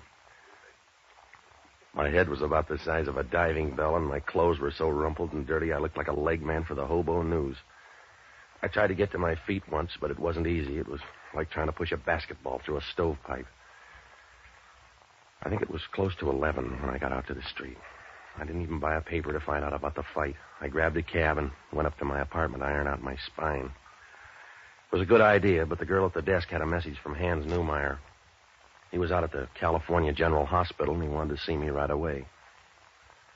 When I got there, he was at the end of a ward on the 3rd floor, but the duty nurse wouldn't let me by. Oh, she was a real pretty nurse, if you like pure mammal. Somebody buzzed, and when she oozed down the hall, I ducked into the ward and started looking for Hans Neumeyer. It was dark, and he was away down at the end behind a white screen. He looked tired, and his eyes were moist and soft, like a ripe fruit that's just been squeezed too hard. Please, Mr. Novak, you come to see me. Yeah, just as soon as I got your message. You make mistake with Hans. I don't send message. Somebody wants to be your secretary. What happened to you? In my room. I just go to my room. Somebody is there. I don't know. Rory is all right? I limped a little, mister. Your boy got his hand smashed. Rory is a good boy. He's got a good girl. Who's Kitty? Oh, she's go with Rory a long time. Save money to marry with. Wait a minute. Keep still. Something the matter? Yeah. Somebody coming. Down this way. Coming up behind that curtain. Maybe Rory comes to visit me.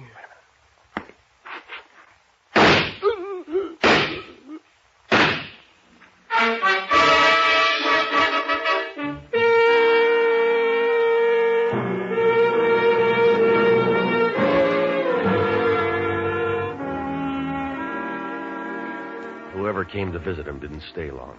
The old man leaned back in the bed and quit without any fanfare, like a long summer coming to an end. Well, I went out to get the nurse, and I found her down at the end of the hall giving an intern some greedy talk. She hadn't heard the shots, and they hadn't seen anybody come out of the ward. I told her as much as I could, and then she wheeled the old man into another room and called homicide. Well, that call to homicide didn't help because from now on, things weren't going to improve. I was fighting a forest fire with a can of kerosene. About 20 minutes later, Inspector Hellman showed up. He was full of finesse and fury, and he came charging over about as graceful as a lame lobster. Hello, Novak. You're up late. I had company most of the time. Yeah? Did he bore you? Somebody got tired of him. It happened behind a screen down there in the ward. Who is he? Guy by the name of Hans Neumeyer. He manages a fighter named Rory Malone. Yeah? The killing's mixed up with a fight fix. Not the Zarek fight. Yeah, that's right. They got to Rory Malone 10 minutes before ring time. You got a thin story, Novak. Look, I got a fat one. And I got all the gambling dough in town on my side. The old man got it because Rory Malone was dumped in that fight. I don't believe it. You don't have to believe it, Hellman. They smashed him up. His right hand was as limp as an old piece of lettuce when he climbed into that ring. They should have smashed both hands. Huh? Because Rory Malone won by a knockout in the 5th round. Try another page, Novak.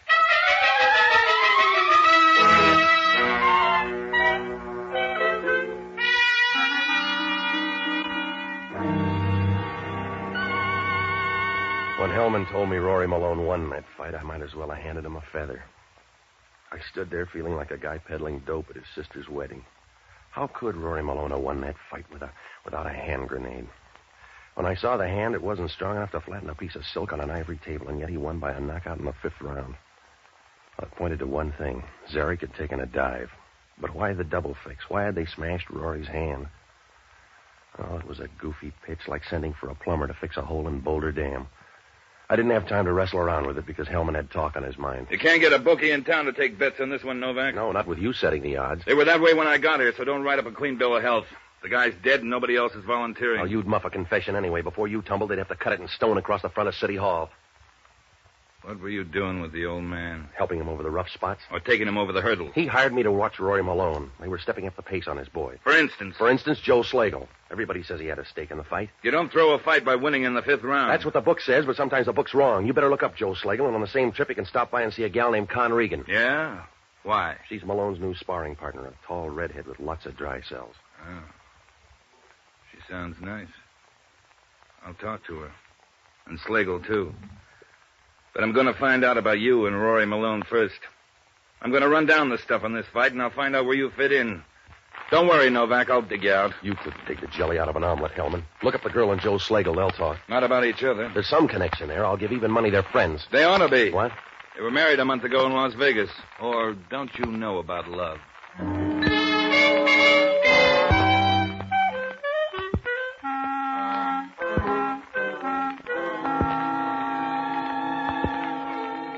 Hellman stood there a moment and smiled like a guy who's just killed a landlord. And then he turned around and walked out.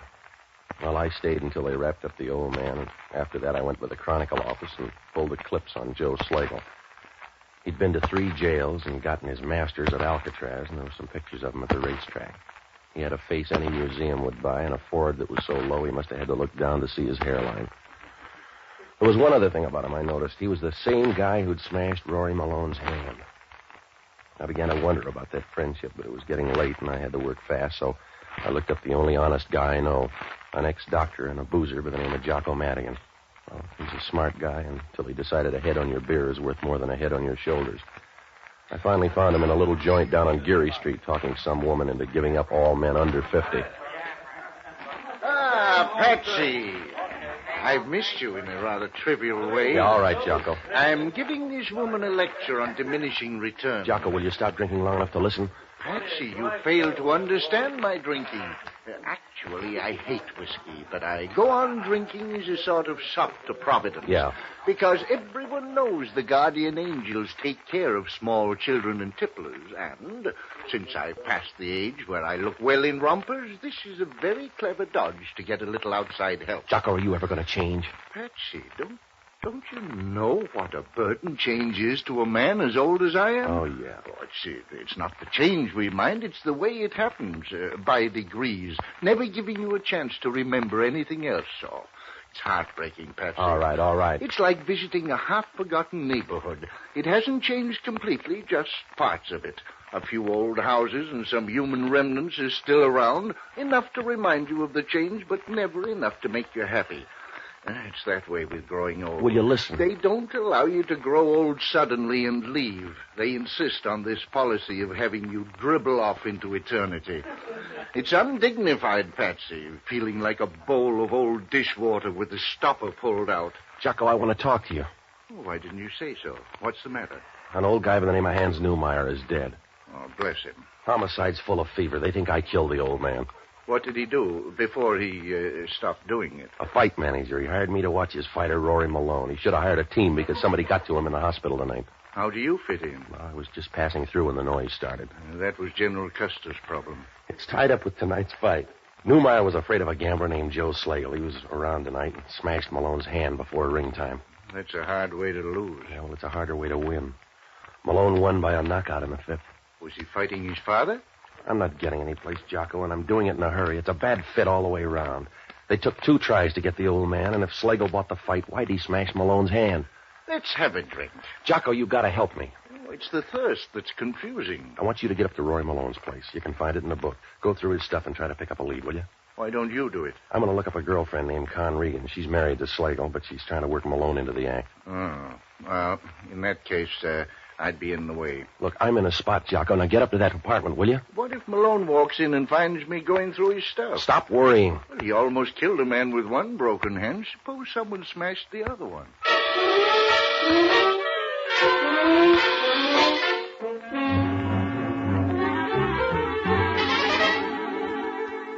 Well, I had to do something quick because the kettle was on to boil. By the time Hellman got to him, Slagle would have an alibi, and my story about the smashed hand wouldn't prove a thing. Oh, I had to grope around and pretend like a guy on the second verse of the national anthem. I decided to tag by Slagle's place, and on the way, I bought a paper to read about the fight. Malone looked real bad for 4 rounds and then came out of the woods fast with a left hand in the 5th. It was about midnight when I got to Slagle's apartment and began to look more and more like it when Con Regan opened the door. Oh, I could see Rory's point. She was the sort of a woman you'd never give a second look because the first would paralyze you. Her red hair looked brighter now, and, well, legs like that are the reason silkworms are born. She smiled, and you knew if you never made Naples, you could die happy with her. But I guess she picked her friends. It's too late for the 300 now, Mr. Novak. I'm working free. Invite me in, huh? Sorry, darling. You look lonely. Where's Slagle? I agreed to marry him, not follow him. How about Malone? Somebody killed his manager. I'd like to help you, Mr. Novak, but I don't like you well enough. Well, you can make love later. Give me answers now. Where you going? You're not welcome. I want to know what those bags are packed for. I don't trust the drawers. Now get out of here, Mr. Novak. Calm down and put the gun away. Get out of here. You came uninvited. I'll kill you the same way. Hello, Novak. You gonna lose an argument? Well, it looks that way. If she's yours, call her off, Malone. You're too tough, Con. Let him walk out. He's steamed in here full of questions. That's a bad way to answer. Relax. That's what your man Newmeyer's doing. Somebody killed him tonight. I know that, Novak. Your eyes aren't very red. I can't help it, Novak. All I can do is square his beef. Well, you can start with your girlfriend. She's leaving town, or did you buy the tickets? Let you hurry, Con. If I want to leave, I can leave, Rory. I'll argue with you. You'll get the short end, Rory, because I'm leaving. Stay away from me. You're too close. Rory, stop it. Someday they'll match you even, Rory. Maybe it's a referee. I'll get it. Yeah. You got a deep voice, Miss Regan. What's on your mind, Hellman? Joe Slagle right now. He cleaned up in tonight's fight. Not with a betting even. Wasn't after the first round. Word got out that Malone broke his hand. The betting changed. And Slagle covered every bet in the house. That's right. Well, the old man tumbled before it happened. That's what he was afraid of. And the shock killed him? Slagle did. You got a motive now, Hellman. You better look him up. We did. He's dead. He couldn't be dead. If he's not, the bullet holes are good fakes. See you soon, Novak.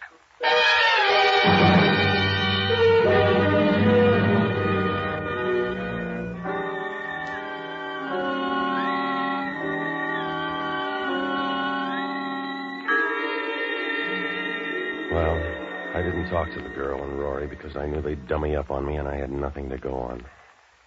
Oh, it was like trying to build a wall out of jelly consomme. Nothing added up now. Whose side was Rory on, and where did that other girl, Kitty, fit in? My luck was on the black market tonight, and I knew it. So I went by my place to check with Jocko. He was in the kitchen, and he looked worried. Ah, Patsy, I was going to break open the thermometer until I found this bottle in the closet. All right, Jocko. What'd you find out? That it pays to know Joe Slagle.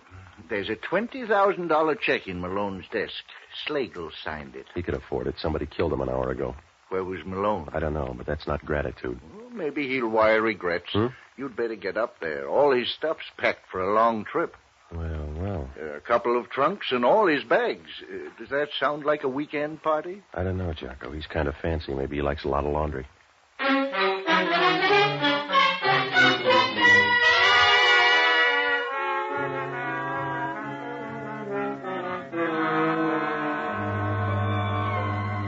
Up to now, it was like trying to melt a pound of diamonds, but when the turn comes, everything happens in a hurry, and things began to fall faster than snow off a warm roof. If Jocko was right, it meant Rory and the girl fought, but they did a lot of clinching between rounds. Well, I got a hold of Hellman and brought him up to date, and then I started for Rory Malone's apartment. When I got there, Hellman was outside the door listening, as quiet as a washing machine full of pebbles. They must be in the back room. I can't hear a thing. You couldn't hear a rifle shot in a boxcar, Hellman. Let's get a better view, huh? Hello, Novak. You're gonna miss your train, Malone. I don't believe you. It's a chance to bet, Mr. Novak. This is Inspector Hellman from Homicide. Well, you guessed wrong, Inspector. I'm covered for Joe Slagle. Novak here's alibi for Miss Regan. We can check. You're scraping bottom, mister. We can start with that $20,000 check from Joe Slagle. That's where you'll stop, too. That $20,000 covered a sale of my contract. The fight commission can beef, but that's all. You ready, Con? I hope you are, too, because you're going downtown. Look, fella, you can make us miss a train, but we'll catch the next one. You're wishing now, Rory. Who's this? A fast friend with a slow burn. Hello, Kitty. Your boyfriend's going to leave. Say goodbye. Please, Rory, you're crazy to go with her. She makes me that way, Kitty. I'm sorry. Rory, I've done too much for you. I've kept loving you all this time. You can't leave. You can't leave now. I don't want to be alone. Buy a dog, then. Oh, no, Rory. No, I won't let you go. You're too good with guns. Drop it. You better take her, Hellman. She's anxious. Oh, please, Rory. I loved you too much for this. I loved you enough to kill somebody. You can't leave, Rory. You can't leave me to myself. When the guy comes, tell him where the baggage is. What'll become of you, Rory Malone? What'll become of you, Rory Malone, when you have to think about me? When you hear the sound of me in your head? Oh, you're brave, Rory. You're brave to leave me alone. Come on, Con. In a place like this, we're wasting you. Come back! Come back, Rory Malone! Come back long enough to watch them laugh at me. Watch them laugh at me for the fool I am. Oh, it's the great fool of the world I am.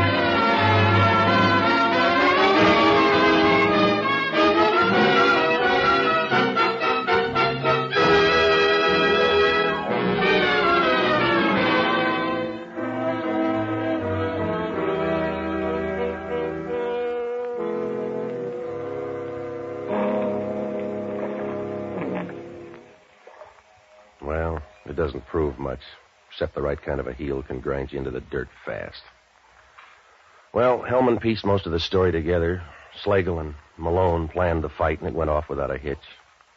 Slagle bought off the other fighter so that Malone could win as soon as the bets had been covered. Hans Newmeyer had an idea, but he liked Rory too much to believe it. They found out he was coming to me, and Con Regan tried to scare me off. She looked too good to Rory, and the scheme started to grow. He lied to Slagle after the fight about Newmeyer, so Slagle went into the hospital and killed the old man. That left Slagle around to cloud things up, so Rory Malone told a phony story to his girlfriend, Kitty. She loved him enough to kill Slagle. There was no way to stick Rory Malone. He could never fight again with that hand. But he had a check for $20,000 to start on, and that's enough to keep love in the living room. Well, Hellman asked only one question. Why would a smart gambler like Slagle take a chance on giving Malone a check for $20,000? I guess Malone found out when he tried to cash that check because Joe Slagle was big-hearted but broke.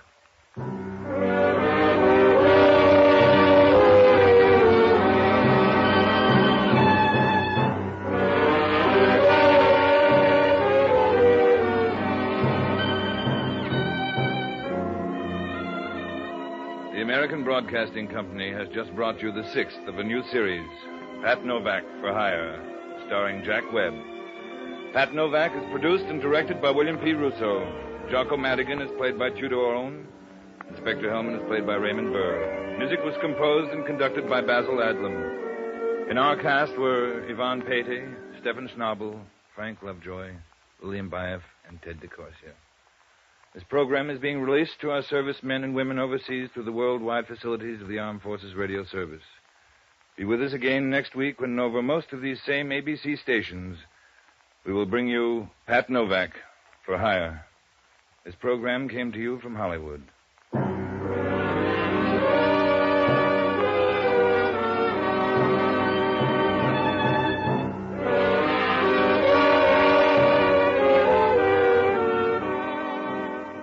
Now, a listening reminder. Don't miss Jean Arthur and Robert Morley when they star in the compelling drama Yesterday's Magic on Theater Guild on the Air tonight. This is ABC, the American Broadcasting. Pat Novak for Hire.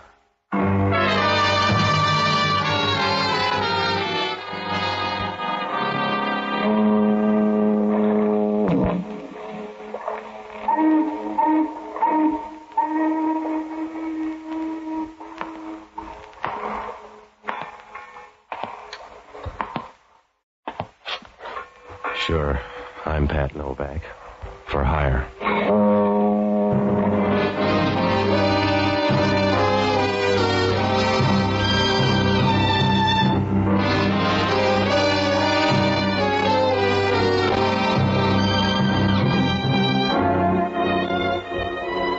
That's what the sign out in front of my office says. Pat Novak for hire. It's about the only way to say it. Oh, you can dress it up and tell how many shopping days there are till Christmas. But if you got yourself in the market, you can't waste time talking. You gotta be as brief as a pauper's will. Because down on the waterfront in San Francisco, everybody wants a piece of the cake. And the only easy buck is the one you just spent. Oh, it's a good life. If you work real hard and study a little on the side, you got a trade by the time you get to prison. I rent boats and do a few other odd jobs you can't afford to pick it on. It works out all right if you put your tongue in hock. Because down here, you shouldn't talk. It's like installing a set of drums in a belfry. You make some noise, but it's never the right kind. I found that out a few days ago. Must have been Tuesday or Wednesday night anyway. I was sitting in the office reading Time magazine when the door opened. I looked up and had to keep right on going because the guy was so tall he'd have to bend over to see through a transom. And he had a voice deep enough to red out as a bassoon. Good evening, Mr. Novak. I'll take your word for it. You have a small office. I'm small time. What's on your mind? My name is Leahy. I want to hire you. Yeah. Sit down. Are you cold? Yeah? That overcoat around your neck, you're either cold or a priest. Oh. I'm a priest, Mr. Novak. I'm sorry, Father. You got a slow brogue. What do you need? A few hours of your time. I want you to help a man escape from prison. Uh-huh. Father, you'll never get along with the bishop. Mr. Novak, in a curious way, this is an errand of mercy. Well, this isn't my year for mercy. I'm sorry, Father. Maybe you don't like to hear it that way, but if I got the right fee, it wouldn't be mercy anymore. When I say it's an errand of mercy, that's what it is. Sometime tonight, a man is going to break out of Alcatraz. If he's allowed to get into town, he may kill somebody. You want me to stop him? That's right.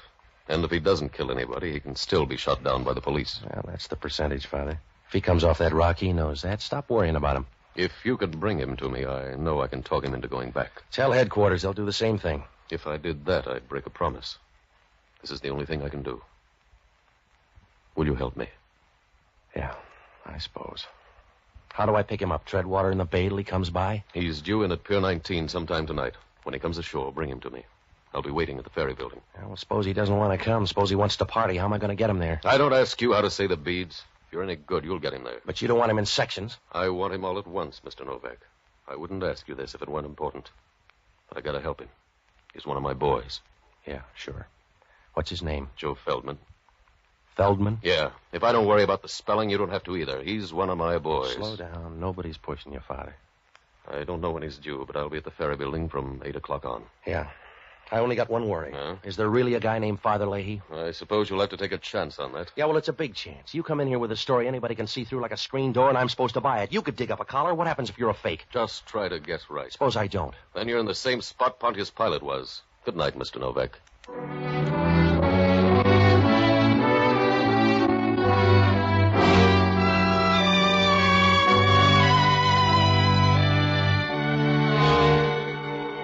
Whoever Joe Feldman was, he had a good friend.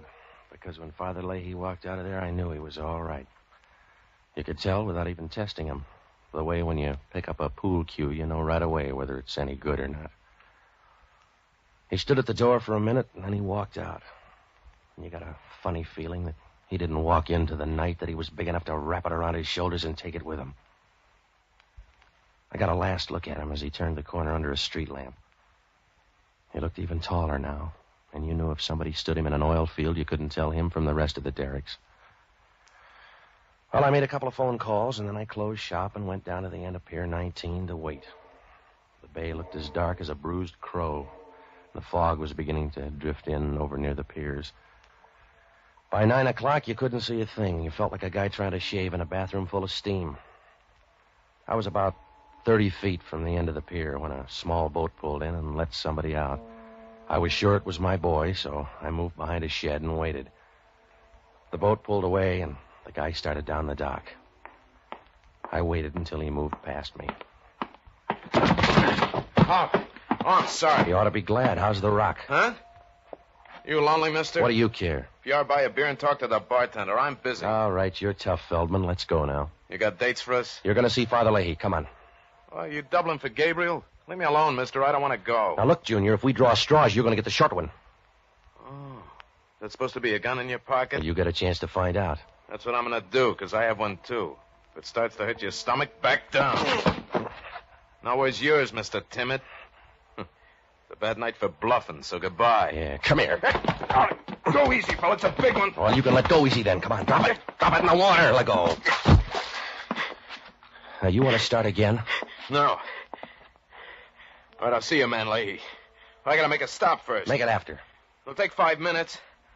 Look, mister, if you want to do it the easy way, let me make the stop. You go with me. All right, 5 minutes, and then you see Father Leahy. Suit yourself. I doubt if I'll make heaven, but if you want to run interference, it's all right with me. If you need the credits, you need the credits.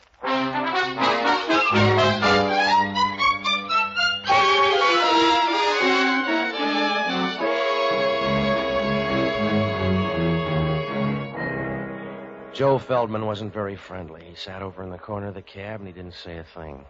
He just kept looking at me and waiting, like a guy feeding arsenic to a rich ant. A few minutes later, the cab pulled up in front of a hotel on Geary Street, and we walked in. One look at that lobby, and you got the idea. The place was about as cozy as an abandoned mine shaft. Over by the wall, there was an old mohair couch, and the legs on it were so warped pretty soon it was going to look like period furniture. There were a few chairs, and over by the stairs, a faded calendar of a girl in tights holding a jar of mayonnaise and winking, whatever that meant. And there was a broken clock over the desk. But you knew it was all right, because nobody there cared about keeping track of time. It was something you got rid of in a hurry, like a bent quarter. When we went up to the second floor, we walked down a long hall that smelled like an anteroom to a sewer. When Feldman knocked on the door, she opened it right away. The room was full of taboo. She stood leaning there for a minute, a sort of a girl who moves when she stands still. She had blonde hair. She was kind of pretty, except you could see somebody had used her badly, like a dictionary in a stupid family. Feldman seemed to know her. Hello, Ann.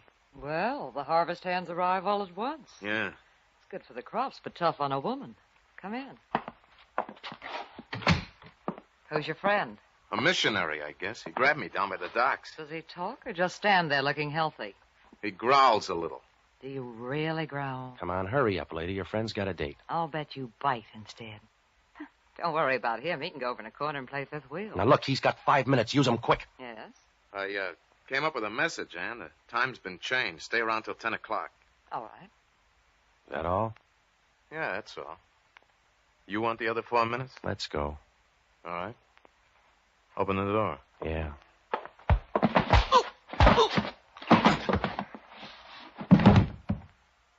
You didn't open it fast enough.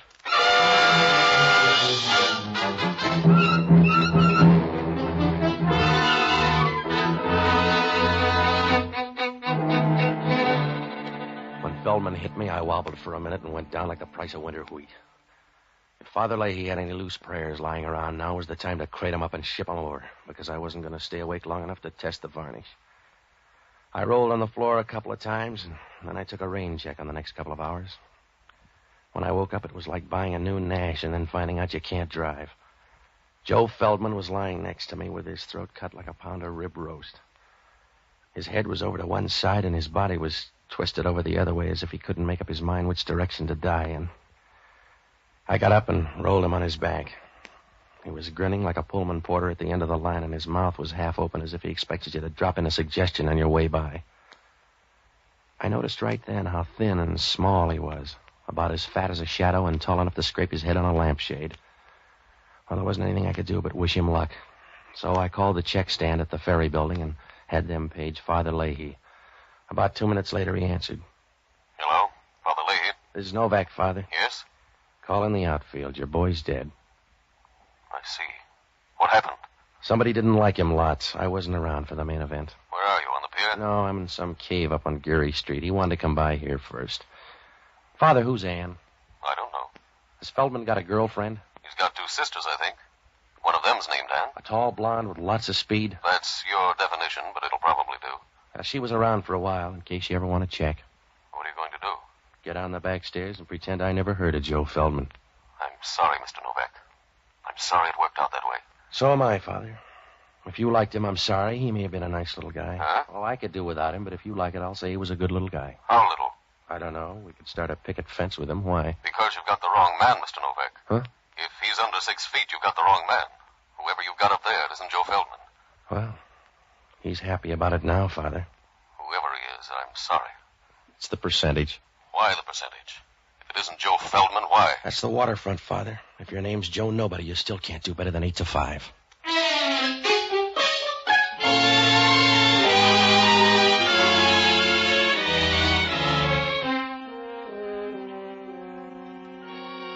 At least Joe Feldman was smart. If you're going to get your throat cut, it's a good time to send in a substitute. As soon as Father Leahy hung up, I knew hanging around that hotel was going to be a waste of time, like sending MASH notes to a bearded lady.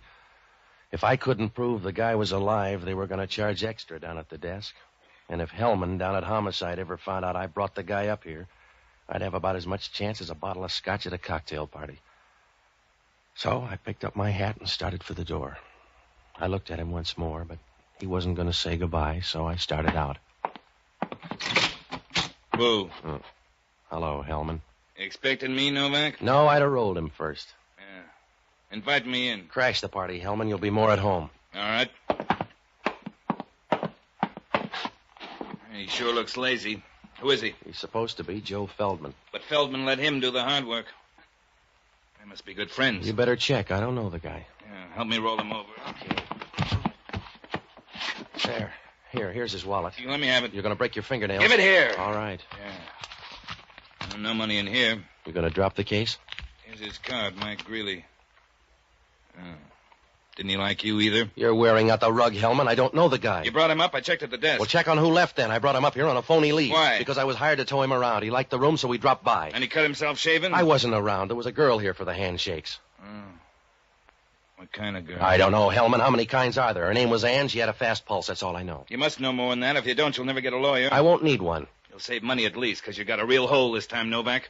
We get a phone tip and find you in the murder room. You got half a story, Hellman. I know, but I'll get the other half. Until then, you're under technical arrest. It's practically the real thing. You got a technical head, Hellman. I wouldn't tip myself off. Somebody else would. Walk around, Novak, and tire yourself out. Because you'll wind up sitting down. In the meantime, I'll have you tailed. Your men couldn't follow a moose through a revolving door. Now, look, Hellman, I'm going to double back. This guy's a phony lead. I was supposed to meet a guy named Joe Feldman, but he never showed up. He didn't? No. I got a dead copper to prove he did. Your boy, Joe Feldman, killed a sergeant named Grubb at the Gold Rush Club a half hour ago.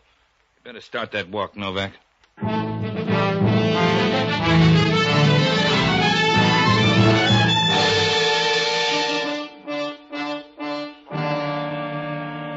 Well, there are two kind of raps you can't ever beat. Cheating a woman with kids and killing a copper. So I knew Joe Feldman could put in for reservations right away. And I knew Hellman would stay with him like a February cold. He'd stay with the whole thing, and I'd have a real tough time explaining. I couldn't explain it to myself. What about the message up in that room?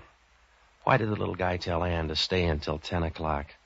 Why did he get off at Pier 19 instead of Joe Feldman? Once he got there, what was Feldman doing at the Gold Rush Club, and why did they spot him so fast? Well, it pointed to one thing, a police tip-off, but that's as far as I could go. On the way down, I stopped at the desk, and I asked the clerk to see the register. He pushed it over toward me. It was a dirty brown thing that looked like an old tortilla somebody had left behind. It didn't do any good. The registration was a phony. Well, I had to do something in a hurry, so I looked up the only honest guy I know, an ex-doctor and a boozer by the name of Jocko Madigan. He's a good man, and he used to be a smart one, too. And still he started chasing a jigger of beer with a glass of whiskey. I finally found him in the Pied Piper room arguing with somebody about the words to Annie Laurie. Ah, Patsy. A drink for Mr. Novak. Something cheap but impressive. Oh, stop it, will you, Jocko? Are you going to be drunk all your life? Yes, it's only a matter of willpower, Patsy. I'm probably the only man in the world who intends to carry a hangover into eternity. Well, stop long enough to give me a hand, will you? I'm in trouble. Of course you're in trouble. You'll always be in trouble because you can't recognize it, Patsy. You're fuzzy, Jocko. You have the social outlook of a bull with a hot foot, and there's no hope for you because if from time to time a moral feeling does sweep over you, you mistake it for influenza and go to bed. All right. Oh, you try hard enough. You go through the motions, Patsy, but you never get anywhere. You go stumbling through life doing a tight wire act on a rubber band. You're always in the middle. Will you listen to me? It's because there's no variety in your life. You won't allow it. You're a broken-down banjo, not a very good instrument to begin with. And to make matters worse, you allow everybody to come along and pluck the same string. All right. Are you all through now, Jocko? Yes, you sound angry. I think you have a bad disposition, too. What kind of trouble? Well, I tried to help some guy out of prison tonight. You got drunk and thought you were the parole board? No, I did it for a good guy, a priest named Leahy. Yes? The guy was already out, and Father Leahy was trying to hurt him back without getting shot. But this guy Feldman didn't want to play. Another drink will clear this up for me. I picked up the wrong guy. I took him to a Geary Street hotel. I napped a while, and they cut him up like a piece of parsley. Sounds like a gruesome hotel. The dead guy's name is Mike Greeley. I don't even know who he is. Well, this is no time to start building a friendship anyway. Who is in the room? Some girl. She may be Feldman's sister. Would she kill a man? Well, if she did, he'd be crushed to death. No, I'm sure somebody else came in that room. You better talk to Feldman. Well, he's a hard man to reach. A sergeant almost made it tonight. Feldman shot his way out of the Gold Rush Club. That's one way to get out of a nightclub. Well, Hellman steamed up, so you got to help me, Jocko. You'd better look up Father Leahy. You'll probably be electrocuted, and if you are, he may have some drag. I want you to go down to the Chronicle morgue and pull the clips on Joe Feldman, will you? Get everything you can, and then hit the horse parlors. Find out what they know about him, huh? Maybe he's a heavy drinker. I'll check the bars. Jocko, wake up and get on there. If I don't pace Hellman on this thing, I'll be a dead pigeon. What am I supposed to do? I don't know. You might start cooing. Good night, lover.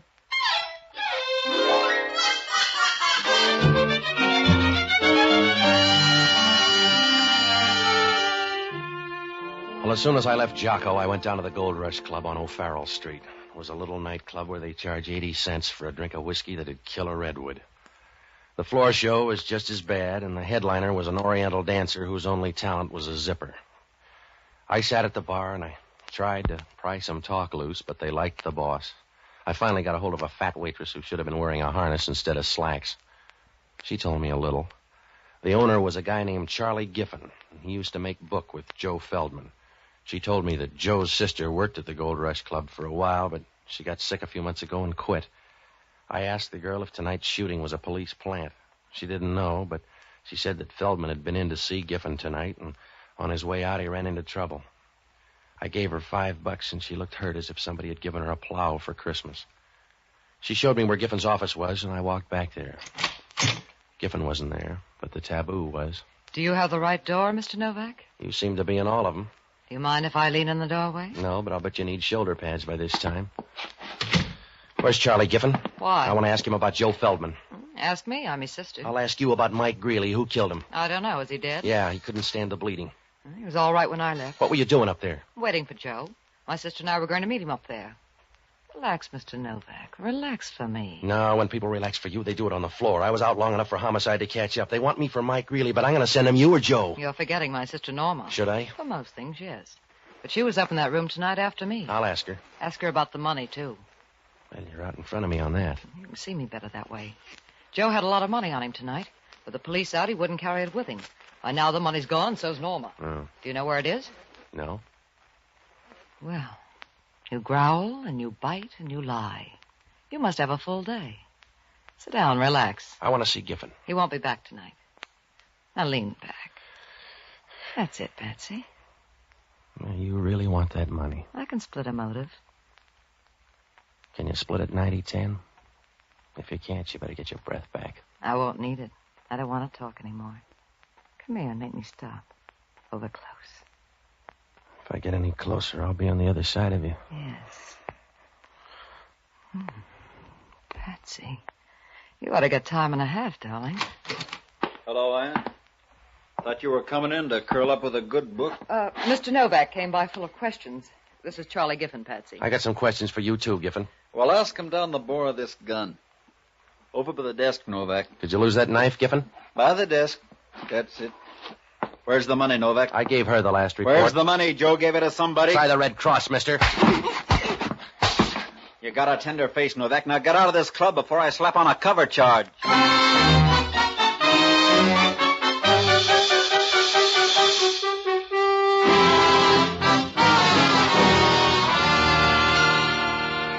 I was getting sick of tonight. In 3 hours, I'd seen more service than a mixmaster in a cooking school.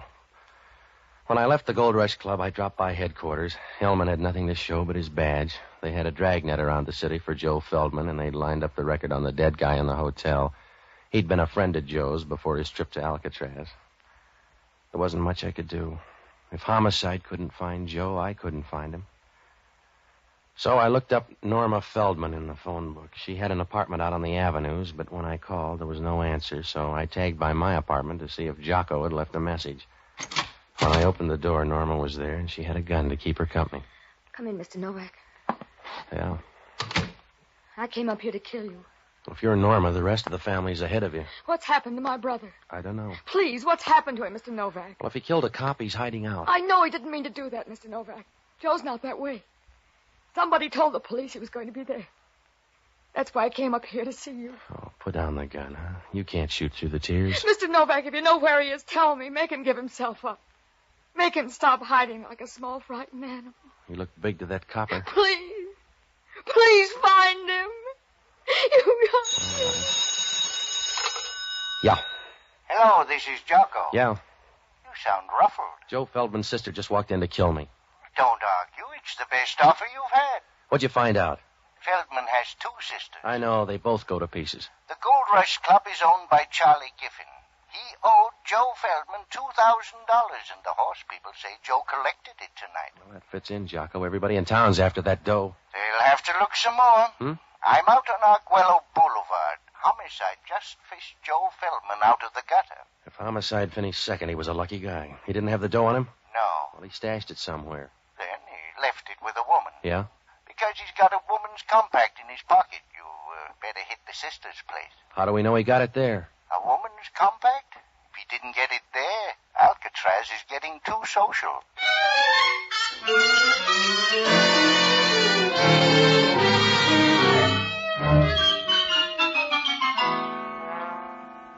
Well, the minute Jocko hung up, things began to fall into place. But I knew the last piece was going to pinch somebody hard. If the Feldman blood was going to turn bad, Father Leahy was a good man to send in, so I called him. He was out, but I left word for him to get out to Norma Feldman's apartment. Norma and I left, and on the way, we picked up Hellman. When we got out to her place and started up the stairs, we could hear people moving above. There was no point in trying to keep quiet, because Hellman was creeping up the stairs like a stallion with a broken leg.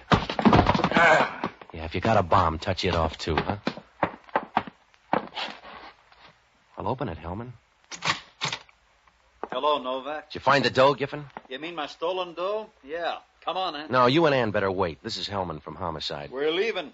You better move, Novak. Not until you settle a murder rap. Can you pay it off that fast? I can do it on the way to the door. Oh, wait a minute. Point the gun at Hellman. He's official. I can tag you both, so move away, you two, Norma. Ann and I are leaving. Look, Giffen, Homicide gobbles up nightclub big shots like you. You're nothing to me, copper. Move away. You got the hammer. Use it and come on through. All right, I will, copper. Yeah, you need a refill, Giffen. That's right, darling. Hand him your gun. And you couldn't have done that. You couldn't have taken them out. All right, so they fell out. You better take him for murder, Hellman. You little bum. That leaves you all the money. I can spend it, darling. Well, you better do it fast, then. Grab him, Hellman. Yeah, I got him. Oh, you can book him for both murders. My Greeley and my brother. I'll testify and I'll ride there in a cab on your dough, Giffen. Yeah. Are you going to pose or take me, Hellman? If you're anxious. Sorry about you, Norma. You get nothing out of this, but that's better than I got. Goodbye, Ann. Lots of luck. Thank you, darling. You know what kind. I hope you rot. Come on, Hellman. I'm ashamed of you, Ann. Leave me alone, Norma. I'm ashamed of you, Ann. What you did to Joe, I'm ashamed of. Leave me alone, Norma. I'm sick, you know that. I didn't know how it was going to work out. Poor Joe was trying to help you and you got greedy. He was trying to help you. That's the only reason he came out, and you let this happen. I told you I didn't know how it was going to end. I thought they'd get him and take him back again. There's no good in you, Ann. They couldn't find good in you anywhere. You let that happen to Joe. You stood by and watched him walk into something like that. All right, I stood by. What can we do about it now except weep, and that won't help him. But hating you will. That'll help Joe a little. I'm here at least to hate you for the short time left. Please, Norma. Giffen told you to spend it fast. Well, you better spend it fast. Ask them at the hospital if that isn't so. What do you mean? Ask them out there what you've got. They don't. You ask them what you've got. Ask them what's tearing you to pieces. Ask them, they'll tell you. They'll tell you you've got cancer. Norma, please. They'll tell you cancer. Ask them, they'll tell you you're full of it. Now spend your money and see that it lasts as long as you do.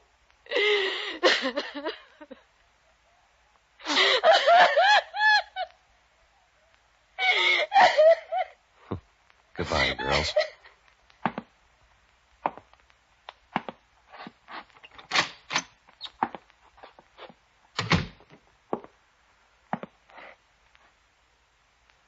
Hello, Mr. Novak.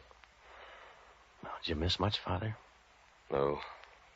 Feldman luck is running kind of bad tonight. It does for some people, I guess. All they get is unhappiness. They wear it the same way you'd wear a sports coat, only they never seem to get a new one. I'm sorry about tonight, Mr. Novak. I'm sorry it's not a smoother world. Yeah. But if it were, you'd be out of a job, Father. See you later.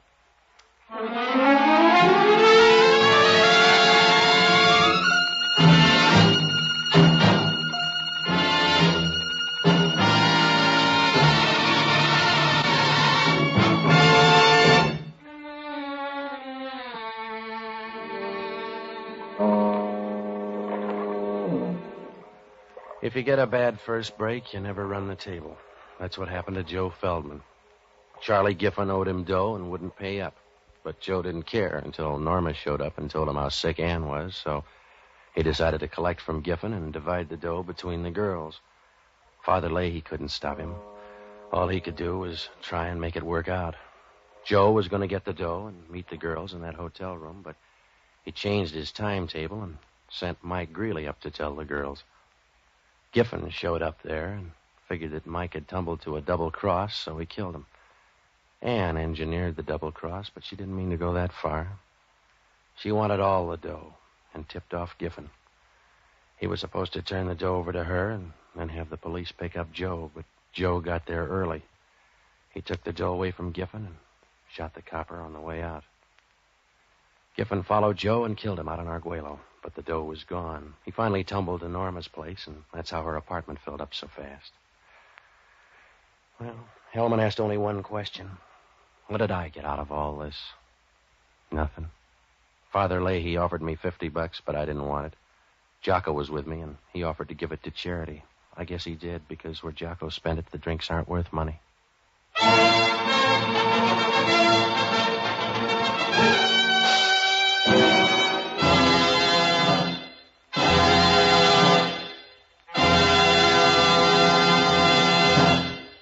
Pat Novak for Hire was previously released by ABC, the American Broadcasting Company, for listeners in the United States, and rebroadcast for our men and women overseas.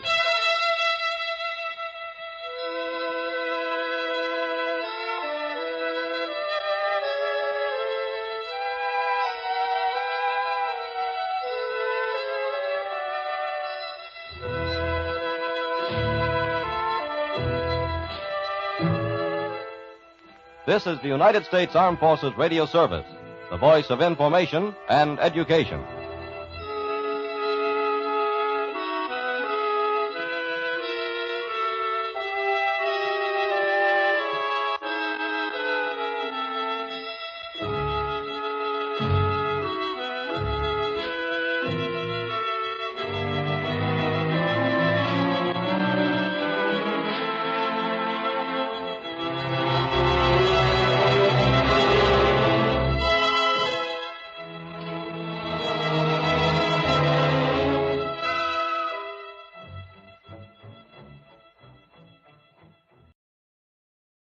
Ladies and gentlemen, the American Broadcasting Company brings to its entire network one of radio's most unusual programs. Pat Novak for Hire.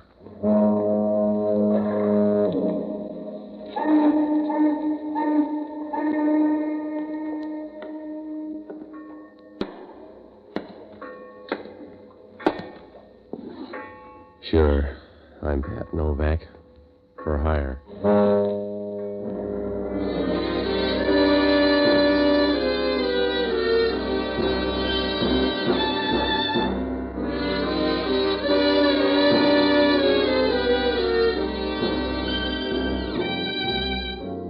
That's what the sign out in front of my office says.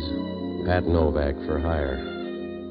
If you're trying to make a living down on the waterfront in San Francisco, you got to run things like a smorgasbord. You take a little of everything you can get your hands on.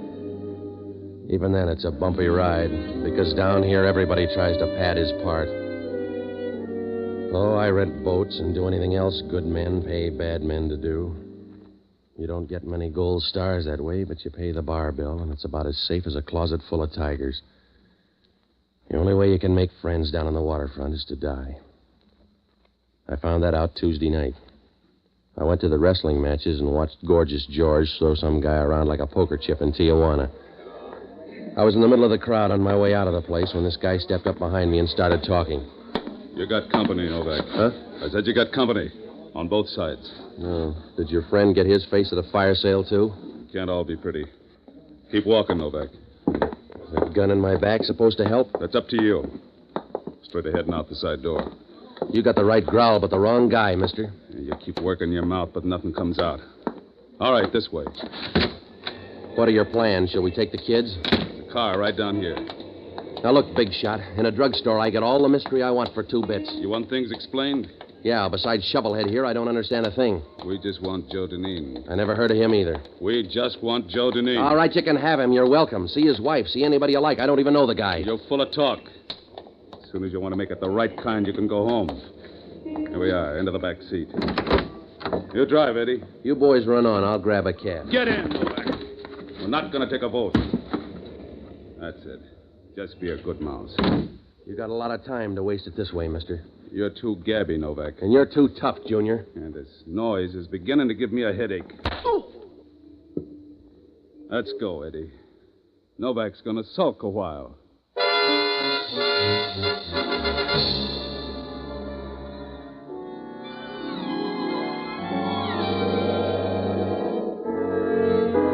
He could have taken 3 bases on that wallop.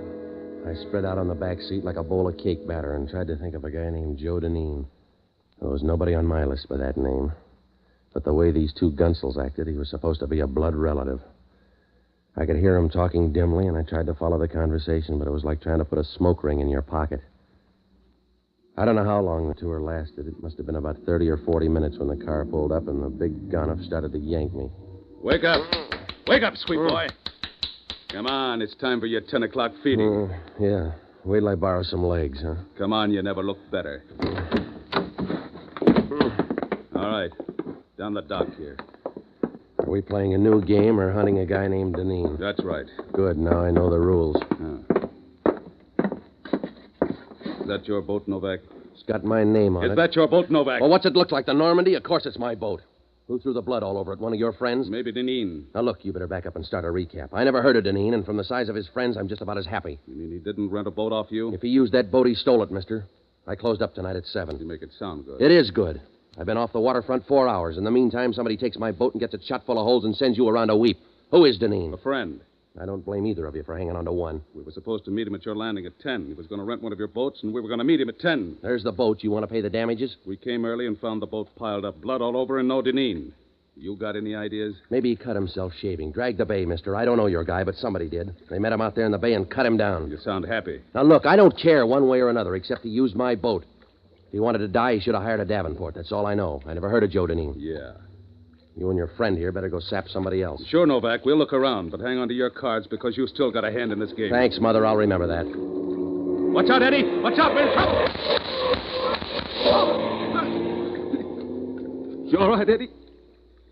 Nice curve, Novak. You're wrong, mister. My friends ride the cable car. You made a bum pitch, Novak. Can I trust it? All right, let go. You can't afford to fight now. I want you for Eddie, Novak. Sorry, fella. The water's going to be cold. Hey, what's the trouble? Trouble going on? No. Whatever gave you that idea? I'm a night watchman over here. That fellow lying on the dock there dead? Well, if he's not, he's going to catch cold. What about the other fellow? Maybe he can't swim. What do you care? He doesn't. Oh. They come here looking for something? Yeah. Guess they didn't find it, huh? Somebody's satisfied. They were trying to find the guy that came out of that boat down there. Oh, you mean the funny-looking guy? Huh? A guy got out of that boat a few hours ago, all banged up. I think he was in a fight. Yeah? Sure, somebody shot him. I think he was in a fight. Where'd he go? Down the dock toward the street. He asked about a fella and went down the dock. Oh. He asked about a fella named Novak. Do you know him? Yeah, but I'll do my best to forget.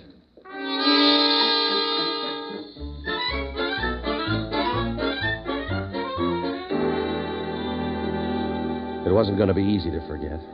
I knew there was a guy wandering around San Francisco waiting to jog my memory. And before long, somebody was going to find out those two dead guys weren't doing light housekeeping down on the dock.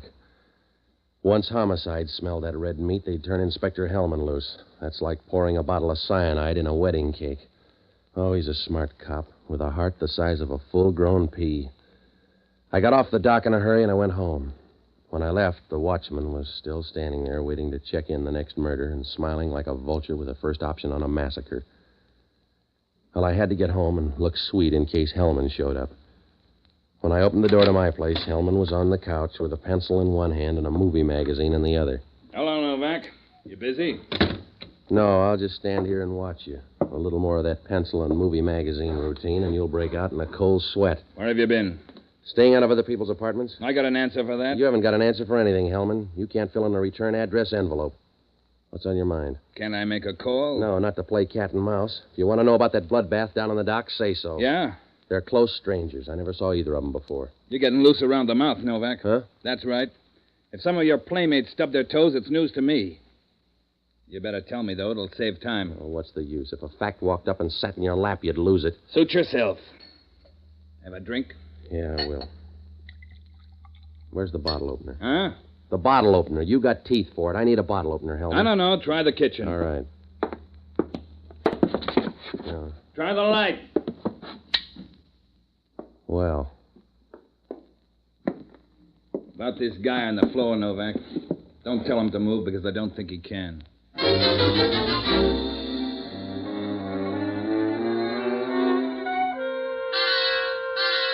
When I looked down at the guy on the floor, I felt like a burlap sack from the neck down. He was a big guy lying on his back, and you got the idea he took it hard. He didn't like the way the vote came in. Because he wasn't relaxed the way most people are when they're on the prowl for a harp. He was about as rigid as a coil of wet line on a steamer deck. His face was pockmarked and the color of an old piece of abalone. Hellman was standing over him, and the shadow cut across the lower part of his face. It almost blocked out the gun, a big .38 lying about 4 feet away. Oh, the rest of the kitchen was a mess. It was torn up worse than a Japanese lantern in a high wind. Hellman was leaning against the cabinet and smiling, like the banker in a crooked blackjack game. Does he belong to you, Novak? No, he's not pretty enough. Roll him over. We'll find out who he is. I already been through his stuff. Wipe your hands. The green still shows. His name is Joe Deneen. You sure were popular, Joe. Why?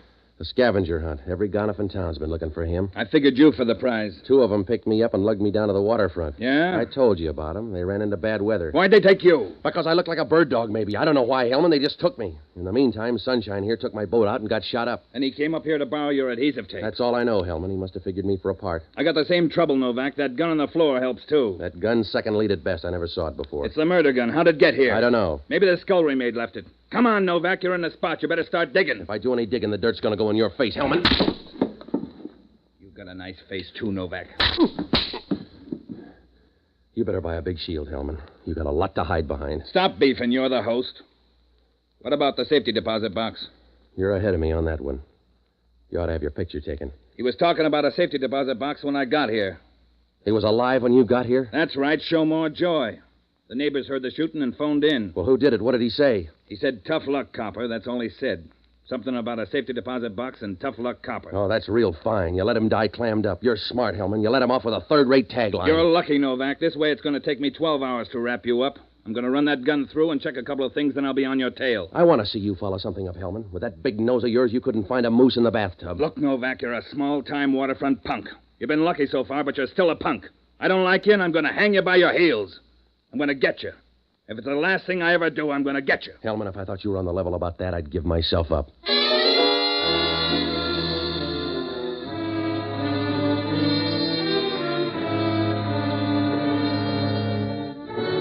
When Hellman left, things were about as dim as a glowworm at high noon. All the leads were tucked away in the morgue. Those two stiffs on the dock checked out with nothing but a grunt, and the guy up in my place left a 38 and some mild regrets.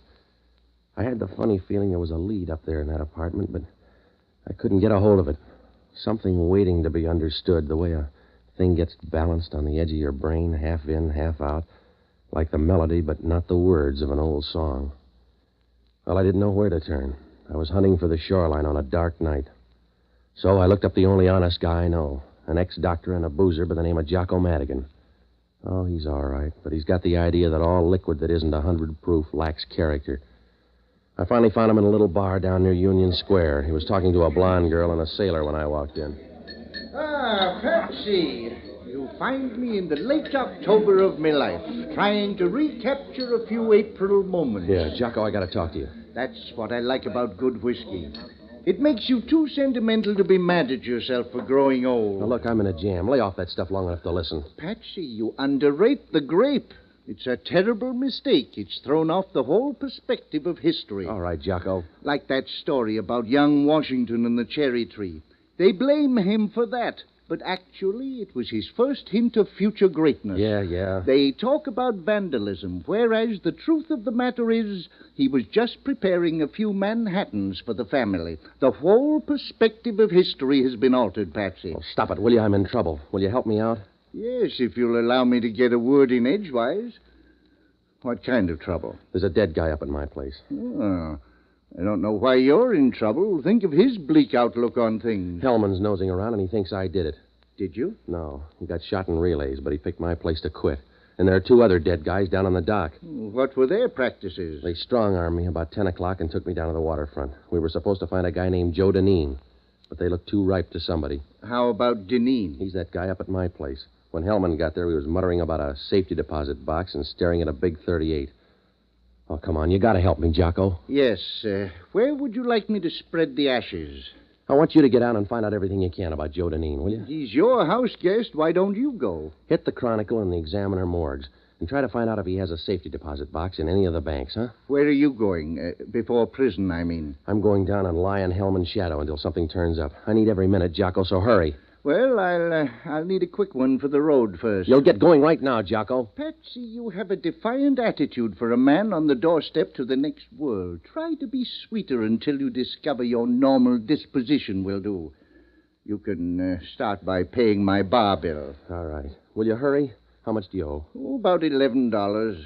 What have you been doing all night? Are you crazy? I may owe $11, Patsy, but so far I've had a better night than you have. Good night, lover.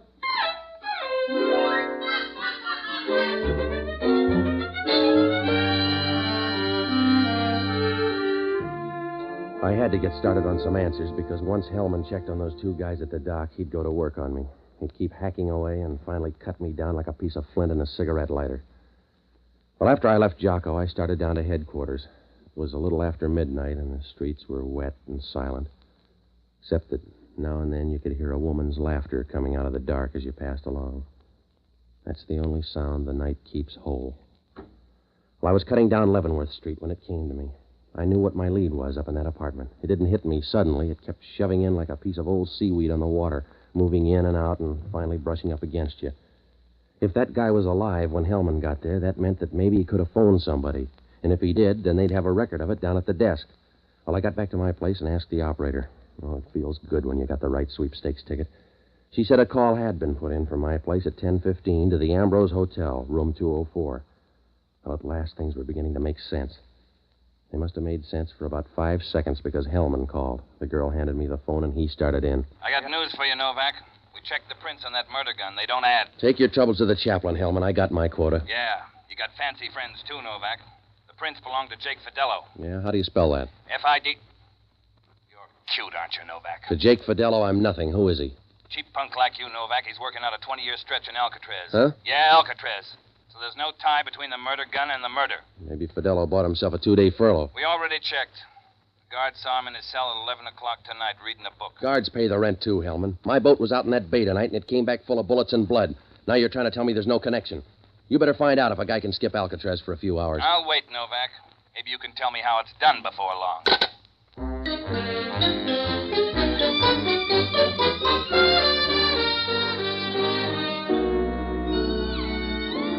Well, nothing matched now. It was like the chorus girl's legs in a cheap nightclub. If Jake Fidello was smart enough to beat Alcatraz for a couple of hours, then he wasn't dumb enough to leave that murder gun behind. And what was the connection between Deneen and Jake Fidello? And who lived at the Ambrose Hotel? Well, I went up there to find out. It was a small place up near the top of Telegraph Hill, and when I rode by, I could see Alcatraz sitting out on the bay, a lonely island full of birthdays. The Ambrose turned out to be a high-toned little joint, the sort of place with a welcome mats printed in Old English. I went up to 204. The card in the door said Frederica Sims. I knocked, and when the door opened, it was like shaking hands with a flamethrower. She was a tall number, and she screamed Final Edition all over. She stood in the doorway for a minute and swayed in a nice, contented way like a snake on the right diet. And when she said hello, you wanted to hand her your arm and say, twist. Good evening. Yeah. My name's Novak. I'll remember. Won't you come in? It'll save an argument. Good. I hope you don't mind crowds, Mr. Novak. She means me, Mr. Novak. I'm Mike Trevor. And I'm Freddie Sims. Well, that brings us up to date. A drink would do so much more. You need a drink, Mr. Novak. You look a little dusty. Don't mind her, Novak. She addresses all people as peasants. All right, now suppose you two landowners tell me who killed Joe Deneen. You know, Mike, I don't think he wants the drink. We'll all celebrate when you get around to Deneen. I don't think we know a man by the name of Deneen, particularly if he's dead. Yes, I'm sure we wouldn't like him. Come on, let's drop the smart talk. Come on, back in the saloon. A guy by the name of Joe Deneen died all over my kitchen tonight. Don't get tough, Novak. If you missed your dinner, all right, but don't come up here screaming about your dead friend. Now, look, I'm about 10 feet behind a phone call. Deneen put in a call for this number just before he died. Then it was whimsy, Novak, or anything else you'd like to call it. We don't know the man. You can mull it over on your way downstairs. Yeah, and you can use the time to think over that safety deposit box. What safety deposit box? Oh, you're jumping your cue, lady. Make it more casual, huh? Do you know what you're talking about, Novak? You think so. I'll tell you what I'll do, Novak. I'll buy that key from you. You got a deal, unless you want to pay it off with money. You mean Joe Deneen? That's right. I'm running front on a murder rap. You want that key. If you want it bad enough, come on down to headquarters and we'll make a trade. No, thanks, Novak. You didn't look bright, but I thought you might be hiding your brains somewhere. This way you lose money. You lose even more, Trevor. I was going to ease you into that murder rap, but the offer's out. You'll have to struggle in, and you'll be too tired to get out. Can I loan either of you boys a pickaxe? No, thanks. Well, I'm going to run along. Can I drop you anyplace, Novak? I'll stay. You know, I didn't think I could drop you anyplace. Novak, you ought to sell that gleam in your eye. Some airport could use it. Good night, Freddie. Be careful. Good night, Mike. I can take care of myself. Yes, if you try. That's all I was worried about. Your friend reads the wrong books. I'll bet you never wasted your time that way. Why don't you sit down on the couch here and have a drink, Patsy? Now that the argument's over. Is it? Well, at least we need a drink. Yeah, sure. That'll make the talk come easy. About that key. You think I want the key? Like nothing else in the world. No, that's a little rash, Patsy. But I do want it. I want it very badly. Those are famous last words, lady. You heard the round with Mike. The prices haven't changed. Got too expensive, darling. Here's your drink. What are you looking at, Patsy? You? The way you slide around on that couch? Yes. Yeah. You belong in the Everglades. If I were there, Patsy, I think you're the kind of a guy who'd be right around the next bend. You sound pretty sure. That's a good way to lose your shirt. I am sure, Patsy. I know that about us. We belong in a swamp. Yeah? We belong together. Because we're the same kind. We're neither good nor bad. We just are. And that has to do. You make it sound corny, baby. Try to hide, darling, but I can see you peeking through your fingers. I can see you awfully good from here, Patsy. Watch out. You're backing into a corner, Angel. But I've got you with me. Make some more noise, huh? I like it. It's true. I've got you with me, haven't I, Patsy? I can still struggle. I'll bet you don't struggle good. I'll bet you don't struggle good at all, Patsy. I still got that key, baby. You're a sissy. It stays at my place. I could eat you, Patsy. You're wonderful. Yeah. You know when hand me my drink? And the soda at the end of the table? Sure. That's it, darling.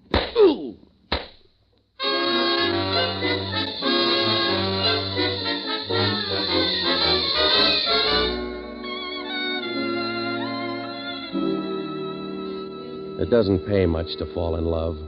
I spent enough time on her rug to work my way into the design. And when I finally came to, it was morning.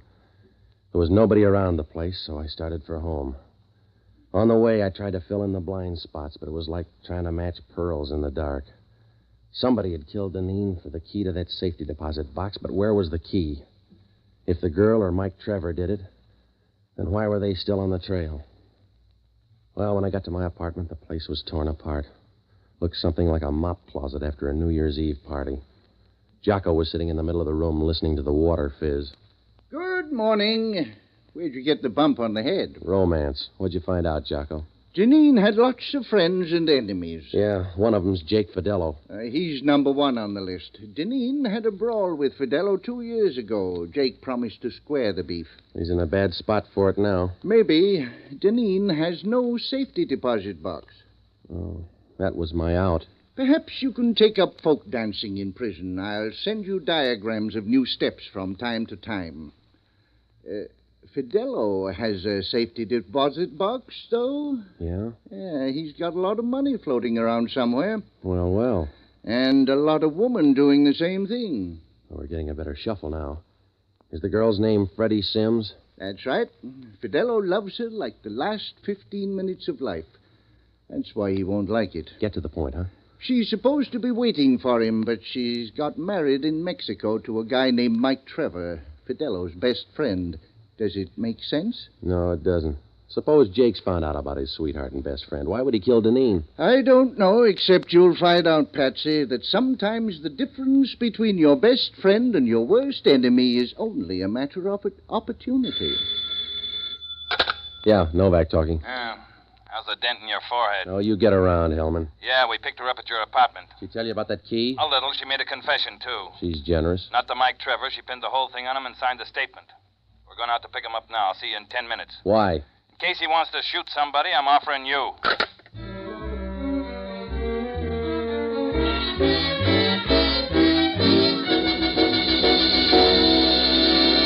Things were moving fast now. I sent Jocko down to start repair work on the boat, and Hellman picked me up 5 minutes later. We drove out Geary and turned on Van Ness. Oh, Hellman was real subtle. He stopped right in front of the rooming house where Mike Trevor was living. The girl had mapped it out for him. Trevor was in a first-floor room. It was a quiet neighborhood. But as we opened the front door and started in, I got the idea it was going to be a tough place to get any sleep for the next few minutes. It's down on the right side here. Stay ahead of me, Novak. You're one copper who will die in bed, Hellman. Down the hall and be quiet. Yeah, this is it. On this lap, you go first. Stand back while I throw it open. Kind of empty, Hellman. Girl said he was here. What's that? Your boy's up at the top of the stairs. You see him? Well, he's not wearing neon pants. Go up and get him. Come on down, Trevor. Your girl talked. Come on down and sign a confession. I've got a better idea, Copper. You come up and hand me the pen. All right, Novak. Move over, Hellman. He's going to argue. He's heading for the roof. Let's go. Hold it, Hellman. If that door up there is locked, we'll run right through the barrel. You get one more chance, Trevor. Come on down. That roof door's locked. All right, Copper, I'm coming down. Make a hole.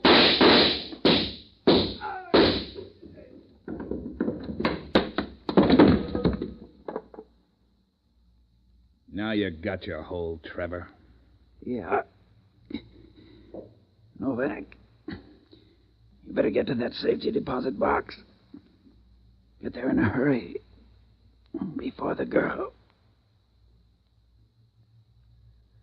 Well, the city owns him now, Hellman. Let's get to that safety deposit box. Let her have the key. What do you care, Novak? She's Fidello's girl. No. There's a queer twist here somewhere. How do you know what's in that box? So, Fidello's in love with the girl. He's grateful. What do you care? That's what makes it good. That's the way it is with love and gratitude. The love goes on, Hellman, but the gratitude changes.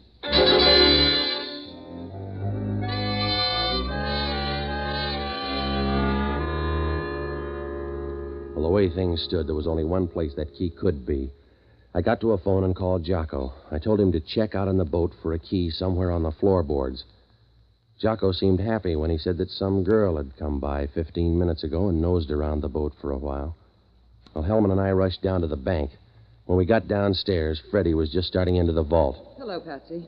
You look rested. If you're on your way to that deposit box, you better think it over. Can he stop me, Copper? No, but we can hold the dough until we check with Fidello. Go ahead. I don't think he's going to like it. Oh, we'll have to see. I'll be back in a moment. Let's go, Novak. We can hold the dough upstairs. No, let's hang around. I just want to see 18-karat greed when she opens that box.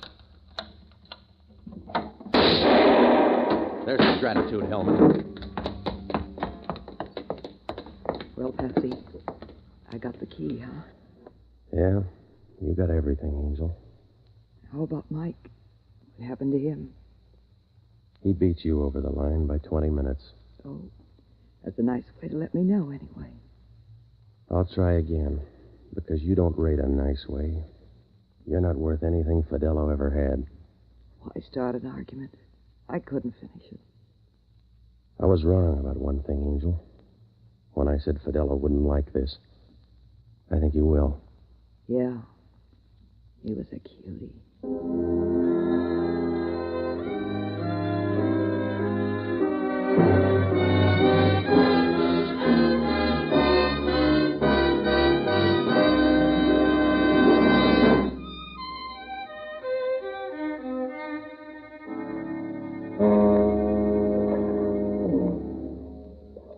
Fidello was a thorough guy.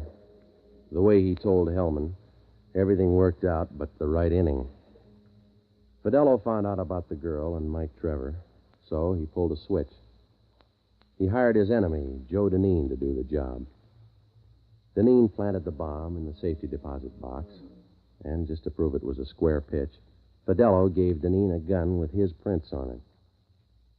Deneen was supposed to kill the girl and leave the key for Mike to blow his head off. And just to make it clean, Fidello got in touch with Mike on the side and told him to look up Deneen if anything happened to the girl. That way, he figured to wrap up all three of them. But Mike jumped the gun. He started tailing Deneen and shot him up out in the bay. He followed him to my place and killed him with the fingerprinted gun Deneen was carrying. Deneen didn't get onto the double cross, but he called the girl and told her there was a lot of money in that safety deposit box. It began to look awfully big, so the girl finally double-crossed Mike Trevor and turned him in. Trevor killed those two guys on the pier, and he'd lost Deneen in the fog, and when he drove up, a couple of gunsels around got scared. Well, Hellman asked only one question. What could that girl have said to Jocko to make him let her walk in and breeze out with that key? I mentioned that to Jocko, but he just smiled.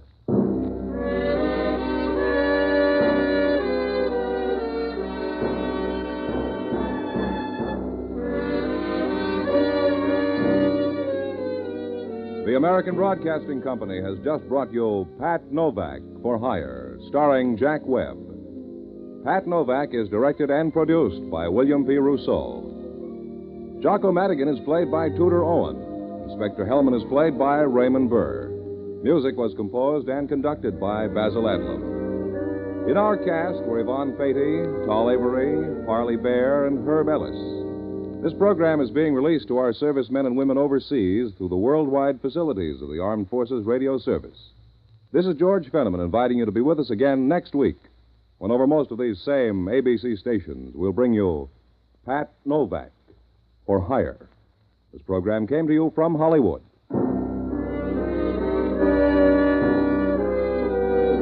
This is ABC, the American Broadcasting Company.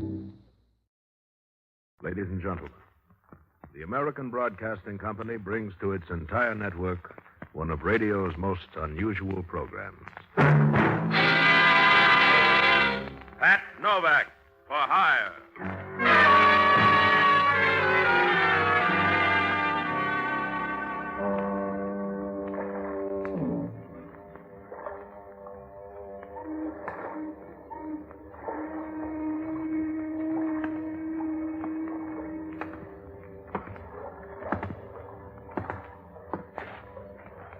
Sure, for hire.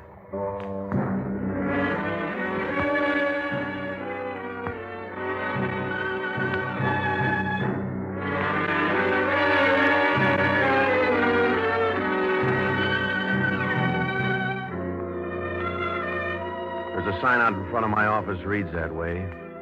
Pat Novak for hire. Oh, there's no way to dress it up. If you're in business down on the San Francisco waterfront, everything but murder is a parlor trick. If you rob a few graves, you can pay the rent, and nobody cares if you got sore eyelids. You get that way from winking at too many things. Oh, it's a good living if you don't run short of bail bonds and Benzedrine. I discovered that Friday night. After the fight broadcast, I wound up in a little whiskey barrel on Powell Street. I had a Glasgow farmer out of the red when they closed the bar, and I drifted across the street for a cup of coffee. When I came out, it was raining and the street was deserted. I stood in the doorway and watched the dull neons through the rain. They looked splotched and dim, like watercolors rubbed with a damp rag. It was beginning to rain harder, and I started out of the doorway when she ducked in and bumped up against me. Oh, I'm sorry. Yeah, just wait for your blockers on the next one. Huh? I guess I bumped into you. Don't go out on a limb. Oh, I'm very sorry. I guess I didn't know where I was going. You seem to be headed in the right direction. How do you mean? Forget I noticed. It's raining awfully hard. I wonder if you ever noticed how... When it rains, you feel lonely and lost? Yes. Yes, that's it.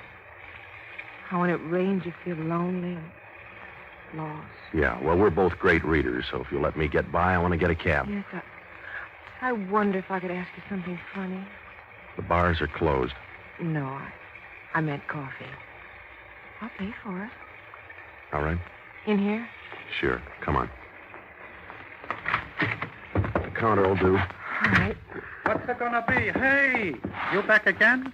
Yeah, 2 coffees. How come? I'm nervous. 2 coffees. You like a bear claw, maybe? You know what we want? 2 coffees? Yeah. Be right with you. Thank you. I know it's funny asking you in here, but I have to talk to someone. I don't know what I'm doing. I won't argue. I've been away a long time. Guess a long time. Yeah, the kids will be glad to see you back. Huh? Stop it, will you, sis? Get to the point. Put the show on the road. Yes. I think I've lost my memory. At least it seems that way at first. Who are you? I don't know. I suppose you don't believe it. No, but I convince hard. Here you are. 2 coffee. Everything all right? Yeah, everything's fine. We'll be down here if you need anything else. You thought up a name yet, Buster? You'd be crazy to believe me. I guess you'd be crazy, but I can't remember anything. I guess Now, look, lady, if you got amnesia, see the police. you don't believe me. I don't know. Maybe you are leveling. But if you're off your rocker, go to the police. But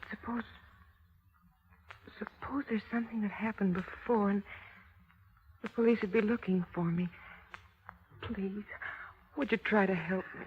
How bad are you? Do you know what town you're in? Yes. Have you been here before? Do you live here? I think maybe. Seems like a place I've been.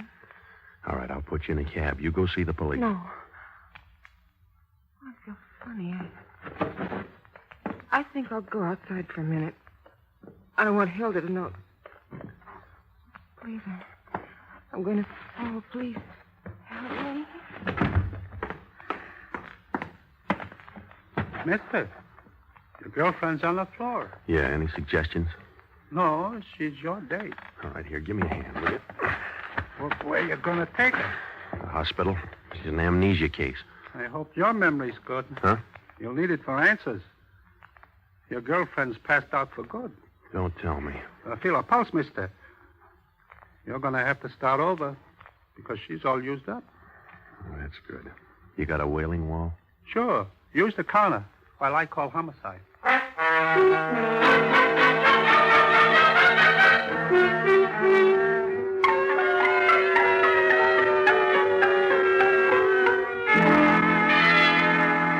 It didn't take 20/20 vision to see I was in trouble.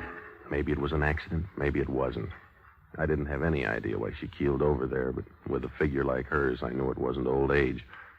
That call to homicide meant Hellman was going to be in the picture soon, and then I'd stand about as much chance as a cornfield and a stone quarry.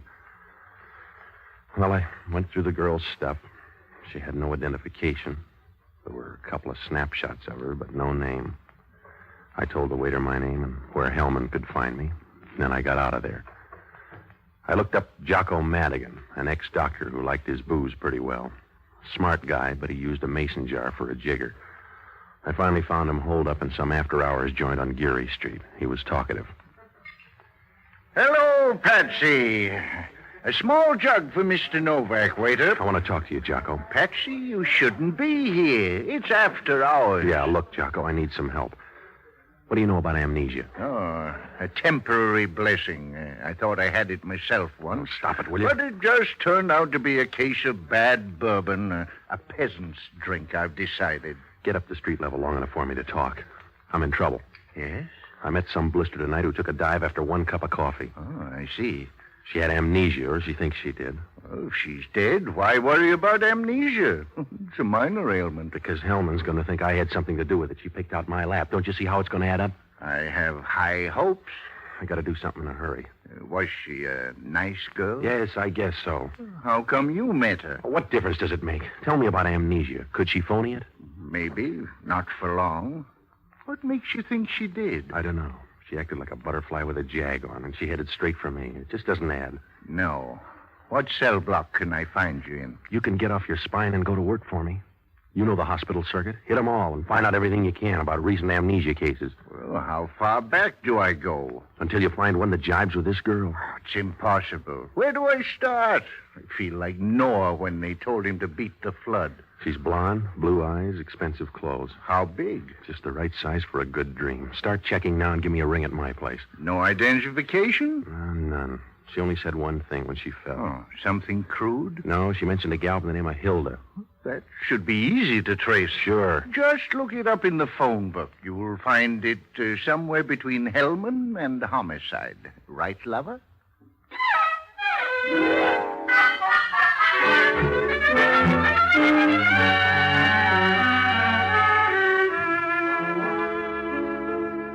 Well, there wasn't anything I could do for the next few hours except sublet from an ostrich. I had to keep undercover because all I had to work on was a couple of snapshots and a girl named Hilda. Neither figured to get me out of this mess. Hellman was bound to ask a lot of questions because I had as much business being with a dead girl as Lucky Luciano in a finishing school. After I left Jocko, I took a C-car downtown and I went home to grab some sleep. When I walked in the apartment, the lights were out, but that didn't make any difference. Hellman's badge was shining like a lake in Ireland. He was making himself at home with my ice cubes. Hello, Novak. Put the light on so I can watch you turn pale. All right, Hellman, get to the point. Sure. Who was your girlfriend? I don't know. She was the coy type. So are you, Novak. You're going to look good sucking your thumb in the gas chamber. I suppose your coroner is full of good news. She died of an overdose of sleeping pills. The coroner's report is murder. How about the space mark suicide? No dice. You don't take sleeping pills, then tour the town for a spot to take a nap. So she died in a coffee joint. What am I supposed to do, carry a stomach pump? You're supposed to tell me who she is. We'll go from there. I don't know. Neither did she. I've got that down as a lie. You file it any way you want, Hellman. She was amnesia. So are you, Novak. All right, hire a medium then. I told you. She came into the restaurant a total stranger. We got social, but she died a total stranger. How are you going to prove it? I don't know. If I knew who she was, I wouldn't play footsie with you. Do I have to draw a map? She came in trying to sort out her marbles and never got there. I see. What did you find out? How about clothes markings? That's your department. How about laundry marks? I don't know. I guess she washed her own. Look, Novak, you're a big boy now. You're in a spot. If you want to help, now's the time to do it. You got everything I know. From here on, you work the ball downfield. All right. You just answer the doorbell from time to time. When you see a guy grinning out there, that'll be me coming to pinch you for murder. Well, that'll take lots of doing, mister, and lots of proof. You remember that. I'll try, Novak. But I may get amnesia. Good night, big shot. When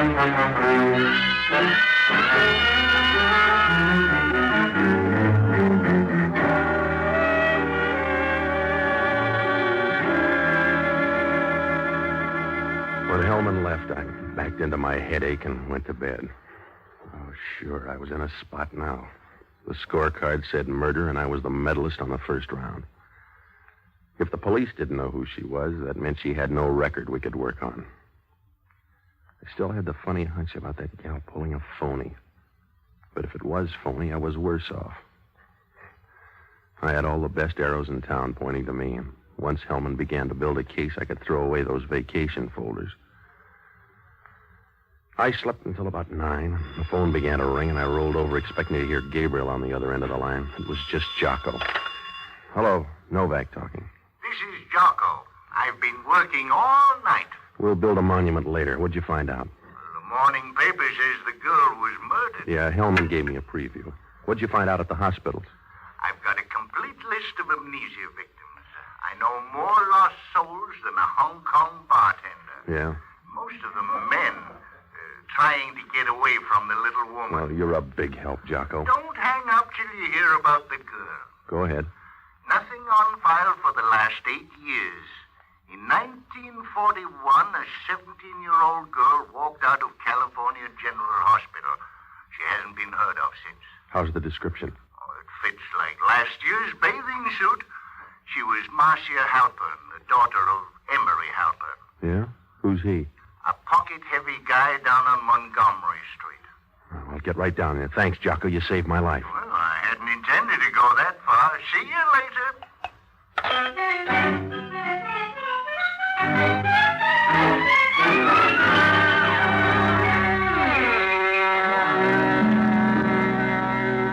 Well, it was my one chance, even if the odds looked bad.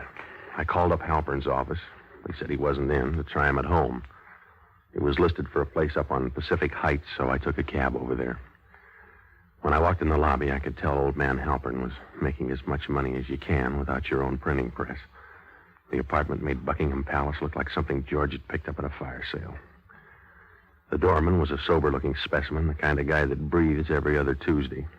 He gave me the fisheye as I went up the elevator to the 3rd floor. Halpern's apartment was at the east end. The butler showed me in, and I waited in the living room. It was a real cozy place, about the size of a small rugby field. The door opened on the side, and 200 pounds of Regency oozed into the room like a wet ghost. Good morning. I'm Mr. Taylor.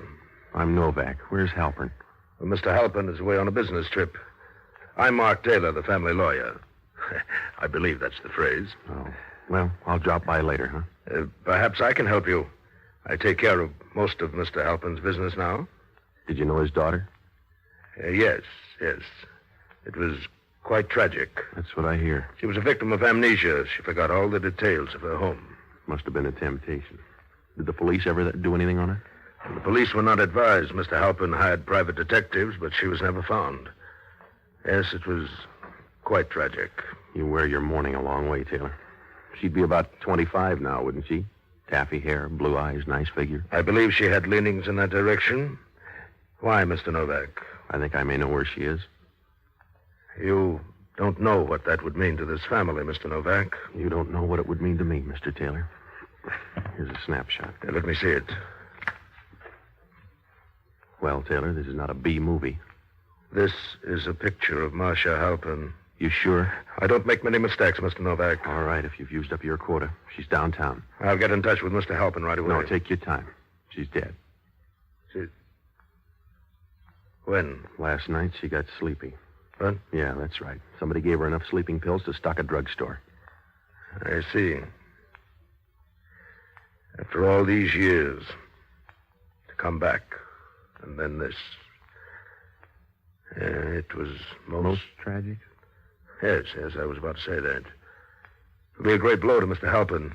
It'll be a very great blow to Mr. Halpern. Have the police any ideas? A few. You know anybody named Hilda? No, why? Just sweeping out the corners. When's Halpern due? This afternoon. I'll arrange an... Excuse me, please. All right. Hello, this is Mark Taylor. No, that can't be right. Well, when did it happen? Yes. Yes, please keep me advised. You ought to wear a purple suit, Taylor. I have bad news, Mr. Novak. Brace yourself. I'm lightheaded. Go ahead. Mr. Halpern was killed in a motor accident last night. His car plunged down a ravine near Sacramento. Mm-hmm. That's very strange. Yeah. That must have been a great blow to Mr. Halpern.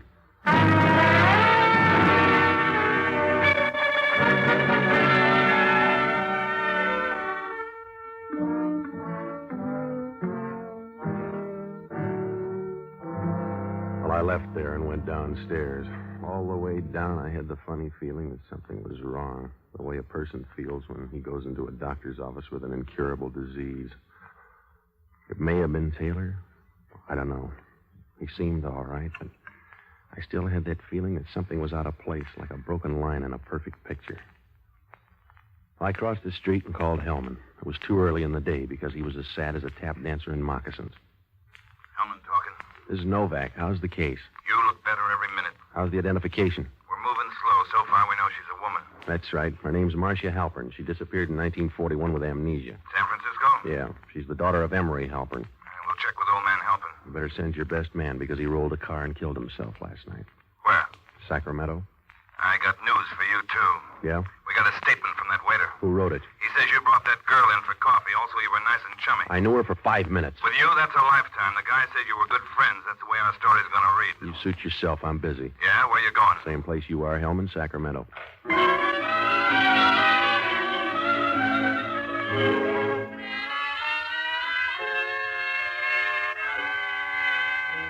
If I didn't move fast, I was deader than a Philadelphia nightclub. When they start taking statements, you can wire for flowers.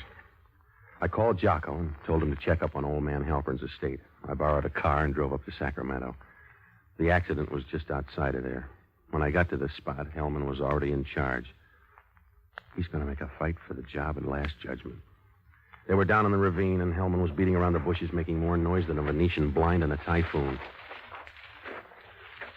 Hello, Hellman. Did you find anything? Get your own haystack. I'm busy. Where's the body? You get the blues if you don't see one corpse today. He's up in town. Did you notice those tracks up there in the road? Yeah. Double tracks don't mean a thing. Oh, sure. Maybe 2 cars fell down and one got lost. Wake up, Hellman. If he drove over the side, he sure had a tough time making up his mind. When you're through on that pipe, I'll send over another. I'm going over to the car. Hellman went over to the car, and I started looking through the bushes. I don't know what I expected to find. Maybe an old Boy Scout. After about 10 minutes, I shifted over to the other side, and it showed up right near the ground under a bush. Hellman must have seen me because he came right over. Hey, what is it? What'd you find? A handkerchief. Oh. That's funny. What's funny about it? So it's a handkerchief. The old man had a nose, didn't he? Well, he must have loved it then. This hanky's loaded with perfume. Take a whiff here. Yeah. Recognize it? Sure. I don't know about you, but I smell a rat.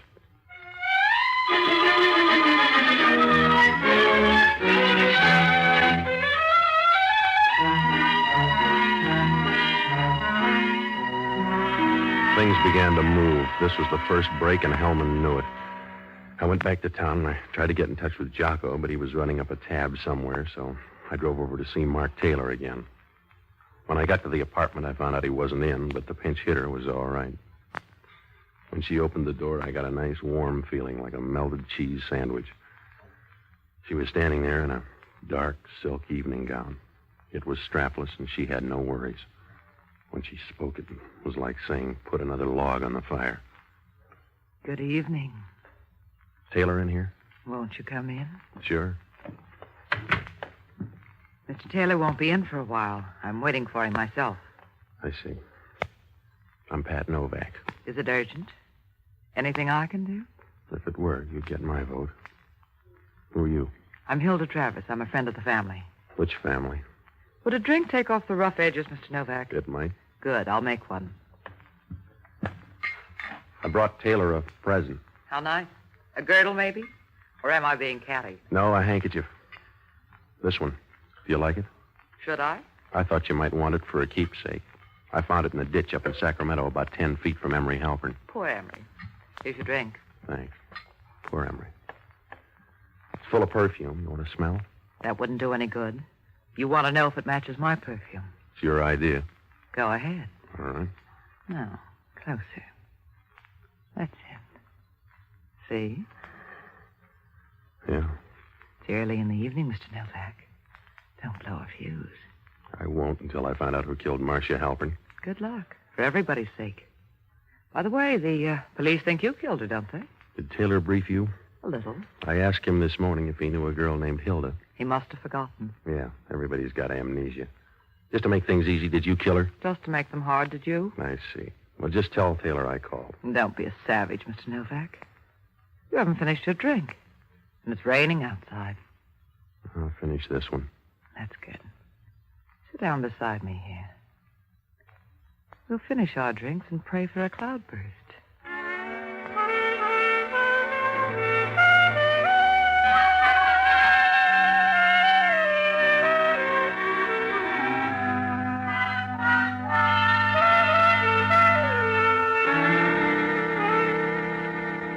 She turned out to be an old-fashioned girl. She had about 8 of them before I got out of there. I tried to pump her, but she wouldn't talk about Marcia Halpern. I just became a family friend. After I left, I ducked into a drugstore and started phoning Jocko. I finally caught him at the hunt room. He'd worked his way below the label already. Hello, Patsy. I'm having a wonderful time. Yeah, what'd you find out? I just heard a funny story. It's old. What about Halpern? He barely changed his will after the girl died. The whole estate goes to her. Who's next in line? A fellow named Mark Taylor. That's the new part of the will, drawn up 3 weeks ago. Good boy, Jocko. So I looked up the dope on Mark Taylor. He's a family friend. It's a new club. Go on. Looks all right. Some funny bank book stuff, though. For instance? Well, he drew $3,000 out last month for a Lisbon passage. A girl named Helen Dupre. Maybe she's a foreign cinema discovery. Oh, he's no talent scout. Meet me down in Homicide in 10 minutes, Jocko. If we're lucky, we'll show Hellman something. What? How to draw to an inside straight. Hurry up and don't stop for a bracer. Well, just don't smell my breath. See you soon, lover.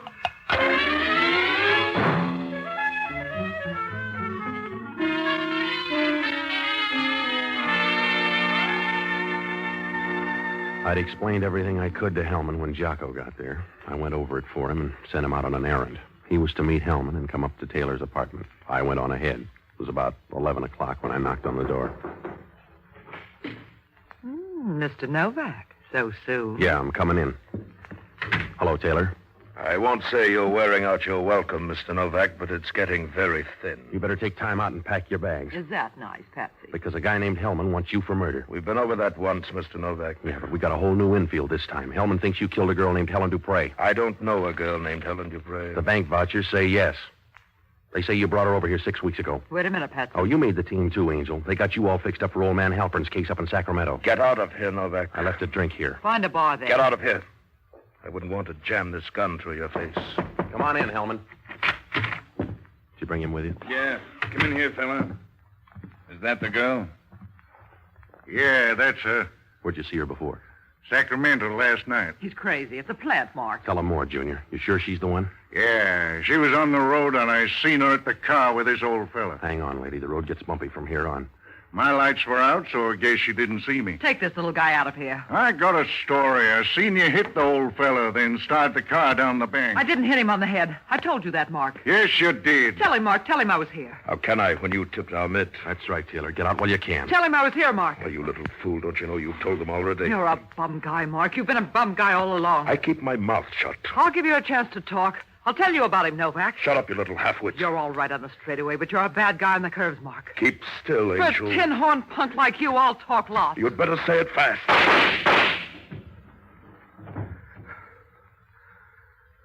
Yeah. You get any prize in the house, Taylor. Take your choice. Are you working for a living, Hellman? Yep. All right, then, let's go. Yeah. See you downtown, Novak. Is she all right, Jocko? I'm out of practice. Well, Patsy, You like it this way, baby? no complaints. I've always gone first class. I wouldn't like it the other way. Yeah. I could have used a little more time, but I'm not greedy. Still raining out, Patsy. No. It stopped raining. It's beginning to clear up and over. Come on, Jocko. I'm talking to myself.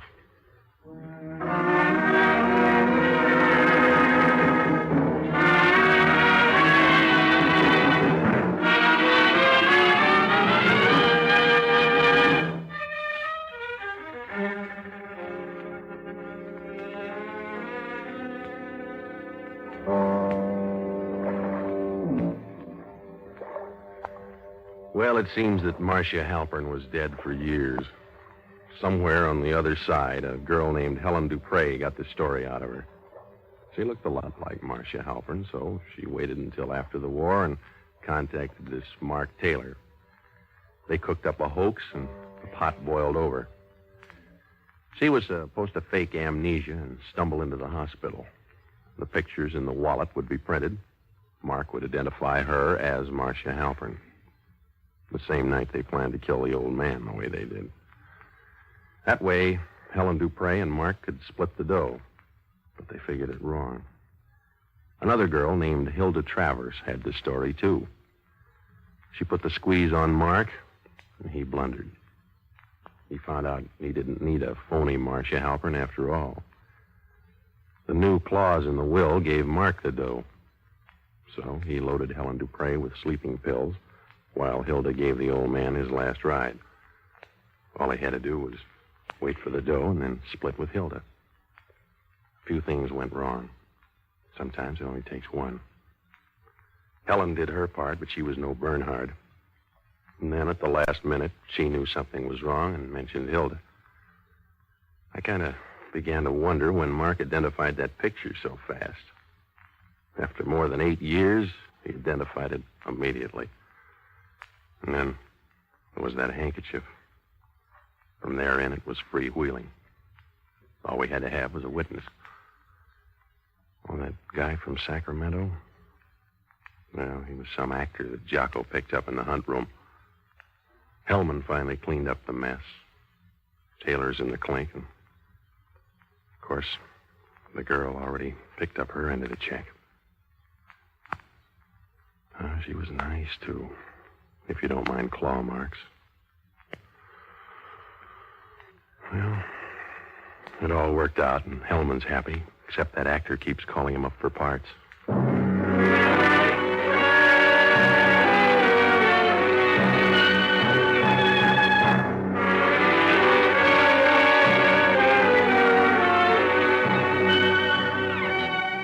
The American Broadcasting Company has just brought you the third of a new series, Pat Novak for Hire, starring Jack Webb.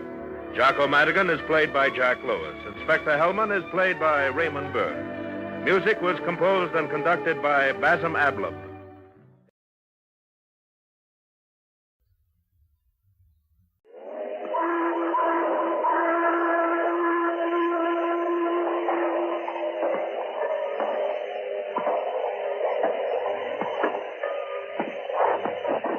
Sure, I'm Pat Novak for hire.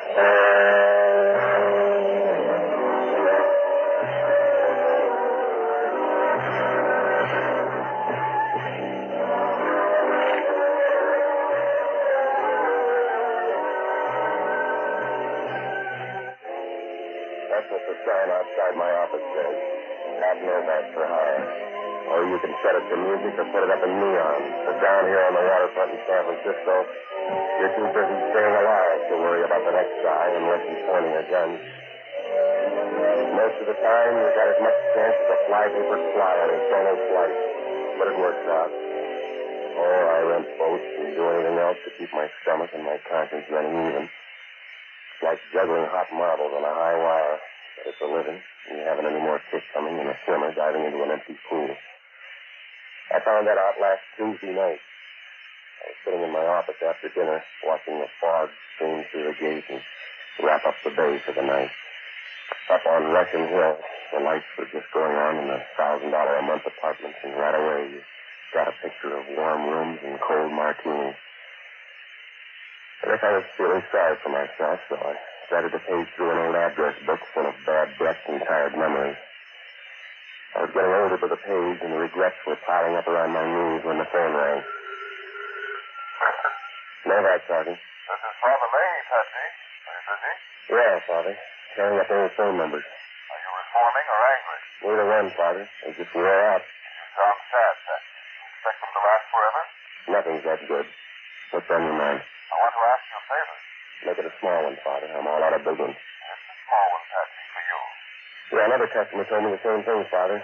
His brother was on the way to the chair. He wanted me to smuggle in some rubber underwear. I'm asking, Patsy, not begging. Okay, Father. What do you need? Can you see me in about an hour, right after the evening rosary? When, time's it over? Oh, about 8:30. But don't be afraid it's coming early. No, I'll take a rain check on that, Father. That's what Noah's friends used to say. I'll see you at 8:30.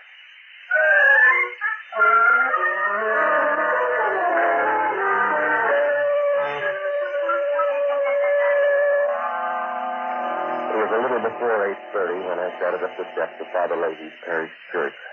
I figured the services were over, so I hung around in the vestibule for a couple of minutes, trying to look like a part-time bell ringer. The last few people straggled out, and then an altar boy came out and gave me the high sign. He was a clean, Irish-looking little kid with a face the size of a minute and just about as young. Are you Mr. Novak, sir? That's right. You the lookout? I'm an altar boy, Mr. Novak. My name's Jake Slinkoff. Little first father called me. Yeah. Now, where's Father Leahy now, Jake? Back in the sacristy, Mr. Novak. I want you to wait inside here. No, this will do. I'll wait right here. No, sir, Mr. Novak. I'm sorry. Father says to be sure and bring you inside. Okay, little Jake, lead the way.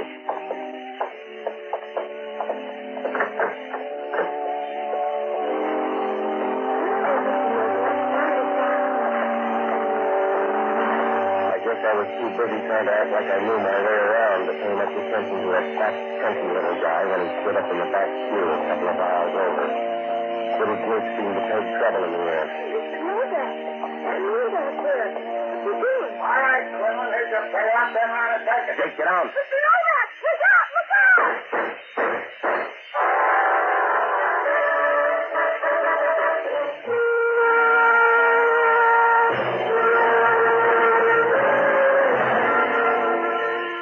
Down on the waterfront, you'll learn early to look for trouble, any place, any time. You can find it at the top of the marsh or at the bottom of the bay. But this is the first time it caught up with me in the middle of a church. The lead got as thick as confetti on New Year's Eve. I spun around and I made a dive for little Jake, but I wasn't soon enough. He went down like young wheat in a hailstorm. When I grabbed for him, I must have hit my head in the base of a marble pillar or something, and things got dark for a minute. I stumbled down the aisle and into the street after the guy, but the odds were all on his side. The fog was so thick you couldn't read a newspaper with a twig light. I guess I covered every alley and street in the neighborhood, but it was like running after a hatful of feathers in the middle of a windstorm. Oh, I don't know how much later it was when I stopped for a minute in an empty doorway and I tried to remember what I was chasing. A siren was crying somewhere in the distance, so I started back for the church. The coroner's wagon was just pulling away when I got there, and Father Leahy had disappeared. I saw a light in the rectory, so I went upstairs and rang the bell. He came to the door in his shirt sleeves. He just stood there for a minute looking at me. Then he motioned me inside. You want to see me, Father? Yes. In here. Sit down. The kid, Father. Little Jake. What do you think? Yeah. He goes fast? Instantly. I'll get the guy, Father. I'm not asking that, Patsy. I'm not asking you for anything anymore, unless I need trouble. No, somebody told you a bad story, Father. That wasn't my gun. I should have known better than to call you. I should have known it meant trouble. It's your middle name, Patsy. You're married to it. You're looking for the wrong man. It wasn't my party. I called you here tonight to ask you a favor, Patsy. Anything you want, Father. It's too late now. We were going to have an altar boys' picnic tomorrow at Paradise Cove. I wanted to borrow one of your boats. We won't be going now, Patsy. We've got a funeral instead. Yeah. What do you want me to say? Don't say anything, Patsy. Just listen for a minute. I asked you to come up here tonight, but I didn't tell you to bring your friends. If you've got any private fights with those waterfront hoods, that's your business. But don't bring your beasts into the church. And I tell you, I never saw the guy before. I don't know anything about it. He was shooting at you when he hit little Jake, wasn't he? What else am I supposed to think? Yeah. They find him, maybe, then? Nothing you'll blame me for me, Patsy. I like you better without the temper, Father. And I liked you better before your hands got dirty, Patsy. I warned you about that waterfront crowd, the cheap thugs, the cheap women. I told you, Patsy, roll around in dirt long enough and some of it's bound to stick to you. You got it all over your face and your hands, and it's working inside you, Patsy. It's working in deep. That's the end of the sermon, Father? I tried to warn you, but you had to figure. Well, figure this one, Patsy. There's a 9-year-old kid on his way to the morgue. She stepped in front of a bullet and saved your life. Now go ahead. Figure it. Yeah, I will, Father. But you better be on call when I catch up with the guy. He's going to have a lot of praying to do.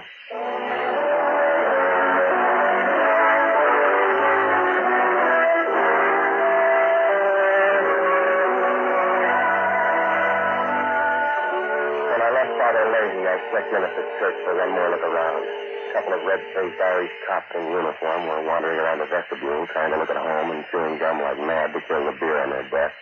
And over in one corner, half a dozen old women had their heads together, clucking like hens over a square egg. Outside of them, the place was deserted. I gave the course a quick rundown. A couple of hours over, where I figured the gunshot must have passed, I picked up a matchbook. The ad on the front said match joint, Cicero, Illinois. And there was a phone number scrawled inside the cover. I was just about ready to toss it away when a bell rang, and I took a closer look. It was my phone number. I put the matchbook in my pocket, and I started home for the apartment. Maybe the cab wasn't going fast enough because halfway there, 3 years' stock of headache caught up with me and the ceiling started to jump. Oh, the cab driver was kind, though. When we got to my place, he offered to help me as far as the curb for an extra 4 bits. By the time I made it to my front door, I was feeling lower than any man of an Irish weight. The reception committee didn't help much. They were short and dark, all 3 of them, with rows of loose, oily fat where their necks should have been, and small pig eyes that squinted through the cigar smoke rolling out of wide nostrils and up their faces. Hiya, Novak. How do you feel? Lots better after you found the door. Hey, Jack. Novak don't like it. He'll cultivate a case. No, they don't build stomachs that strong. Be nice. It's easier that way. Now, look, Buster, I don't know who you 3 pigs are. Novak. Remember, be nice. Yeah, I remember. You West Coast punks are all alike, Novak. Couple of taps and you cry. Ain't that right, Lud? Maybe Novak's tired, fellas. Up him into a chair. Yeah, Novak. Sit down. Lud wants to say something. All right, then say it and get out of here. We want the gun, Novak. And we want the papers that go with it. Sounds like a great puzzle. Sorry, I can't help with the answer. You better tell Lud, Novak. It's liable to get rough. All right. My gun's over there on the desk, and the paper's on the wall. Be nice, Novak. Just once more, Novak. Where's the gun, and where's the papers? Look, I'll spell it for you. I don't know what you're talking about. All right. Jack, smack. Get his arm. Yeah. All right, hold his head up. Yeah. Okay, Lud, there. This the way they do it in Cicero? Last time round, Novak. The gun and the papers, where are they? I don't know. The gun, Novak. The papers. No use, boss. We lost him. All right. It's a big flaw. Let him find his own way back.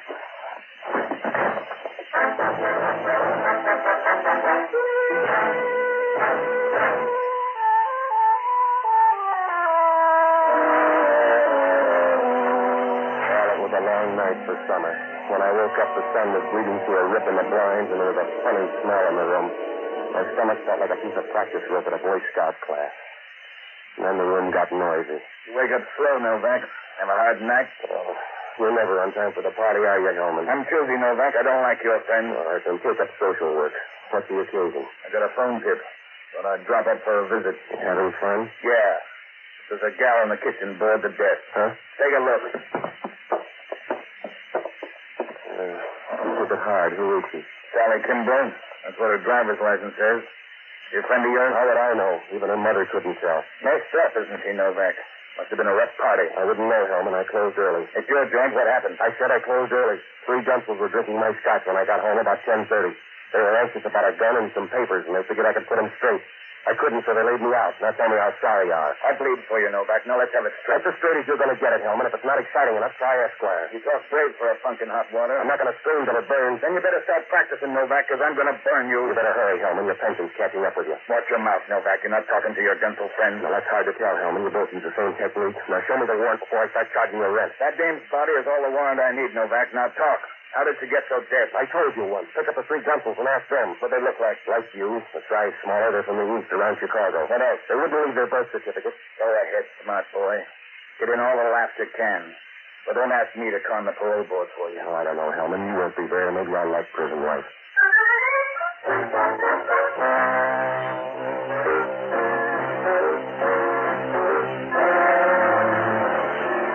When you're knee-deep in the rain and your boots spring a leak, you might as well throw them away and take your chances barefoot. Hellman and his boys left with the body, and I grabbed a handful of aspirin and a cold shower. Then I started out to look for the only honest guy I know, an ex-doctor and a boozer by the name of Jocko Madigan. A pretty smart man until he found out you can poison your worries at $4 a fifth. I finally found him sitting in the middle of a bourbon fog in a little Spanish joint somewhere on the edge of the Excelsior district. He was down at the end of the bar trying his best to make time with a plaster bust of Queen Isabella. Pepsi, you're just in time for a short one. Bartender, hand me that vase. Come on, Jocko, sober up. I gotta talk to you. Pepsi. Here's to your own peculiar brand of happiness. Jocko, will you cut it out? Pepsi, I don't mean to be rude or ungentlemanly, but I don't think I altogether approve of the clientele in this place. Yeah. This woman next to me, Patsy, the one with the stony gaze, she's been here ever since I came in. And I don't mean to be uncharitable, but I think she's the picture of a perfect boy. All right. Patsy, to a member of the old Castilian school, there can be no excuse for the conduct she's exhibited. Why, do you know I was even good enough to buy her 3 rounds of Portuguese brandy, imported, mind you. But what do I get for my pains? Not even a civil thank you. All right, Jocko. I've been sitting here in the most gentlemanly way, sipping this delicate nectar in great mouthfuls and trying to keep the party going. But does she help? No. I've talked to her about politics, medicine, literature, Keats, Byron, Shelley, Nick Kenny. I even talked about the weather. Jocko, she's a statue. She's a simple oversight, Patsy. Might happen to anyone. Listen a minute, will you? I'm in trouble. You're always in trouble, Patsy, and that's the way you stay till you find some kind of moral rudder. You've got to find direction instead of trying to be so righteous in an evil sort of way. Get in tune with our decaying civilization. Like me, Patsy. Why tempt the fates? It's much more practical to buy off your destiny with a good fifth of Irish whiskey. You all through, Jocko? Yes. What kind of trouble this time? 3 gunshots from the east. They're shooting up the town, and I'm running front for their murder rap. Patsy, why not plead guilty? The rest might do you good. Somebody shot a 9-year-old kid, an altar boy. Oh. Where did that happen? In Father Leahy's church. The gunshot took loose for somebody else and started shooting. Problem's getting bigger, Patsy. What am I supposed to do? I want you to check on a guy by the name of Mike Quinlan. Also a girl, Sally Kimbrough. Tagged by the Examiner and the Chronicle morgues and knows around the horse parlors out on Eddy Street, will you? Find out everything you can. Well, all right, Patsy, but you've broken up a beautiful party. You've disillusioned me about Queen Isabella here, and I've suddenly grown dreadfully thirsty again. Let's have 4 or 5 for the road, shall we? Later, Jocko. We haven't got time. Well, only if you say so, Patsy. But every time I leave the hallowed confines of a barroom, I'm a poor pilgrim caught up in the vices of the crass everyday world. A tattered orphan leaning disconsolately against the bitter winds of chance, tossed and buffeted about endlessly by the cruel storms of fortune. By the way, I need car fare. All right, here, $50. Patsy, refreshment. Later. Now, get going, will you, Jocko? Where can I find you? I'm going to check by my office, and I'm going to see Father Leahy. Well, as soon as he mentions taking the pledge, that's your cue to leave. Good night, lover.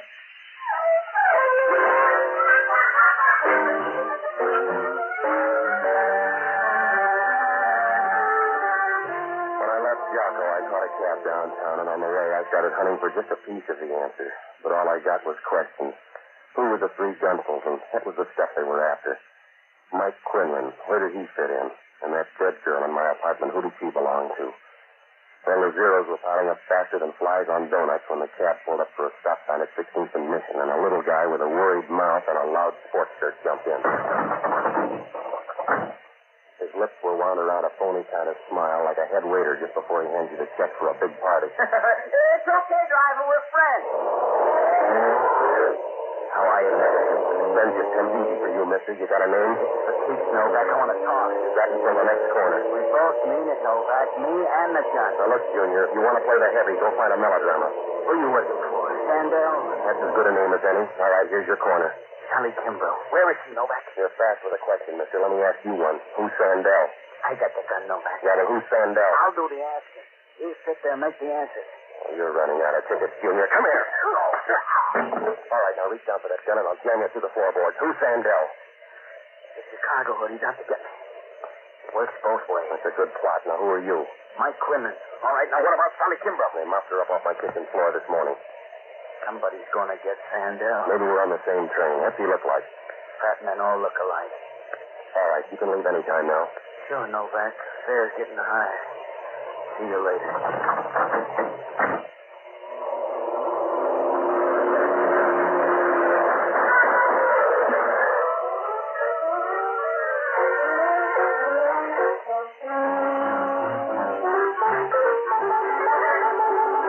Went faster than a Mexican divorce. The black sedan pounded by on all 12, and Quinlan folded up like a playpen in a high wind. We tried to follow the car, but it would have been easier to win the Kentucky Derby on a pogo stick. So I went back to the corner where Quinlan was still hugging the cement. He was draped over the curb like a tired carpet, and if his suit was a brighter yellow, he could have passed for a loading zone. Hellman was there with all his relatives in uniform, so I told the cabbie to drive on. I just couldn't seem to shake the picture of little Jake when he went quiet in that shirt. Well, when I got close to a phone, I paid off the cabbie and I put in a call to Jocko. I called Newton at the Examiner morgue, and he said that Jocko had just left, so I called Breen. I asked for the guy who was drinking the cheapest whiskey in the tallest glass. Jocko Madigan speaking. This is Novak. How'd you make out? Let me tell you about these batch of newspaper men down here. Men of high birth, Pat. True breeding. They like Scotch almost as much as I do. What'd you find out about Quinlan? My Eddie Street informant tagged him as an ex-con Patsy. Sent up for armed robbery in 1940 and paroled about 2 weeks ago from Joliet. Quinlan had a few dealings with a man named Lud Sandell. From what I can gather, Quinlan's supposed to have taken the rap with Sandell and his brother. What else? Quinlan's a local boy out of Bernal Heights. He has a sister, Patsy. She belongs to Sandell. She's probably the only sales girl in town with a 6-room apartment in the best part of the marina. You get the address? Bayview Towers, down at the foot of Fillmore Street. Sounds good. Maybe she has a friend. Did you get anything else on Sandell? The Third Street set tells me he's out here to set up a slot machine route. I gather he's the pushy type. Thanks, Jocko. I'll see you at the apartment. Oh, Patsy, on your way home, pick up something for dinner at the delicatessen, will you? There's stuff in the icebox. Fix yourself a sandwich. Patsy, dinner without bourbon is life without hope. I'll borrow from the neighbors. Good night, lover.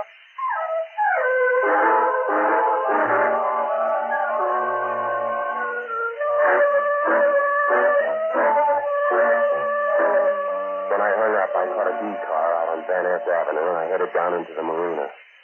The answer box was still stuck with questions, and little Jake Stiller held a 4-lap lead, but at least the field was getting thin. I figured it was 1 out of 3. Sandell or either one of his gunsels, but which one?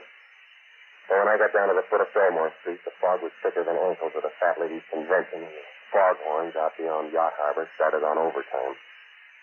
The Bayview Towers was one of those swanky, new-looking places that gets old in a hurry. It saw lots of brass and brunettes during the war, but now the only uniform left belonged to the doorman. I found Quinlan's sister in the penthouse apartment. And when she opened the door, it felt like Clyde Beatty with a broken chair. Her lounging pajamas reminded you of a good butler. They came in and went out at the right places, and they stayed close to the job. I felt like the foot boy after somebody blew out his candle. Oh, talent on the loose. Want to come in? Yeah, it's pretty talent. My name's Novak. I got some news for you. I'm Bobby Quinlan. Don't go so fast. I'm looking for answers, lady. If you want a companion, advertise. Your brother's dead. Sandell shot him. My, such a big imagination, Mr. Novak. Why don't you relax? Here. Look, I got proof in my pocket, baby. You want the rest of this couch now? That's been lonesome, Novak. It's going to get worse with your brother gone. Take a look at the paper. Look. Yeah, you've been practicing. You're getting weak, Patsy. I can feel your heart pounding. Yeah, now let's quiet down and talk murder, shall we? Patsy, you're hurting. You're hurting me. Where's Sandell? Please, Patsy. Where's Sandell? Where is he? Patsy, my arm, you'll break it. Tear it off and throw it away. Now, where's I Sandell? don't know. I swear I don't. He killed your brother. He shot him down on the street. The funny dress, Novak. All right, if you won't believe me, take a look at this chronicle. Right there on the front page. You're lying, Novak. Look at it. No. Sandell's gone. promised he wouldn't touch Mike. Why complain? Think how Mike feels. Now, where's Sandell? He's down at the hotel. The Durban Arms on Eddie Street. He lied to me, Novak. I played it safe, but he lied to me. Yeah, you're a mistake, baby. I'll see you later. Don't leave, Novak. Party's just started. Beck, why'd you do it? You lied. You and Sandell, you promised me. And you killed him. Timorous, sweetheart. Somebody had to go. Like that altar boy, huh? Got it once, Novak. It's tough for the second time. There's no second time death. It's all right, sweetheart. Now take him back. Yeah. You're finished even, baby. Promise me. I've been lying. You and Sandell. It's so much. It's right.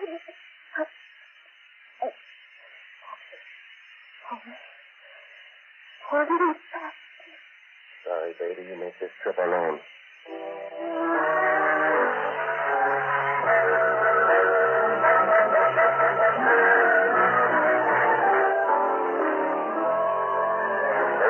I could do for them, so I took a cab down to the Durban Arms on Eddy Street, but Sandell had checked out an hour before. The clerk told me his baggage was still around, though, so I figured that could only mean one thing. I put in a call for Hellman, and then I grabbed the cab and headed for Father Leahy's. By the time I got up on the hill, the fog had taken a lease on most of the town. You can always tell when it's thick because all the sounds out in the bay get a free ride. Halfway there, the driver was ready to quit, but for an extra $2, he threw the cab in second, and we crawled the rest of the way till we got a block from the church. By that time, the fog was so thick you could have sold it for the pound. I did the last block on foot. I was just about 20 yards away when I spotted Sandell and Max the Gunsel standing under a streetlight just outside the door to the church. They waited a minute, and then they turned and started up the steps. Don't bother, Sandell. You called too late. Huh? Who is it?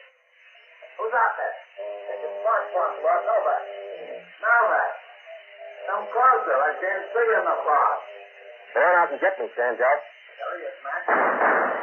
You're flying blind, Sandell. You made the trip for nothing. I got the gun and I got the papers. He's lying, Lud. Come on out, Novak. Make a deal. I said you're late, Sandell.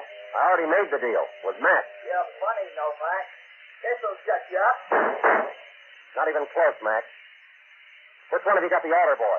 You sound worried, Novak. You want to tell him, Lud, or should I? Max deals a lot better than you shoot, Sandell. Ask him about it. Huh? What's he saying, Max? He's saying nothing, Lud. He's talking crazy. Let's go out and get him. Ask Mac about this afternoon, Sandell. Ask him where he was when Dex got it. Ask him how I got the gun and the papers. He's crazy, Lud. I'm not so sure, Max. Don't be a sucker, Lud. Novak can't shoot. Sorry, Mac. You took the chance. He's turning you, Lud. He's lying. Could be, Max, but I can't chance. Oh! All right, Sandell. Now it's just you and me in the fog. Come on in, Novak. We'll work the deal. Come in where I can see you. All right. It's 5 shots, Lud. You got one left to make good on. All right, Sandell, no even. Come here. Let me go, Novak. Yeah. Lay off, Novak. What'd I do to you? Cut it out with him. You didn't get hurt. Talk to that altar boy, huh? I didn't mean to hit the kid. Oh, I'm sick of your mouth. All right, Novak, that's enough. Novak, I said that's enough. Yeah. Let go of him. This Sandell? Yeah. A few minutes ago, we could have booked him for murder. You can have him now, Hellman. See if escapes the money, Novak. Next broker. That you, Patsy? Over here, Father. On the step. Hello, Inspector. Father? It's the man, Patsy. Grandfather, that's him. I'll pray for him, Patsy. Why waste it, Father? He wasn't worth it. They said the same thing about 2 men on a hill in Calvary.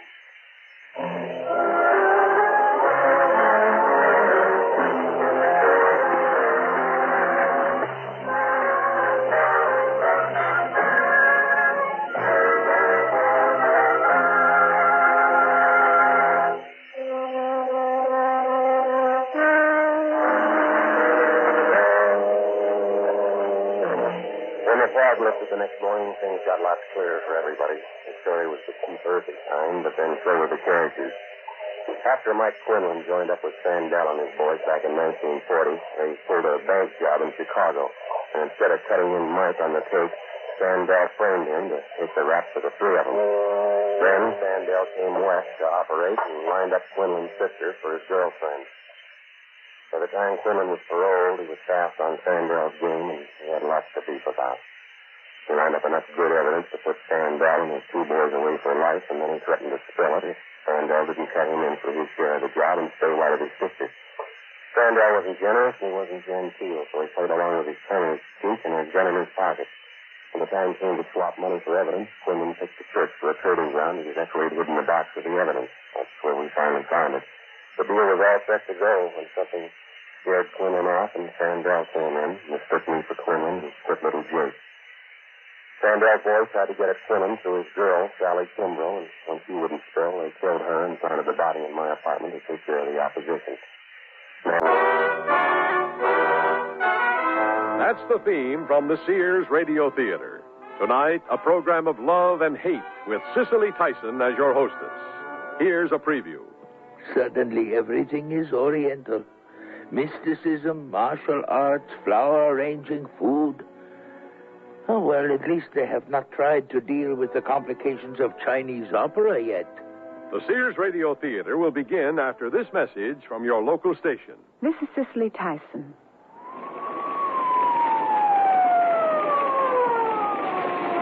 Over here! Get that hose over here! We don't want the whole neighborhood to go! Inside the burning structure, there's a man named Chan. Why doesn't he come out? No one can answer that question but Mr. Chan. We can only sift through the clues that a look at his life might offer us. A master tailor, Mr. Chan fled from bandits, disease, and famine in his native China in 1928. He and his sister, the last living members of their family. In America, the Mountain of Gold, Sarah married a doctor named Shen and moved to San Francisco's Chinatown. Mr. Chan worked at a series of odd jobs, saved his money, and in 1933 moved to New York, where he opened his own tailor shop. The logic behind his move was that people in the East, dealing with cold weather, would have more clothes to sew.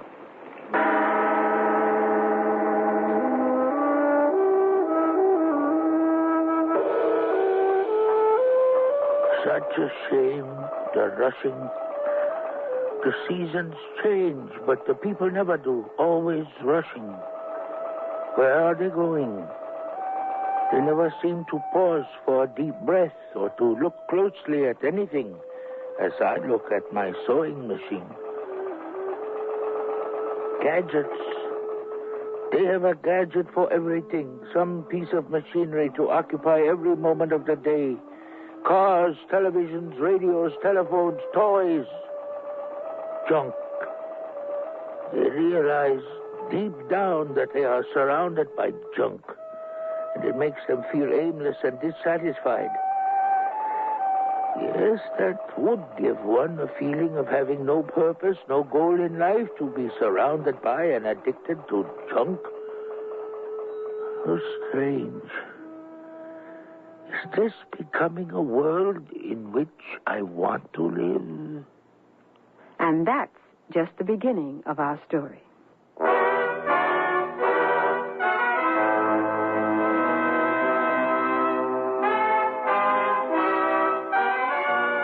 Sears Radio Theater, a new adventure in radio listening. 5 nights of exceptional entertainment every week, brought to you in Elliott Lewis production of the Sears Radio Theater. Our story, Mr. Chan, by Odie Hawkins. Our stars, Joseph Campanella and Marvin Miller. The Sears Radio Theater is brought to you by Sears Roebuck and Company. Sears, where America shops.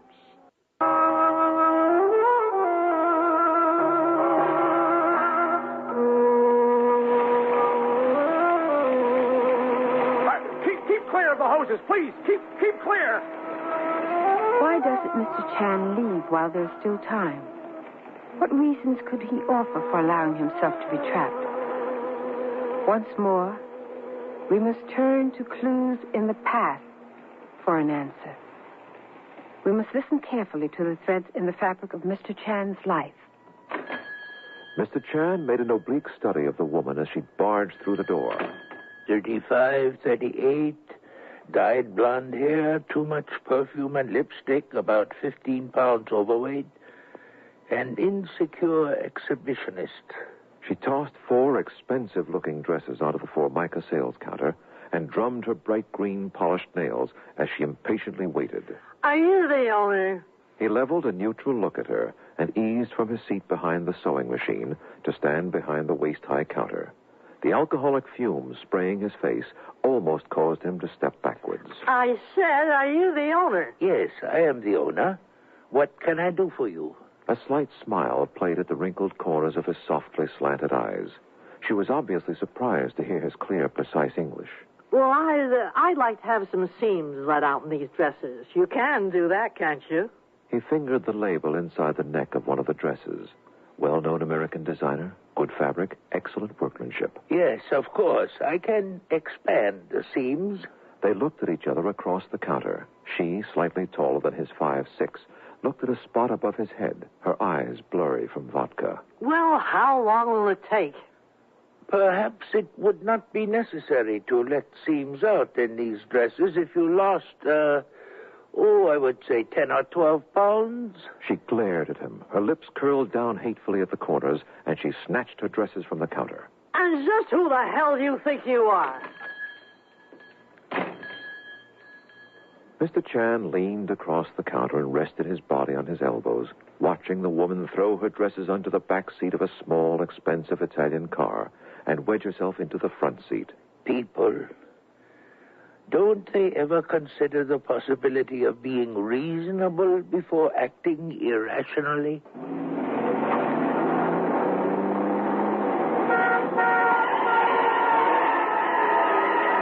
He shook his head sadly and strolled to his living area at the rear of the shop to heat more water for tea.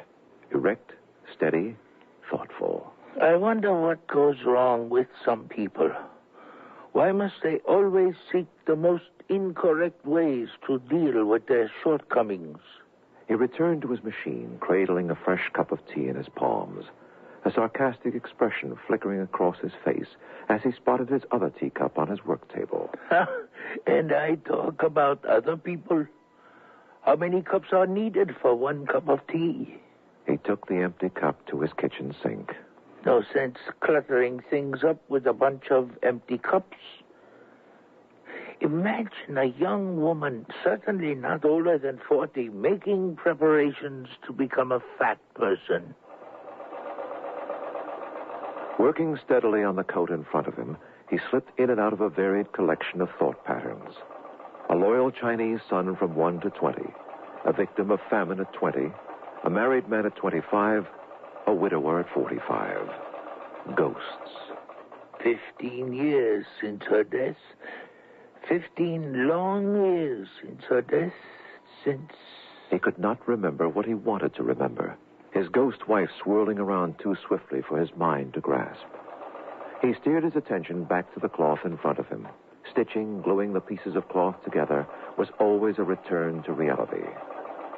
A wealthy customer, a rich man who loved handmade silk shirts, had asked him once, Mr. Chan, don't you get fed up sometimes? Fed up? Yeah, fed up, sewing all the time. He smiled, remembering, and stared out of the window for a moment. How could you explain to someone who only cared about finished products what it means to create, to stitch a reality together? The same man had also asked, Mr. Chan, have you ever considered opening a shop downtown? This neighborhood has changed so much. What do you mean, changed? Well, the class of people that used to live in this neighborhood have all moved, including me. I don't see any difference. Well, what I mean... Oh, I know what you mean.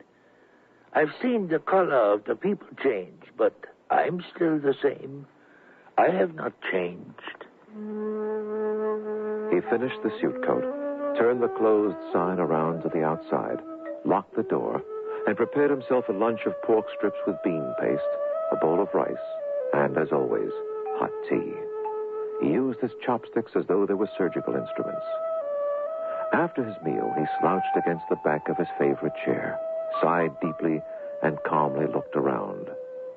The shop was all he needed.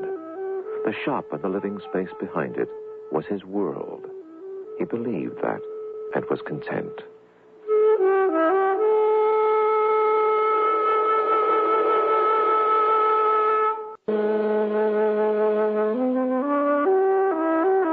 With his wife, Mr. Chan had a home because she felt it was a necessity.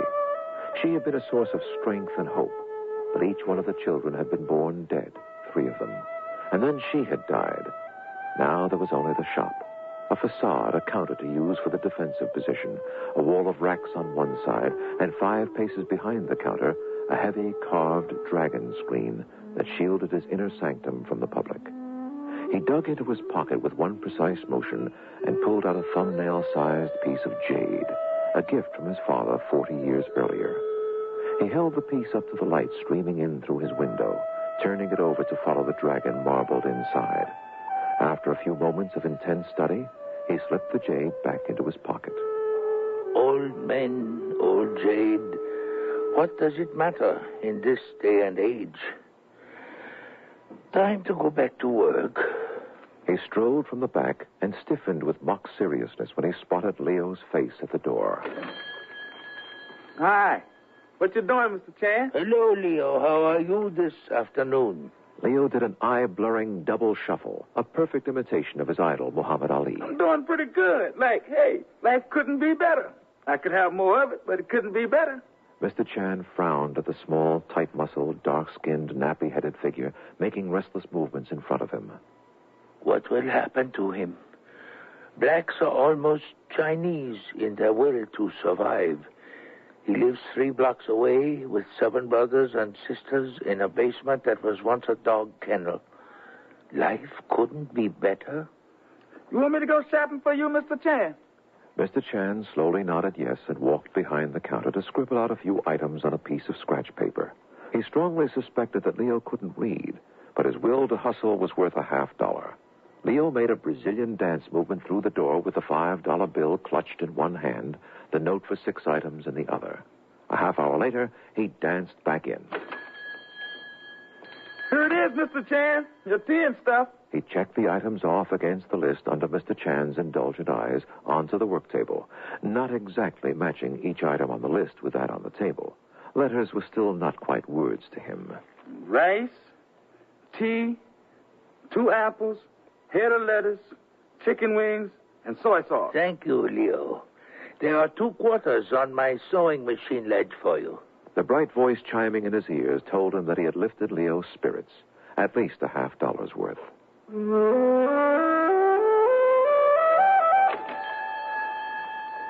People were always coming in with their cleaning, their laundry, or their stereotype notions. Mr. Chan, do you know anything about kung fu or acupuncture or herbal medicine? Oh, and wasn't Bruce Lee something else? No, young man. I know absolutely nothing about any of those arts. I believe you have asked me these questions before. Oh. The tall, slender, dark-haired young man shuffled absently in place, fumbling in the back of his mind for some means to use to get Master Chan to speak the Tao. I'd like to have some buttons sewn. Where? Oh, buttons for suspenders. I'm going to wear suspenders with these. They say it's better for your lower back and all.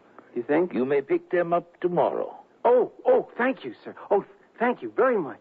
He held back his urge to laugh as he watched the young man bow a little too deeply as he backed out. Suddenly everything is Oriental. Mysticism, martial arts, flower arranging, food. Oh, well, at least they have not tried to deal with the complications of Chinese opera yet. At twilight, he locked the door to the shop and retreated to his living space. For relaxation, 106 Tai Chi positions. For stimulation, the daily newspaper. He slowly lowered the newspaper after reading a few pages, his face distorted with disgust. Fools. The same old dreary sickness, the same old dumb acts, wars, people doing the same old stupid things. Won't we ever learn? He looked carefully around himself at his world. What need is there to go outside into that insane place? I have a large room with a toilet off to one side, 10 shelves of the world's greatest mines, an old-fashioned stove with an overhung shelf, a comfortable bed, a window. His eyes paused at the high window placed in the rear wall. The window gave a perfectly cropped picture of a tree. The tree, more than any other single thing he could think of, gave him a feeling of being in harmony with nature. A place in front to make a living, a place in back to eat, sleep, read, a window. What else is necessary? So much unnecessary excitement in the world. People ignoring the wealth in their minds, searching instead for artificial entertainment. As usual, when he felt himself on the verge of becoming too excited, he heated water for tea. Sometimes, while waiting for the water to boil, he felt himself becoming so lucid that it seemed as though life were passing in front of his mind, and he could take an imaginary red pencil and cross out all of the weird, repetitious mistakes people were making. Do I think I am God?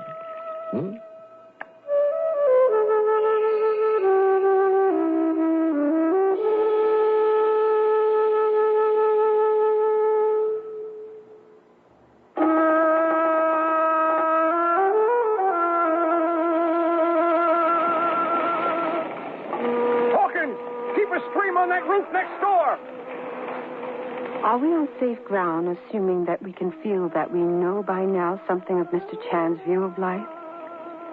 I would say yes. But we still haven't had an answer to our question. Why doesn't he come out? 6:30, Tai Chi Chuan, tea, and 2 slices of day-old bread with margarine for breakfast. He moves more slowly in the morning, having recognized years ago that he was an afternoon person. He stared at the budding branches crowding his window frame. In a few more days, they will be fully open. Wednesday, only 2 more days before the weekend, before I can close up and not be bothered for 2 whole days. An imploring face, making fish-like motions with his mouth through the glass of the front door, greeted him as he emerged from his living area. Looks like someone needs emergency repairs. He carefully studied the face to make certain that it was anxiety and not larceny that he saw. It was anxiety. 20-some-year-old man, bloodshot blue eyes, a weak chin, nervous, and insecure attitude. So begins my day. And what can I do for you this morning, young man? Mr. The name is Chan. Mr. Chan, you won't believe this. It may sound absolutely incredible to you. He took note of the hand-sewn kangaroo hide loafers, the well-tailored slacks, the well-stitched seams of the French-made shirt. His conclusion, a wealthy person. I can assure you nothing has sounded incredible to me for a long time. The young man, a Lawrence of the Evanston Northwestern University Lawrences, paused to fix a shrewd eye on Mr. Chan's face. Well, in that case, here's my problem. I'm being pledged to Alpha Pi Gamma. Mr. Chan rolled his eyes upward and shrugged, body language that clearly indicated what his attitude towards Alpha Pi Gamma was. Yeah, I know it's nonsense, but it's the fraternity for my, set. I mean, you're either in it or you're out of it, if you know what I mean. Yes? Well, I just gotta be in. My dad and uncle were officers in Pi Gamma when they were in college. At any rate, I have 10 challenges to meet. This is number 6. What I have to do is have a suit made by Friday at 6 o'clock. You speak of this as a challenge. I don't quite understand. Oh, challenge number 6 is to have a Chinese tailor who didn't live in Chinatown to make me a suit. They call it my Hong Kong challenge. I'm really fortunate to have found you. It was difficult for Mr. Chan to place the feeling he had. Just another piece of tailoring, that was no problem. Maybe, he reasoned, the disturbing part of it had to do with the young man being required to seek out a Chinese tailor. The challenge, phrased as though some coolie were being used to carry it out. It will cost you $400. It'll definitely be ready by Friday at 5? Definitely. Great. Now let us make a choice of material. Whatever you choose is okay. See you Friday. I gotta run. Challenge number 7 lies ahead. Mr. Chan stared at the 4 $100 bills on the counter and at the bolts of cloth he kept underneath the counter, and sadly shook his head from side to side. The rich, too bad about some of them. They think they can buy anything and have everything their way. He split the money into 2 piles. One pile for the legitimate cost of the suit, and the other pile for other purposes. Maybe I'll send it to my sister in San Francisco. She likes money. He stooped to lift a bolt of old-fashioned gingham from beneath the counter, a sly smile sliding across his brain. Wonder how his fraternity brothers will like this suit. The pattern for a futuristic coat with zoot suit pants was already taking shape in his mind. Mr. Chan didn't object to Nona Benson's presence in his shop. He liked her company, despite the fact that she had a peculiar, almost funny notion about him. On the positive side, they were both artists, she with her patchwork quilts. The problem that he had with her was that she loved to talk too much. Coupled to that was the notion that she didn't think that he understood English very well, which forced her, she thought, to lapse into her own brand of pidgin. He had decided not to try to fight her mistaken opinion of his language skills years back. Even when customers came in while she was there and he spoke perfectly normal English, she still refused to believe that he spoke perfectly normal English. Why you no go to night school? Learn English. You know what me saying? Oh, I have thought... Did your wife speak it? I say, you wife, she English speak? He paused in his work. Did she speak English? Had she spoken English? They'd always spoken to each other in Mandarin, whenever they spoke at all. Yes, he recalled she had spoken English, more or less. See? Now that's what I mean. You hear what I'm asking, but you don't understand. I can tell from the look on your face. I'll repeat what I said real slow. Now listen close. You white English speak, huh? Yes, my wife. Good, that's good. All you have to do is practice. After a while, it'll be easier. You'll see. I guess it's time for me to get on. Get my housework done. Do a little quilting. You quilting? Mm-hmm. I've been really up to my neck in quilts for the last few months. Bunch of ladies at my church, especially the younger ones, got it in their heads they just had to have a homemade quilt. They seem to think it's some kind of artwork or something. Ain't too many people do that kind of thing these days. Ain't really too much to it. All it takes is just sitting down, and after you get your materials together, just taking your time to put things together right. Yes. You take it easy, you hear? Think about that school thing. Remember, you're only as old as you feel. She sprinkled her fingers gracefully at him as she strolled out of the shop, calmly, unrushed. Her voice seemed to echo in the shop. He paused in his work. School. She always seems to leave something behind, some thought, an idea. School. The young lady standing at his side caught him off guard, having popped through the open door while his attention was elsewhere. He hated to have people catch him daydreaming, thinking about the past or future. It gave them the impression, he thought, that he might be senile. Mr. Chan? Yes? My name is Monique Feldman. He stared at the young woman's hand.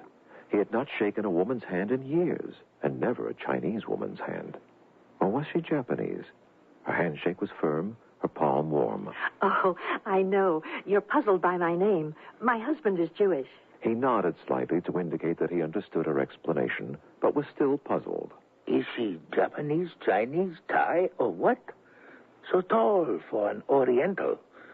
Hard to figure out what's what with this younger generation.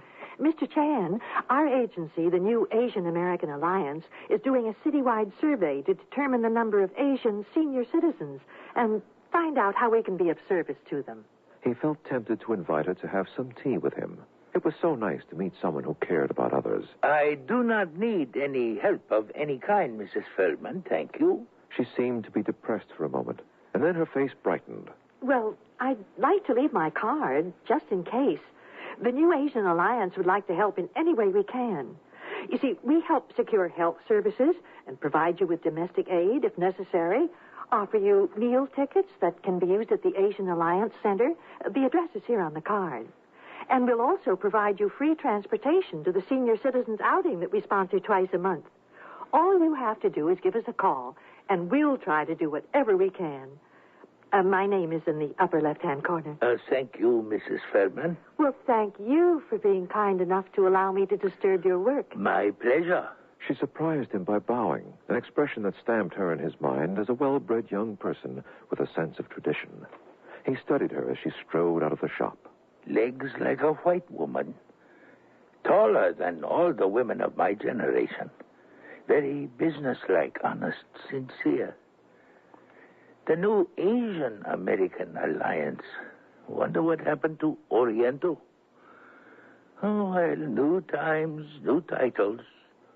Really nice of people to think of other people. No doubt in my mind, with her good manners, she must be Chinese.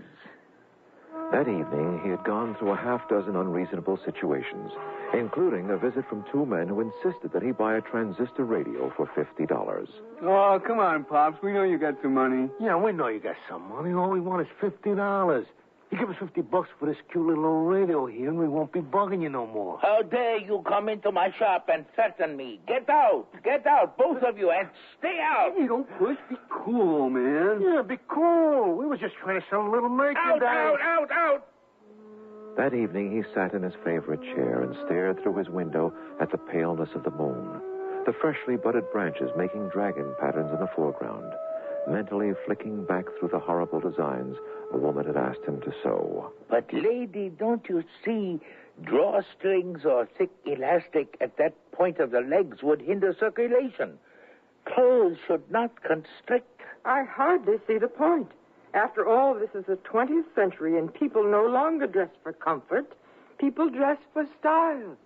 Yes, unfortunately, that is too often the case.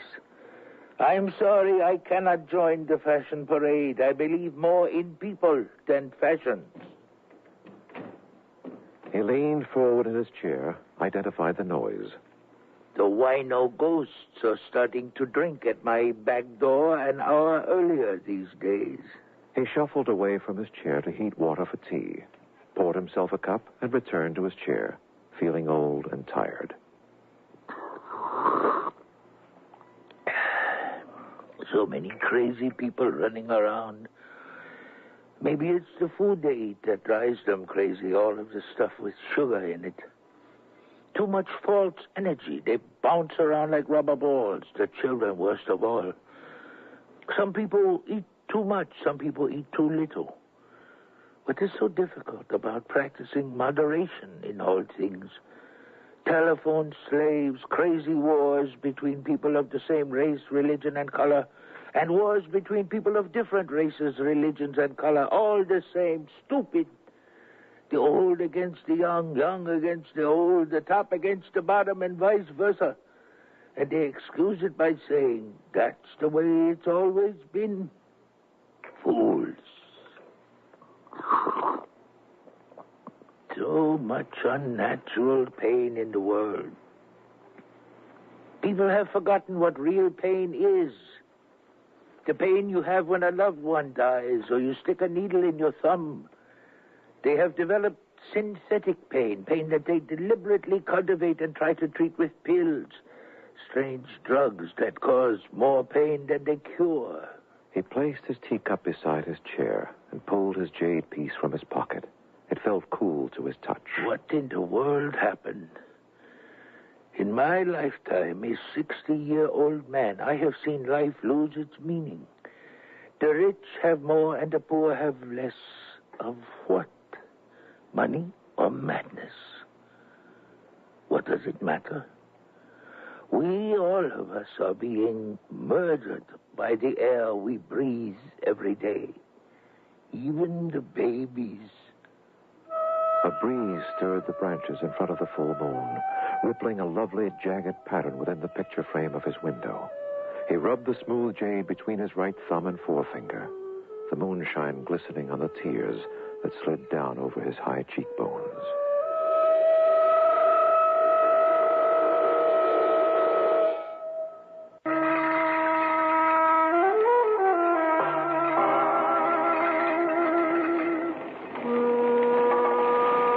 All right.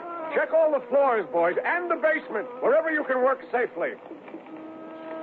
Someone has said the seed for at least one contradictory act rests in all of us. There are people who seem to be living an exemplary life one day and become murderers the next day, offering us no obvious clues for their behavior. Mr. Chan, a sane, logical, and very humane individual, may have suffered at the last minute from a contradictory impulse. Each of us can reach our own conclusion. Only Mr. Chan really knows. Cicely Tyson again with the concluding act of Mr. Chan. Oh, that's a superb job, sir. Really superb. There's just something about the Oriental sense of aesthetics, of the yin and yang that makes, Mr. Chan fixed a blank expression on his face and stared past the pale young man, immediately realizing that he had made a mistake. If I stare past him trying to blot him out, he'll think I'm being inscrutable, or that I'm meditating or something. Damned if I do, damned if I don't. If you recall, Mr. Chan, Lao Tse once said... That will be $2, please. Mm-hmm. Oh, yes, $2. Thank you, sir. I hope we can talk again sometime. I find that I know a little more each time we talk. You recall the proverb from the Tao, he who speaks does know, and he who does not speak, he who speaks does not know. Mr. Chan pocketed the payment and folded his arms across his chest, momentarily forgetting the sage-like image that was projected by that gesture as he watched the young man bow out of the door. He had to grip himself inside to keep from laughing as the young man bowed back in. Oh, I forgot my pants. The comical customer gone, the urge to laugh gone, he stood behind the counter, his arms still crossed, watching people enter and exit the picture frame of his shop window. They are like robots on a treadmill. The thought depressed him so badly, he sat, immobilized at his machine for 5 minutes before he could get back into the spirit of sewing. Whether they knew it or not, the door of Mr. Chan's shop was the stage entrance for his customers, his moment to grasp their rhythms, form a notion of how they felt about themselves and him. He had started joking with himself in his 50th year about painting another sign under R. Chan, Door Psychologist. They revealed themselves when they walked into his space. In the colder months, it was more difficult to figure things out because people and their vibrations took time to thaw. Spring and summer were rich times for doorology. Some people peeked into his shop through the screen door in the summer. He hesitated to put the screen up until the flies became too annoying, as though they were looking into a tunnel. Others opened the door and staggered in, not quite certain of their reasons for being there or anywhere. The black people in the neighborhood tended to ignore him. To them, he was simply Chan, the Chinese tailorman, Miss Nona Benson's friend. They didn't want any suits made, and they did their own sewing. The Puerto Ricans also ignored him, but from time to time shyly asked him to put a communion dress together. Those Asians who patronized him, even the non-Chinese, showed deep respect for a man of his age who practiced a religion that needed no preaching and was a master of his art. He had problems sometimes with a certain type, the kind of people who had recently acquired money in some odd way and thought it would be in to have a masterpiece from Mr. Chan. The more he suffered from their attention, the more in he became. The others were just like everybody else. They simply wanted someone to put something together that they were too lazy or didn't know how to do themselves. He stopped stitching to give his full attention to the figure standing in the half-open door. The fraternity brother-to-be, dressed in a little boy blue outfit, complete with ruffled shirt, straw bonnet, and a sun-sized all-day sucker. He looked ridiculous and knew it. Oh, this outfit is one of my challenges. Now, my suit. You got my suit done? Yes, I have it right under here. Here you are.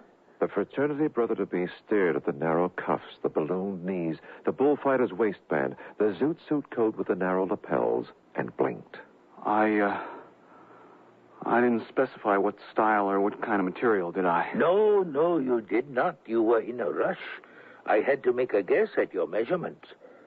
I must tell you, I almost decided not to do the work, but I promised I would have you a suit this evening, so here it is. I'm sure to create a sensation one way or another. Maybe they'll see the funny side of it, I hope. At any rate, my Hong Kong challenge has been met.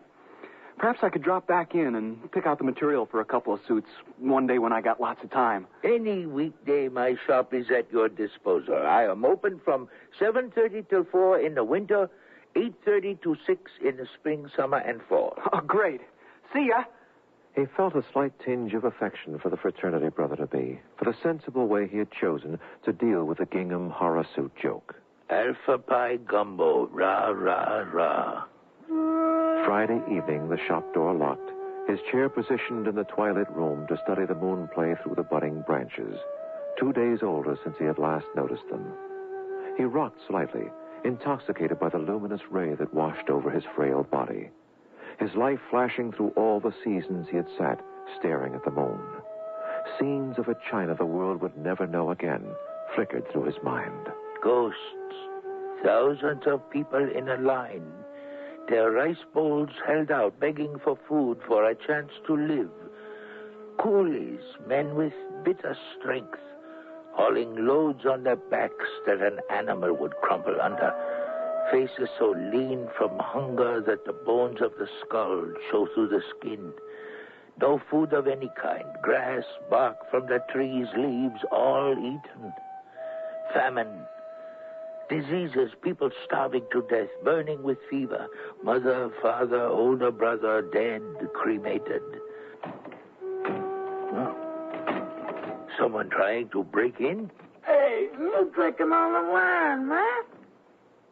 He leaned back in his chair, his body alert but relaxed. Just why no ghosts?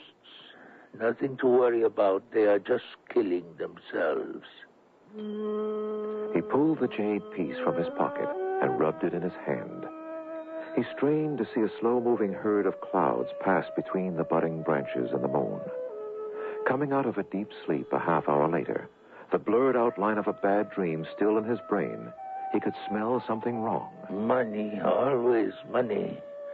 People robbing other people for it, stealing, cheating, doing anything for it. For coins and paper that never grow warmer, no matter how many hands touch them. It was smoke. He could identify the odor of the cloth scraps he threw in the alley trash cans. For a moment, he stiffened from the impulse to get out of his chair to escape the approaching fire. The wisps of smoke drifting up past his window held him in place. The farther up the scale we go, the more unlike animals we become. At least animals are honest with each other. He squeezed his eyes shut, tried to blot out all of the horrible pictures his mind held. Maybe they have all been bad dreams, all of them, all of it. For a moment, he felt completely divided, one part of himself straining to move to safety from the fire, the other part straining not to move. The two forces neutralized him. A stone facade and a wooden body of poor quality. Dishonest workmanship. The small neighborhood group milling around outside Mr. Chan's gutted shop swelled with excitement as an ambulance crew wheeled his body out of the smoking wood and stone, the damp odor of wool adding another element. Leo, his dancing feet planted solidly on the sidewalk, sobbed quietly, tears tracing clear patterns down the sides of his young old face. Mrs. Nona Benson, a flowered handkerchief held to her face, mumbled over and over through her tears. I've been telling him to learn English for the longest time. Maybe he didn't want to learn any more than he already knew.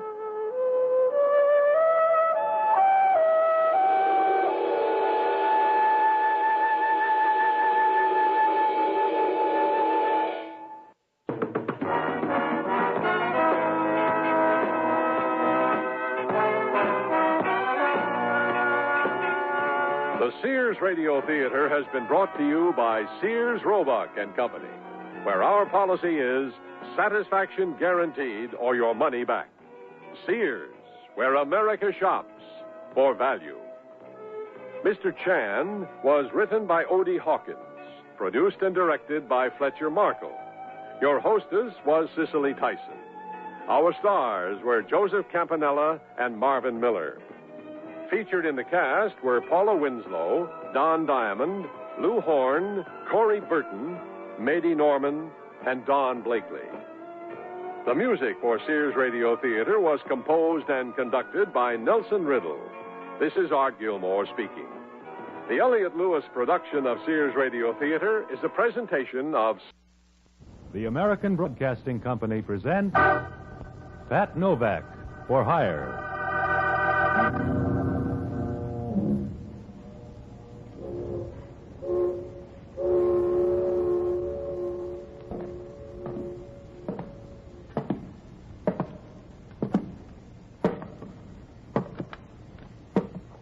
Sure, I'm Pat Novak, for hire.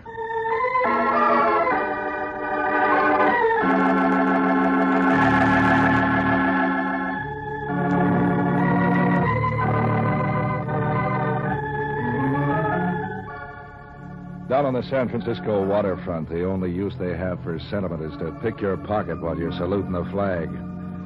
If you hang out around there as long as I have, you'll even learn to sleep with one hand on the cash box. So I wasn't expecting any cascade of lilies when Joe Adams drove down to Pier 19. He'd phoned that he was in a hurry and would stop by and pick me up in his car. He'd said he had a quick job for me to do. That was about all I knew about him. I wasn't worried about that either. In my work, you get used to odd-shaped hires, including those from guys who looked like a bundle of twigs with shoes on and drove like they owned the keys to the city. Novak, this is a soft buck. All you got to do is watch a joint. If you keep driving through red lights like that, we'll both end up looking at the ceiling in the morgue. So I disagree with the traffic department. Look, the joint's in North Beach, Vallejo Street. Here's the number. I wrote it down. So you can read and write. What do you mean? What's the pitch? You afraid of mice? No, and there's no extra cards in this deck. Yeah? So far, it makes about as much sense as an 8-fingered glove. Look, I have to meet a guy in Los Angeles. I haven't much time to make my plane. I lost my keys, so I had to bust in the door to get into my place. It was too late to get a locksmith. So I want you to watch until I get back tomorrow. Is that hard? The way you're driving, breathing's hard. You scare easy. I scare plenty. I like to live. Give me a good reason. You wouldn't understand. You expect visitors tonight? Look, I've got some stuff that I'd like to see around when I get back. And stop trying to read between the lines in this deal. It's all in the black type. You can say that about a funeral speech. You still worried about the way I drive? No. Only why take a plane when this is faster? Okay, if you can stop shaking long enough to walk, you can start here. On the way back, I'll look for your brains. Grab a cab. I'll pick up the check for it. And don't knock. Go right in. I'll be seeing you. Probably in 4 pieces. And keep awake, will you?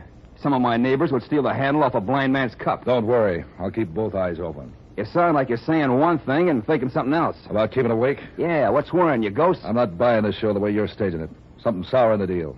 Yeah, that's all right, too. Just as long as you don't get any fancy ideas of making me the patsy. Boy, you do scare easy. Yeah, and I pay off bum debts, too. Now I'm getting scared. So long, sucker.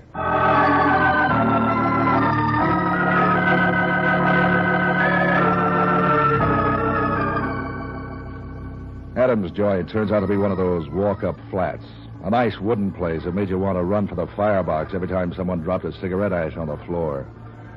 The door was smashed around the lock all right, and the lights were out. When I found the switch and began to look around, it showed 4 rooms full of fancy furniture and decorations that made you wonder about Adams' private life. After I found out where the whiskey was located and pried 3 cushions loose from the easy chair, I looked around for something to do. There was a bookcase full of mystery stories and this and that. I passed the mysteries up without studying them. I knew that in every one of them the detective would come out on top. Yet I knew 4 private eyes who'd started out on just such trails and ended up in urns in Cypress Lawn. There was one book with a purple cover called Reckless Moonlight, with pictures. I was on page 30 with pictures when I was interrupted. They were too manly to make me glad. I jumped across the room and switched off the lights. And I stood just inside the door and waited. He didn't even knock. He came right in. From the back, he looked big enough to be a 10-ton trailer. He was fumbling in his pocket when I broke up the act. I chill up on the pocket pick, and this is a gun on your back. If you shoot, you'll hit a policeman's badge. Think that over. There's housebreaking a sideline with you, Hellman. I'd know that voice in a nightmare. And they blame gangsters for the crime wave. They don't know where to look. Just stand still, sweetheart, till I get my flash working. You want to borrow some burglar tools? I'll settle for some better manners, and right now. Where I come from, better manners started with knocking before you come cramming through a door. Where you came from, they didn't have doors. Just a damp rock. What's the idea of turning out the lights? How could I tell who was coming? You don't smell that bad. Will you tell me why you're here, or do I bounce it out of you? Don't worry.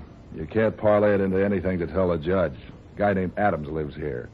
He had to get in a hurry, broke the lock, grabbed some things, and headed for the airport.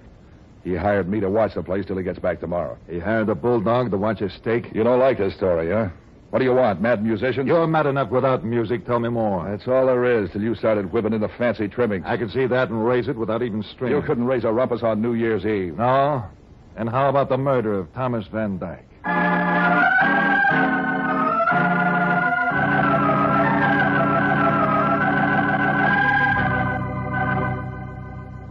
I must have looked surprised. Hellman was pleased and mysterious. He kept prowling around the house, looking at books, up on shelves and behind the furniture like he expected to find Van Dyke's body there. In the meantime, he filled me in on the case. Van Dyke had been a heavy money operator in show business, sports promotions and such. He ran around with the mink and diamond crowd and did enough charity work on the side to build up a reputation for being a pillar of the community. Everyone was surprised when he turned up dead, including the police. Someone had shot him without leaving any signature on the job. The case had remained unsolved for almost a year. Of course, at the speed Hellman thought, he might have just found out about it. Now he was passing out hints the thing had grown hot again. I was checking through the evidence and file, and I ran across something we'd missed. Yeah, grand piano? Some stuff in a diary. Have you been messing around in these books? Is that why you're here? To borrow a book? The diary didn't make any sense at the time of the death, but we turned up a vag the other day who worked with Van Dyke and some of his underground connections. And now Van Dyke's the king of the thieves. Something like that. I put together the stuff this vag told us with some of the things in the diary, and it began to look like pay dirt. There's a book missing. Yeah, the Rover Boys, it's over your head, Hellman. Death in Herald Square, it's called. And don't play that innocent routine too hard or you'll tire it out. You're making about as much sense as a pig in a candy store. The vag tied this address into one of the clues. How do you like them apples? I wouldn't buy them at 10 cents a crate. Look, Bright Eyes, I don't like waterfront punks sticking their guns in my back in the dark. I don't like you messing in this racket. Are you unhappy, nervous, run down? I want you to keep your nose out of this, Scamper Novak. And if you think that's just a lot of breath, try me. Why should I leave this house just because you're having a nervous decline? Don't think I'm buying that routine about some guy hiring you to watch his clothes while they went flying. You got a lead in this murder, and you're trying to track it down. How much is the reward again? $10,000. Who said anything about a reward? Yeah, so that's why you're nervous. Keep out of this, Novak. I'm warning you. You're hot for the payoff. I should have known you wouldn't get up off your fat... I'm giving you one more chance to get out, Novak. I was hired to do a job, Hellman, remember? All right, wise guy. Come on. Open the closet. Your nose is itching. Open it yourself. Okay, Novak. See any men's clothes in there? Not in this year's style. Snap it up, Novak. Haven't you remembered by now that Joe Adams was the girl? All right, so the guy dealt me a joker. I don't mean I'm trying to crash your party. The dame Liz here is named Dodo Sandberg, and she ain't lonely. But you're going to be Novak, and soon. Dodo Sandberg. Maybe she'll come to see you in jail. You're not booking me, Hellman. I told you to stay out of this, Novak. You got nothing on me but a nervous twitch because you think I might beat you to that reward. I got nothing on you, except housebreaking. Come on down to the station. Deal me out. You want to argue? Hey, who turned out the lights? I'm getting to like that Adams or somebody. Stand where you are, Novak. Sorry, Hellman, I just remembered a date with $10,000.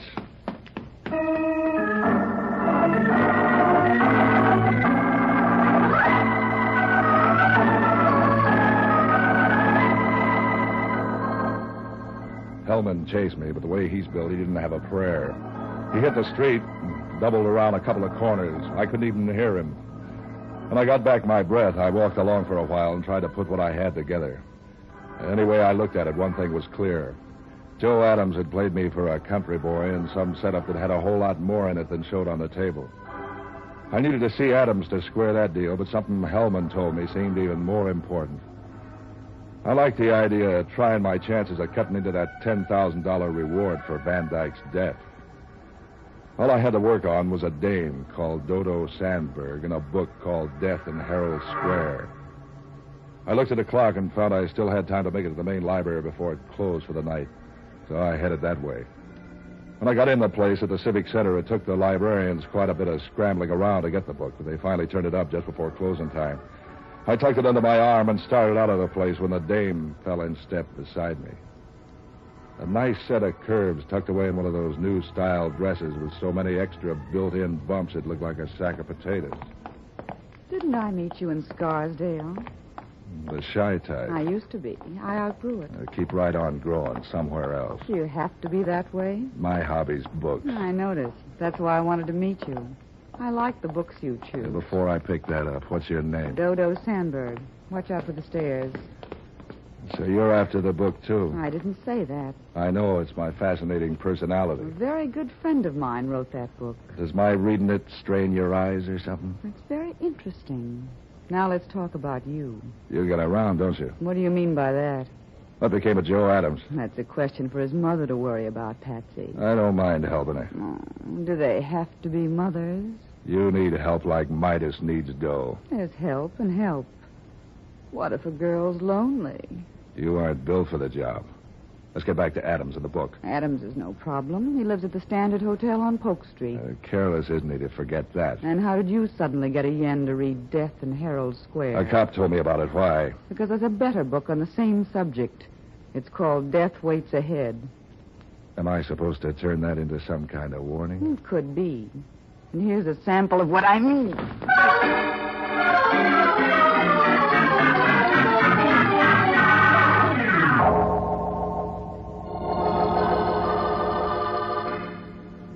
She worked fast and smooth as a piston. There was some kind of judo, I guess. I was too busy falling to be sure. The stairs didn't help any. By the time I picked myself up, she was out of sight. And so was the book. I sat there a while and thought about women. When I went back to the library desk, I didn't buy me anything. Seems they only had one copy of the book. It wasn't popular, they said. When I seemed anxious about getting a copy, they sent me to a bookstore on 3rd Street, which stayed open late. By the time I got there was nobody in the place except one of the hired help looking bored by the cash register. I asked him for the book, and he quit looking bored right away. He began to look nervous. He said he didn't have the book. He'd never heard of it, and they were closing anyway. Whatever the guy was, he didn't have a card in the Actors Union.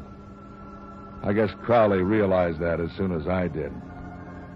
When I said I'd look around anyway, a curtain twitched in the back of the place, and he came out. A big guy with a nasty disposition. You could do better than that.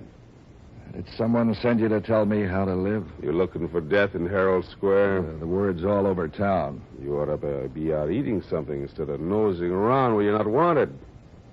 You ever heard of the prisoner eating a hearty breakfast? That's a warning. You're third in line. Yeah? Who else is interested? A cop and a dame. You ought to team up and work it into 3-part harmony. When they warned you, they were just trying to act like bad news. When I warn you, it's certified. You don't look 8 feet tall. Put some meat on your skeleton. My name's Pete Crowley. Did you ever hear of me? I must read the wrong funny papers. You got connections around the city. You can say that about a sewer pipe. Something's making you twitch. Trot it out where I can see it. Dodo Sandberg tells me you got your nose up in the air over the Van Dyke killing. Does that worry you? I'm hiding right now in Mexico. What's the death's head routine for? Before you run to the cops with a finger, listen carefully. I picked up Van Dyke's rackets when he dropped them. They pay off very nicely. I like the way they're moving along. And I don't want you or any of the eager beavers from the Kearney Street station to nose over the apple cart. I came here for a book. You don't look like it. Also, I don't like anybody bothering Dodo. And that includes sailor salesmen and smart guys looking for a new home. If she doesn't want anybody ringing her bell, tell her to take the signs out of her windows. You look like a fairly bright boy. Take a tip. Fade out of this scramble while you're still in Mobile. And if I don't? Stick around and I'll show you my muscles. I'd rather look at Dodo's. 2 of my muscles used to be wrestlers. Think it over.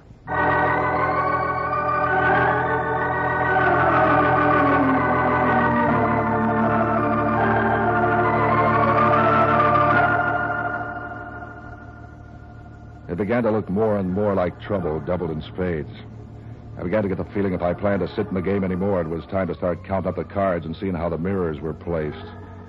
But the best guy for that sort of work was an old alcoholic friend of mine called Jocko Madigan.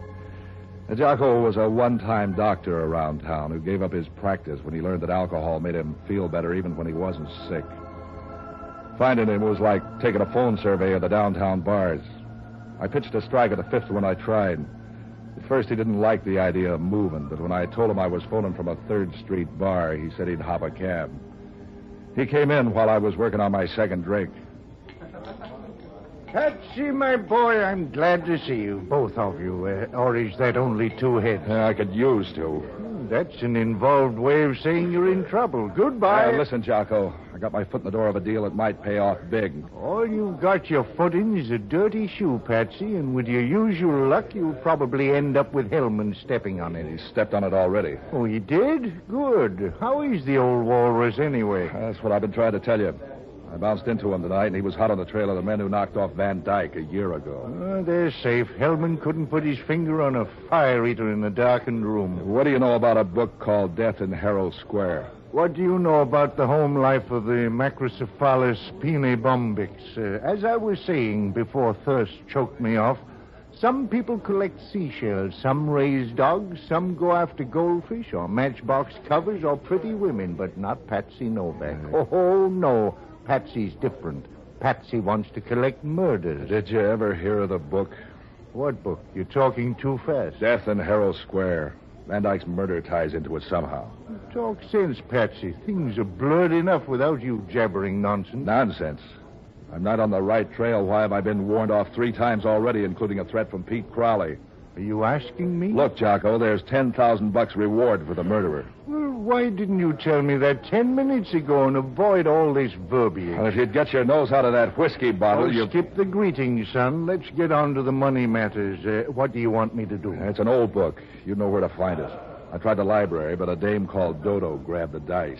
I know just how to get it. A friend of mine in the Panhandle has a small bookstore and home distillery. Listen, there's a Joe Adams fits in there somewhere. See what you can get on him, will you? Do go on. You fascinate me. 2 other people were nervous about me since the thing broke. One is Crowley and the other is Dodo Sandberg. It seems to be tied to Crowley somehow. Can you get a check on them for me? For $10,000, I can get a count on the fillings in their teeth. Is this Dodo Sandberg pretty? Why? I want to know where you'll be in case I have to phone. So long, lover.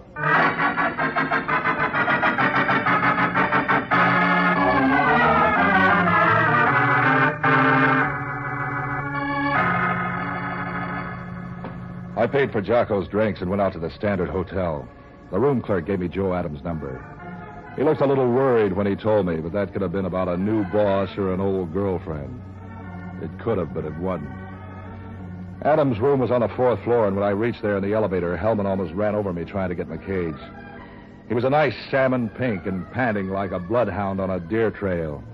He had a gun in one fat hand, a mouthful of verbs and adjectives. Every time I turn a corner... Who are you expecting, Princess Elizabeth? Where did he go? You better shift to the overdrive. You're racing your motor. Where's Adams, Novak?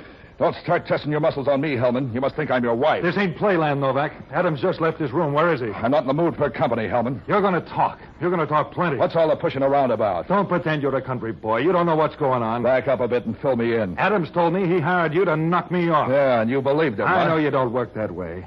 But I wouldn't put it beyond you to pretend to go along with the proposition as long as you could milk a few dollars out of Adams. With your head, it's a wonder you don't believe it that I did it. With my head, I remember that you were waiting in a darkened apartment with a gun when I came in. That you ran out on me, and that you show up now just when Joe Adams is escaping. You put 2 and 2 together and get 22. You're just a sort of a lousy connivance. What about Adams?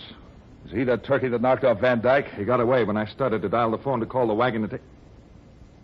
I thought I told you to forget the Van Dyke murder. You're full of tell, Hellman. Is Adams a one? Pin this into your hat, Novak.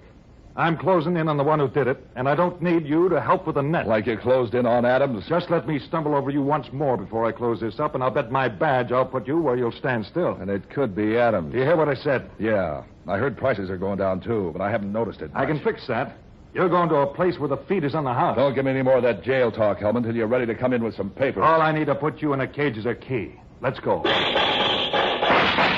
I'll get him. You stay where you are, Novak. He must think I'm a Boy Scout.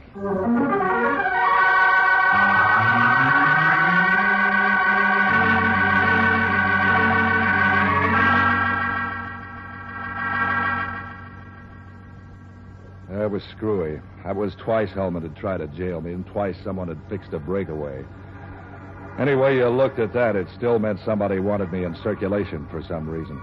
Unless you believed in good fairies, the reason wouldn't be nice.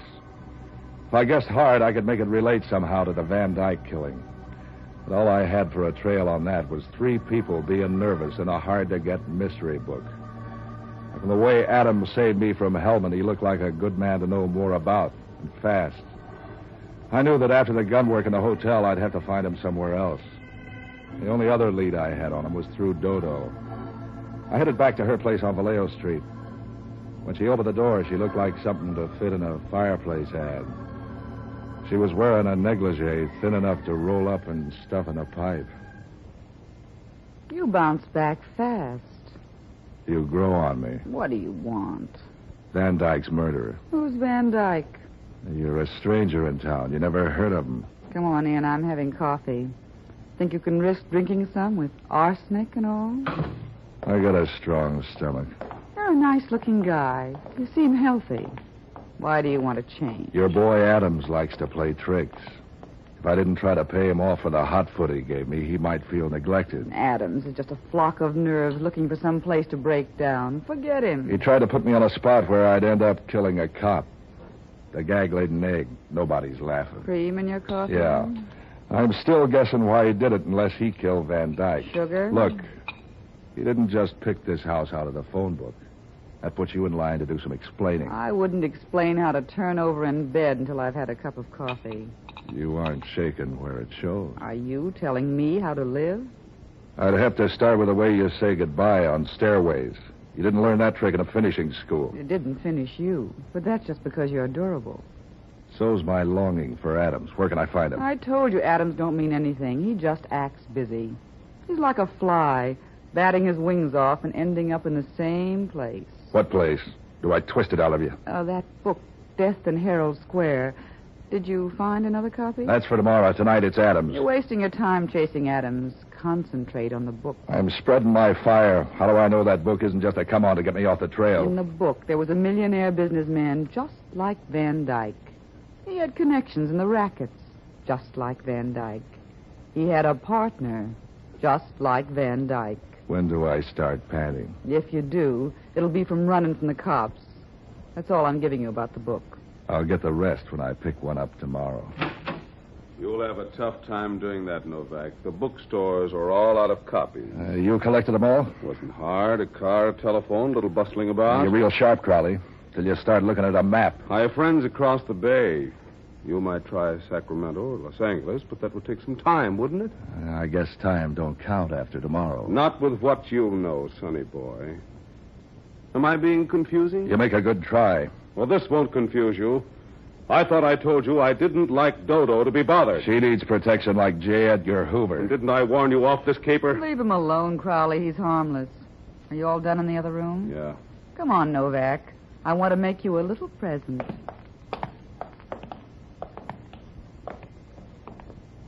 There are the books you've been looking for, with only a few pages missing. Yeah, Novak, you can have them. All 50 of them. They're a little scarred, baby, but they'd still make a nice gift. Send them to your friends for Christmas. If any of them can read. You sound like you're ringing down a curtain. That's right. After tonight, you just keep right on guessing. About who killed Van Dyke? No, baby. About how you're going to prove anything. Mind if we sort of run along now? As soon as the lady gets dressed?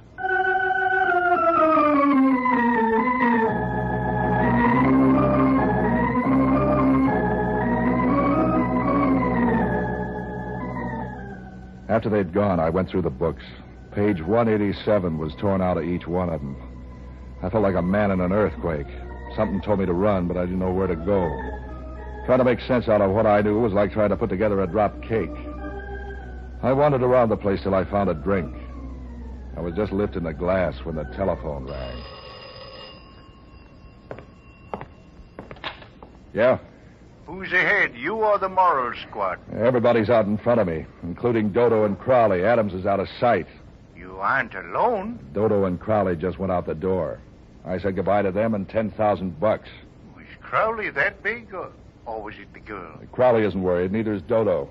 That leaves Adams. Oh, I ran down that book of yours. Crowley said he bought every copy in town. Every copy in the bookstores. My friend remembered where he'd sold one. My friend with the still. We borrowed it. Oh, by the way, Van Dyke wrote the book. Yeah? What's on page 187? Let's see now. Yes, a description of Van Dyke's double life on page 187 is a description of the front man, the gangster. A bad writing job. No wonder it didn't sell. Who does it fit? It doesn't fit anyone, Patsy. He only said that the person had a star tattooed on his chest. It's a horse. Now all you've got to do is to get them in a game of strip poker. Get them. They're all gone. It's still a good idea, especially if Dodo sat in. So long, lover.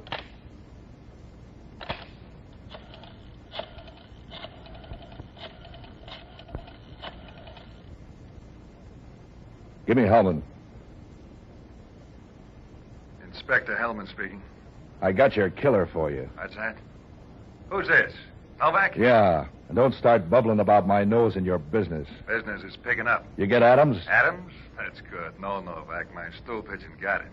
That fag I was telling you about. That leaves you the only one knowing. $10,000 worth.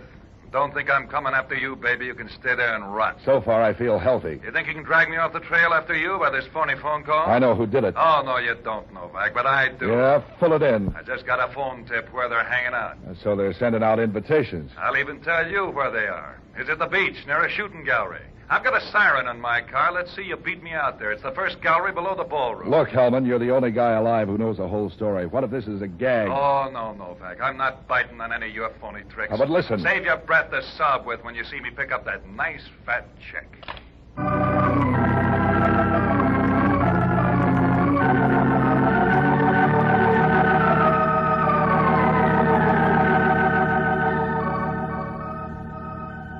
I thought a while, and suddenly the thing fell together like a winning poker hand. As soon as I saw it, I started running for my car. I don't know how it happened, but I beat them out there. I went along the bridge arterials. And they're wide and fast. By stealing a flock of red lights and nicking the paint off a couple of fenders, I was out through the Presidio and over to Golden Gate Park in no time at all. When I hit the beach, it was foggy and empty. There was only one guy in the shooting gallery. When I got up near him, it turned out to be Crowley. He had a rifle in his hands. And he saw me first, down the barrel of the gun. Don't back up, Novak. Come on in. You were looking for Adams, weren't you? I was looking for a lot of things. He's here behind the counter. Look, on the floor. And did you kill him? Those bullet holes could be 22s. Yeah, I killed him. Just as I'll kill you if you get any fancy ideas like trying to grab a gun. What are you saving me for, Christmas? Yeah, you dress up the joint. I want Hellman to walk into the trap just like you did. That's why I'm shooting at the targets. Like this. Bullseye. I'm good. You'll have to be good to get away with killing a cop. I hired Adams to do it. But he thought he'd get smart and frame you into the rep. That's why he hired you. Did he expect me to kill Hellman that night? Well, that's one of his bright ideas. He's full of bright ideas. Or he was. If he hadn't been so smart, he'd still be breeding. It's really very simple. Hellman got on the trail. And he was the only one in town who knew there was a trail, so he had to be killed. He ain't dead yet.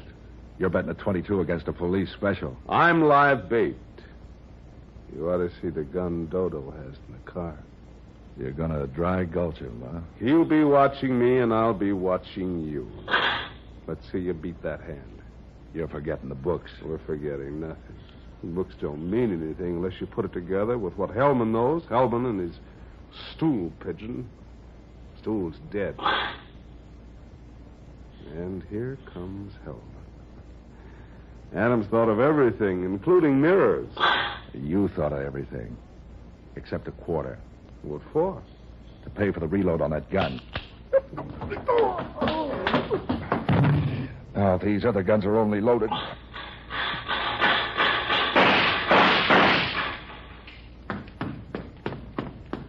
Hi, you win a cigar, Hellman. You got her. She'd have had me if you didn't spray the windshield. What was the deal? While you were creeping up on Crowley, Dodo was going to pat you on the back. Crowley? Where's Adams? He quit the game. Crowley helped him. Come on. Crowley's coming, too. Don't worry. He won't like these odds. What odds? 38 to 22.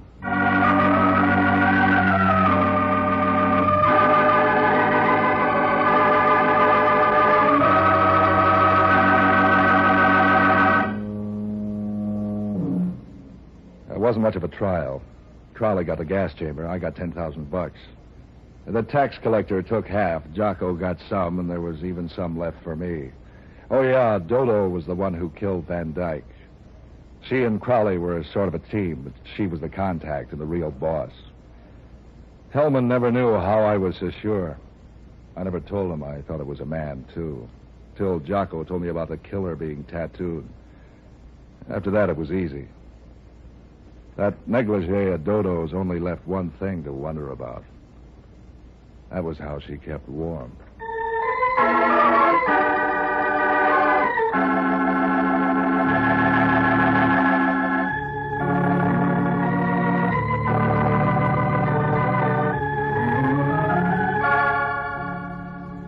And now, an important announcement for your listening pleasure. Next week, Pat Novak for Hire and all your KGO programs will come to you by the new power of 50,000 watts. Here's what that means for this program, for instance. Pat Novak will reach 1 million new listeners all the way from the state of Washington to the Mexican border. The new power and the new transmitter, the finest science can build or money can buy, will make KGO the most powerful station on the West Coast.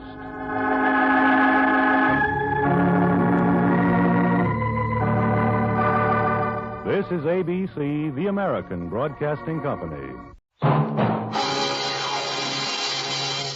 Pat Novak for Hire.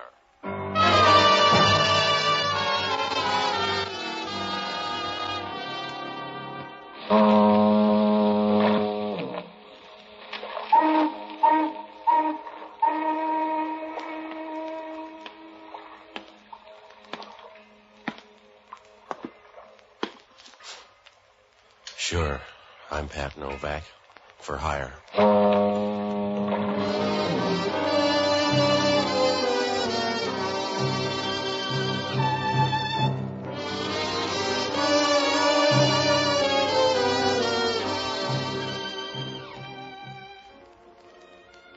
That's what the sign out in front of my place says. Pat Novak for Hire. It's the easy way because down here on the waterfront in San Francisco, you can't afford to wait your turn. If you're going to make a living down here, you got to do everything you can. And you got to be out of the hen house by sunup. Even then, it doesn't work out always because you get trouble tax-free. It's like leukemia. There's nothing you can do about it. There's no way to duck it. You might as well try to start a conga line in the cathedral. I found that out Monday night when I met an old friend. It was the night before elections, and I was sitting in the office scratching married women out of an old date book when Sam Tolliver showed up. I hadn't seen him for years, but it was a nice, easy meeting. What other way is there when you're good friends? You look just the same, Patsy. Yeah, it's good to see you, Sam. Sit down. Sure.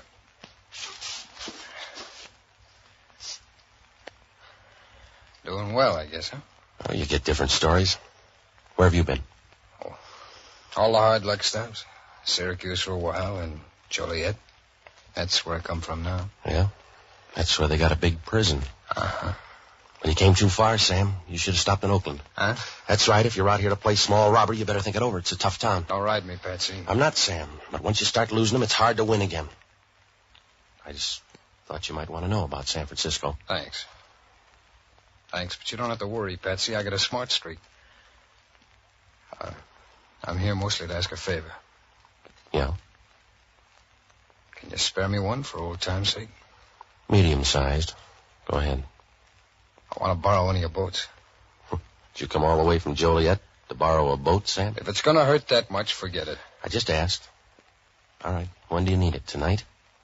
It's to pick up a package in the bay about 9 o'clock. Sure, I'll run you out. No, it's a little different, Patsy. I can't make the trip.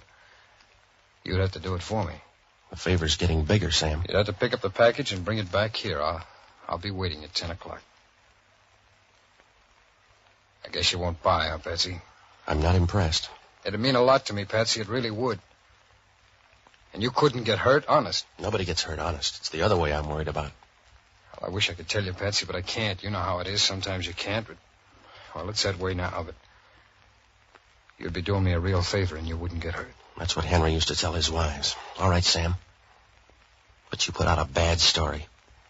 Well, Patsy, you have to go by the China Star. She's out in the stream. Just tell them you came for that package. They won't ask. Just tell them you want the package. Yeah? Talk to the captain. I'll be waiting here at your place about 10 o'clock. And, Patsy, it's important. Don't let anybody else have it. All right. I'll see you here at 10. Thanks, Patsy. It's a big favor. We're old friends. Yeah. We're old friends. Nothing wrong with them, huh? No, there's nothing wrong with old friends, Sam, except sometimes they wear out on you.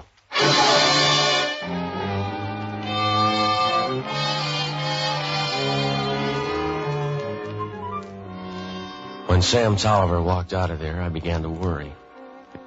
I don't know why, because he was always a good guy. But if you leave good silk out in the rain, it'll shrink. Well, it was too late to change my mind now. I was going to get that package and say goodbye to Sam Tolliver. Only things didn't work out that way. You start with trouble and it never stops. It's like offering to buy aspirin for a two-headed boy. About 8:30, I took a boat and I started out into the bay. Halfway out into the stream, I had to give way to a tanker. After she throbbed by, I picked up the China Star, tied up at buoy 327. It was a broken-down old barge, so old I expected to find Noah hiding out in the bilges.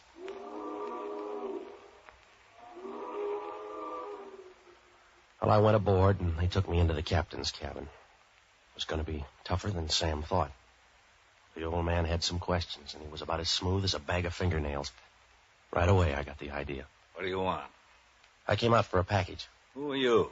What good'll a name do you? Who are you? What do you care, mister? This isn't our dance. Just give me the package and I'll leave. Keep shouting, tough boy, and when you're all through, tell me your name. Now, look, I'm not out here to haunt your boat. You got the right face for it. I'm just passing through. If you're running a small boat, you got papers. Let's see them. Yeah. You're too handy in your own cabin. Let's see. Novak, huh? You a Polak, Novak? Yeah, and it feels fine. How's it being a pig these days? Don't get jumpy. I just asked. Who sent you here, Novak? I'll forget you asked. Just keep the package. I'm going home. You walk home on the bottom, then. Now, look, Novak, somebody steered you wrong. Maybe it was no questions once, but it's not that way anymore. Just want to keep the book straight. Who sent you? Sam Tolliver. You need a pencil? No, that's enough questions. You see, Novak, all you had to do was answer. You can have the package now or talk some more. I'll take it now. Where is it? On the desk behind you there. Yeah, thanks.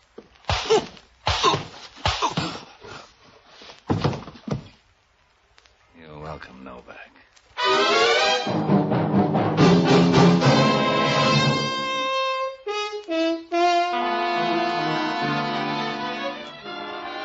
The captain didn't like company. When he hit me, I dropped down to the floor like a piece of hard-working lint. The last thing I remember was Sam Tolliver sending me out to this boat. I knew then I had no more business here than second trumpet in a string quartet. I could hear voices and people moving around, but it didn't help much. You can get that kind of service in a tomb. Somewhere along the line, they moved me, because when I woke up, I was lying in a cloud of plateen on a couch in a different cabin. The class of people had improved. She was bending over me with a cold towel and a warm look. And from where I was, she had a figure like a shot of brandy on a winter night. When she said hello, you knew that all you had to do was send up a flare and relax. Good evening. Welcome back. Yeah, How do you feel? a little used up. I need recharging. Here, put your head on my lap. There.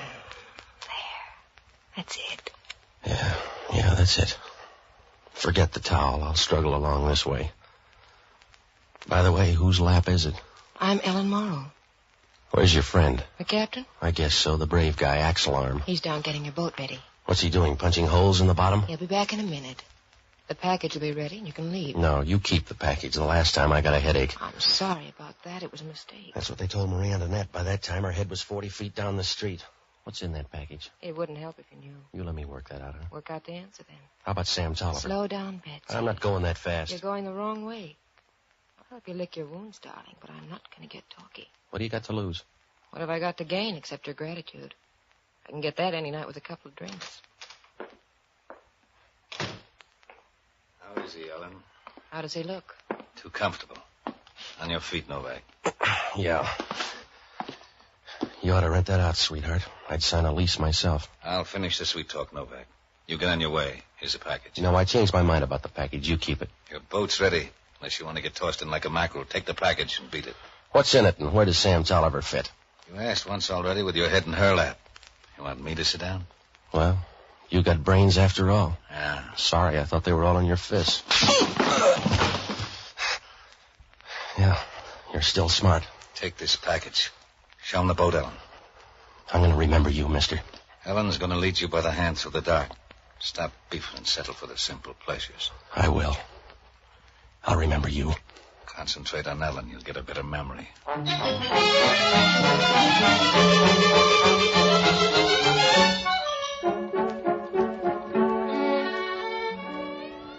I went out on deck with the girl, and as I got to the starboard side, I noticed her hair for the first time.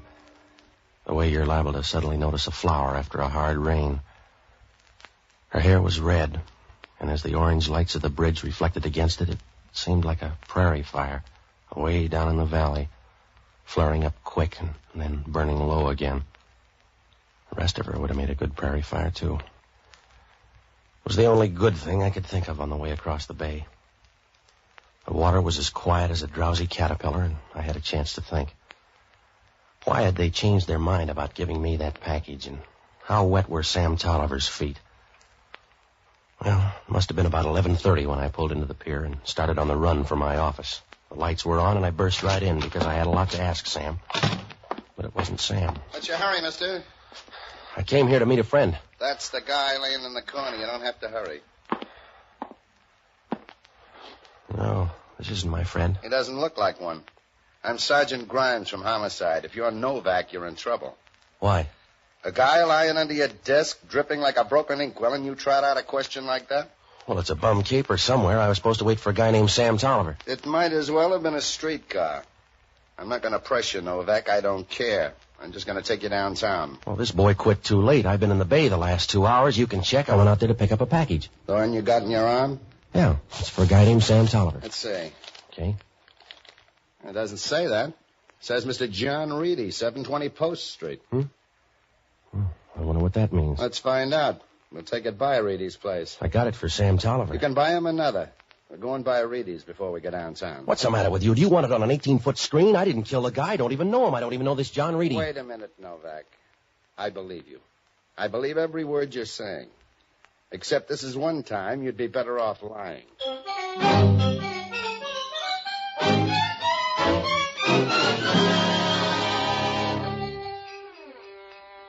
When we left my office, I felt as if somebody had walked through my stomach on stilts. Oh, there were loose ends bobbing up everywhere, and you couldn't get to any of them. It was like chasing a spider with a bowling ball. With all this new stuff, I forgot about the ship. Who's going to worry about blood poisoning if he's busy having hemorrhages?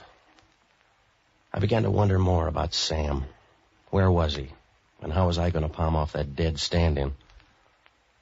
Grimes didn't seem worried. We got into his Nash and headed for 720 Post Street. It was an apartment hotel, and Reedy lived up on the 3rd floor. On the way in, Grimes picked up a key at the desk, and we rode up in the elevator with one of those shifty-eyed little guys who'd sell his mother if he didn't have to fatten her up.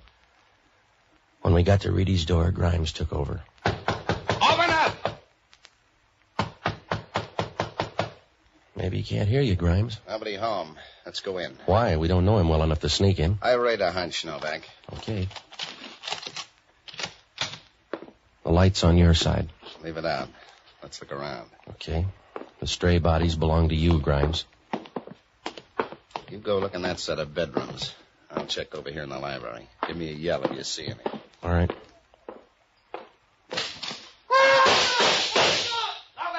Novak! Two of them. I got one by the desk. The other started down the fire escape. I'm going down in front. Take this gun and stand by the fire escape. He may get trapped and start up, so keep your eyes open. I walked into the library. The window was open, and the curtains were blowing over the dead man's face. It was a good thing. because you can't split the difference with a service 45.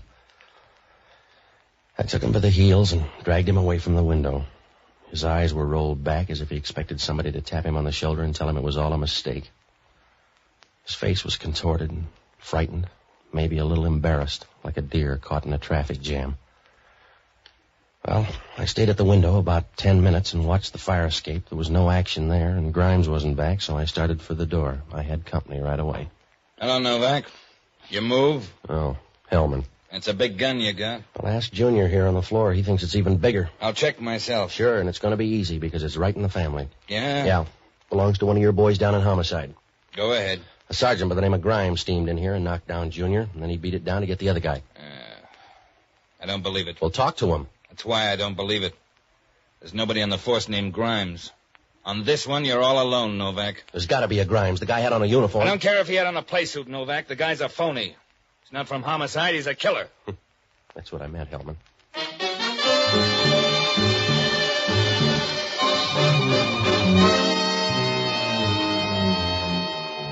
I knew Hellman was right. If Grimes was on the level, he'd have booked me instead of coming up here. He came up to Reedy's with murder in mind. Even if they believed the story about Grimes, I was still on the spot. That made me accessory to murder. And I was going to look worse when Hellman found the guy down in my office. On that one, I had star billing. Oh, everywhere I turned, things were worse. I knew it was going to take a low-budget miracle to bail me out. It was like trying to give nose drops to a herd of elephants. Hellman seemed to like the idea. Hellman rolled the guy, and there was no identification. But he never works for nothing. A few bucks in the guy. I'll put it in the safe. The only safe you got has suspenders on it. I don't like that, Novak. Oh, you'd do anything for a buck, Hellman. If you got the right bid, you'd sell the tomb of the unknown soldier. Thanks, Hellman. I'm getting a big list tonight. I can do all of that I want, Novak, because you're in the corner pocket now. I got a tip-off from the Chronicle to come up here, and I find you holding last rites. You got a bigger headache, Hellman. There's another stiff down at my place. Huh? That's right, Grimes again. He was sitting there when I walked in. Where were you? Out in the bay, picking up a package. It's right there on the desk. What's in it? I don't know. It was for a friend of mine named Sam Tolliver. He's disappeared, and Grimes brought the package up here. I'll take it downtown. You better tag by the China Star. That's where I picked up the package. It's out in the bay, so you'll need a boat. Even a guy with your complex needs a boat. I'll touch all the bases, Novak. You just stay 10 cents away from headquarters. You can pay your own way into the can. Yeah, well, that's what'll happen if I wait for you. I'll be standing out in the downpour. That's right, Novak. If there's a chance, I want to see you get first prize. Yeah, well, I'm going to be stuck unless I shop around myself because you got lockjaw of the brain, Hellman. Yeah? That wouldn't hurt you so much, but if it spreads, you're going to be in trouble. That's what I'm waiting for.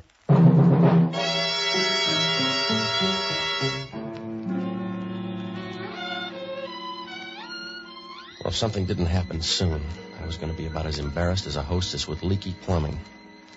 I was counting on Hellman to shake down the skipper of the China Star. If that didn't work, I could close shop. I didn't have any leads.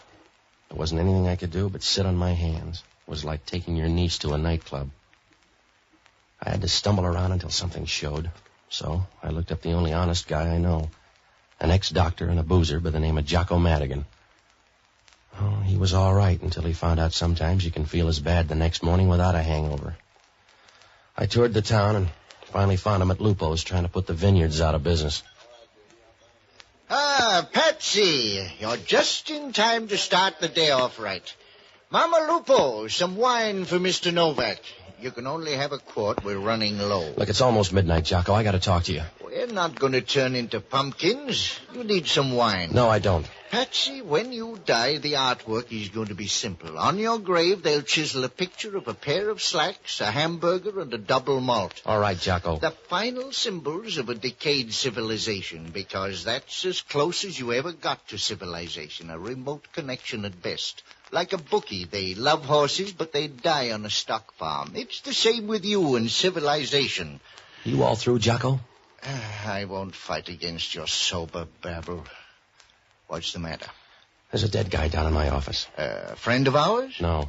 Oh, that's too bad. We'll miss the wake. I'm going to get half hung by homicide. The other half is dead up in a Post Street apartment. Hellman thinks I'm the boy. Patsy, I wish you wouldn't hang around me when you've just killed somebody. You tarnish my declining years. I went out to the bay to pick up a package. When I got back to my place, instead of a friend named Sam Tolliver, there was a dead guy there and a phony cop called Grimes.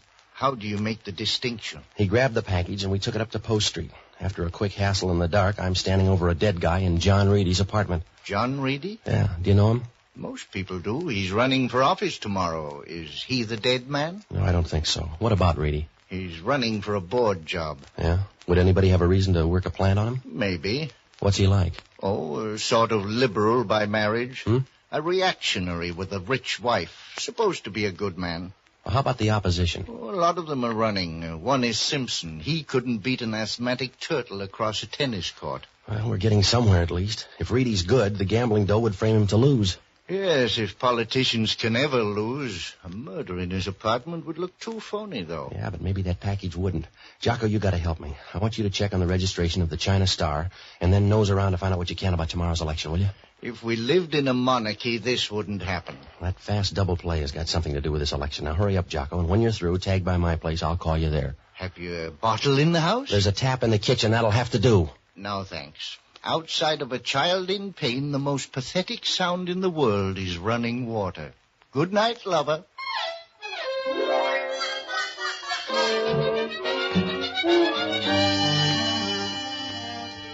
I left Jocko and ducked into a phone booth. When I called Hellman, he poured out news like a rotary press. They broke open that package down at headquarters. It was full of dope. Plain garden variety, the kind a man uses to forget either his wife or secretary. I was sure then the package was a plant on Reedy. Hellman didn't see it that way. He said the two dead men were Gunsels, last addressed before San Francisco State Prison at Joliet. I needled him about that phony cop Grimes. Hellman said they just got a tip-off by telephone.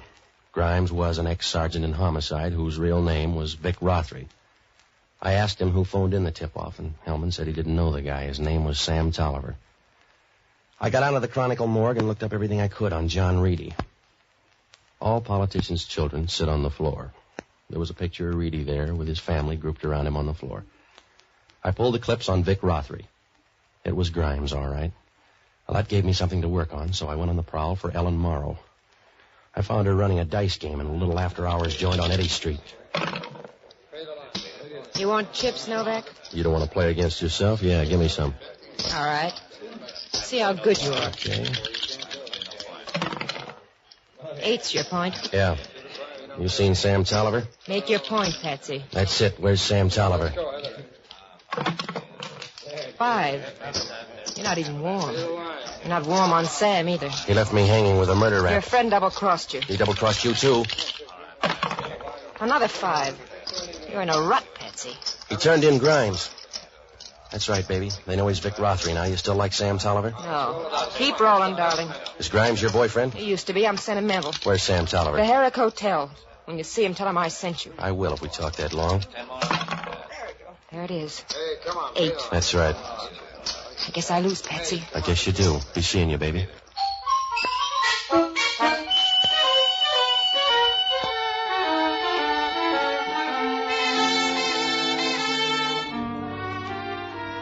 She changed when I left. The first time out, she was alive and breezy like the Maine coast in July. But now she was broken up and lonely looking. And as I walked out, I thought of an old Dixie cup somebody had used up and thrown in the alley. Well, I got down to the Herrick Hotel, but Sam Tolliver wasn't there. Maybe it was better that way. I left a note for him, a short note that even a Mongolian idiot couldn't trip up on. If Sam was going to show his hand, he had to do it soon. When I got back to my apartment, Jocko was already there. He was giving a concert for the mice. Oh, she pushed a baby carriage, she pushed a baby carriage in the merry, merry month of May. All right, Jocko. She pushed a baby carriage, she pushed a baby carriage, she pushed it for a Williams man who's far, far away. Oh, stop it, will you? Patsy, I wish you'd get rid of that radio and buy a good harpsichord. What'd you find out, Jocko? Nothing from the China Star. She weighed anchor and went to sea at 11:45. How about Reedy? Well, there's heavy gambling money against him. And there's talk about a last-minute scandal. All the newspapers had tip-offs. Where was he tonight? At a rally in the Mission District with his whole family. Well, that'd leave time for a plant. They broke open that package. It was full of dope. Oh, that makes sense. He was once under treatment for malaria. The drugs found in his apartment would make it look bad. Yeah, I'll get it. Hello, Novak talking. I hope so, because you got a lot to do. What's on your mind, Hellman? A girl named Ellen Morrow. Who killed her? Did they? About 20 minutes ago. Vic Rothery's picture was all over the place. Yeah, they were chums. You better pick up Sam Tolliver. He's at the Herrick Hotel. I'd rather have Vic Rothery. Haven't you picked him up yet? No, we're on our way out. Well, you better hurry, Hellman. There won't be any voters left. I thought Sam Tolliver was a friend of yours. Well, that's the trouble with close friends. You give them the shirt off your back so they can see where to put in the knife.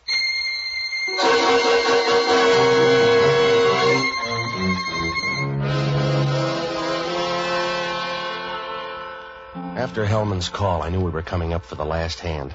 I met him, and we rode down to Vic Rothery's hotel. It was early morning, just about the time Dawn is too sleepy to get out of bed. In the pale light, Geary Street looked like a shabby old lady with a snootful, and Rothery's hotel was worse. Hellman flashed a badge on the night clerk, who reached over and handed us a key. It was a funny thing to notice then, but the guy's hands were short, and his fingers were peeled and stained yellow as if they'd been dipped in weak acid. Well, we rode up to Rothery's room. As we got out of the elevator and turned the corner, somebody ducked into Rothery's room. That was enough for Hellman. He started down the hall. Open up in there. You got another customer, Hellman. Open up. Come on in. You're going to wake everybody up. Hello, Sam. Come on in. Don't mind the gun. It's loaded. You're a handy cop, Hellman. That's it. I'll close the door. All right, over near the window. Yeah. Go on. Sure. You got an answer for Rothery here? You too, copper, over near the window. I ask you, you got an answer for Rothery here? You're looking at it, mister. You know, Patsy, I'm sorry you came. I could bounce a few off of this guy with no pain at all, but it's going to hurt on you. Don't kid me, Sam. I don't know why you came, Patsy. You could have left me alone.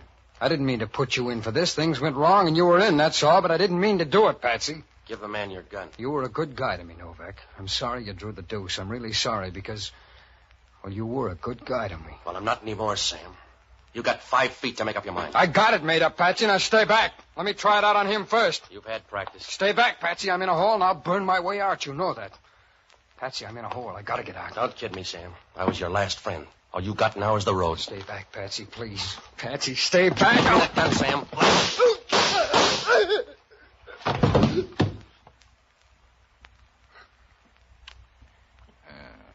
I must have prayed wrong, Novak.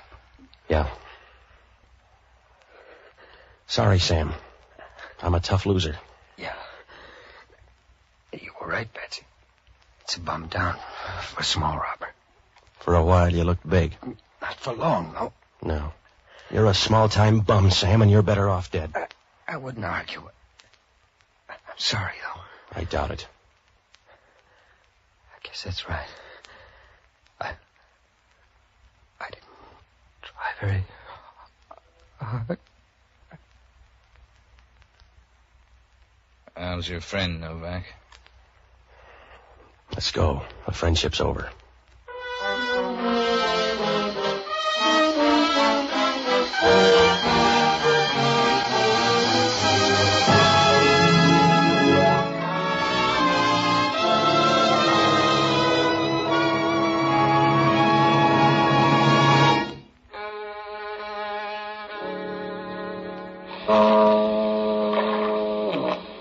Well, Hellman finally pieced it all together. He got that skipper back and put him under the lights. The story was damp, but it fit together. They were all in on a deal to railroad John Reedy. Vic Rothery headed up a bunch to plant the dope in his apartment. But Sam Tolliver got anxious and decided to get the stuff for sale. He talked a couple of buddies into it and sent me out to the ship to pick it up. The captain smelled a switch and knocked me out long enough to get word to Rothery on the beach. Rothery got the guy in my office and the other guy that Sam posted in Reedy's place in case anything went wrong. That left only Sam on the other team. Rothery wore the uniform because it was an easy way to plant the stuff in Reedy's apartment. But the timetable went haywire and he got tripped up by that tip-off call to the Chronicle. That's about the way it was. Well, Hellman asked only one question. How come Sam Tolliver headed for the girls' place and then Rothery's? I don't know. Except maybe that note I left Sam. How'd I know he'd believe a lie? Oh, it worked out for everybody except John Reedy. He lost the election anyway. Jocko forgot to mention the guy was a Republican.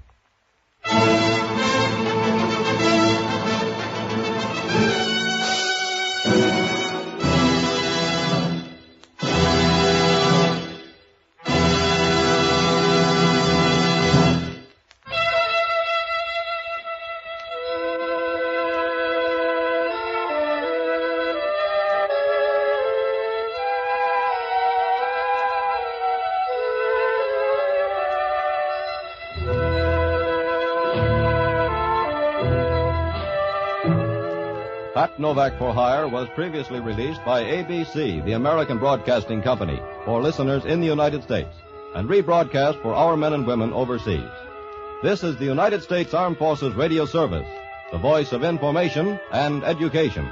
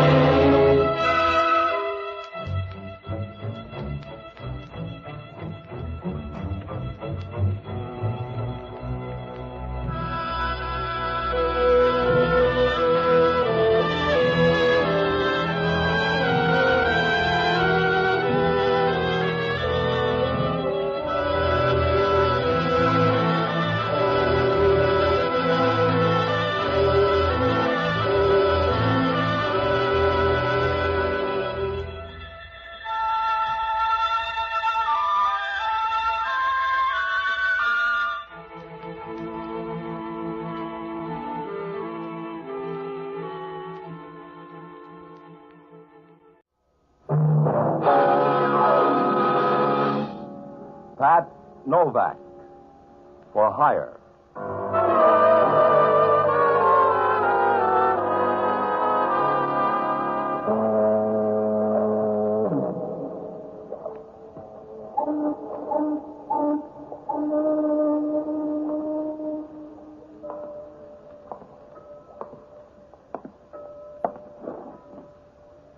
Sure. I'm Pat Novak for Hire.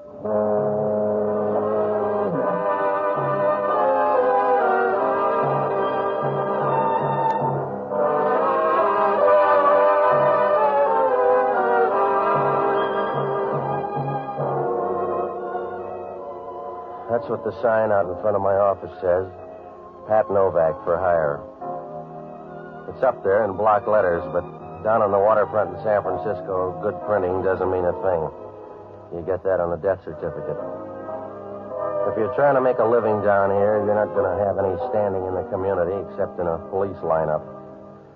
I rent boats and do anything else that goes with a weak will and a strong stomach. Well, it's not all bad. Once in a while, something happens that makes you feel good for a moment. Like remembering somebody you kissed a long time ago. But most of the time, you buy your beer the hard way. It works out all right because most people learn to fall in love with a dollar bill and forget about trouble. And everything sounds all right, but sometimes it isn't. Like saying Happy New Year to a lifer. I found that out Wednesday night. I was sitting in the office with a sports page reading about those big tears that Washington senators were shedding when I saw Crockett Odom for the first time. He was a big red-faced guy, and the veins stood out on his face and made a pattern as if he slept on an alligator bag instead of a pillow. He walked over to the desk and started to get quiet in a loud voice. I want to talk to you, Mr. Novak. Go ahead, pile up a lead. My name's Odom. You've heard of Crockett Odom? I don't get around. Tell me about it. I'm a lawyer, and I want you to watch a client for me. Her name is Wendy Morris. Is she hard to watch? You can get bloodshot eyes just looking at her. She drinks a little. What's a little? How should I answer that? Any way you like. A pint, a quart. What's a little, Odom? Is she a dipso? We'll leave it there. She can make a quart of gin disappear while anybody else is looking for the corkscrew. Mm-hmm. What am I supposed to do, hide the bottles? Mr. Novak, a full-grown octopus couldn't do that. I'm afraid this is more serious. It involves her husband. Let her take a drink and lose him. It'll save you money. It involves her husband or somebody who's supposed to be her husband. Oh, she got a bad memory? She's a very wealthy girl, Mr. Novak. 5 years ago, she married a man by the name of Stanley Morris. Immediately after, he went into uniform. You make it sound selfish. He's been gone ever since, until a month ago. Spent most of that time overseas. The rest in the government hospital. Yeah?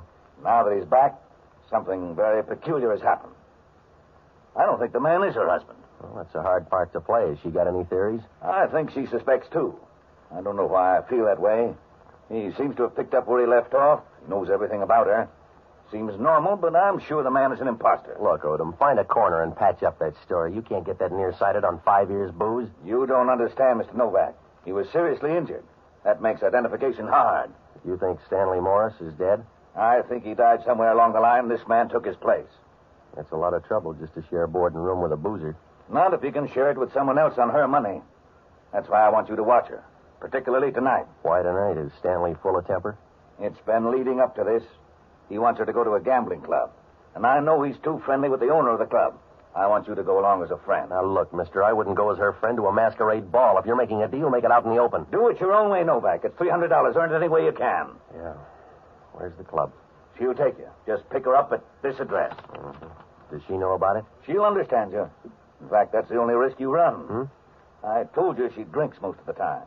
But when she doesn't, you're the type she gobbles up. Yeah, I'll bring some cheese instead. That won't do any good.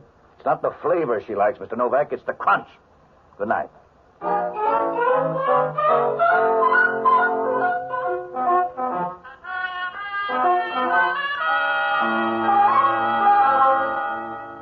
When Odom walked out of there, I knew he was the kind of a guy who'd put the wolf at your door if he could get one wholesale. On the way up the pier, he stopped and looked out at the bay as if he intended to do away with it before morning. And then he turned and disappeared around the corner. Well, I sat there for a while, and I went over his story. I was sure it wouldn't hold any more water than a gross of holes, but I had no way of checking. Finally, about 7 o'clock, I closed the office, and I went by the address he gave me. It was a modernistic apartment up on Telegraph Hill, one of those places where they let a guy out of the basement long enough to paint murals on the front. This one had a guy waving a blonde wig in front of a tired old monk named Faust. Wendy Morris' apartment was up on the second floor, and when I rang the buzzer, she opened the door with a nice, easy motion, like a cat getting ready to eat its young. I could see right away what Odom was talking about. If you ever build a house, you'd want somebody like her in the blueprints.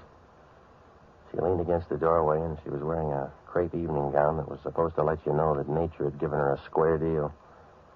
She didn't say anything at first. She just kept fingering a glass and looking at you as if you knew she was full of gin and comfort. It makes a nice rattle. Are you Mr. Novak? Yeah, I rattle, too. Invite me in. I'll bet you do. Come in. Yeah. So you all paid to like me. Will a drink help, Mr. Novak? Yeah. Sit down. I'll get some soda. No, this'll do. What did Crockett tell you? He said you got thirsty. Did he mention men? Crockett thinks they're related. His sole concession to the medical profession. He mentioned your husband. Where is he? I thought that was the problem. Sounds phony. There must be a way to spot old husbands. How? I wouldn't know.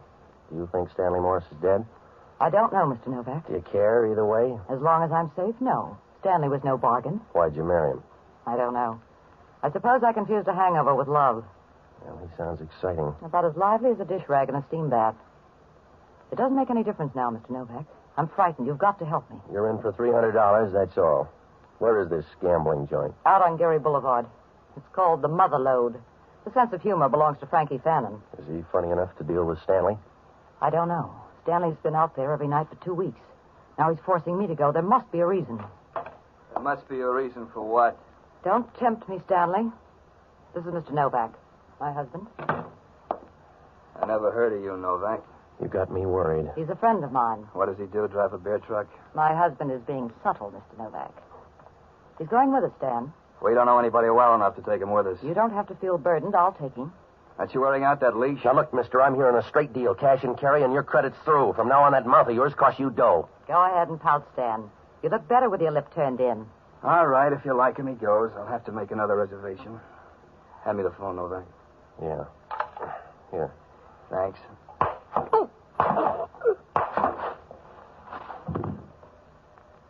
Let's go, Wendy. Your friend backed out.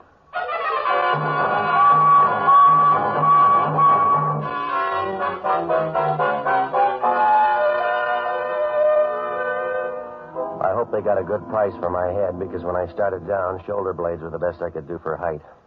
I rolled over once, and then I stretched out on the floor as hard as a piece of chewing gum on the theater seat. I don't know how long I chased that woman in the bathing suit. Must have been about an hour when the phone began to ring.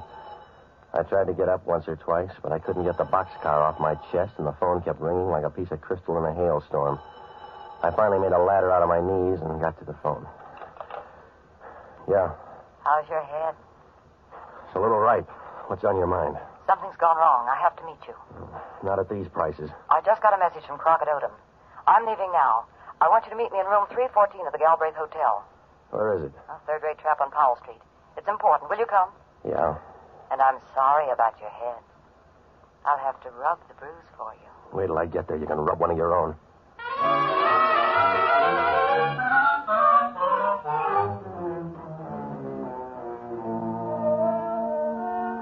She was right about that hotel. In a good season, they couldn't have drawn transient mice.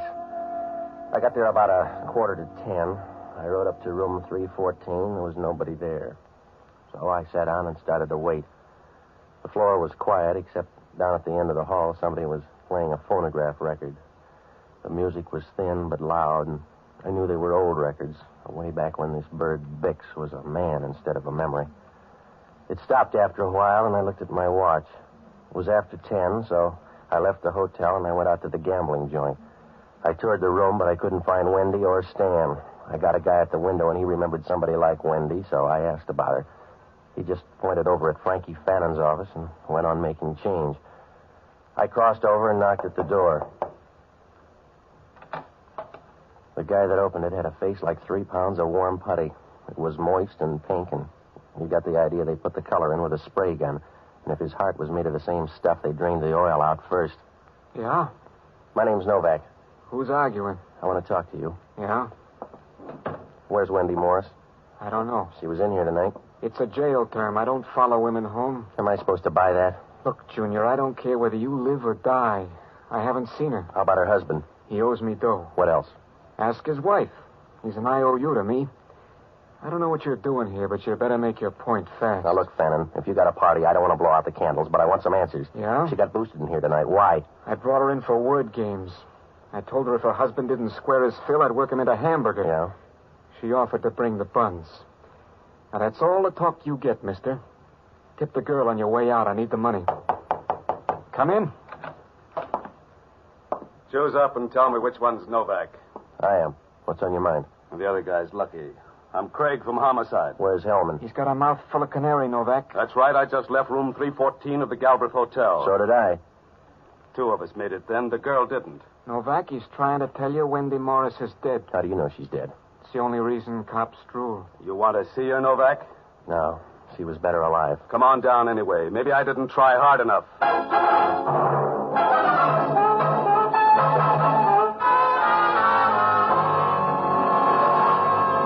When I walked out of there, I felt like a voice teacher with adenoids. Whoever Craig was, he was smart, and he tagged all the bases because as we moved through the lobby, he motioned to me, and the desk clerk nodded. Well, I didn't worry about that desk clerk because he hadn't said no for years. But when we got to room 314, I needed China Passage.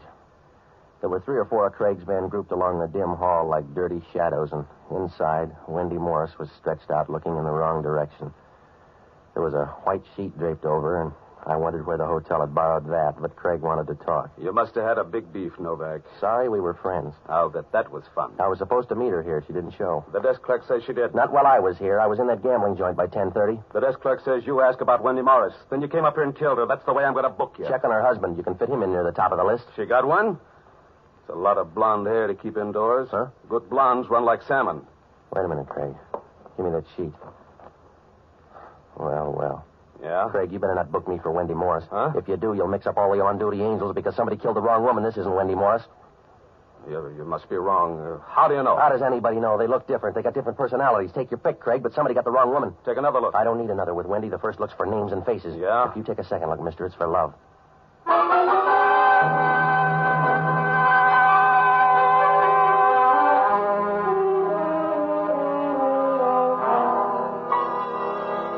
I guess Craig liked to pick his dead because when he found out the woman on the floor was somebody else, he started to shake a little and his mouth hung open like a broken screen door.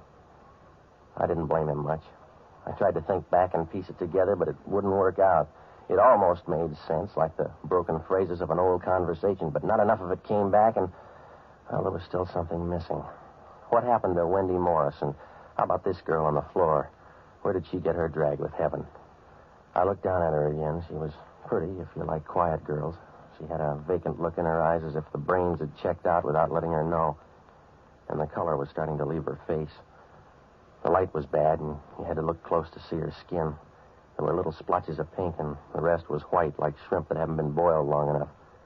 Craig was worried, and that's something he couldn't hide. Who is she, Novak? I don't know, Craig. We didn't meet her soon enough to know. Ah. You should have checked. The hotel register says Wendy Morris. Who read it for you? Oh, you're tough, Craig. I'll bet you got the wino scared stiff. Keep on talking. I'll get you some help. Come on in. He wants to make a statement. On the bed, Novak. Where'd you get your boys, Craig? They look tired. On the bed, Novak. All right, Joe, take his arms. Yeah. The other two, hold his head back against the bed. Okay. Where's Wendy Morris, Novak? I don't know, Copper. You sure you're from homicide? So it's against the law. Don't tell anybody. Now make a statement, Novak. Yeah. Here's a statement about you, Craig. We'll find out downtown. You can save some teeth. Where's the other girl? I don't know. Hold him up. Yeah. Where's Wendy Morris? Craig, you can go.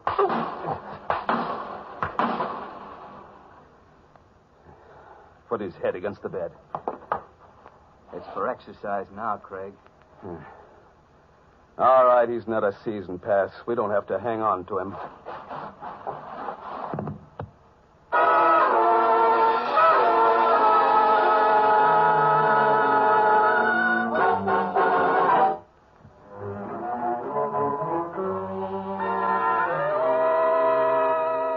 Craig's boys left me hanging on the foot of the bed with somebody's dirty towel and an old garter the maid forgot to pick up last month. I felt my way down to the lobby and into the street, and most of the time, one question kept going through my mind. Craig was going to run me in before. Why had he changed his mind? Well, I found out when I started to turn the corner. Craig had a tail on me, and he was real hard to spot, like a red Nash at the top of the mark. He moved out from under a light near the pool room on the corner, and I watched him in the windows as we walked along. After a while, I quit worrying about him because I knew in a pinch he couldn't follow a conversation with a printed form. Well, I had a lot of ground to cover, so I looked up Jocko Madigan. He's a good guy, and he was a smart one, too. Until he found out if your eyes get red enough, you don't need rose-colored glasses. I finally found him at the cafe house, as tight as a tennis racket in the rain. God rest ye merry gentlemen, let nothing you dismay. Jocko, I want to talk to you. Some belated Christmas carols, Patsy. The piano player quit and everybody else dropped out, so I'm doing it a cappella by myself. All right, Jocko. Christmas eluded me, Patsy. I got up through Christmas Eve, and then I seem to have missed Christmas entirely. Did they hold it this year? Well, it wouldn't happen if you'd get up in the morning. Oh, I refuse to get up early, Patsy. I refuse to get up in the morning until the streets have been aired. The only things that should be around at that hour are peasants and a bunch of random dew. Jocko, will you listen? I'm in trouble. I'm not surprised, because you're a counterfeit, Patsy. You're a piece of plate in a room full of sterling. You're like some of the rest of these people running around in a hurry. Jocko, please. Just plunging into anything. Look at the papers. Some people have spent years shooting a rocket 110 miles into the air. What's the use? Will you listen? What's the use? When you get 110 miles up, all you can do is turn around and come on back down again. We're killing time 110 miles in the air instead of learning to spend it down here. All right. Oh, it's depressing, Patsy. Running around in a frenzy like a rooster in a barnyard full of ducks. I'm ready to take to drink. Are you all through, Jocko? Yes. Humanity's a tough life. What kind of trouble? I bought a murder rap for $300. Oh, if it's a bargain, why complain? Who's dead? I don't know who she is. Homicide found her in a hotel on Powell Street. I tagged by before the murder. Serves her right. If I were a woman, I wouldn't trust you in the middle of Stanford Stadium with 80,000 people. It was the wrong woman. It was supposed to be a gal named Wendy Morris, but she didn't show. Oh, that was shrewd of her. I was hired by a lawyer named Crockett Odom to watch her. Why? She's a dipso. She must have some faults. Odom suspects her husband. He was in uniform, and now that he's back, Odom figures he's a fraud out for the girl's money. Can't the girl tell the difference? She's not sure. I don't think she was observant. Now, look, this is a big story, Jocko. I can't fill in all the holes. You got to help me. I want you to check on Crockett Odom, will you? I'll need some money. Oh, you'll booze it away. Now, hurry, Jocko. If you need money, get a job. Oh, I can't go to work, Patsy. I'm a victim of my own conscience. Yeah? I'm stuck with a dilemma. I'm willing to go to work, but I work too cheaply. And on the other hand, I'll not support slave labor. So it's morally impossible for me to go to work. Good night, lover.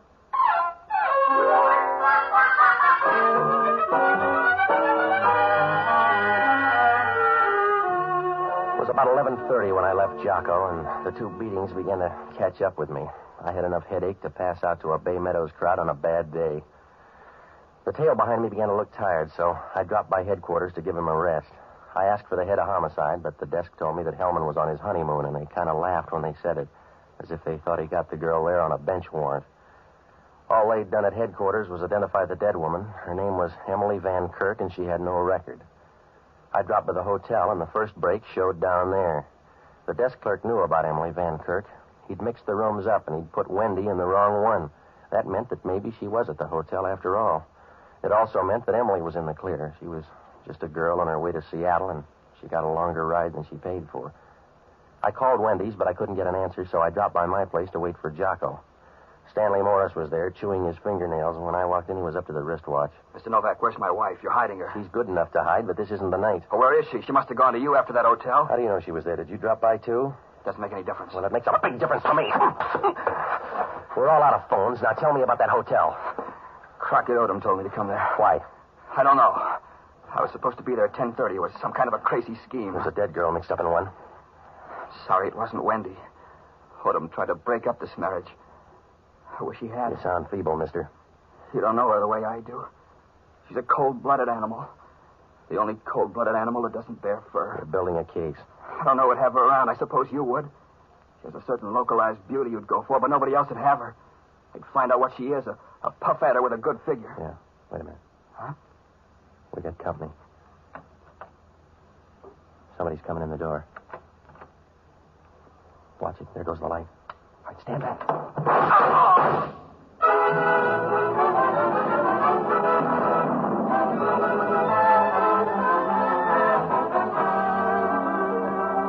He couldn't have died any faster with a priority.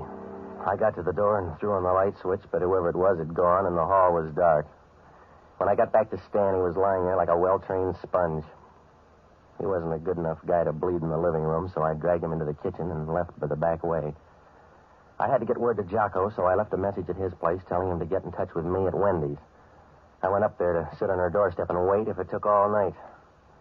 I wasn't going to freeze, though, because she opened the door as soon as I knocked.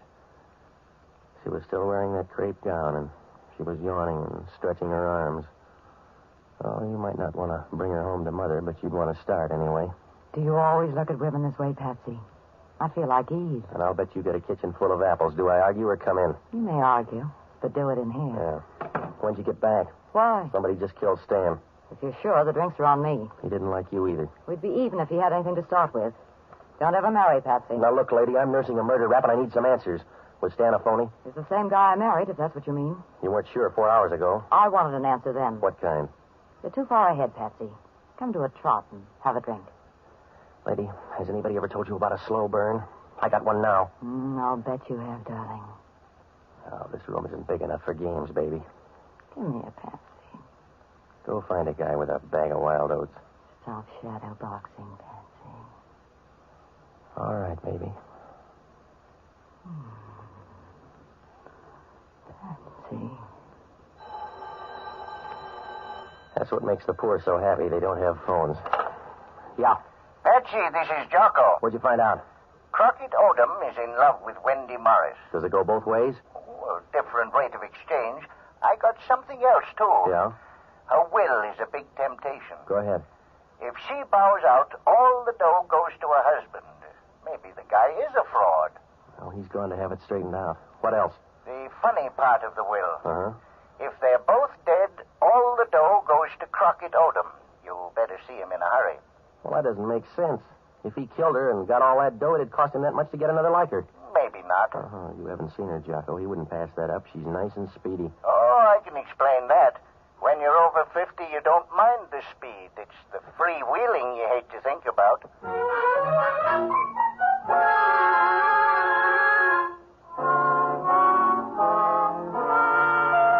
When Jocko hung up, I knew we had a good pair of seats. That story of Stan's finally made sense. There was only one reason why he could have been called there at 10:30, and for the first time, I tumbled why Craig had let me go back in that hotel room. Everything was right in place, like a mixmaster in a bride's kitchen. I dropped by headquarters and left a note, and then the girl and I ran into Craig down at the desk. I briefed him on what had happened, and we rode up to Crockett Odom's apartment. When we got to the living room, things turned stormy. Hello, Novak. It's too late to start a party. Oh, you're going to like this one, Odom. That's right, darling. You'll love it. This is Craig from Homicide. He wants you for murder. It doesn't sound right, Craig. Novak's calling it. See him. I talked to Stan before he died. He tipped your mitt, Crockett. He couldn't tip a water glass. He was smart enough to know you sent for him. That's why he didn't show at 10:30. You better have it in writing. No, I don't need it that way. I got Craig. He won't let you out that easy. What's he talking about, Craig? Homicide will shake him down too fast. You're with the walking dead now, Craig. I left a note. They know you killed the girl. Are you crazy, Craig, to come up here? I can't argue now. He's too lucky, Odom. I got all sevens tonight, Craig. Crockett Odom sold you bad goods. He did everything wrong. Thanks, Odom. I'm going to leave you, but don't let the bag get too heavy. Now, wait a minute, Craig. You're not going to let me hang for this. You won't. They burn in this state. Stay away from that door, Craig. Sorry, Odom. You dealt me in, but I got bad cards. I want to see you play 'em alone. Can you get by this gun? I'll make a try. Hang on to your skin.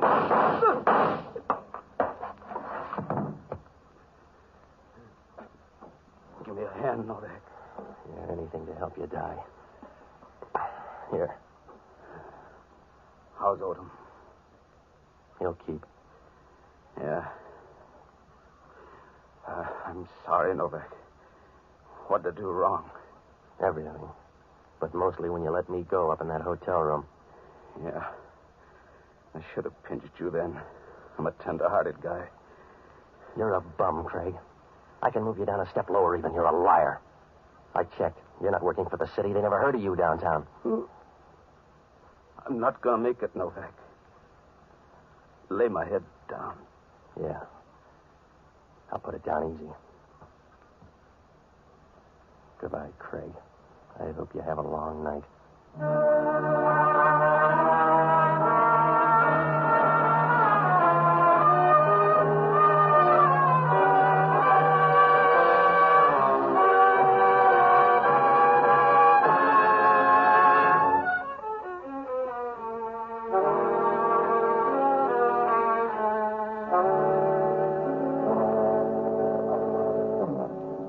Craig made the morning he had to cheat. They patched up Odom and got most of the story out of him. Jocko was right. Odom got tired of chasing the girl and went after the money instead. He drummed up that phony story to plant a reason for a quarrel, and then he tried to pay it off in that hotel room. He offered a cut to Craig for the heavy-duty work. Wendy was supposed to show up at 10:15. Craig would kill her and wait. When Stan showed up at 10:30, Craig was supposed to stage a fight and kill him. That way, he'd be in the clear, and so would Odom. They'd say it was a husband and wife quarrel, and Craig had a phony shield to back him up. Craig dreamed up that story about being a cop. But the whole scheme went haywire when the desk clerk mixed up the rooms. Craig killed the wrong woman, and Stan got there late. That's why he got scared when it turned out to be somebody else, so he let me go. Odom was afraid that Stan had showed up and knew the story, so he had a ticket right away. The guy who tailed me was handy for that. When did I first tumble to something wrong? When I was sure that Crockett Odom had told a lie. He said the girl was a dipso, but when I got there, she was drinking soda with her whiskey. And a good dipso won't waste that much time. Well, it worked out all right. Hellman was on his honeymoon, so he didn't have any questions. But I'll bet his wife did.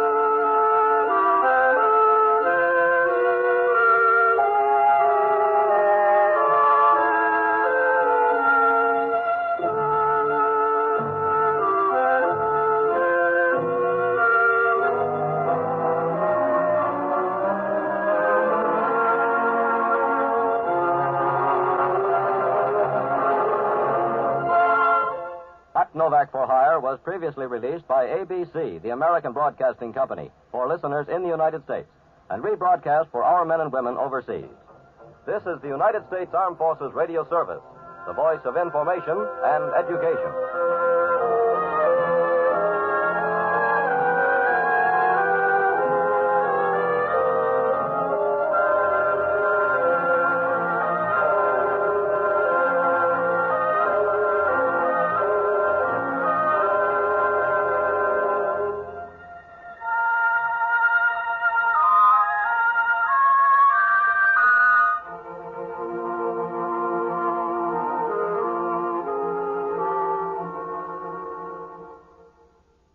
Ladies and gentlemen, the American Broadcasting Company brings to its entire network one of radio's most unusual programs.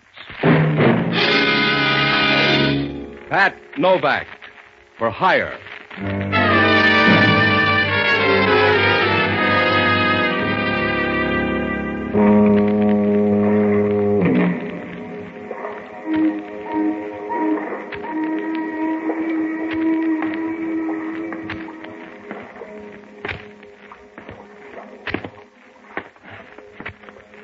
Sure. I'm Pat Novak, for hire.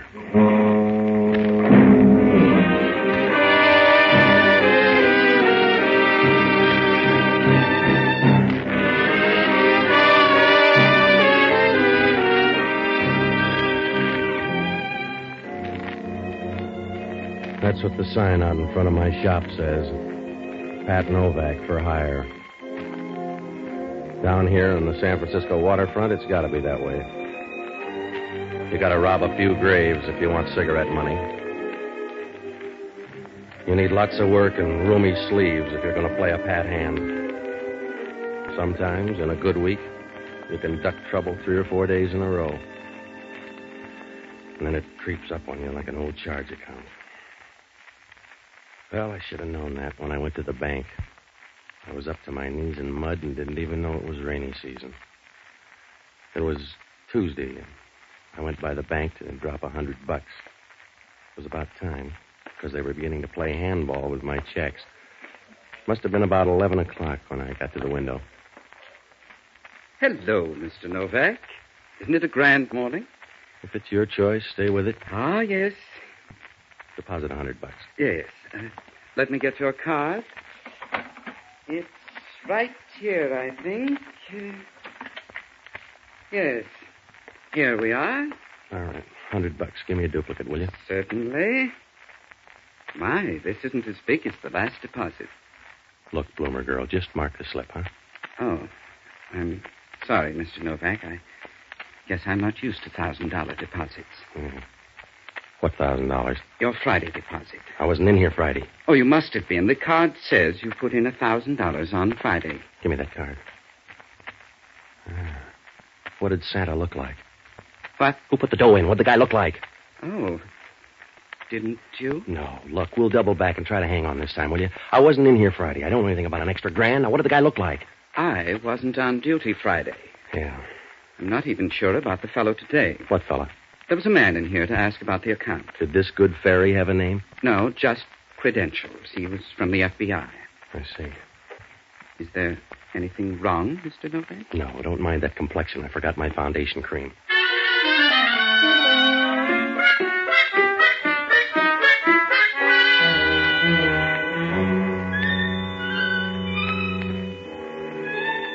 Oh, I should have known right then. A mysterious grand tossed into the till, and I didn't wake up to trouble. But I'm a smart boy who'd be the village idiot in a town the size of New York. Well, I left the bank and went up to my apartment. That $1,000 was already drawing interest. When I came in, she was sitting on the couch drinking my whiskey. She could have all she wanted. A 1949 Panther model. Just the right amount of size 12 in a dress that looked like a well-tailored fig leaf. When she was through looking you over, you felt like the Sunday supplement. Hello, Mr. Novak. I like your apartment. That's good. The view is wonderful. So's yours. What's on your mind? How about a drink? All right. I'll pour, you talk. My name is Connie Riley. Make me one, too? Sure. As you were saying? My name is Connie Riley. Yeah, well, I've memorized that much. Go on. Oh, here's your drink. Thanks. Now sit down. All right. Over next to me. I won't bite. That's too bad. Go on. Well, here's to your new bank account, Patsy. Look, sis, if you're here just for the field trials, all right, but if you got a bill of goods, trot it out. I will. I want that card, too, Patsy. I want it ahead of Chris. I'll catch up with another drink. In the meantime, you fill in and help me, will you? Stop sitting on your hands, Angel. You didn't get that $1,000 for the sweat of your brow. No, not yet. Somebody padded your account so you'd be a nice boy. I want you to be a nice boy for me. At the same rates? The Monterey Rose docks today. A passenger named Kirk Toomey is carrying a jack of clubs, and it means a lot to me. Well, it doesn't mean a thing to me, except the FBI is on my tail. Mr. Novak, you're turning a momentary advantage into a crowbar. You take your deal to some other broker. You're in business whether you like it or not, Patsy. You're going to stub your toe either way, only... To me, it'll be more fun. How about the FBI?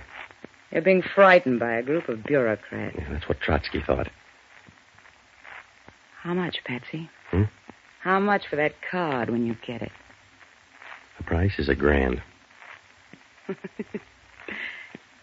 You're an amusing guy, Patsy. Yeah, $1,000 I can afford to be. You don't even know what the Jack of Clubs is all about. You never heard of Kirk Toomey till 5 minutes ago, but you take things in stride as if the whole world belonged to you. Yeah? You're like Adam when he first spotted the Garden of Eden. All right, little Eve, it's $1,000. Remember, you're sitting on my doorstep. Now either go on home or come in the house. Good. I'll take the card. That's your price. Now I can relax. I bet you can. Pour me another drink, Patsy. Yeah, sure, in a minute.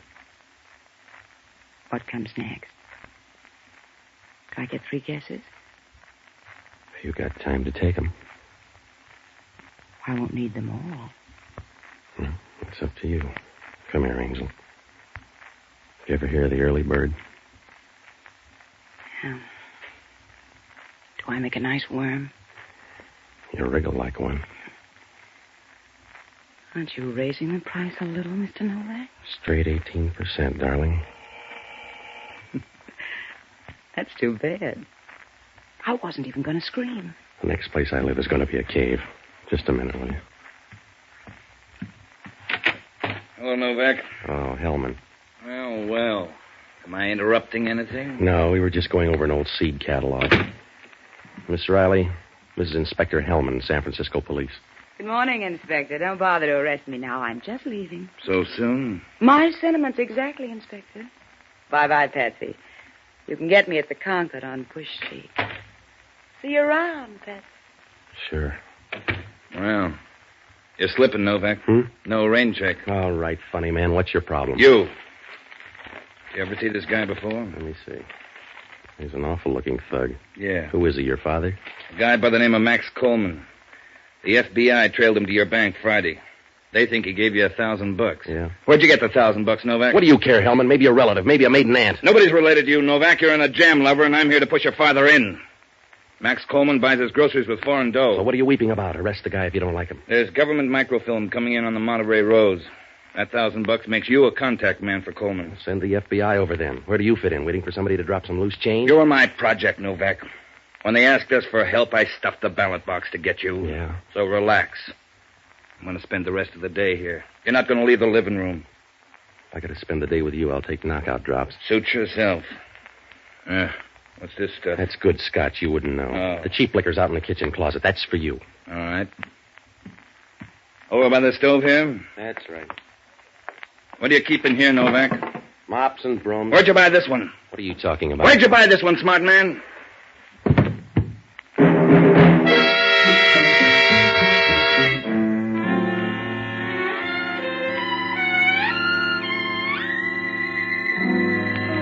Hellman was right. I could tell right away it wasn't a mop. When Hellman pushed him out, he rolled out onto the linoleum. A dapper little guy, except for a piece of cord around his throat, tied in a funny knot. He was deader than a broken drum. Somebody'd pulled too hard on that piece of cord. The veins were standing out in his forehead, and His face looked like a road map lying there on the floor. He wasn't pretty. Hellman thought so, too. Who is he, Novak? Your father? I've never seen him in my closet before. Who is he, Novak? I don't know, Hellman. Finders keepers. You roll him. Give me a hand. Oh, there's nothing there. Where's his wallet? You'll get there by instinct. Yeah, here it is. Oh, his name is Kirk Toomey. Well, that helps. Who is he? The guy on the Monterey Rose? The one with the microfilm? I guess so. I thought you didn't know anything about it. How'd you know he came from the Monterey Rose? My dream book, Hellman. What happens now? Nothing. Except I'm on the case now, and you got trouble in a major key. You don't think I killed this guy? I don't know, did you? You better hop out and tail that girl. She was making herself at home when I got here. Yeah? How do I know you're not in it together? You don't, copper. Maybe she's Loeb and I'm Leopold. When you're through with her, you might hit the Monterey and start looking for a jack of clubs. Some more dream book, Novak? Everybody's looking for a jack of clubs, Hellman. It must be the end of the rainbow. That's where you're going to find that microfilm. In the meantime, you stay handy, Novak. I want to split you with the FBI. You don't think I'm going to take the rap for Junior here, do you? It says that in my book. Just relax until I'm ready to pick you up. I only have to find a couple of things. Well, that'll be a long time, Hellman. You can't find your hip pocket with radar. Yeah. I'll be around soon, Novak. Don't bother to pack your bags. You'll be traveling light.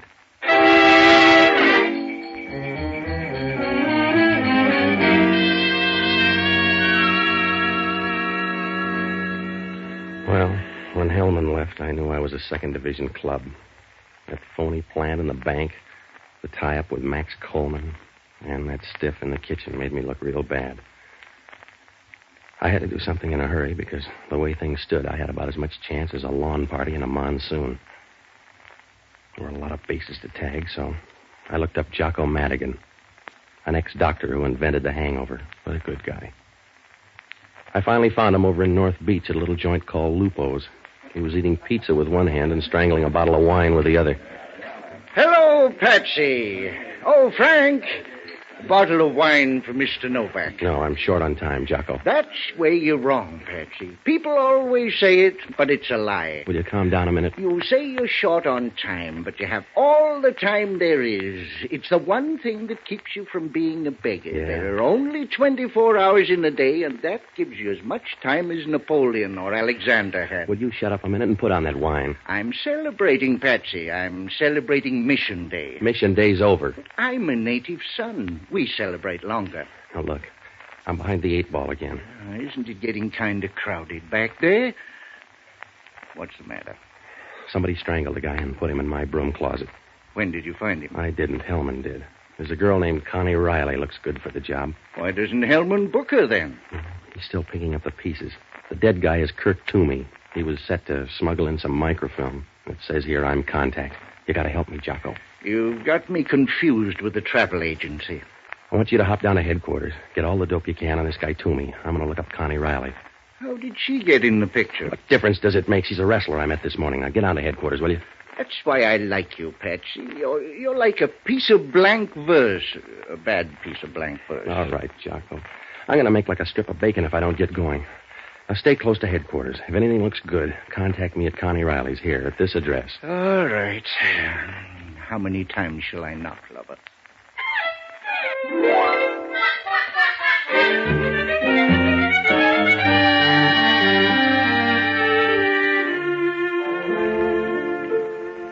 I left Jocko and dropped by the apartment. I was smart and full of courage, like a field mouse at bay. The police had already been there. There was fingerprint powder all over, and the 2 bottles of whiskey were gone. They'd moved Laughing Boy out of the kitchen, so I sat down trying to add things up. I had a short list of friends to see. Connie, Max Coleman, and whoever this guy Chris was. I had to show up with one of them or prove that Kirk Toomey hung himself in my closet. I was getting ready to borrow a piece of cord myself when the phone rang. Yeah. Hello, Novak. This is Hellman. I'm thrilled. What's on your mind? I just called on your girlfriend. What'd she say? Nothing. She wasn't there. Hasn't been there since 10 o'clock this morning. That's funny. Yeah? You know where she is? How would I know? I just thought she might be in your closet. I picked up Toomey stuff on the Monterey Rose. Yeah, what'd you find? Well, the usual stuff. A few clothes, some shaving equipment, razor blades, toothpaste, and a pack of playing cards. Pack of cards. Well, you know where to go from there, Hellman. I thought I did. Grab that jack of clubs. Will a 10 of hearts do? Huh? That's right, Novak. A nice fat deck. But the jack of clubs is missing. Oh, you're always too little, too late, Hellman. I just thought I'd let you know, friend, in case you start a bridge game with 53 cards in the deck. Good night.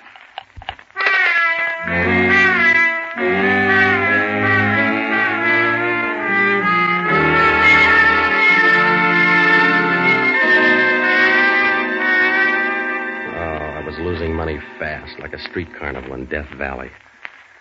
Well, one of two things happened. Somebody got on that boat and took the jack of clubs while Toomey was at my apartment. Or maybe he brought it with him. If he brought it with him, Connie was a possibility. Or somebody that got there ahead of Connie. Well, anyway, I had to work fast now because whoever had that card wasn't going to put it on a Market Street float. About 10 minutes later, I cut across Union Square and up Bush Street. When I got to Connie's apartment, it was about 10 o'clock. I got in the back door and started through. She wasn't there, so I went to work looking for that jack of clubs. It was real easy. I tried the desk and then her bureau drawer.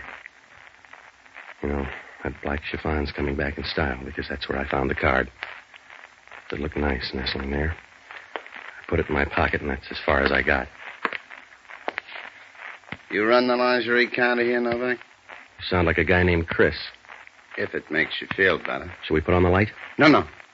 Let's don't put on the light. This gun might upset you. The police are looking for you, Chris. You need more than the dark.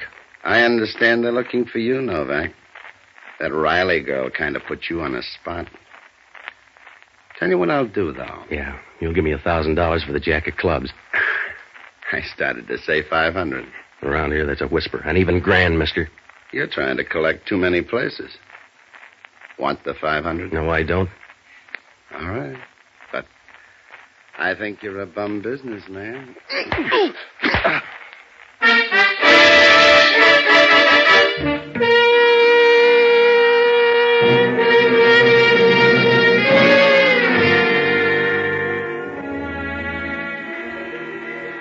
Jocko found me catnapping on Connie's bare rug. Must have been right after the sapping. When I woke up, Jocko was thumbing my head like a housewife with a bowl of margarine. I felt around and waited for him to put the floor in again. I reached in my pocket. The jack of clubs was gone. Then I started to talk. Jocko. Did you expect someone better? Help me up, will you? I've helped you get up so much, I feel like one of the Wright brothers. I just lost round 3. Yeah, I saw him getting into the car. Did you get a number? Like Hellman's got yours. Here it is. Let me see. Anything break down at homicide? They got all the dope on Toomey. They had to piece it together. He had no fingerprint record, and they finally confirmed things with a set of false teeth. What does it prove? Nothing much, except you probably killed him. He was a foreign agent who picked up microfilm at Shanghai. Your girlfriend is pretty. Did they find her? Yeah. Dead? No, Patsy, you've got to stop thinking of people as being dead all the time. It's demoralizing. What'd she say? She denied knowing anything about Toomey. Jocko, I'm sure she killed that guy up in my apartment. I'd stake my life on it. Expertly put, Patsy. I think Hellman believes her. After all, she's the only lead. What about Max Coleman, the guy that rigged my bank account? Are they letting him die on the vine? I was getting to that. Your friend Max Coleman has disappeared. I thought he was being tailed. The kite got away. Here, use my aspirin.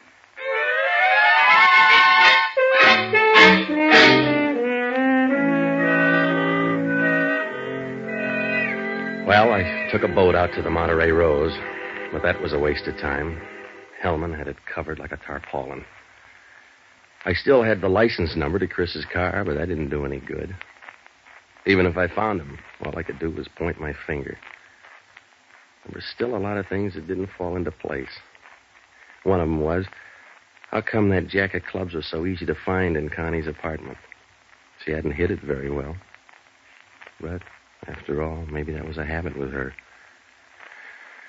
Well, things didn't look any better the next morning. I went into a restaurant next to the press club for some breakfast.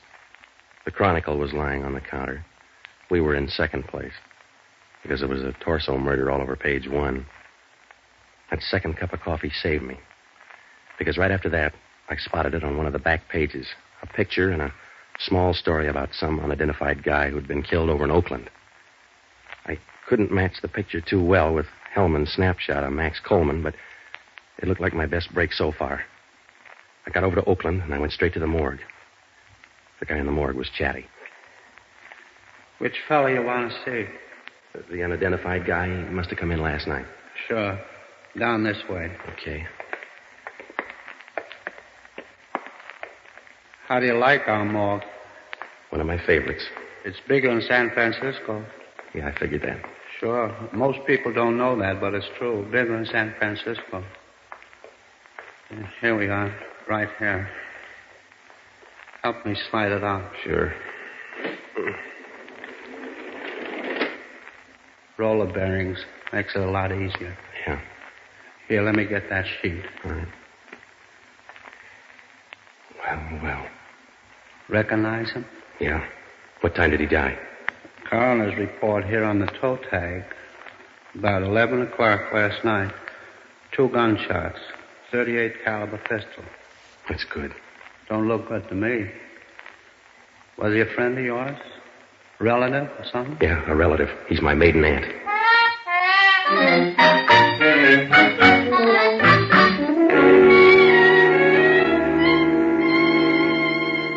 It was Max Coleman, all right, but that was only half the problem. I had some of the answers, but not enough. It's like trying to weave a rug with a spinning wheel and a bucket of sand. Well, anyway, I got to a payphone and I called Jocko. I told him to run down that license number, and then I headed back across the bridge. When I found Jocko, he said the car was registered in the name of Christopher Downs, who lived up on Taylor Street. Well, that was enough of a lead, so I telephoned Hellman. Took about a half a minute to draw a map. Hello? Hellman talking. This is Novak. You still got Connie Riley down there? No. I saved matchboxes. Why? When did she leave? Last night about 9:30. Oh, that was smart, Hellman. Why? You better put a guard on her front door and get up to 720 Taylor Street, the apartment of Christopher Downs. Who's he? A late entry. Now climb out of that coma and get going. I'll meet you up there in 10 minutes. 720 Taylor Street? Yeah, it's up on the hill. That's good, Novak. I can roll you all the way down.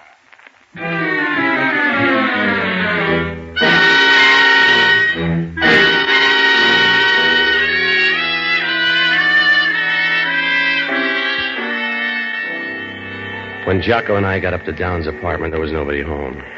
I said a fast prayer for Connie, and I began going through Downs' stuff for a .38 caliber revolver.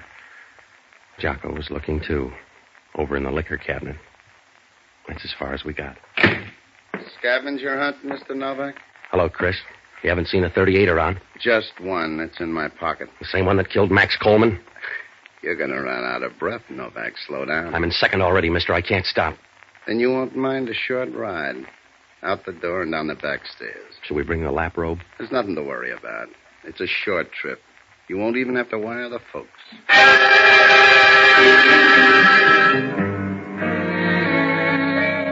We went down the back way and into the garage next door. We started for a big car in the corner.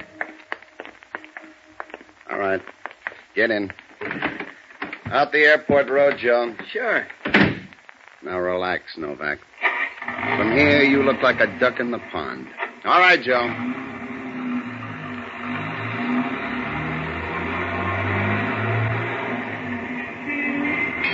Watch out, Joe. Joe! Watch out, there's another car coming in. You're right, Chris. It was a short ride. You all right, Novak? Stop acting like the mother hen, Hellman. Take this guy's gun. All right, mister, get out. Who is he? Christopher Downs. He killed Max Coleman last night. Does he convince you, mister? Not entirely. Well, that .38 will. The Oakland police have 2 slugs that fit that gun. You need more? No. I'm afraid you've got all the trumps, Novak. All right, let's go, you. Let's see you earn it, copper. Stop him, Novak! He ain't going far.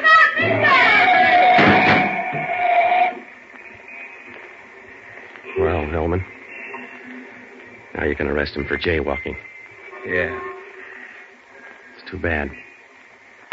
He could have told you a lot about that stuff in my closet. Well, go pick him up, Hellman, and Don't forget that jack of clubs in his pocket.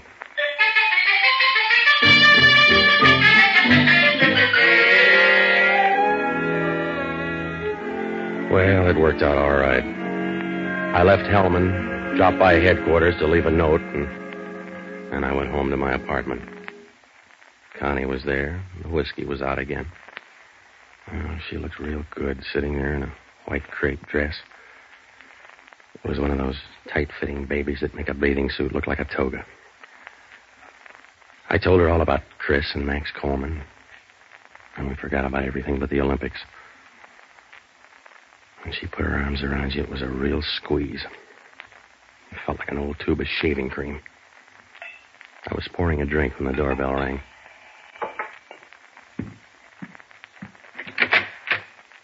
Hello, Hellman. You ready, Novak? Sure. Well, don't stand there gaping. Arrest her for murder. Wait a minute. Slow down, Patsy. Sorry, chum. It's you or me. Now, be a nice boy. I am. That's why you go to Hellman. Come on, lady. You dig up an answer for that guy that you left in my closet?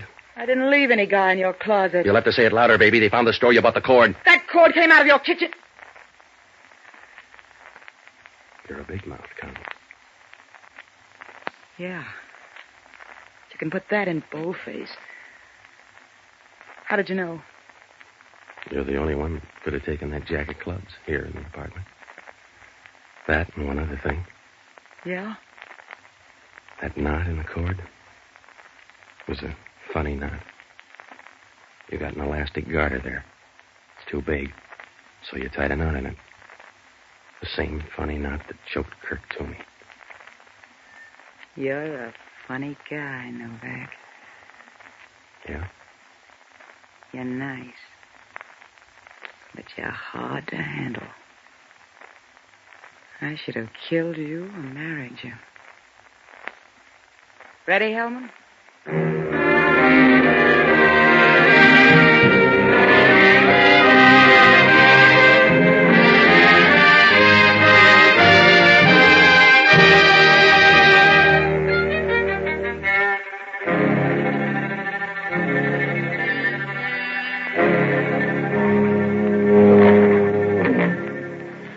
Well, that jack of clubs was a phony right from the start. Somebody told Kirk Toomey to deal with me. When he came to my apartment, Connie was waiting. She got jumpy and killed him. I got there too soon, so she had to stall me off. When she got home, she found out that the jack of clubs was a phony. She left it in plain sight, and Chris gobbled up the bait. When he discovered there was no microfilm, he went gunning for Max Coleman. Max was an innocent thief lying low, waiting to buy it from me. So, all three of them were after a phony card. I began to suspect it was phony because everybody hung around. If it was the McCoy, Connie would have cleared out. Same for Chris. The microfilm? Well, it was in Hellman's desk, but he didn't know it. Jocko finally tumbled. The report said that Kirk Toomey had false teeth.